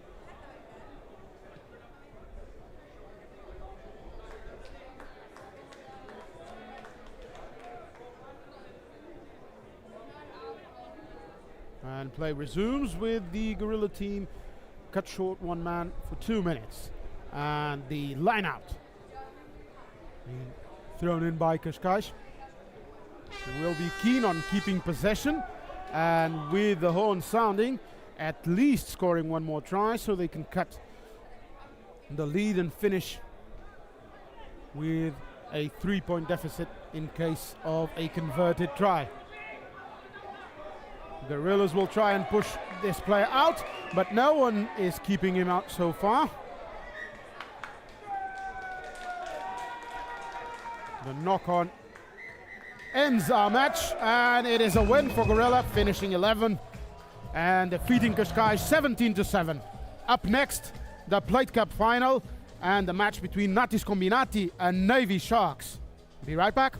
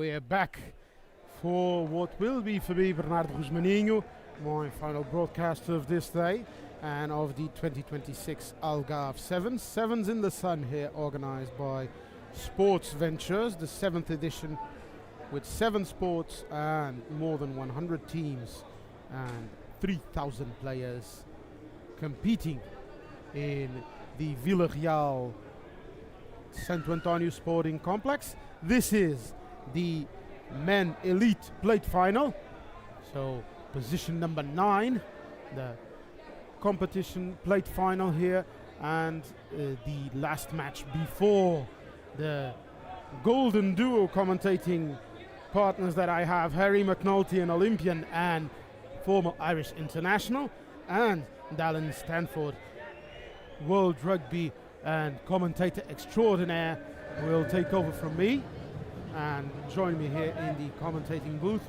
for our final matches, which will be the 3rd and 4th place match for the Gold Cup, and then the finals for the women and men competitions. Right now, we have in navy blue the Navy Sharks from the United Kingdom, and playing in their usual light blue, the Natis Combinati representative touring side. So a team made up of players from clubs in the Italian domestic league.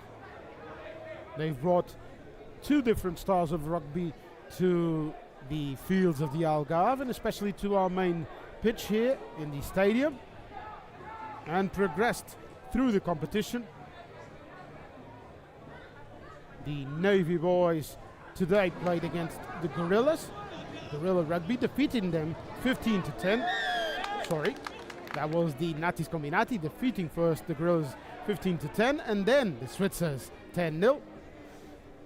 As for the Navy Sharks, they had a 2-game round robin day 2 string of matches. They lost 10-12 against Cascais, but then they won against the Mavericks 22-7, progressing through on points difference to this Plate Cup final. Right now we see the play progressing, and the English boys from the Navy Sharks trying to attack, breaking through, and there you have it, our first try of the day. It is number 10, Jay Toogood, one of the Navy outstanding players, scoring the first points of this match. And ready for the conversion.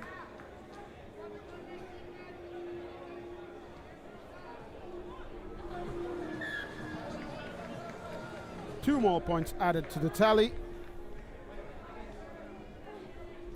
And we have it 7-0. A good start for the boys in blue. Navy blue, that is.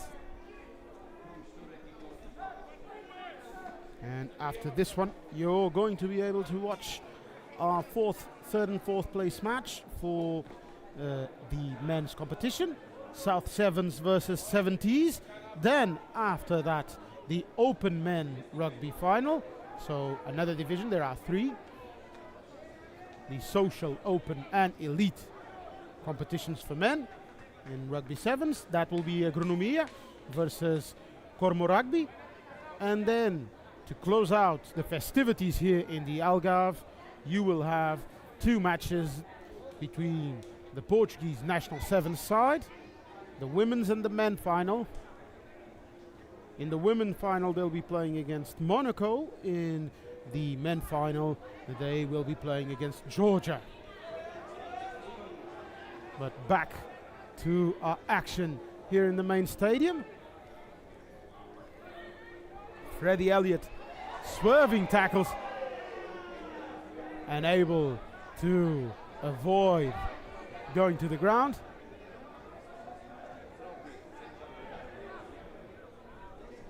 Watch out for the physical attack and explosiveness of the Navy Sharks. so far leading and keeping things under control. Charlie Crawley, another player here, with the turnover, and here's the tying score. You hear it on the stands. A lot of support for Natis Combinati, and waiting for some time there to score the try. There you have it. The second try of the match, the first for the Italians. Should be able to level things if this conversion goes through. It's Renato Reni Borzone, one of the veteran players here, 32 years old. His teammates keep joking he's very old. It doesn't appear so. And kept his cool. That much they told me.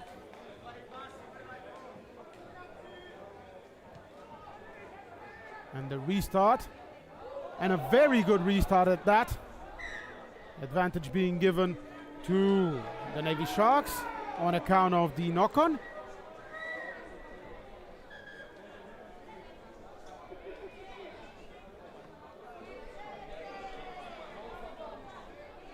And a scrum awarded to the UK team.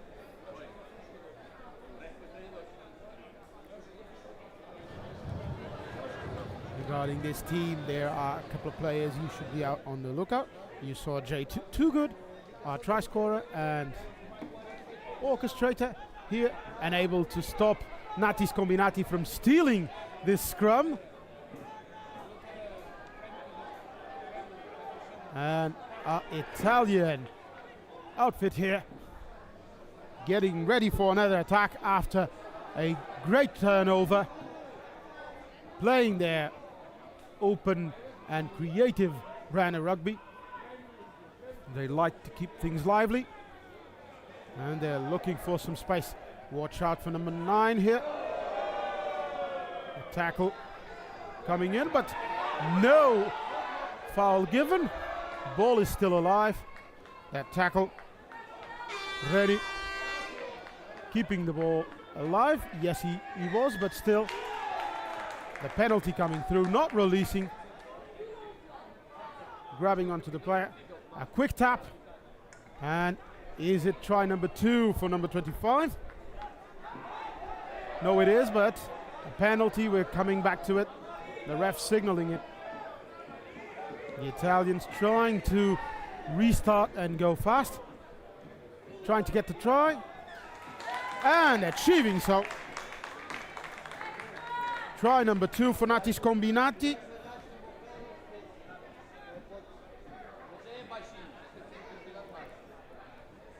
Conversion should bring the first half to a close, and this Plate Cup final to its midway point.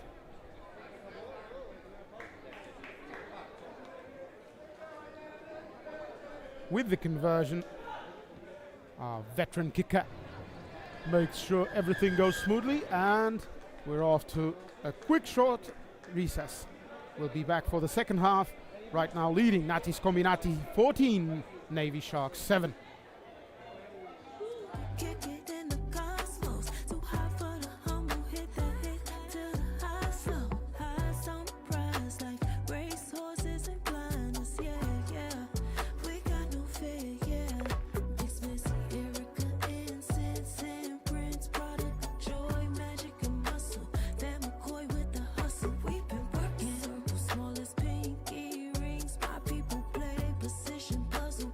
Complete the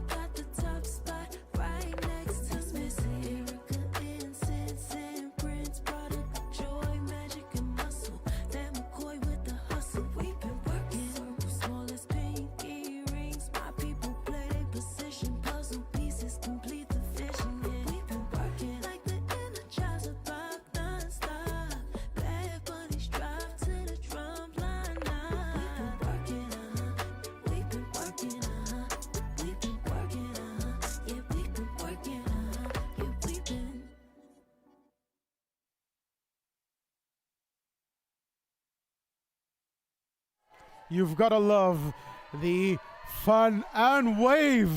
We've got a Mexican wave here going into the stands.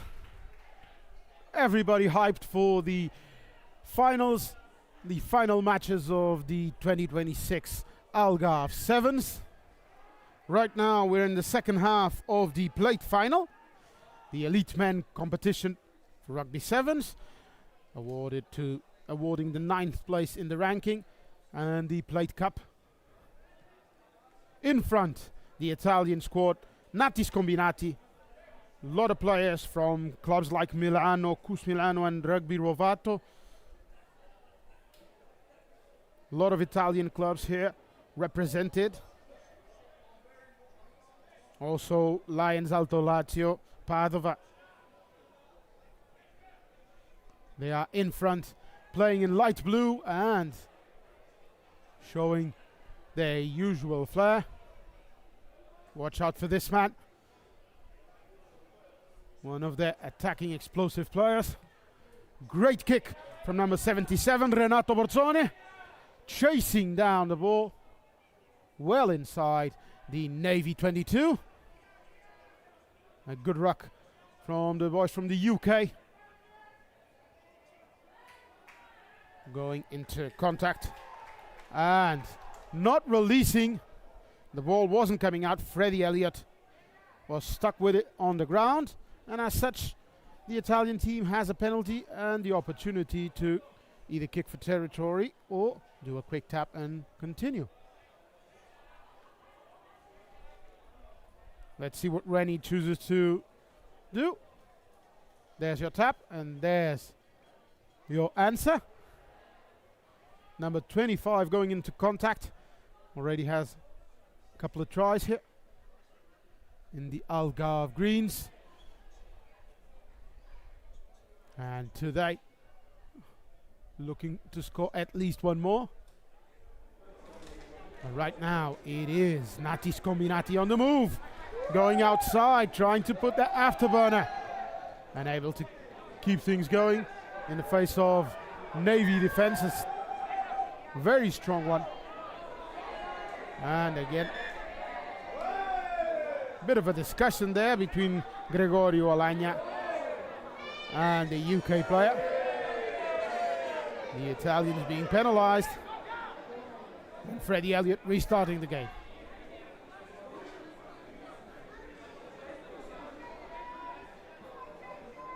Moving things upfield.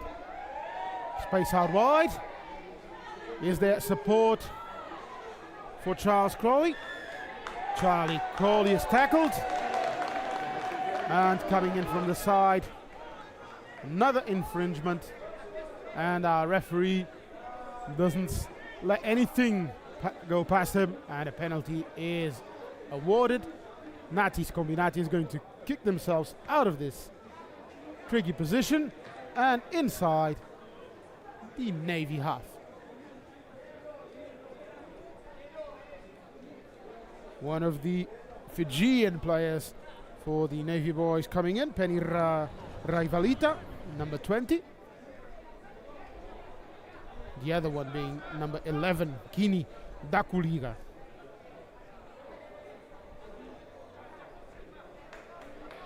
Also Eduardo Sederna, another veteran, 31 years old, born in Milan, coming to the Algarve, showcasing his fantastic rugby skills. Coming in for Natis Combinati. So substitutions aplenty. Trying to keep the fitness levels high and the match speed going. We're in the second half of the plate final. Up next, get ready for the high quality commenting by Harry McNulty, the former Ireland Sevens captain, the Olympian, and part-time swimmer here in the Algarve seas.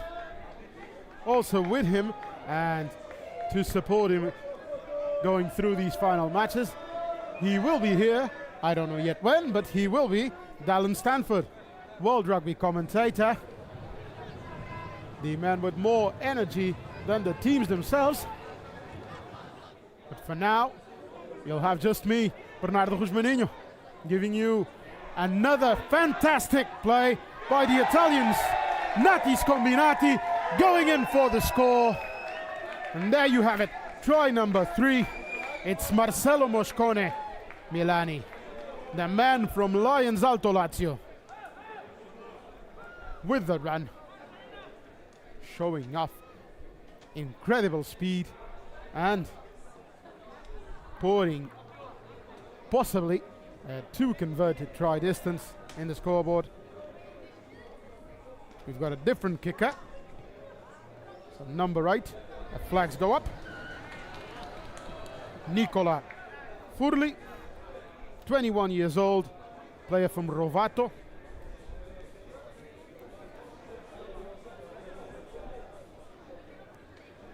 So 2 extra points added. And Nati Scombinati lead 21-7. And ball not going 10 meters, so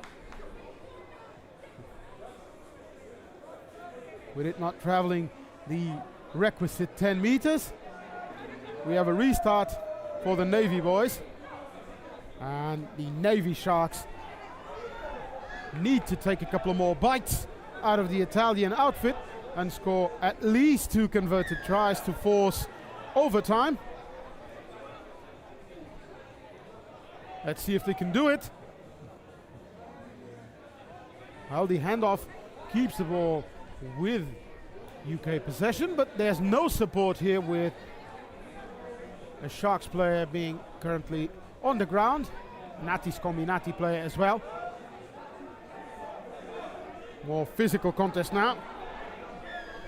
And the ref giving the penalty for diving here and stopping the play because 2 players, 1 for each team, are currently needing medical assistance. So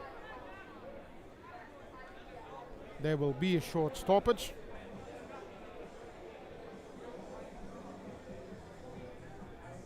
It was the Sharks number 9 trying to restart things as quickly as possible, but obviously the ref, seeing the 2 players down, makes sure there's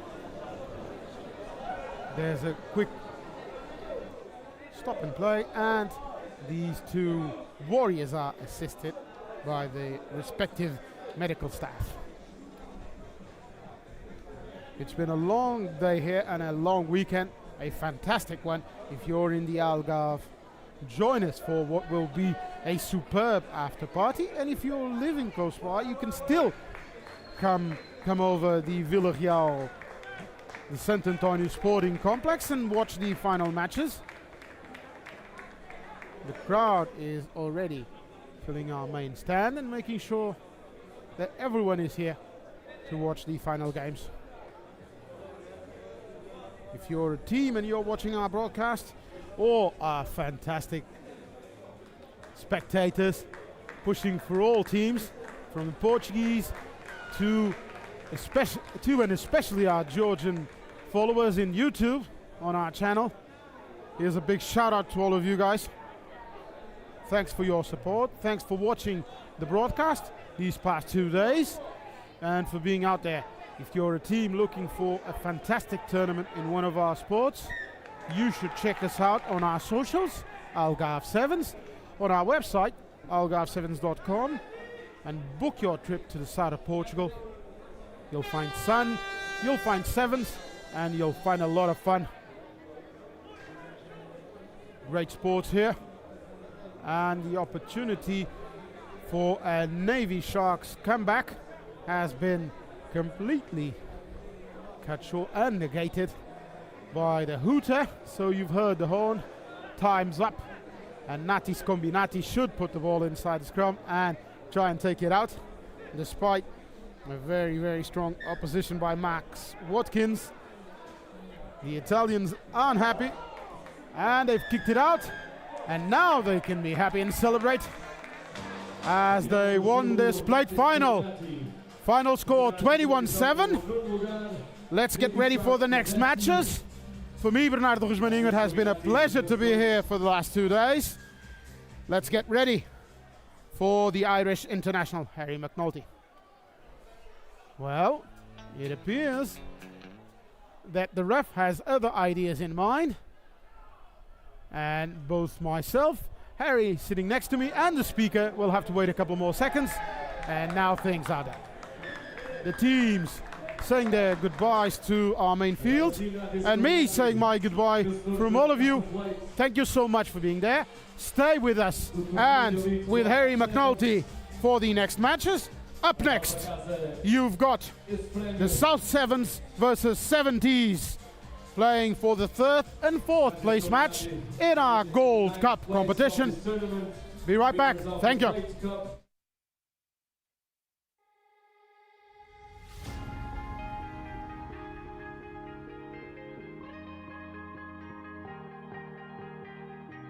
Oh yeah, oh yeah, oh yeah, oh yeah, oh yeah, oh yeah, oh yeah, oh yeah. Hey there, what you drinking? 2 shots, let's pour it out. I know what you're thinking, but tomorrow won't come for us. This life that we're living, ain't never gonna give it up.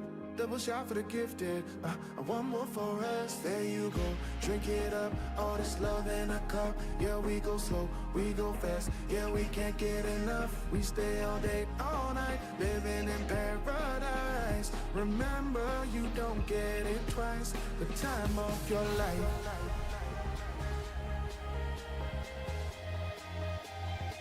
This is the time of your life. Remember, you don't get it twice. The time of your life.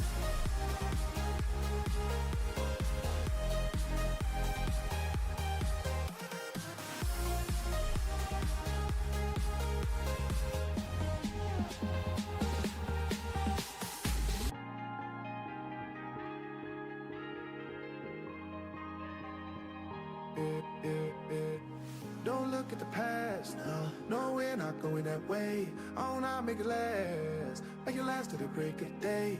No matter what people say, live life in a fast lane. Double shot for the gifted, triple shot for the pain. There you go, drink it up, all this love in a cup. Yeah, we go slow, we go fast. Yeah, we can't get enough. We stay all day, all night, living in paradise. Remember, you don't get it twice. The time of your life.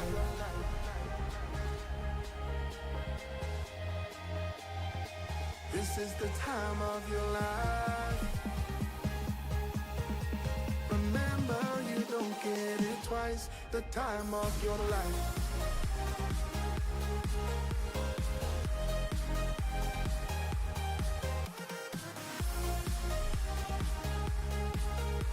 Remember, you don't get it twice. The time of your life.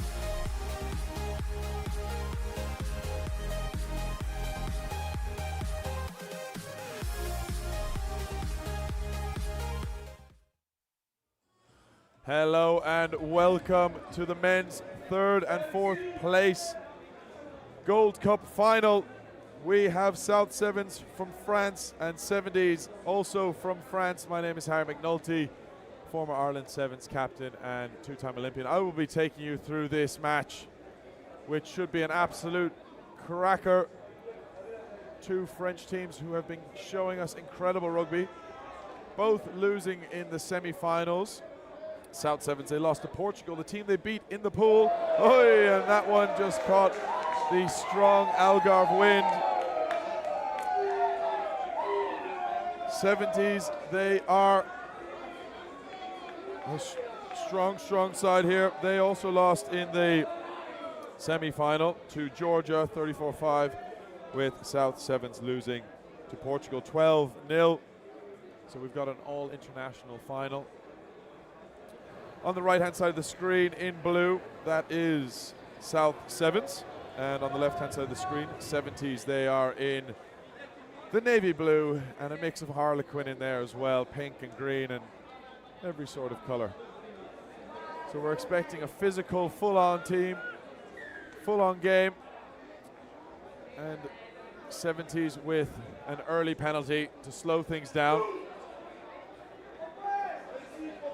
It's been a fantastic couple of days of not only rugby, but loads of other sports as well. We've had over 3,000 athletes competing here in the Algarve. And some of the finest athletes currently on the field. 70s taking it up with a hard ruck. Looking to move the ball wide as they attack from the halfway line. Some nice offloading, keeping the ball in play nice and loose. Working the South's defense. Great speed from Barreau. He's been everywhere this weekend. Switching in and out and diving around. Another quick ruck. But this South's defense is holding up strong currently, but not for long. Boosh through the middle and gets ankle tapped. And South get the penalty. And quick thinking from Feshke. The Tom Mitchell lookalike. He's been brilliant. Gives it off to Mirar, and this man, the fancy footwork for the big man, Peppa. He's been brilliant. But the 70s are deemed offside, even though there might not have been a ruck. That's the referee's decision. Number 13 there on your screen, Mosesi Peppa. He's been huge for this South 7 side. Not only running over players, but dazzling with his footwork as well. Over to Storen, moves the ball. Avenens with a big carry. 70s are going to have to make sure they've got a strong defensive line here, as they've got Peppa with the dancing footwork we talked about earlier, just like that, setting up a 2v1, but he won't need it. He absolutely skins the opposite defender and gets the first try of the game. Definitely one to watch out for this fourth Gold Cup final. Mosesi Peppa breaks the deadlock. The man from Tonga. And we've got the kick to come. Luca Feshke, also 21 years old, a professional rugby player out of France, knocks that one over. The stands are filling up nicely as well. All the social tournaments are almost finished. We've got the men's open final coming up right after this. So one more game to play from an open standpoint, but everyone's in good spirits. Cold beers, singing and dancing.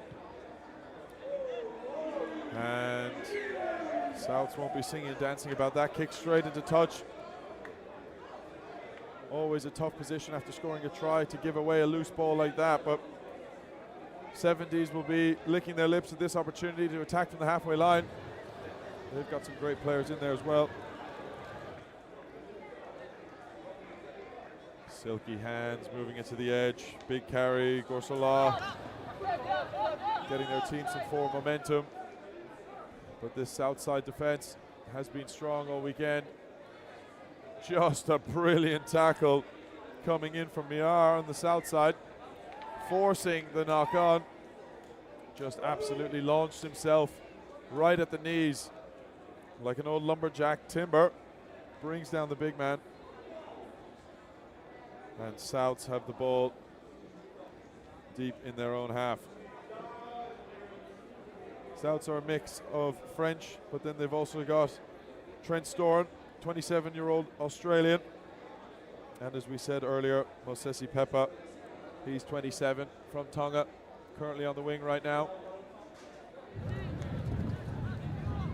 Over on the 70s side, number 12, Roman Darshan's known as the Monaco Prince. And he's up against Peppa right now. 12 on 13, what can he do? The Prince on Peppa, and the Prince comes up trumps on that one.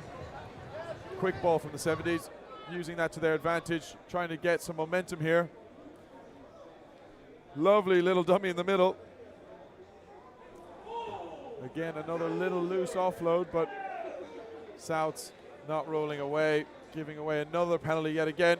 Great dummy, great step, and the Prince of Monaco, he's got a lot of work to do here, but he's making light work of it. Let me tell you that. Oh! That was a try saver for the ages. Oh my God, just when we thought Roman Darshan, the Monaco Prince, was getting over, Roman Avenens, the 26-year-old from France, a communications officer, knocks the ball loose out of his hands. Roman on Roman. What a brilliant, brilliant try-saver. That could end up being the difference. It's still early days, but you never know in the game of sevens. Small margins like that can always make the difference. Milo Lene attacking through the middle. Big, strong carry as the Prince gets over to seal the ruck. And there's the halftime hooter. But 70s are looking to play some more, moving the ball through Darshan as they spread it to the wing. Peppa in defense manages to slow down Andre, but still gets a great carry deep into the 22. So more momentum for 70s here. They're looking to capitalize on what they thought was going to be a try, and the Monaco Prince, he's at it again. Stepping inside, one, stepping in another. He's a hard one to bring down, but the referee decides no advantage, offside from Souths. 70s get the penalty right in front of the sticks, and they decide to go with it quickly. The hooter has gone for the halftime, so this will be the last play unless there is another penalty, with a brilliant offload back on the inside. Vic Andre, the 27-year-old, playing for ASUB Waterloo, manages to get over and bring this match to within 2. South 7-7, 70s 5, with the kick to come and bring us to halftime.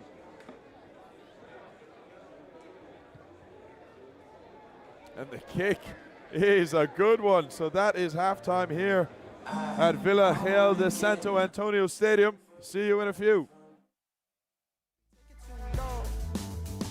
The vibe's too strong. If you don't know how to move, then we moving on. Ain't no way rhythmic feet up in this place. If you can't catch the feeling, then get out the way. I've been reeling and fish from the lake. Like you said, I'm down to earth, but I'm really out of space. All these women they be in super foreign, so exotic, hop in the Mercedes Benz, and I got them crushing like ice pouring above. It's overflowing on us. You drop it, then pick it up. I think I'm falling in love, but shawty, this isn't what you probably thinking it was. It's a vibe out, pulling it for the weekend and such. You gon' find out once you come on and bring me that up.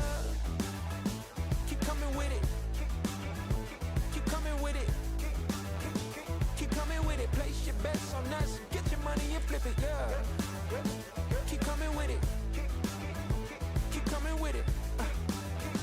Keep coming with it. Place your bets on us. Get your money and flip it.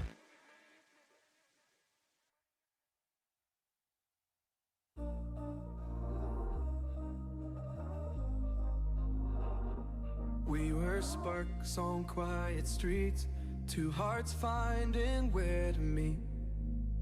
But life pulled us apart, left me talking to the dark. If I called you tonight, would it feel the same? Or have we both moved on to different names? Take me back to the start, before the quiet and the scars. When the world felt small and your hands felt warm. Take me. And welcome back to the Algarve Sevens. This is the 3rd and 4th place Men's Gold Cup final. We are closing in on the sharp end here, so do not go anywhere. We have 3 more finals: the Men's Open, the Women's Gold Cup, and the Men's Gold Cup as well. And here you have South Sevens versus 70s. 70s just copped up the ball, and South are looking to attack through the main man there, Dylan or Paul Pilon, who's given a lovely pass, and Souths are into the 22 deep. They're taking every bit of advantage they can get here. Avignens with a try-saving tackle earlier, but Pipa, who scored the first, looks to score the second. He's a big man with dancing feet.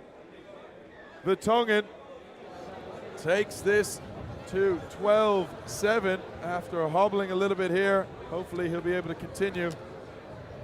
So far has been involved in so much for this South 7 side over the entire weekend. A fantastic player. And South 7's looking to extend their lead with the kick. Nothing wrong with that one. 14-7, and it looks as though the trainer for South Sevens is calling for a replacement for Mosesi Pipa. Again, has been absolutely stellar, scoring both tries for South Sevens in this 3-4 cup final.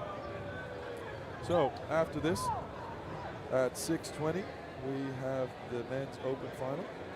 At 6:40, we have the women's final, and at 7 o'clock we have the men's final of both the Gold Cups for the men and the women. So a lot of exciting rugby still to be played, and Souths are keeping us excited here, that's for sure. Really playing so well. This 70s defense getting up hard off the line, trying to put Souths under pressure, but off the line too quickly in that instance, says the referee. Offside. And Simon Degant was one of those men offside, but Dylan Chantreau with a fantastic carry, moving the ball. Feshke gives it early, and Lefebvre down the wing. Oh, big crunching tackle. 70s putting everything on the line. Arturo Young, only 19 years old, up against number 1 Lefebvre, 26, who's also been stellar for South Sevens, professional rugby player coming out of France. He scored a lot of tries, but Young said, I'm going to show you how it's done in defense here. And line out goes okay. 70s back on the attack, looking to move it wide straight away. Brilliant ball out in front. Footwork beats one, beats another back inside. And just an incredible, incredible carry all the way from the try line to 25 meters out. That's giving 70s the chance, and Young just decides, I'm going to pin the ears back, but he's furiated with himself. Runs it straight into touch. He put Lefebvre into touch about 2 minutes earlier. He put himself in touch there. But he's only a young lad, age 19. He's got a long career ahead of him. This is a fantastic platform for him to learn, become more experienced, playing in front of an international crowd and against international teams. One of those teams being Georgia in the semi-final, who 70s managed to lose to in the end, with a lovely little play off the line out here from Souths. Feshke, oh! That was a second loose pass from Feshke. It seems as though the Tom Mitchell lookalike can't quite handle this wind blowing off Montegordo Beach. It's blowing from right to left. He managed to make the ball go left to right. So we'll have to ask him about that one later. But he gets away with it as the 70s player knocks it on in the attempt to intercept. Could have been a different story there. And Feshke gets a second chance at it, putting the ball into the scrum. The big man in midfield here, De Betts with a deft kick, absolutely perfect. We're not just seeing some rugby, we're seeing some French soccer here as well. And the flag goes up. That is one of the tries of the tournament. De Betts with one of the kicks that you'd imagine a French superstar playing for PSG over the Champions League would have put through. But it's resulted in a try here at the Algarve Sevens.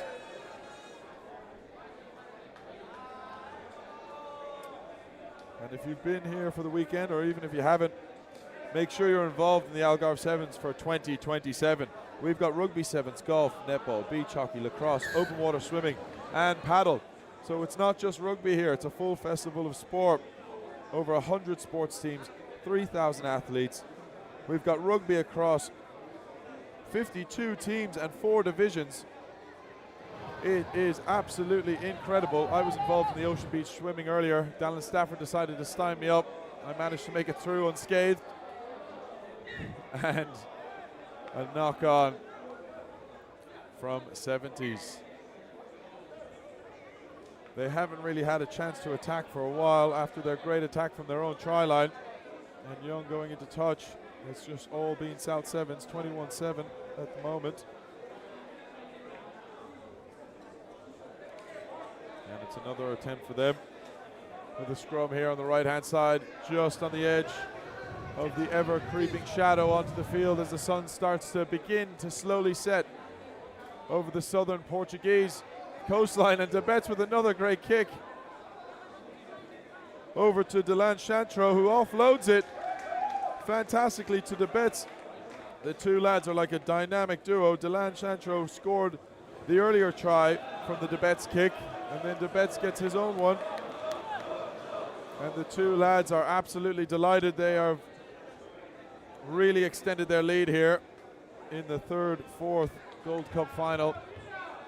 And in fairness, they've played some incredible rugby over the weekend. Just in the pool alone, South Sevens managed to beat Portugal 35-19. Portugal have gone all the way to the final. That's coming up later. And they eventually lost to Portugal 0-12 in the semi-final just earlier. It's funny how Sevens can change like that. And there is the hooter for the end of this game. And De Santro decides, I'm going to kick this one dead with an absolutely amazing kick. And that means South Sevens win third place against 70s, 28-7. Congratulations to South Sevens. And now we're in the sharp end. I'll be joined with Dallin Stafford for the sets of finals coming up, so don't go anywhere. See you soon.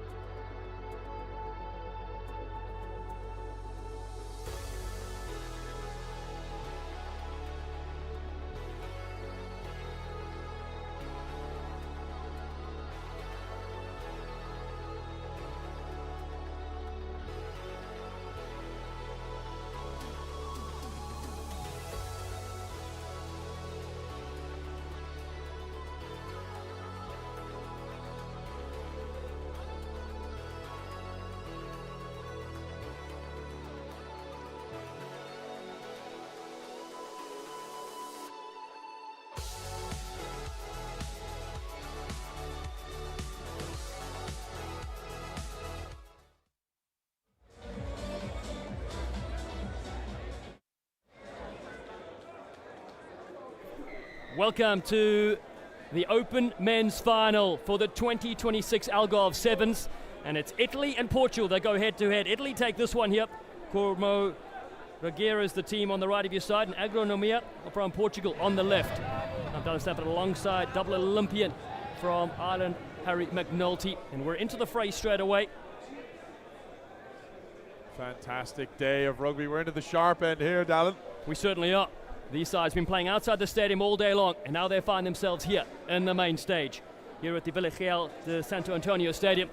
And it's an early run here from some of the big units from the Italian side, based in Milan. The Sevens team founded in 2018. A quick tap there from Tamamachi. He goes to the right-hand side. A little bit of space developing there. Pierre de Chiot with a big ball over the top. With some good speed and acceleration on this one. These sides have been battling it out in this two-day competition, and a penalty to the Italian team with space to operate there. Some hard running here. Some good tackles coming as well to make a shot. Aside from Milan. The Seven Sensations looking to cut loose here. It's a beautiful breakout in the opening try in the game. Federico De Cola scores. Ice cold. You've been getting your fair share of Coca-Cola all weekend, and here it is now on the commentary box. Cola, nice and refreshing, gets us set up, but it's so fantastic to see these teams from the Open, playing on pitch 2 and 3 all weekend, getting their chance to showcase, you know what, we might be in a more social event, but we know how to play rugby as well. Coming over to here to the Algarve and showcasing some brilliant rugby, and the side from Milan take the lead. Cornwall Rugby with a 5-0 lead. Kick unsuccessful, but an early strike. A good passage of players they built up there. They're looking very sharp in this final.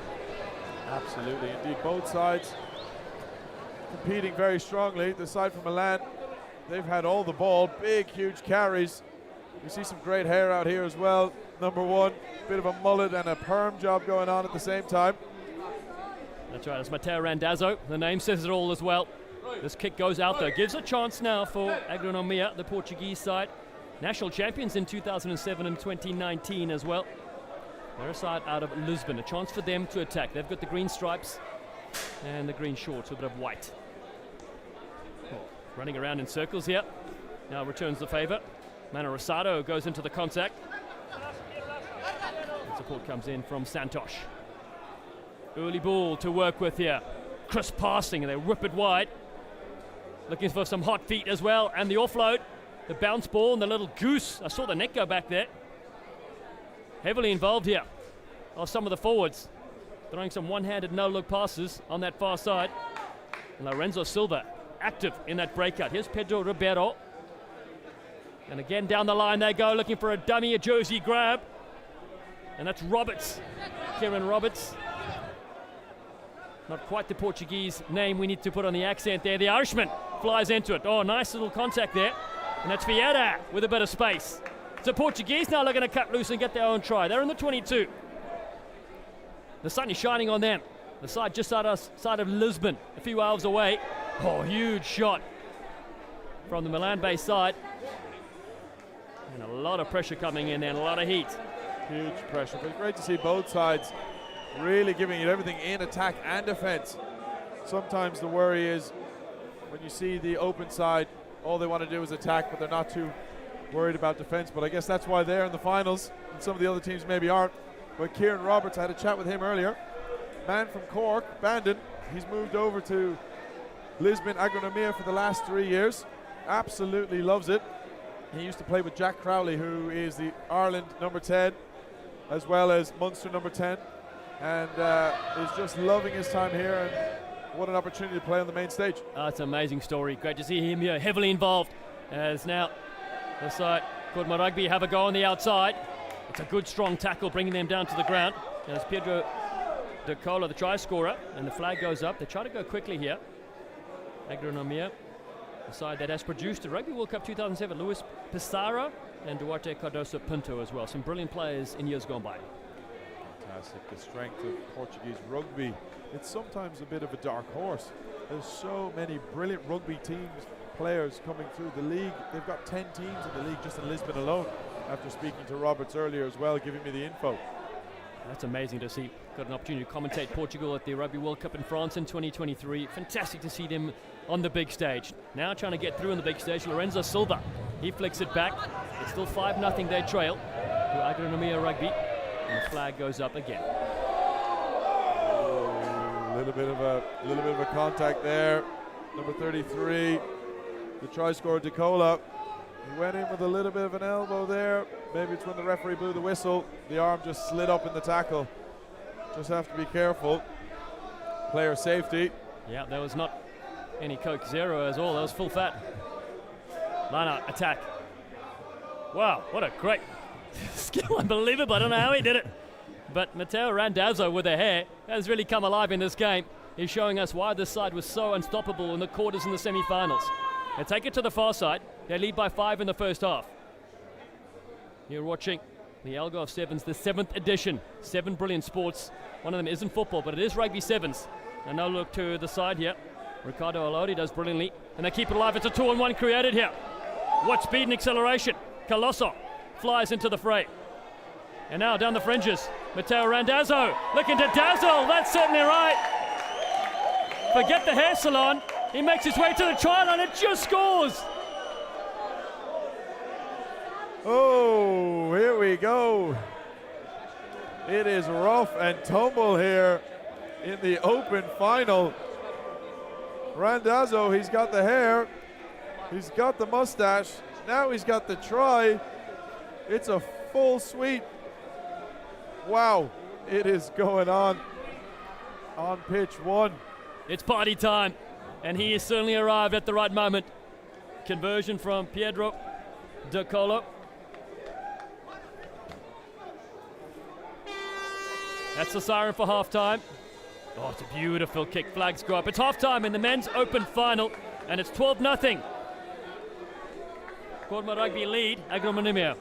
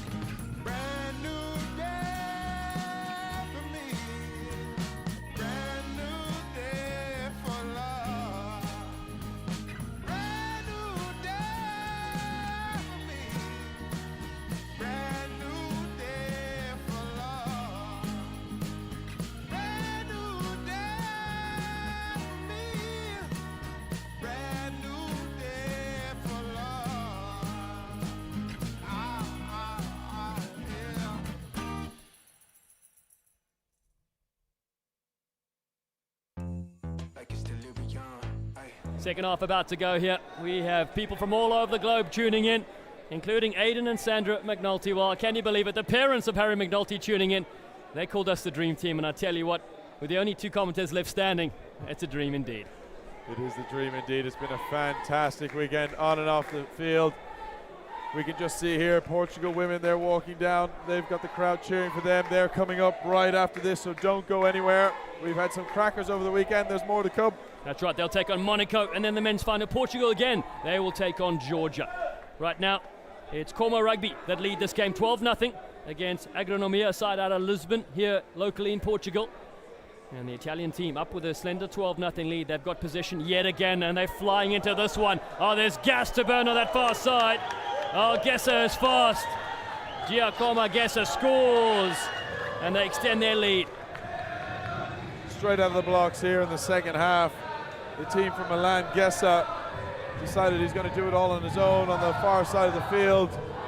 A little jink in and out. And he went in from 50 all on his own. Just a brilliant display of individual talent, and he's loving it, looking over to the camera, a little celebration. Fantastic to see.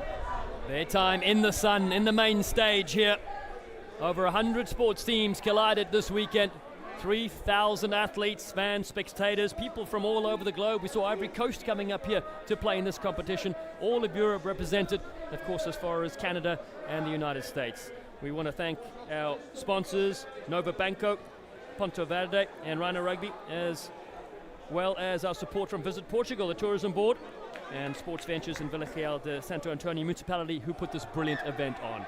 Free kick at the halfway line, Agronomia, Portuguese side looking to go. We saw some great form outside in the outside fields during their knockout rounds. Unbeaten until they arrive here. Trying to ghost on the outside. And there was Kieran Roberts, the Irishman. He's at home in the Irish coloured gear. Not as much green, but still, it's there. The hit comes in on Rafael Ruiz. Little kick through, grab a kick. Chasers are coming, but this one is bouncing too far and it'll go out. The idea was right. We saw a few kicks in the game previous with the other finals, trying to utilize the space in the back.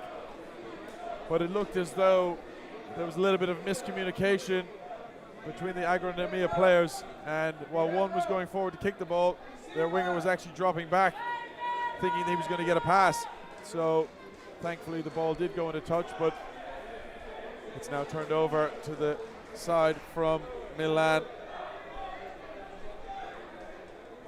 Long way to go for them. Some subs coming on the field as well. Finals rugby, everything on the line. Packed crowd here inside the stadium. The 7th time we are here. A new champion to be crowned. UAE Shaheen won in 2025. Rambling Jesters in 2024. Team you played for many years, Harry. I remember at Rugby Town Sevens you were carving up there. That's when you were much younger and much faster. Both lies, Alan, but I appreciate the support. I tried my absolute best when I was there. Whether I was doing any well, I'm not so sure, but thank you very much. You and your team were outstanding. I think I nicknamed you the sheep farmer at some point in time, and then you had the river dance in your team. It is all happening. And now it's great to have you here in the booth. So, chance now for Cormo Rugby again to attack from deep.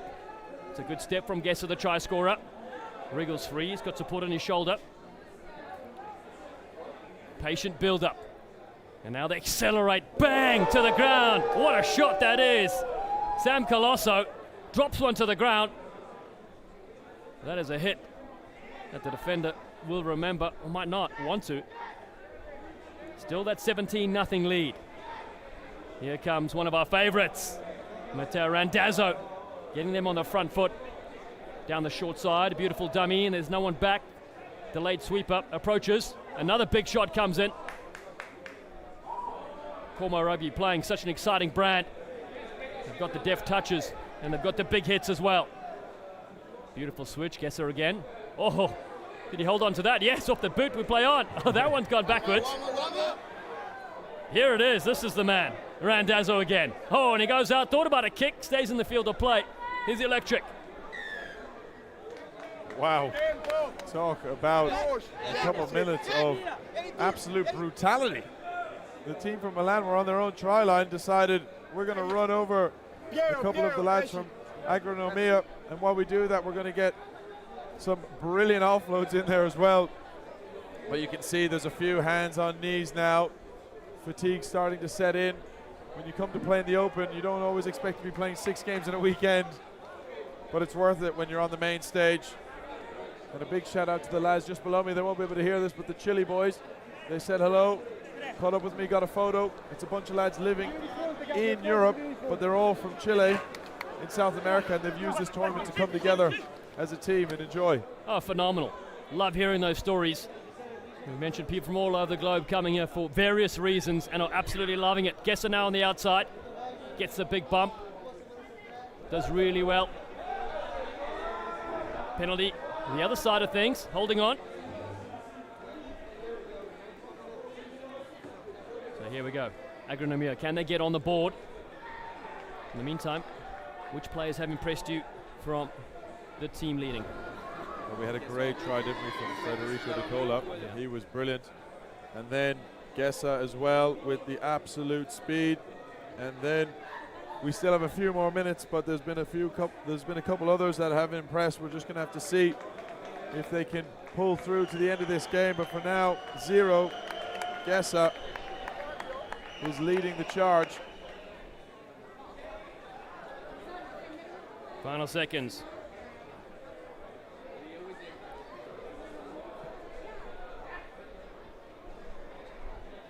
Here they go. Big step in midfield.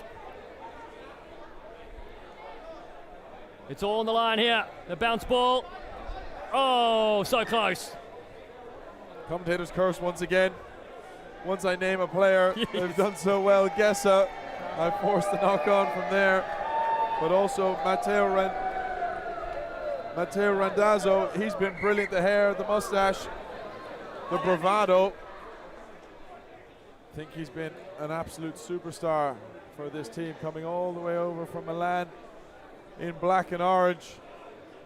I'm sure there'll be big celebrations down on Monte Gordo Beach. It was superhero themed last night. I can see a leotard though coming from the dugout here. And we're in the final moments of this men's open final. Let's see if Agronomia can go, but no! Gessa has absolutely just taken this one for Komorogabi. Finalized the touchdown. That is the final nail in the coffin in this final here for the men's open. A brilliant display of rugby, no matter the level, no matter the division. It just goes to show you will find talent at every rank. And in the rugby alone, we've had 52 teams across 4 divisions. But the lads from Italy, Como Rugby, they are absolutely delighted. Congratulations on your cup final. Deserved winners over Agronomia. Brilliant, brilliant rugby being played. Stick around. We still have the men and women's Gold Cup final to play.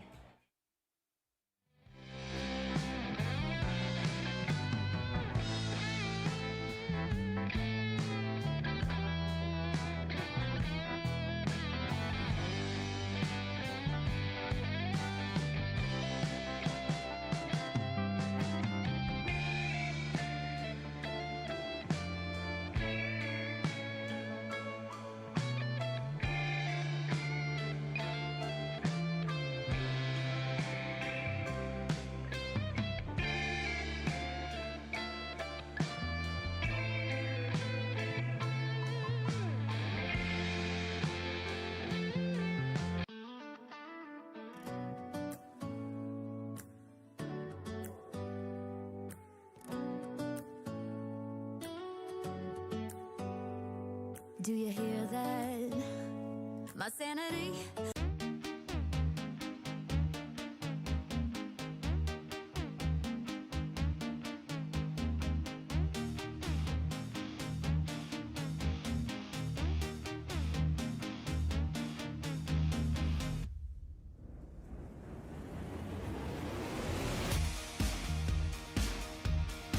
Dallin Stanford handing over the MVP of the final.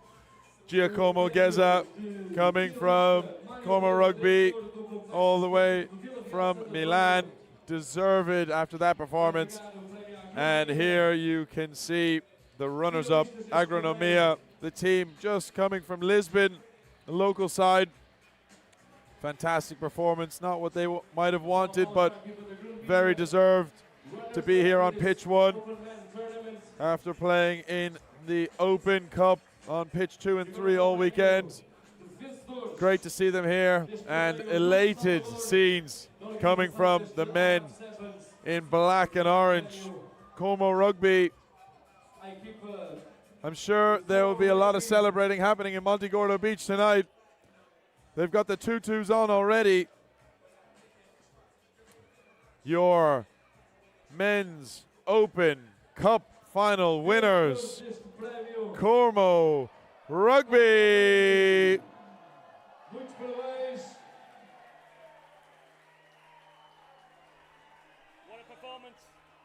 What a performance from these champions.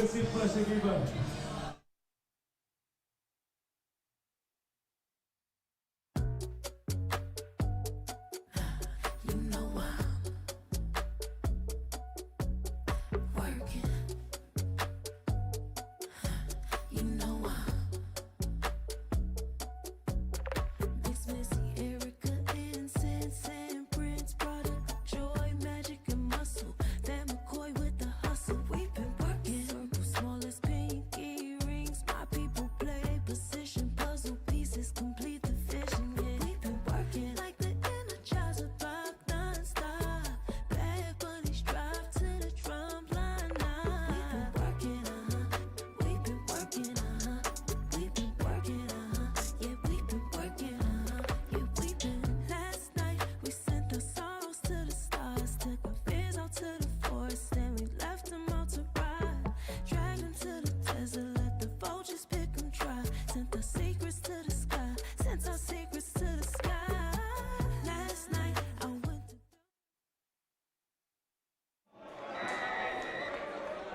Women's Cup final, live and loud from the 2026 Algarve Sevens. It's underway. Portugal on the left in green received this one from Monaco, who kick off. 7 minutes each way to decide. Our champion for this year. A loose ball flying up, but it's okay. It's picked up from Portugal. They're on the left-hand side. I'm Dylan Stafford alongside double Olympian, former Ireland Sevens captain Harry McNulty. It's been brilliant to be with you for the 2 days, and we are now into the final, 2 finals. We just saw the men's open. Oh, and a knock on there, and Monaco keep the pressure on. I was just about to say, this is where you have to handle the pressure at your absolute best into a final. Home crowd, Portugal. Monaco, the Grand Prix on this weekend, but they're giving us a show here today. 2 very worthy teams of this brilliant final at the Algarve Sevens. That's right, Monaco beat the Inter All-American 17-14 in the final moment of that game. And the Portugal side beat Guerrilla Rugby 24 points to 5. Monaco now with ball in hand, looking on the outside. This is Lewis, Makeda Lewis. They know how dangerous she is. She's knocked it on. So a chance on the other side for Portugal to go. Maria Santos is well tackled inside the 22. The crowd buzzing here in the sun. 300 days of sunshine. Did I mention that? Yes, I may have. Here goes Portugal again with a beautiful step. Raquel Santos now has a break up. The fans on their feet. This Portugal team have been fabulous the last couple of days, and Inish Marques has been one of those standout stars. 3-0 in pool play, didn't concede a single point. The only score they've conceded is against Guerrilla Rugby in the semi-finals. A little goose step there from Pedro, and now a little space on the outside. Not the best looking pass, so it has been knocked on. Some good D from Monaco. Some great D from Monaco.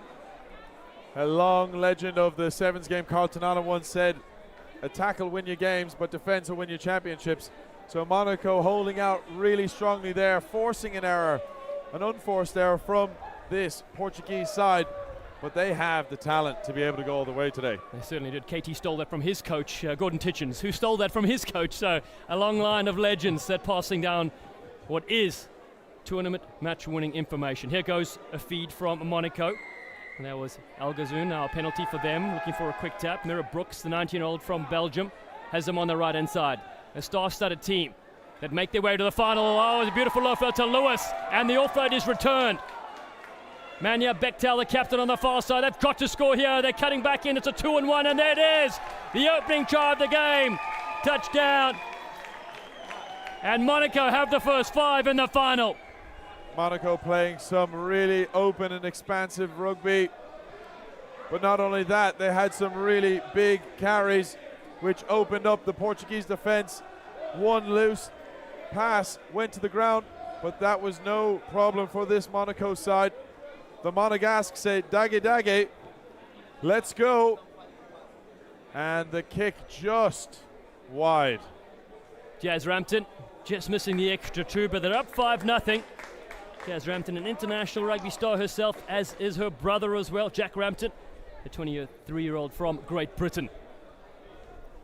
Now, what a performance it's been from all these sides. Over 100 teams setting another record here in the Algarve. Make sure you get your tickets for 2027. It's going to be absolutely brilliant. June 3, 4 and 5. Dates already announced. Portugal with possession. They need to score next. Santos in midfield. That's Raquel Santos. Their men's side play next against Georgia in the men's final. This is the captain. Maria Zuon. Costa carries hard. Oh, through the legs, a loose ball. Rampton comes flying up for Monaco, forces a turnover. That is how they win matches. It's all Monaco here, and you can see them getting around each other, all high-fiving. You can obviously tell that they've got a great team spirit. Monaco, they absolutely love their rugby. It's a small, small nation, but they make sure that all the players that get involved, they support the cause 100%, and they're willing to do anything for their teammates. Very slick outfit. Rizlan Algamoun, 25-year-old from France, to the right. There's a double loop coming, but it goes back on the inside. Oh, that's an unbelievable move. It's genius from Monaco, and it's called forward. That could have been, should have been, would have been the try of the tournament. That was slick as they come. A sleek sensation, Dallin. I think that's what you call it. You took the words right out of my mouth. Am I learning That was something brilliant. Dummy loop around the corner, dump it back inside. Even us in the commentary box were about 20 feet high, and we couldn't see it coming. Santosh now going on the outside. Here we go. Cutting back in. Mariana Santosh. Defenders in the way. They go against the grain. Inish Barbosa for Portugal. The national side based out of Lisbon. A lot of young stars, a lot of future stars in their team. Over the halfway line, their best attacking fray yet. Mariana Santosh again, tackled high. So another quick tap. Katiana Almeida scored some brilliant tries in the semi-finals, now cutting back superbly. Marta Pedro, loose ball for Monaco. Almost picked up, almost hacked through, and it's still there for them. That's Mira Brooks has knocked it on. Seems to be a loose bouncing ball. Portugal are trying to do everything they possibly can to break through this Monegasque defense. They reaped some rewards, but almost one or two passes too many. The ball hit the deck. Monaco tried to hack it through, were unsuccessful, and then forced a knock on. Portugal, another chance to attack. Still in the first half. 52 sevens teams, 4 different divisions this weekend. And the women's side of things, French Froggies were champions last year. Again, another new champion about to be crowned. That's what we love to see here. Some fresh faces, fresh teams. Just was at the lacrosse sixes, got to see Great Britain in action. Got to see Scotland carve it up, got to see the netball. The Irish, they lost there to the Scottish side from Edinburgh, in fact. But Portugal now with ball in hand. Inish Marques, one of their standout players, and Monaco pinch this one and force a knock on. That's what happens in these finals. You're chasing points, trying to do everything you can. Only 20 meters out from the try line, but an unforced error. Seems to be a number of those with this Portuguese side in the first half. They have the talent to break down this Monegasque side, but they just need to keep ball in hand. 5-0 the score. Final play of the first half. Monaco. About 6 different countries represented, but all playing some beautiful rugby together as they keep stepping and weaving and drawing. There's Rampton dishing away. Now it's Monaco on the outside. Real speedsters against speedsters. Zivani Robinson, the 25-year-old from New Zealand. Kia ora. Monaco in, they go 100. Zivani Robinson. Pat yourself on the back. You had a lot of work to do against this strong Portuguese defense. I said it before and I'll say it again. Dage, Monaco, back yourself and take this team to a 10-0 lead. Unfortunately, the kick unsuccessful, but Robinson, brilliant. That's half time. 10-0, Monaco lead Portugal. Intervalo nesta final entre Portugal Sevens e o Luxemburgo.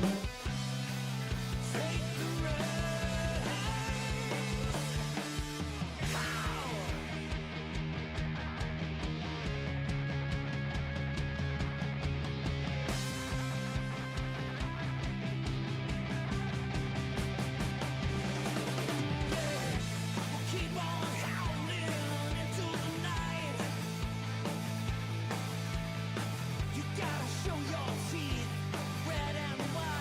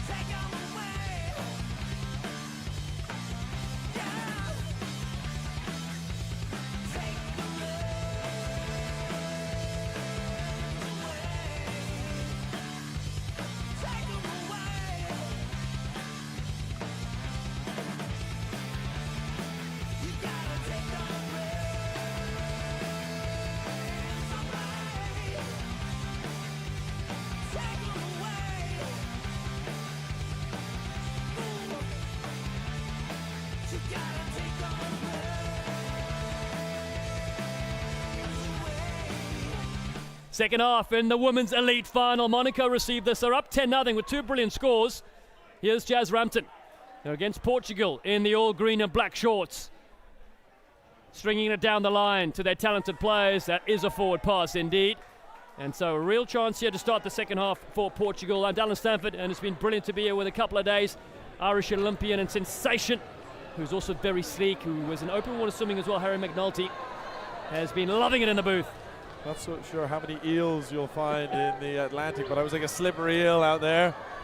There was an 800-meter open swim and a 2-kilometer open swim as well. Managed to meet people from all around the world. There was a family affair, literally, that came down from Valencia, and then there was a couple that came down from Donegal in Ireland, just because they wanted to get involved in that. So not only is there the rugby, you do have the open swimming, paddle, lacrosse, beach hockey, golf, netball, and the rugby sevens.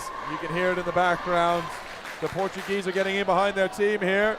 I see a water gun being sprayed. Some confused faces. Here comes Portugal on the loop. A brilliant mix of social and elite sport happening on all different fronts. Portugal concede that one.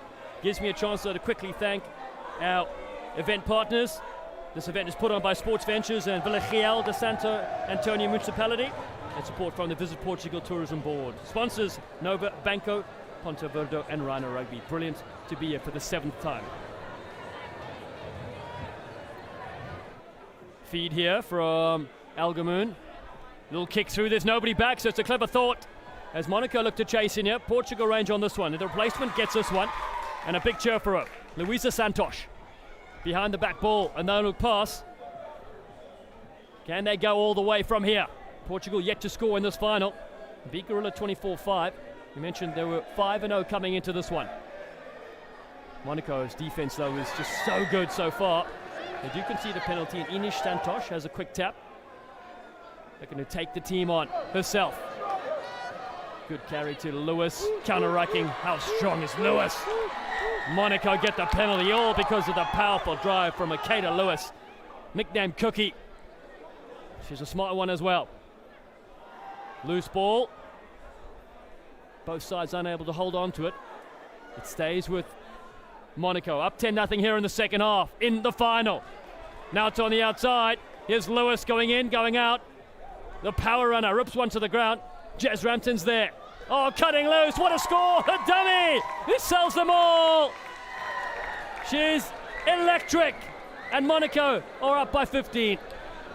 Makeda Lewis can pat herself on the back. She earned the turnover and then ran to the other side of the pitch as quickly as possible to do another big run and offload, opening up what was an amazing finish for this Monaco try, and they extend their lead 17-0 against the home side Portugal.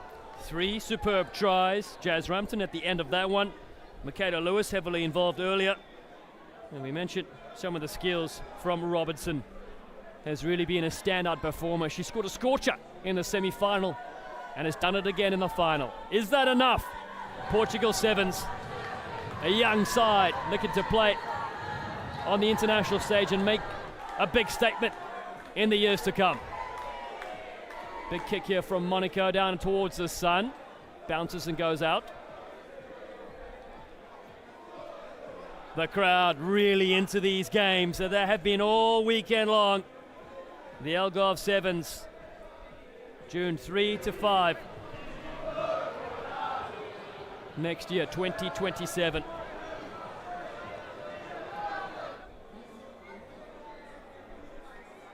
That lineup doesn't go according to plan. Portugal have a chance here with time ticking away. They've got to score 3 times. Anything less won't do. Monaco's defense have been so good. They call for a scrum. It just slows time up a little bit. I know it ties in 3 forwards, but when you need to score 3 times,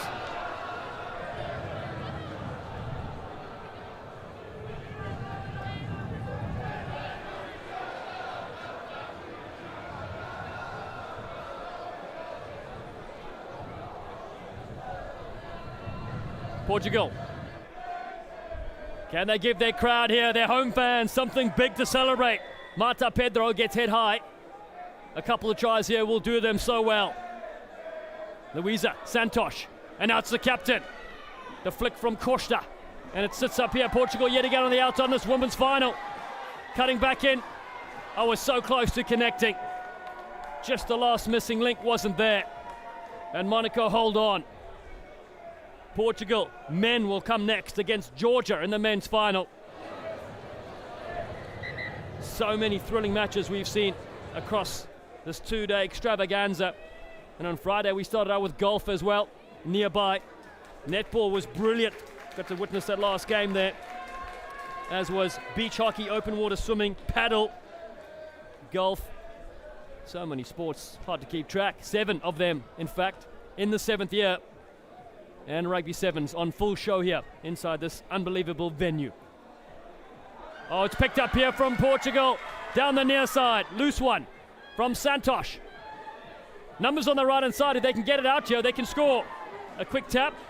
Rapalua goes up herself. Rapalua just shy. Portugal on the verge of scoring in the final. Plenty of numbers on the right-hand side, but plenty of defenders as well. Ripping through the first one, that's Marta Pedro.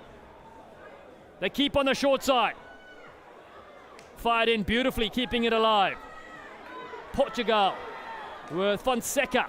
Been so good this weekend. Space on the right to exploit. That's good hands. Now looking to gas it on the outside.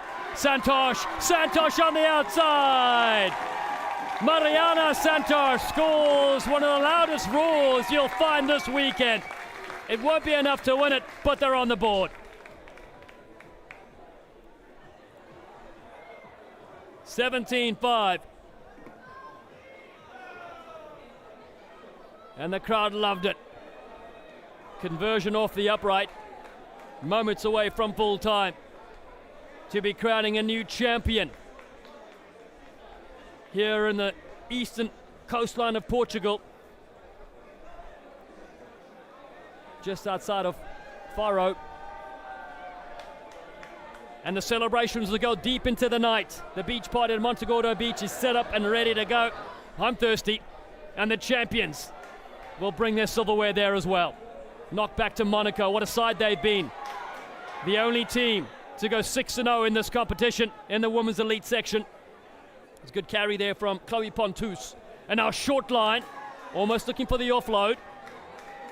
Monaco concede a penalty, but here comes Portugal again. Just in front of the mark, they should still go quickly. Marta Pedro, don't call for a scrum. The crowd want to see another score from the national side. Santos moves it to the right. Here's Fonseca, rips out of one. A good step as well inside the 22. Monaco dig in on this. Penalty, so they've got to go 10. A quick tap. Here we go. Marta Pedro goes well. And there should be a yellow card here for Monaco. They'll go down to 6 for not being 10 meters. Offsides play around a quick tap, and they will call for a scrum, and this will tie in some of the defenders. Amazing work. Everybody joining us on the live stream. Fantastic to see and have you here for a two-day extravaganza. I'm Dallin Stanford, former US Sevens international and fast talker. Harry McNulty, the double Olympian from Ireland, is here as well. The crowd going absolutely wild. And why wouldn't you? It's sevens, it's colour, it's fun. And it's the Algarve Sevens. Portugal to have the final say in this game. They have numbers on the right. What a pass! It's magic! Ghosting very close to the line. Luisa Santos still there. Anish Santos driven backwards. It's still there on the left. It's knocked down. There'll be another yellow card. Monaco will go down to 5 players. And Portugal should score here. 7v5. It's too late though in the game to win it. But a massive overlap should get them in. And the crowd are roaring still. What a final. Monaco, who took out Virginia Rugby 68-5. They beat the Blue Shells 59-0. They beat Gaijara 31-7. Sporting CP by 54-0. And the NCR All-Americans 17-14. to win this one. Portugal, though, with a final moment in this game, a loose pass. Anish Santosh is driven back in the tackle. What a shot! Only 5 defenders on the field, 7 attackers. It's a numbers game, and they can't get it out. What a spot tackle that is from Monaco. But surely Portugal must score here. Here's Marta Pedro. Pedro for the line, getting the fed. Pedro is there. Portugal are in. It's a stunner from the national team. And they've deserved that try. Monaco will be crowned champions in the women's elite, but Portugal will take home some sweet memories as finalists. 17-10. Delight and celebration for one side, heartbreak for the other. That is a game of rugby for you. 2 remarkable teams and a remarkable kick just to the side. And that's full time. Your 2026 Women's Elite Champions, Monaco. They win 17-10 against Portugal. Moça Mónaco, vencedoras deste torneio de elite feminino.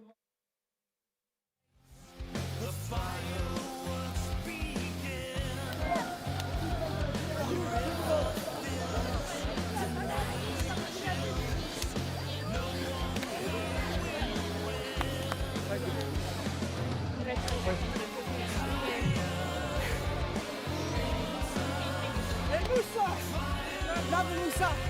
Let's go, Monaco! Thank you.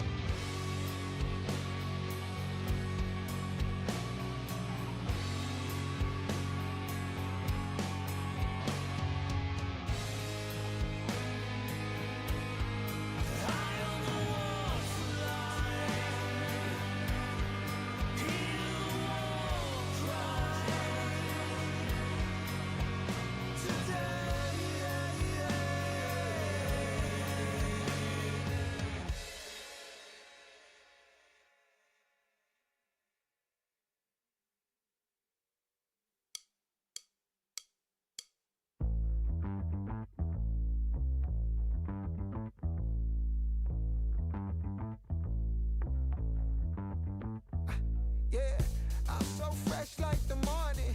Mouth wide open like they yawning.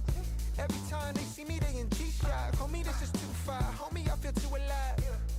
You can see me like Illuminati. You can see me like Illuminati. But I'm shining so bright, so bright. Don't come and try to share some of this light, no. Give me a beat and I control it like a maestro. Ladies on a mission, they be trying to get me wiped up. Shawty, wait a minute, can't tell if I like ya. Gotta make sure you know how to shake it like a bartender. Team with me and they all winners. And you know we ballin' all winter, all summer. Jewelry around my neck is lightning, but I'm all thunder. Keep coming with it. Keep coming with it. Keep coming with it. Place your bets on us. Get your money and flip it, yeah. Keep coming with it. Keep coming with it. Keep coming with it. Place your bets on us. Get your money and flip it. Bring a friend and come along. Don't be taking too long. The vibe's too strong. If you don't know how to move, then we moving on. Ain't no way rhythmic feet up in this place. If you can't catch the feeling, then get out the way. I've been reeling and fish from the lake. They keep saying I'm down to earth, but I'm really out of space. All these women aliens, super foreign, so exotic. Hop in the Mercedes Benz, and I got them crushing like ice pouring above. It's overflowing on us. You drop it, then pick it up. I think I'm falling in love, but shawty, this isn't what you probably thinking it was. It's a vibe out, cooling it for the weekend and such. You gon' find out once you come on and bring me that up. Keep coming with it. Keep coming with it. What a game we just witnessed. Monaco winning against Portugal in the Women's Elite. And now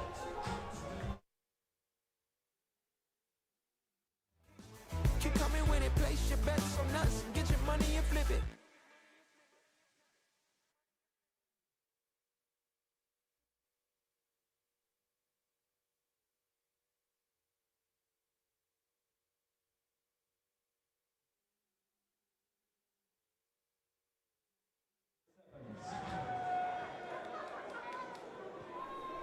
Here we go. It's the 2026 Algarve Sevens Men's Elite Final. Georgia on the left of your screen.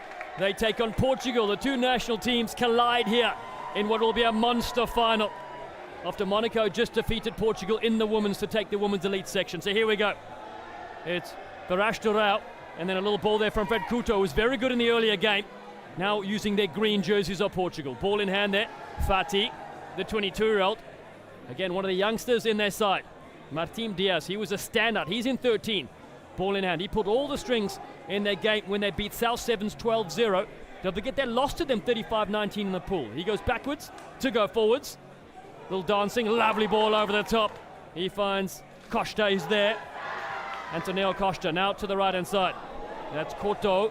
Ball over the top to Manuel Fatah. And here's Coots, one of our favorite players. Max Coots takes him on with that blue headgear.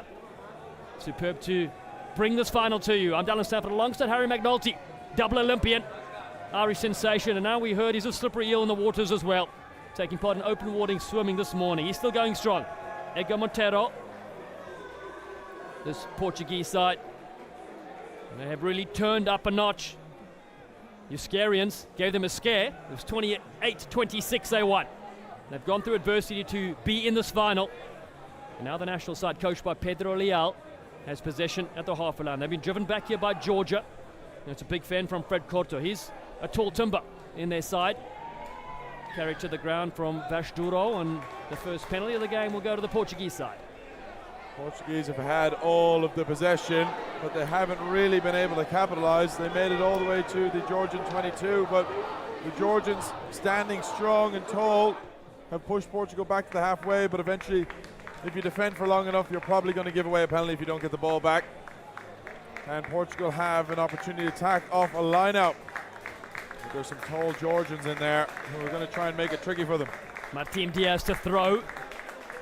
So important. We saw an injury though to Francisco Marques. He's been one of the standouts, normally wearing the 10 jersey. Looping around yet Diaz moves it to the right-hand side. Good early ball to attack with. Montero. Flat ball. Has it gone forward? No, Coots keeps it alive. He's got some fancy footwork and strong upper body strength as well. Georgia 7 up on D. Such a tough team to play. Still it stays. Manuel Fatih, he's tackled high. The crowd, they start cheering. They know another penalty is on the way. It's a quick tap. Diaz again. Watch the hot feet. Oh, the intercept pass. It'll lead to a yellow card. And he's gone to the bin. Matthias Madobadze. He can complain to the referee all he likes, but in this beautiful game of rugby sevens, if you go for an intercept and you knock it on, 99% of the time you will be given a yellow card. So the man wearing the 4 jersey, Modibadze, he's going to be 2 minutes in the bid. Yeah, the crowd just coming at him as well because he bumped someone's shoulder, one of the Portuguese players on the way out to the bin. He'll be there for 2 minutes. This Georgia side, though, phenomenal skills. They beat the Crusaders 17-12 in the quarters. 70s from France, beating 54 points to 5. They also took out China in pool play, surviving Switzers and Cascais, the Portuguese side. So here's Martim Diaz yet again, sets his backline away. That's Duro, strong carry, and the big hit was coming in. What a shot that is. Coots picks it up. The Portuguese hot stepper weaving through one. Basketball pass over the top. Diaz is there. Winds up a double skip to the near side. Costa now takes on a couple of big Georgians. Antonio Costa to the right. They work again. A hard line on D. Going up the middle. The gap opens up though. Fatih gets close. Driven 5 back. Diaz digs this one out. There's space on the outside. Antonio Costa slides in the final and scores for Portugal. The men in green giving the home crowd what they want to see.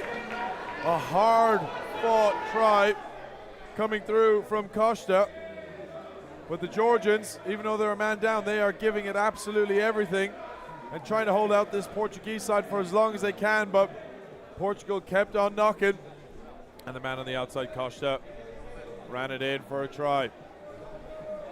Martim Diaz, the playmaker, a beautiful strike off the right boot.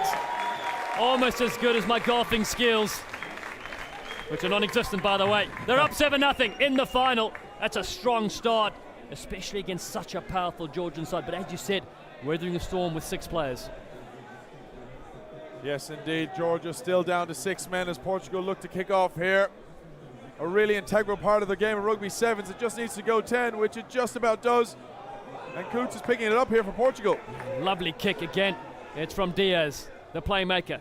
Coots thrown to the deck. They still have that player advantage for another moment, so they need to exploit the space against a strong Georgian D. In again, that's Fred Couto.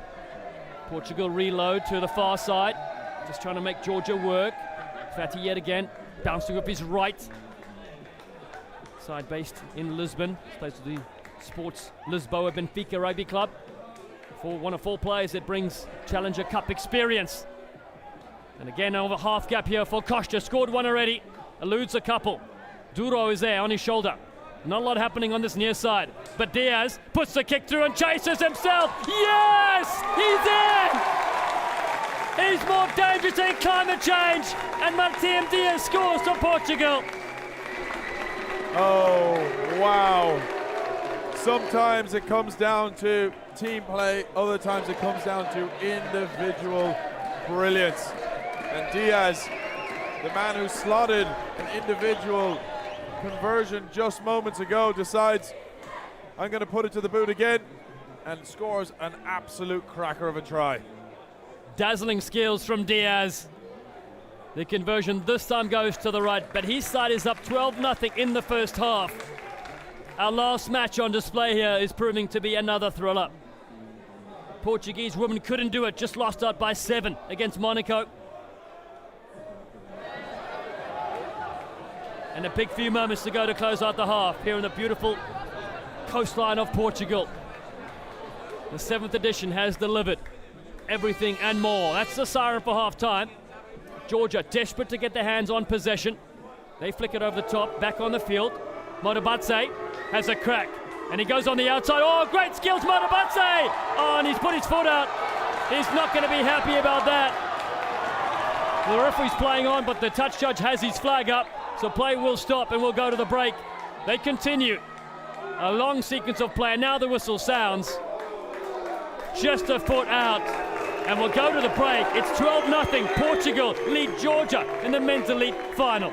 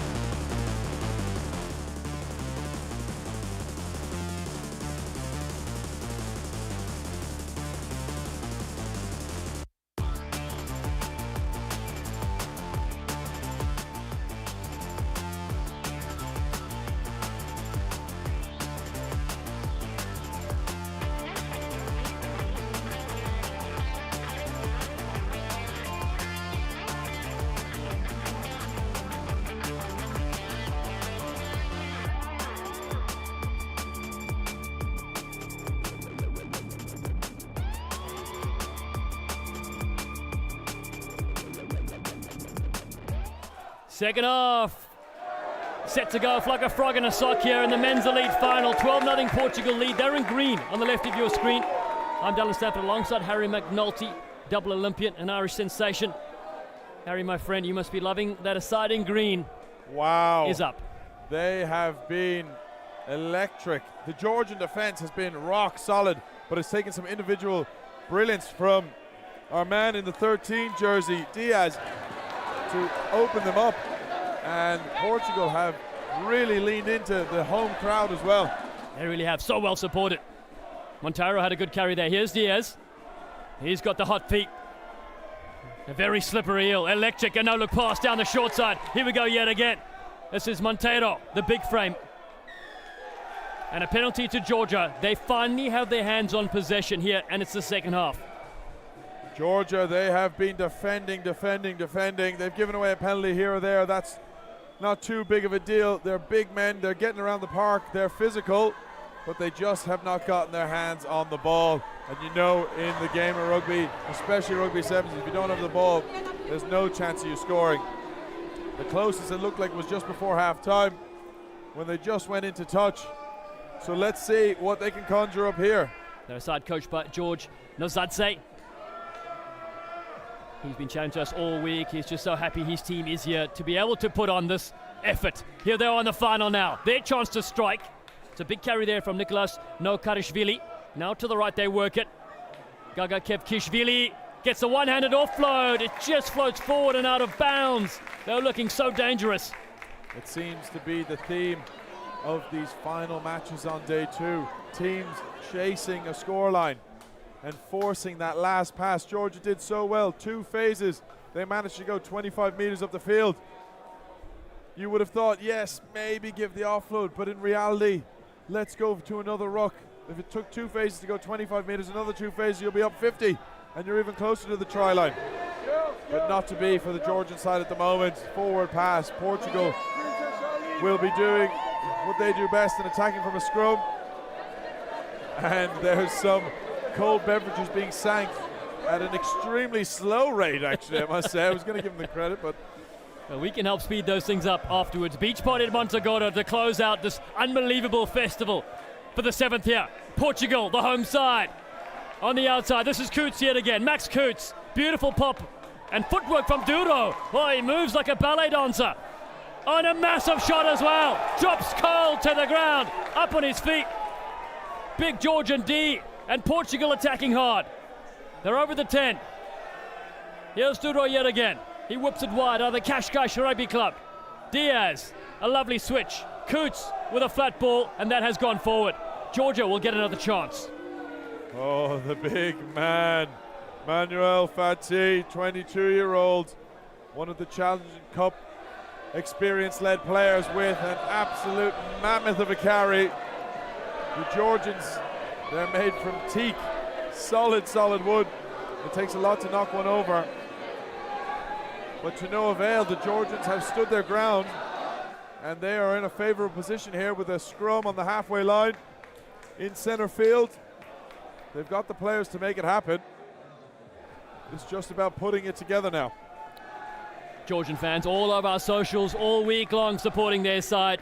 They've made their way all the way to the final. And applause here for some of the local players from Portugal. They lost one game against South Sevens in pool play, but avenged that in the semi-final to beat them 12-0. Georgia now with a real chance. This is Luka Alibagashvili, one of their standouts, runs over one Portuguese player, takes him outside the 22. Quick hands from Kevkishvili. The switch is on. Trying to bosh one to the ground. That's Zarabi, Dinesh Ladze. Till the right they work. Igori Babdushnashvili. Oh, and the vending machine's on the field. We light up when we see him. He's got 15 on his back, but you can choose anything you want. Bags of chips, Coca-Cola, sweets, anything you want. Down to that right-hand side they work.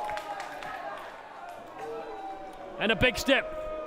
Comes Modish Bajvilas, go through! The chase is there! The vending machine! Oh my goodness! He just shortchanged himself! That's Kaviri Kashvili. Is within 5 meters. Georgia need to strike next. Dinesh Ladze picks, hoping to drive himself over the line. Is this held up? It is indeed. Going back to the Georgian 15's roots there. 2 out from the try line, might as well do an old pick and go. Potentially some better options with the skill set they have on the outside. You think, and the size, you think they might be able to bash it over from 1 or 2 players over.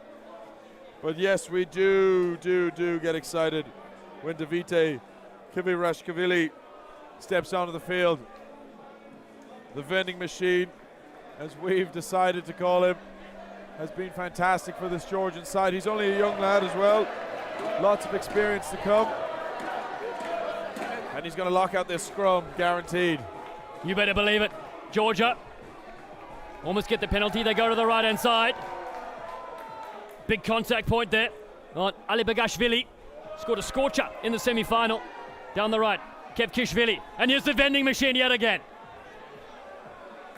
2 players on him. It's a 3-on-2 on the right-hand side if they can work it. Kaboleani moves it to the right. Still available there for Ali Bagashvili, and time is ticking away. Players on the near side, but they go the far side. Modabadze scores for Georgia, and they're on the board 12-5. The man who was in the sin bin not so long ago in the first half, he had a dainting run, just stepped into the touch earlier. He showed the threat that he's capable of doing, and then sniping down the right-hand side. Modabadze, he's been all over this game for Georgia, a shining light for this young team. Remarkable try. The kick unsuccessful. So there is a moment here. If they can score and convert, we're all locked up into sudden death. Here we go, men's elite final you're watching here. A joy to be here with you, bringing the action live from around the globe. The Algarve sun is still lurking. 300 times a year, we can say that. How many times in Ireland can you say that? 3. Brilliant. Harry McNulty, you have been a joy as well, my friend. That's a beautiful kick. Does it go 10? Georgia needed to go. It doesn't. Portugal, free kick on the halfway line. They could seal the deal here. Yeah, so tough. We've seen that a lot over the weekend. You heard the hooter go there. This match is wrapped up. Diaz, number 13, he's been phenomenal all weekend, and he boots it deep into the crowd. It's Portugal that are champions in 2026. They win the Algarve Sevens in style. 12-5 against Georgia. Remarkable scenes. The crowd erupts at the stadium. What a delight it has been to bring you the action.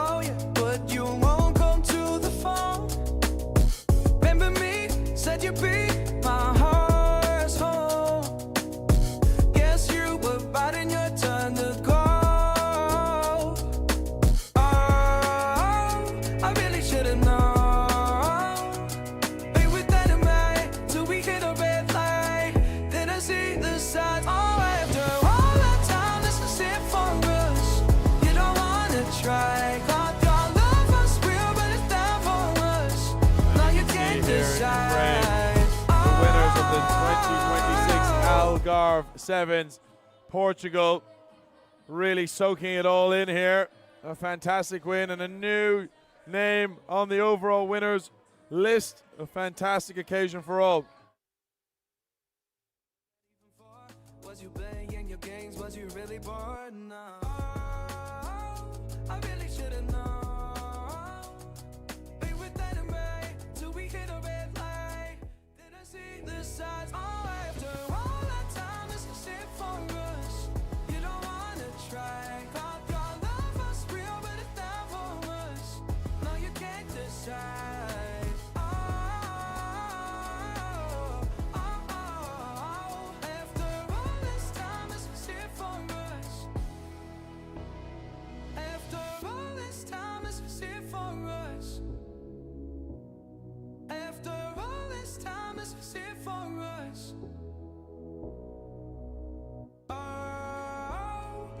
Should've known. Be with that and right till we hit a red light. Then I see the side. Oh, after all that time, this is it for us. You don't wanna try. Thought your love was real, but it never was. No, you can't decide. After all this time, this is it for us.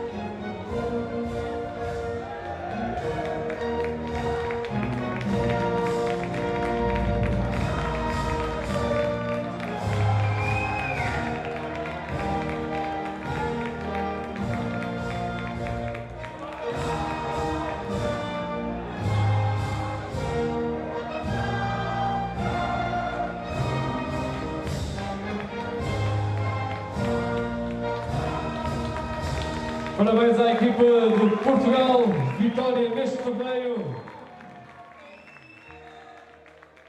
E obrigado também, quero chamar...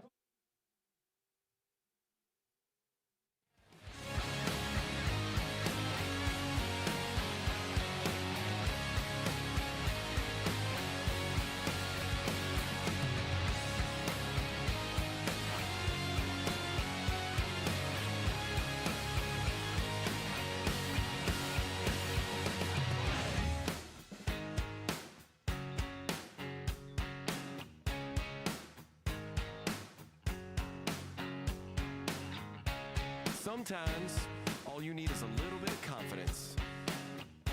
Sometimes, just a little bit of self-respect. Now it's my time to step out of my comfort zone, take a chance. When I saw you coming out of the school that day, I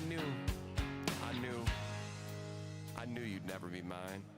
Never. It's just me in my own skin.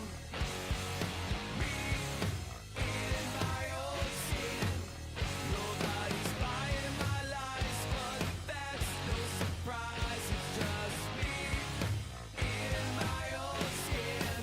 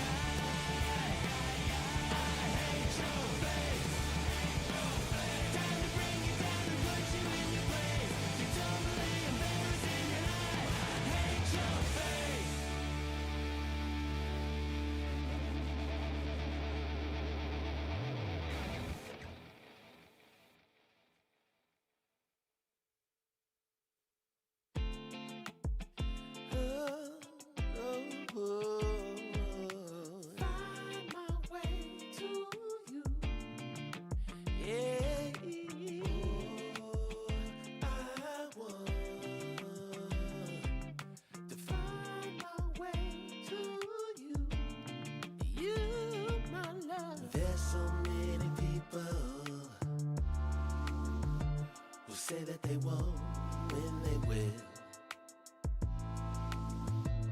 I could use some motivation,